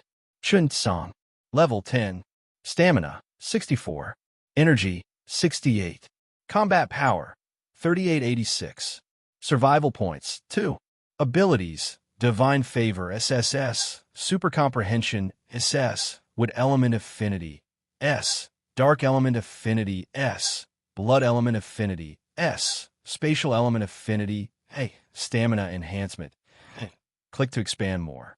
Skills, Protagonist Halo, SS, Non-Action, S, Comeback in Despair, S, Small Blessing, S, Wall of Thorns, S, Wrath of Nature, S, Shadow Puppet, S, Shadow Curse, S, Shadow Replica, S, Blood Moon Domain, S, Blood Prison Contract, S, Boiling Blood Berserk, S. Click to expand more. Glyph Patterns, Bloodline Curse, Tier 1, Misfortune Infection, Tier 1, Organ Leasing, Tier 1. Huh? What? No way. Bro, what the H asterisk LL? This is nuts. Attributes over 60. Combat power, nearly 4,000. That's damn near catching up to the 1,010 administrator with dual attribute 100s. And the most outrageous part, when Jiang Ye previously scouted him, Divine Favor was still just an SS tier ability. Now it had somehow become SSS tier. This was probably the first SSS tier ability Jiang Ye had ever seen that belonged to someone else. And this guy's data panel, with just that SSS tier, Divine Favor, was already breaking the system. On top of that, he even had an SS tier comprehension ability. You had to know, even Jiang Ye's Observer, Replica, only had an S tier comprehension ability. And this guy had SS tier. Besides that, he had 3 S tier abilities. Other A-tier and B-tier abilities were basically raining down like freebies. And among his S-tier abilities was one Jiang Ye had never even seen before, Blood-type ability. Plus, with just S-tier Dark-type ability, he already had the skills Shadow Puppet and Shadow Curse that only Chu Xing's SS-tier ability had been able to unlock. Didn't that mean he could also seal off others' glyph pattern abilities and abilities? And as for glyph pattern abilities, he had 3. Among them, Bloodline Curse was extremely rare and terrifying in effect. What the H*LL? This is just absolutely insane. But even compared to all this insanity, what Jiang Ye really cared most about was the SS tier skill Protagonist Halo. It was a passive skill, and the effect was Protagonist Halo. You will be more likely to obtain lucky encounters. Those who harbor malice toward you will meet a bad end. Those who think kindly of you will have good fortune. What the H*LL? That's just too much. If this guy's data panel was just ridiculous, that'd be one thing. But this absolutely busted Protagonist Halo actually worked on Jiang Ye. Why, you ask? Well, just look at that dazzling panel. Who wouldn't be jealous after seeing it? Jiang Ye practically had a wicked thought the instant he laid eyes on that ridiculous panel. He subconsciously wanted to turn Chun Song into his replica and make that god-tier panel his own. And that wicked thought, isn't that exactly harboring malice? Wouldn't that instantly trigger Protagonist Halo and seal his fate to meet a bad end? So what now? He worked as a ** off only to come back as the villain. Jiang Ye couldn't help but wonder if he retracted the idea of turning Chun Song into a replica and forced himself to think kindly of him. Could he change the effect of Protagonist Halo? But first of all, forcing a change of mindset isn't so easy. And second, just as he was being shaken to the core by Chun Song's data panel, Chun Song, who had been walking away like no one else existed, suddenly turned back toward him, as if sensing something, and very deliberately gave him a smile. One of those smiley face kind of smiles. It looked kind and friendly, but actually reeked of arrogance and superiority. It was like he was taunting with that smile. What's wrong? Jealous after seeing my stats? Come on, pick a fight. The F******. How the H**LL was Jiang Ye supposed to force himself to twist his thoughts and feel kindly toward that smug little taunt? He was done. And just as Jiang Ye was agonizing over whether the bad end effect of Protagonist Halo would kick in and when, Lin Ling, who had been watching Chun Song leave with a calm expression, also glanced at replica number 1 Jiang Ye, following the direction of Chun Song's smile. Her probing skill instantly revealed that Jiang Ye had suddenly gained the Eye of True Sight ability. She was a little surprised, thought for a moment, then suddenly sneered. TSK, a bad end, huh? Want me to help you get it over with early? Jiang Ye, F***** your whole family, thanks? Seeing that this woman actually looked like she was really about to make a move, Jiang Ye immediately waved his hand and said, Hold on, big shot. I'm just a small fry. Whether I meet a bad end or not doesn't matter. What matters is, you're looking for Lin Yuhu, right?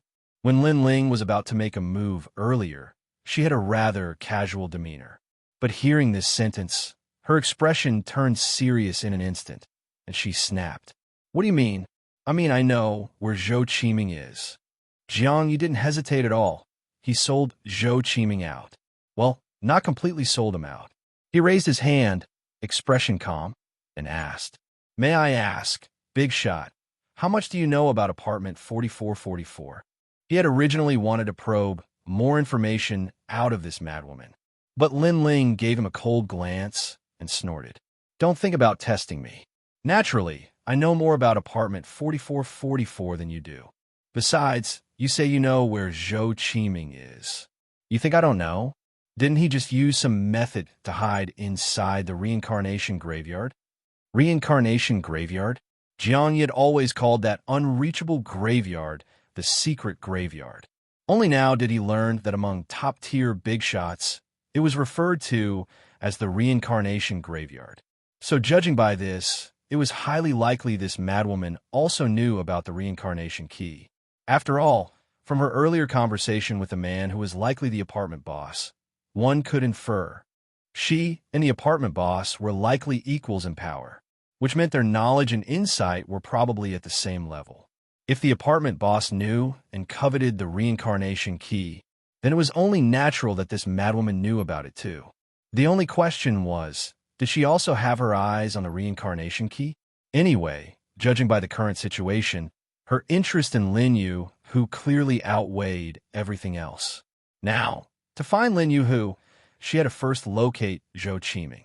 And even though this madwoman knew Zhou Qiming was inside the reincarnation graveyard, she still came to this underground graveyard. A thought struck Jiang Ye, and he exclaimed in shock, "Don't tell me. You have a way to reach the reincarnation graveyard from this one? No way, right?" Fortunately, Lin Ling denied it. "What kind of joke is that? You think the reincarnation graveyard is that easy to enter? That special space doesn't even truly belong to the beginner apartment. It's under the jurisdiction of the 4444 administrator. Without the 4444 administrator's permission, no one can enter." Jiang Ye's thoughts turned again, his eyes suddenly lighting up. "So, you're planning to find a way to gain the 4444 administrator's permission?" As he said this, his gaze shifted to those three empty coffins. Earlier, the light-type replica had destroyed the coffins completely using the entropy scythe. But the puppet shadow controlled by Lin Ling had carefully opened them. So those three coffins still looked usable. "You're planning to use those three coffins to bribe the 4444 administrator, either to let you into the reincarnation graveyard or to have him release Zhou Qiming from it." Hearing this speculation, Lin Ling shot Jiang Ye a long, meaningful glance. A moment later, she sneered coldly and mocked, "Smart little guy, huh? No wonder you're doomed to a bad end." But Lin Ling's tone suddenly shifted. "I heard you're on good terms with the 4444 administrator." Jiang Ye pressed his lips together and said nothing. Lin Ling didn't mind. She continued assertively, "I'll give you a chance to live. I do indeed plan to bribe the 4444 administrator to make him release Zhou Qiming, who's hiding in the reincarnation graveyard. As for getting his permission to enter the reincarnation graveyard, even if you gave him 1,000 guts, he'd never dare let me in. Right now, I've got 3 coffins, so I have 3 chances to bribe the 4444 administrator. Since you love playing smart, I'll let you take on these 3 chances. You'll decide what to use to bribe the 4444 administrator.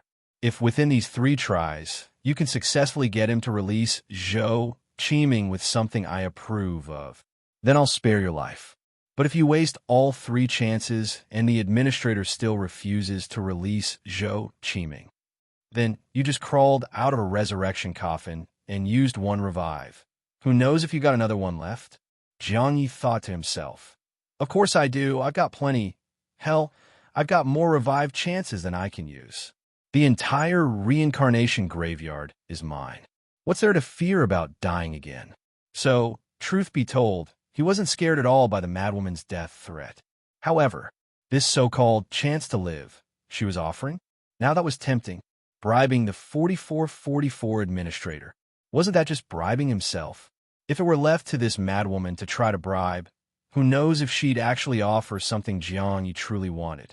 But now, with Jiang Ye choosing the bribes himself, that was 1,000 times better than letting this woman play sugar mommy roulette. So this chance to live was clearly to Jiang Ye's advantage. Of course, he wouldn't say no. As for letting Zhou Qiming out after 3 tries, didn't really matter either. After all, Jiang Ye had only tossed Zhou Qiming into the graveyard to get some benefit out of him. And now, it seemed like he could benefit from both ends. He could protect Zhou Qiming for the moment and satisfy Lin Ling's goal. Later on, he could have Zhang Jintian pass along a message. Ask Lin Ling whether she'd be okay with releasing Zhou Qiming after noon. After all, his deal with Zhou Qiming was to have him take part in the trade between the 4444 administrator and the apartment trader at 12 o'clock. At that time, Zhou Qiming would naturally be released from the reincarnation graveyard. Satisfy Zhou Qiming, satisfy Lin Ling. Perfect. With this in mind, replica number 1 Jiang Ye, feeling very pleased with himself, deliberately put on a serious face and said in a solemn tone, as if he really valued this chance to live. But my knowledge is shallow. I really don't know what kind of things would impress the 4444 administrator. Lin Ling raised her brows slightly. Just roughly describe the type of items that might interest the 4444 administrator. I'll present the options. You get to choose. Excellent. You get to choose. Just hearing those 4 words, Jiang Ye couldn't help but feel a rush of joy. And while replica number 1 was happily negotiating in the underground graveyard, carefully selecting a luxury package from the rich woman, the light-type replica, just released by said rich woman, had returned to apartment 9669. The Void Mirror Palace had already been reduced to rubble by the explosion of the Dice of Fate. But that spot remained where Jiang Ye had most frequently encountered light-type, reincarnated players. So, if he wanted to pass on Lin Ling's message to the light-type, reincarnated players, his first choice, naturally, was still that familiar meeting place. As he prepared to pass on the message, he also mulled over the rather cryptic phrase she'd given him. That line could be broken down into 3 short phrases. The black tide sweeps over the temple steps. The raven steals the weight from the scales. Olympus' snow is now stained with the ashes of crow feathers. The first line was vague, but gave off the feeling of evil encroaching upon justice. Evil, of course, referring to dark-type beings, while defenders and light-type players likely considered themselves champions of justice. The raven steals the weight from the scales. This line Jiang Ye paid special attention to, not just because the raven was the divine bird of the Doomsday Apartment, but also because of the imagery of scales and weights. As far as he knew, that defender, Zhou Yuling, had gone to great lengths to contract 10,000 followers just to break into the Court of Disorder. Inside that place, there were also scales and weights. And according to the guide provided by Wan Xian, the ultimate prize in the game's Court of Disorder was a set of scales. But in the game, no player had ever actually won it. So, Zhou Yuling, as a fellow defender, was likely trying to get that prize. What wasn't clear was whether the scales she wanted had anything to do with the scales in Lin Ling's coded message. If there was a connection, then maybe the defenders and the light-type organization were really plotting something major together, and their plan might require a number of components. The scales from the Court of Disorder could just be one piece of that puzzle. As for the final line, Olympus Snow, Olympus most likely referred to the 12 Olympian gods of Greek mythology. Each of the 12 had their own domain. Among them, Apollo, the god of light, oversaw prophecy, music, and medicine. Kind of a neat coincidence. The god of light naturally evoked associations with light-type players.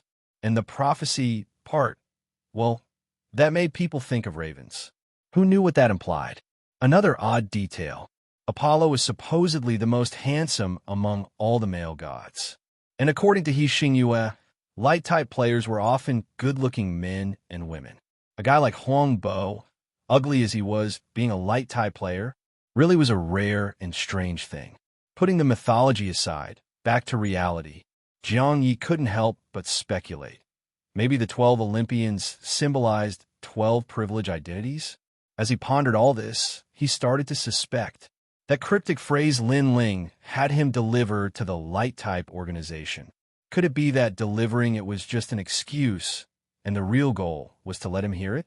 Either way, first step was to find a fellow light-type and deliver the message.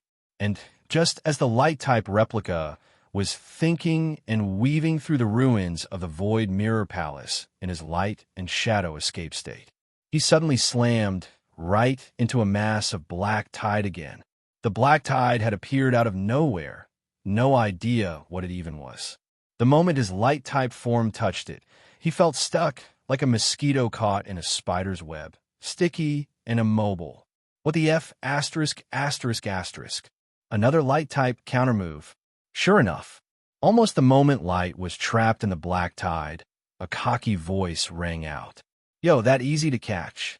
Looks like this time's kill on-site order grand prize is finally mine, smiley face. Holy SH asterisk T? What the F asterisk asterisk asterisk is this? He just been let go by Sister Lin. So just like that, he ran into another defender. Jiang Ye wasn't surprised at how popular light types were. But what did surprise him weren't the old players supposed to be confined to apartment 0000? The duo organization's group chat had been full of heated discussion on how to trick light types into going to apartment 0000. It gave Jiang Ye the impression that as long as light types stayed away from 0000, they'd be safe. But what actually happened? He didn't go to apartment 0000. Yet those old players were popping up one after another like they were cheating, all breaking out of apartment 0000 to come after him. And this time, the defender was clearly nothing like Lin Ling. Lin Ling had no interest in killing him for the kill-on-site order reward. She had the chance, but let him go without hesitation. But this new defender, judging from the obvious malice in his voice, it was clear he was here to kill for the bounty. Jiang Ye suddenly felt a chill. Are you kidding me? You think I'm some sick kitten just because I've been quiet? This time, it wasn't like when he was in that weird glass bottle of Lin Ling's. Skills like replica fusion and replica swap weren't being restricted. So Jiang Ye didn't immediately try to run. He simply canceled the light and shadow escape state right there in the black tide. As he returned to human form, he felt some black liquid clinging to him, but it didn't seem to affect him in this form. Still, the black goo didn't wipe off easily. Jiang Ye didn't bother with it. His eyes quickly locked onto a rather handsome young man. That guy was smiling lazily, not even rushing to attack. He looked like he was sure Jiang Ye couldn't escape. Jiang Ye didn't try to run either. Narrowing his eyes, he instantly fused with the 4444 administrator's mirror replica. Then, the entropy scythe, empowered by his fourth-tier, gluttonous body, appeared in his hand. He swung it fast, with an apocalyptic momentum, slashing viciously at the handsome young man. That scene left the young man completely stunned. His arrogant smirk froze on his face. He even blurted out, "Holy SH asterisk T, what kind of joke is this? A gluttonous body that devoured a concept-level weapon, and more importantly, that's a glyph pattern ability used by a light type? You've got to be a fake A asterisk asterisk light type player, right?" However, the young man's shock seemed to focus entirely on a light type using a glyph pattern ability. He didn't look the least bit afraid of the incoming entropy scythe. And then, the tables turned. In the very next second, it was Jiang Ye's turn to be stunned. That young man merely waved a light, black feather, and Jiang Ye's entropy scythe immediately crumbled. More precisely, his gluttonous body glyph pattern ability had been extracted again. That's right, just like with the apartment trader before. His glyph pattern ability had been forcibly pulled out, but unlike last time, this time he actually saw it happen. The extracted glyph pattern floated toward the black feather the young man had waved, like it was being drawn in. What the hell? Even a random defender could now extract glyph pattern abilities? Although it seemed this ability didn't belong to him personally. It came from that black crow feather. After absorbing Jiang Ye's glyph pattern, the handsome young man quickly regained his composure. He lightly twirled the feather in his fingers, then sneered with a complicated expression. Unbelievable. If you were just using a concept-level weapon alone, I might have really slipped up and lost you. But you actually went so far as to feed a concept-level weapon to a glyph pattern ability. That's just backwards. So stupid. You're even dumber than those so-called strong glyph pattern players by 1,000 times. If I were you, pulling off a stunt that dumb, I'd be too ashamed to keep living. But don't worry, any dark-type player who's seen the tooth crow feather is fated not to survive. Even though you're a light type, you still look confused, but didn't seem to care anymore. He put away the black crow feather, then suddenly lunged at Jiang Ye. As for Jiang Ye, he stood still, unmoving, like he'd been scared stiff by the forced removal of his glyph pattern ability. But behind the handsome youth, Chu Xing, hidden in shadow body form that blocked detection, quietly followed in pursuit. Chu Xing, who had quietly followed along, didn't make a move. Instead, Huang Bo, who had been standing still as if scared silly, suddenly let out a strange chuckle. Huang Bo was ugly to begin with, and his smile made him look downright sleazy. That sudden grin caught the handsome young man off guard for a second. But despite being surprised, he still didn't take the newcomer seriously. After all, old players and new players weren't even on the same level, let alone a mere light type. In his opinion, light types were only good for posturing in front of dark type beings. When it came to fighting non-dark type players, their power dropped off sharply. However, just as he sneered inside and summoned a terrifying bolt of lightning, roaring down with Doomsday-level might toward the light-type newbie, he saw that newbie turn into a flash of light again. No, that didn't seem like light. The handsome youth didn't even catch what that light actually was. And suddenly, he had this weird sensation, as if death itself had locked onto him. Turned out, it wasn't just a feeling. That energy-shaped phantom shot toward him in a split second. The handsome youth reacted fast, but it was useless. The thing really had locked onto him. Locked on. The moment the youth thought of those two words, a deep sense of dread settled in his chest. And sure enough, in the next instant, before he could do anything, right as he was about to shout, "What the F***CK?" the phantom that locked onto him slammed right into him. And that was it. Nothing more came after. That deafening explosion. He didn't even get the chance to hear it before he was completely blown into ash. No doubt about it. Extreme 1-for-1. Lock-on meant death. Of course, for Jiang Ye, his version of a 1-for-1 always meant you die, I live. As the replica died in his place, the light-type replica that survived quickly used replica swap to quietly retreat. Meanwhile, Chu Xing, still hidden in the shadows, didn't drop his guard. Sure enough, moments later, a strange giant flower suddenly bloomed from the blast's ruins. It looked like one of those legendary man-eating plants. Well, Jiang Ye didn't recognize it. The giant flower bloomed rapidly. As the tightly closed bud fully opened, the handsome youth who had just been caught in the extreme 1-for-1 was spat back out by the massive flower. No Thailand body. Now, the once handsome young man looked utterly miserable. He was drenched in a slimy green liquid, reeking with a disgusting stench. And the huge flower that had expelled him withered instantly. Its vibrant petals and green leaves turned into a puddle of green liquid in the blink of an eye, and even gave off faint black smoke.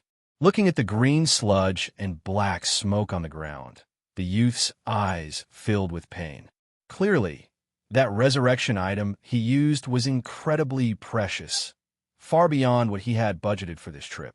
But no matter how painful the cost, that thing had just saved his life. Thinking back to that terrifying lock-on and explosion, the handsome youth was still shaken to his core. What the H***LL was up with that light type?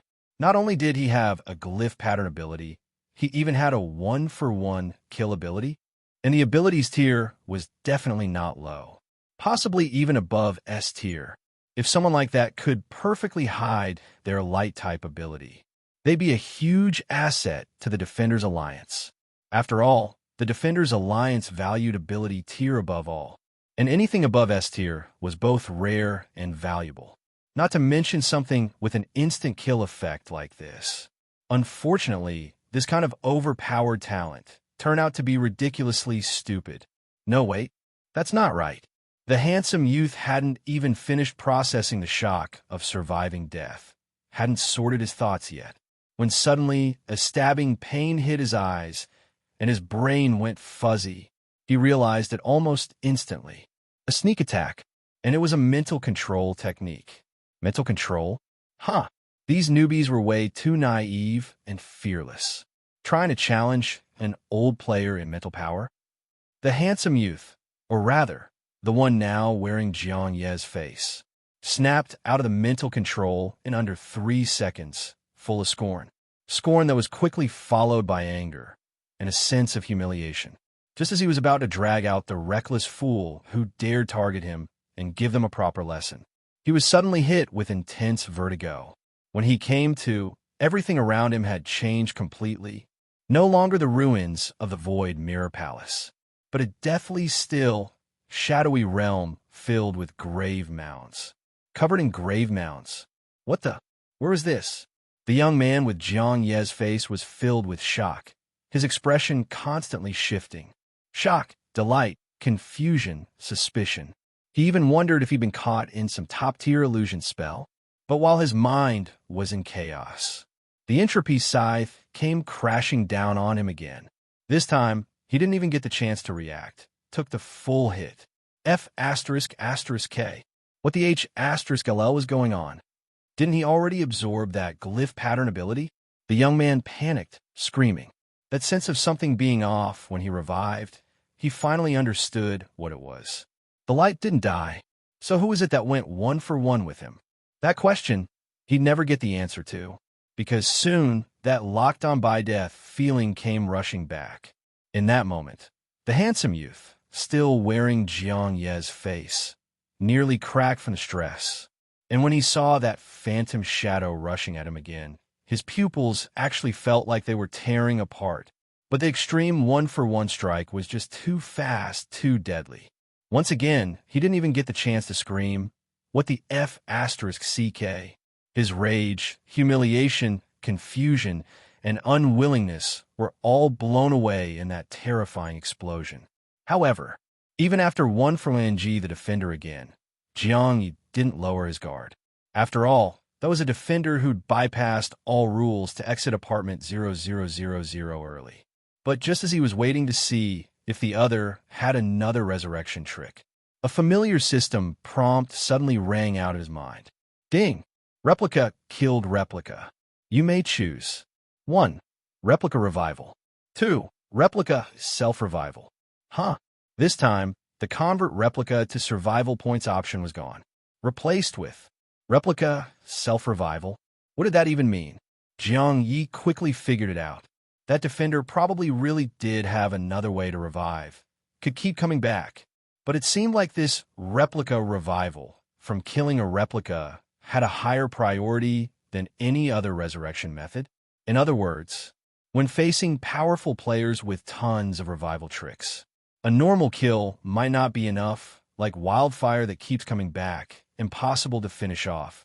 But if you turn them into a replica first, no matter how many lives they had, as long as you killed them, you'd trigger replica revival. This kind of revival overrides any built-in revival abilities a replica might have. Thinking that, Jiang Ye was deeply shaken. At the same time, he picked one. Replica revival with extra caution. Even if he had some guesses, when it came time to actually revive that defender player, he still felt a little nervous.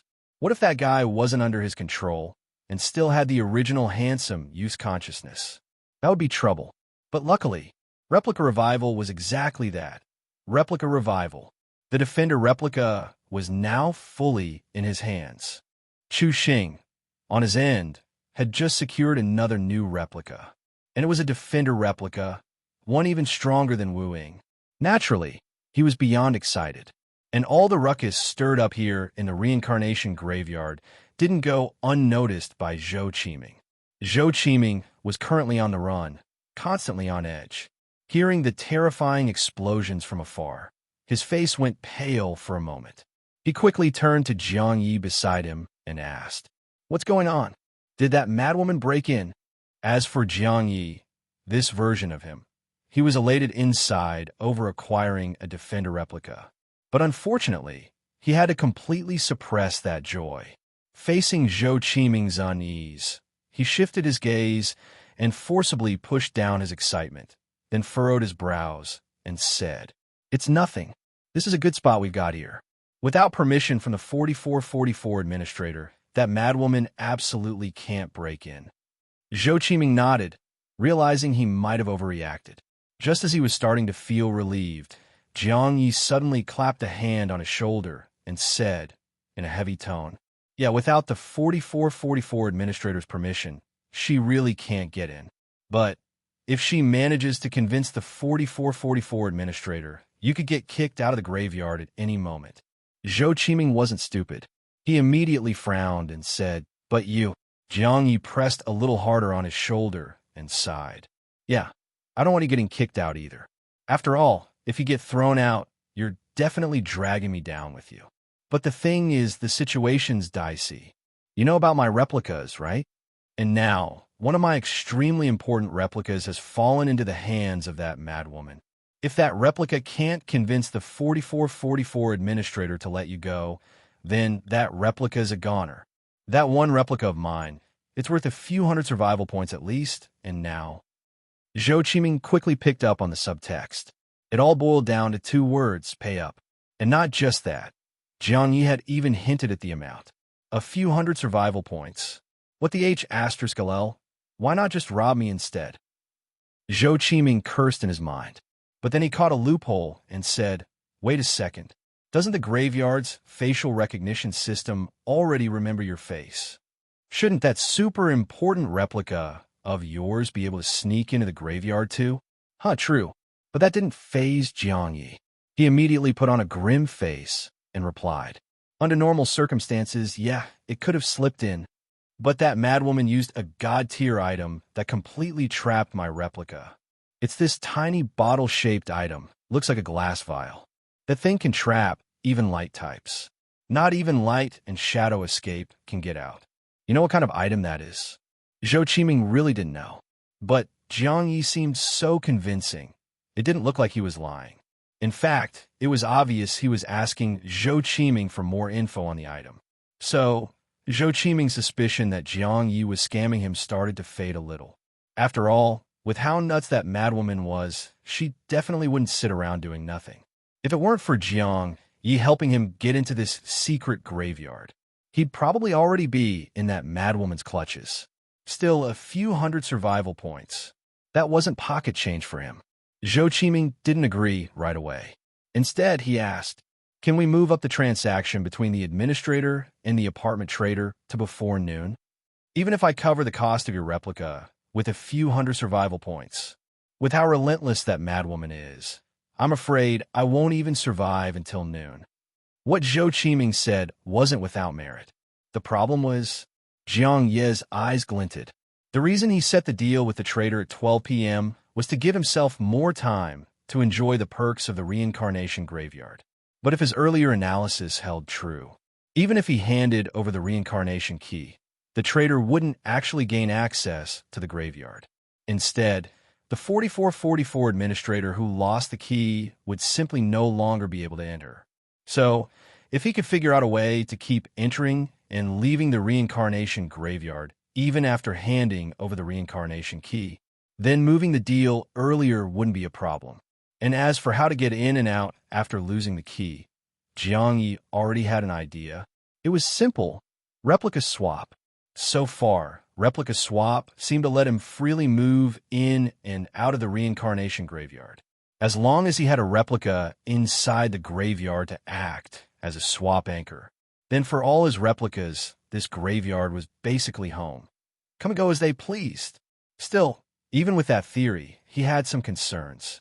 First, he couldn't be sure that the trader who got the reincarnation key would truly be locked out of the graveyard.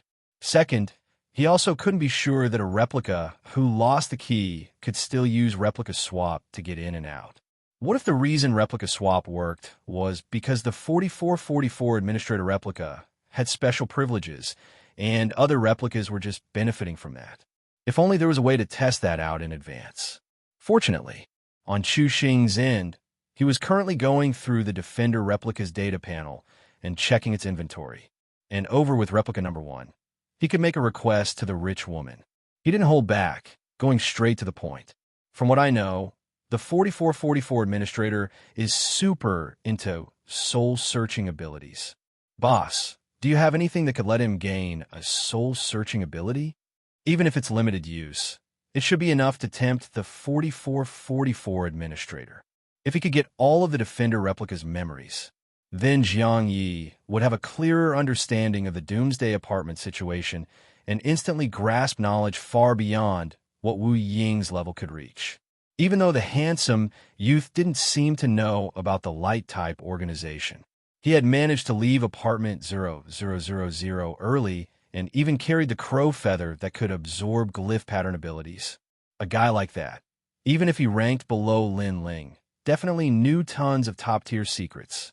Plus, only by perfectly mastering the Defender replica's memories could Jiang Ye properly use this identity. Otherwise, like with Gugu, who had no memory at all, when he went to apartment 9999, he almost got exposed by Yang. If it hadn't been for the madwoman conveniently distracting Yang. Eventually, as they kept interacting, Yang would have noticed something was off. And this issue didn't just apply to this one replica.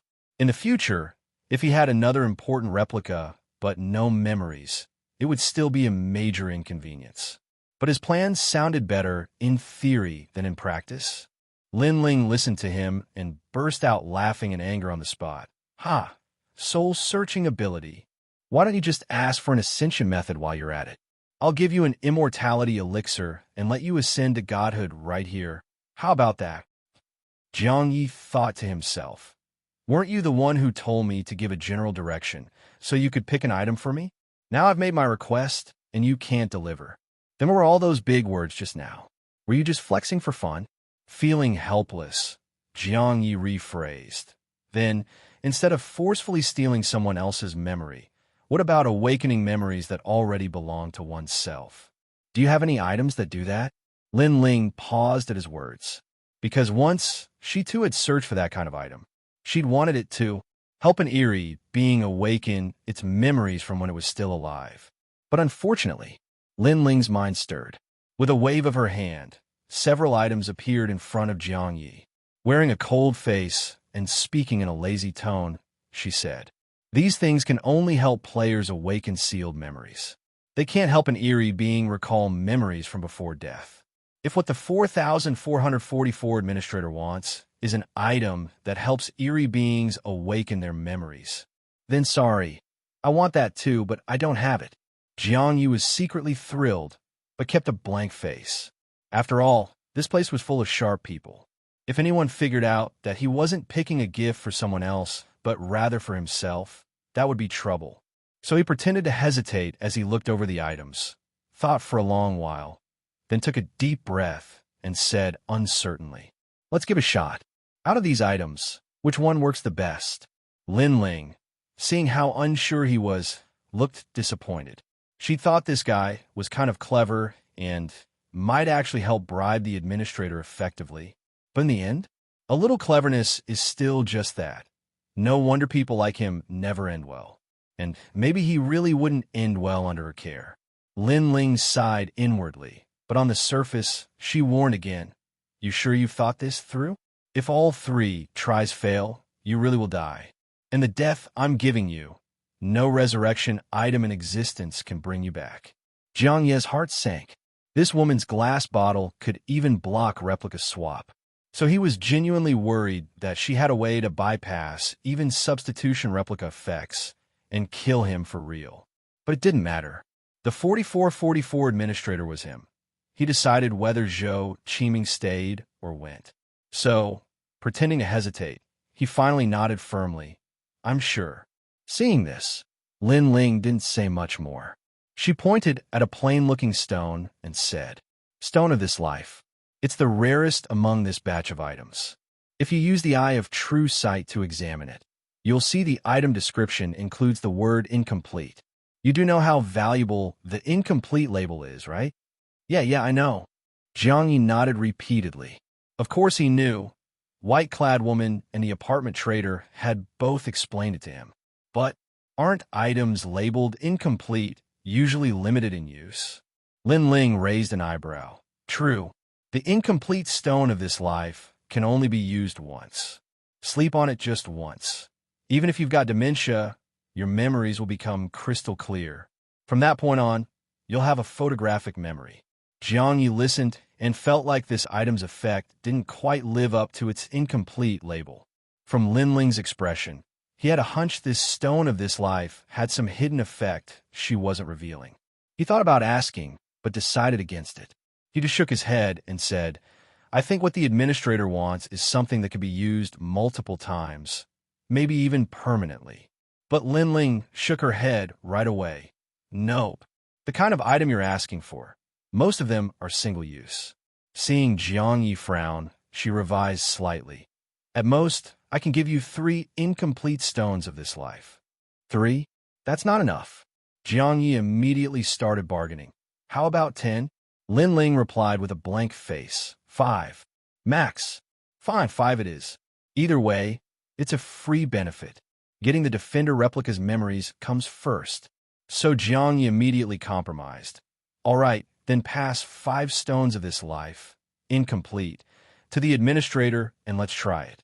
Lin Ling gave him a strange look, but didn't say anything.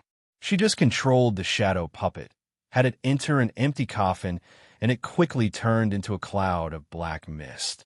Soon, that mist formed a string of text at the bottom of the coffin. It read, "Stone of this life, incomplete, times 5. Seeing this scene, Jiang Yi finally realized. You're not handing over the bribe directly. Lin Ling rolled her eyes at him. No sh*t. If I handed it over directly, what if the guy took the gift and didn't follow through? Fair enough, but still, what if he releases Zhou Qiming and you turn around and refuse to deliver the promised goods? Isn't that simple? Lin Ling rolled her eyes again and raised her hand, pointing toward the tombstone zone. The administrator can just summon a gravekeeper's oath tablet and make me swear. All right, fine. Makes sense. If both sides want a deal, there are always ways. The issue now was, if the administrator only agreed to release Zhou Qiming afternoon, then the madwoman would likely wait until afternoon to deliver her gift too. So yeah, it looked like the trade with the apartment trader really needed to happen sooner. Jiang Ye was pretty eager to get his hands on the Defender replica's memories. So soon, he brought up a second request related to the uncertainties of trading with the trader. If the stone of this life doesn't impress the administrator, I think there's another type of item that definitely would. Do you have anything that predicts the future? Or if not that, then simulates outcomes under certain conditions? He just wanted to know, after trading the reincarnation key to the apartment trader, would he still be able to monopolize the reincarnation graveyard using replica swap? And what about Chun Song? If he accidentally provoked that guy, what would happen? It'd be great to simulate that too. Hello, everyone. As we wrap up this video, I want to share a quick note. I have a Patreon account. If you'd like to support me and enjoy on-demand audiobooks, you can become a Patreon member. Alternatively, you can check out my Google Drive link, which has 500+ novel audiobooks available through my Ko-fi or Patreon shop. I appreciate your support.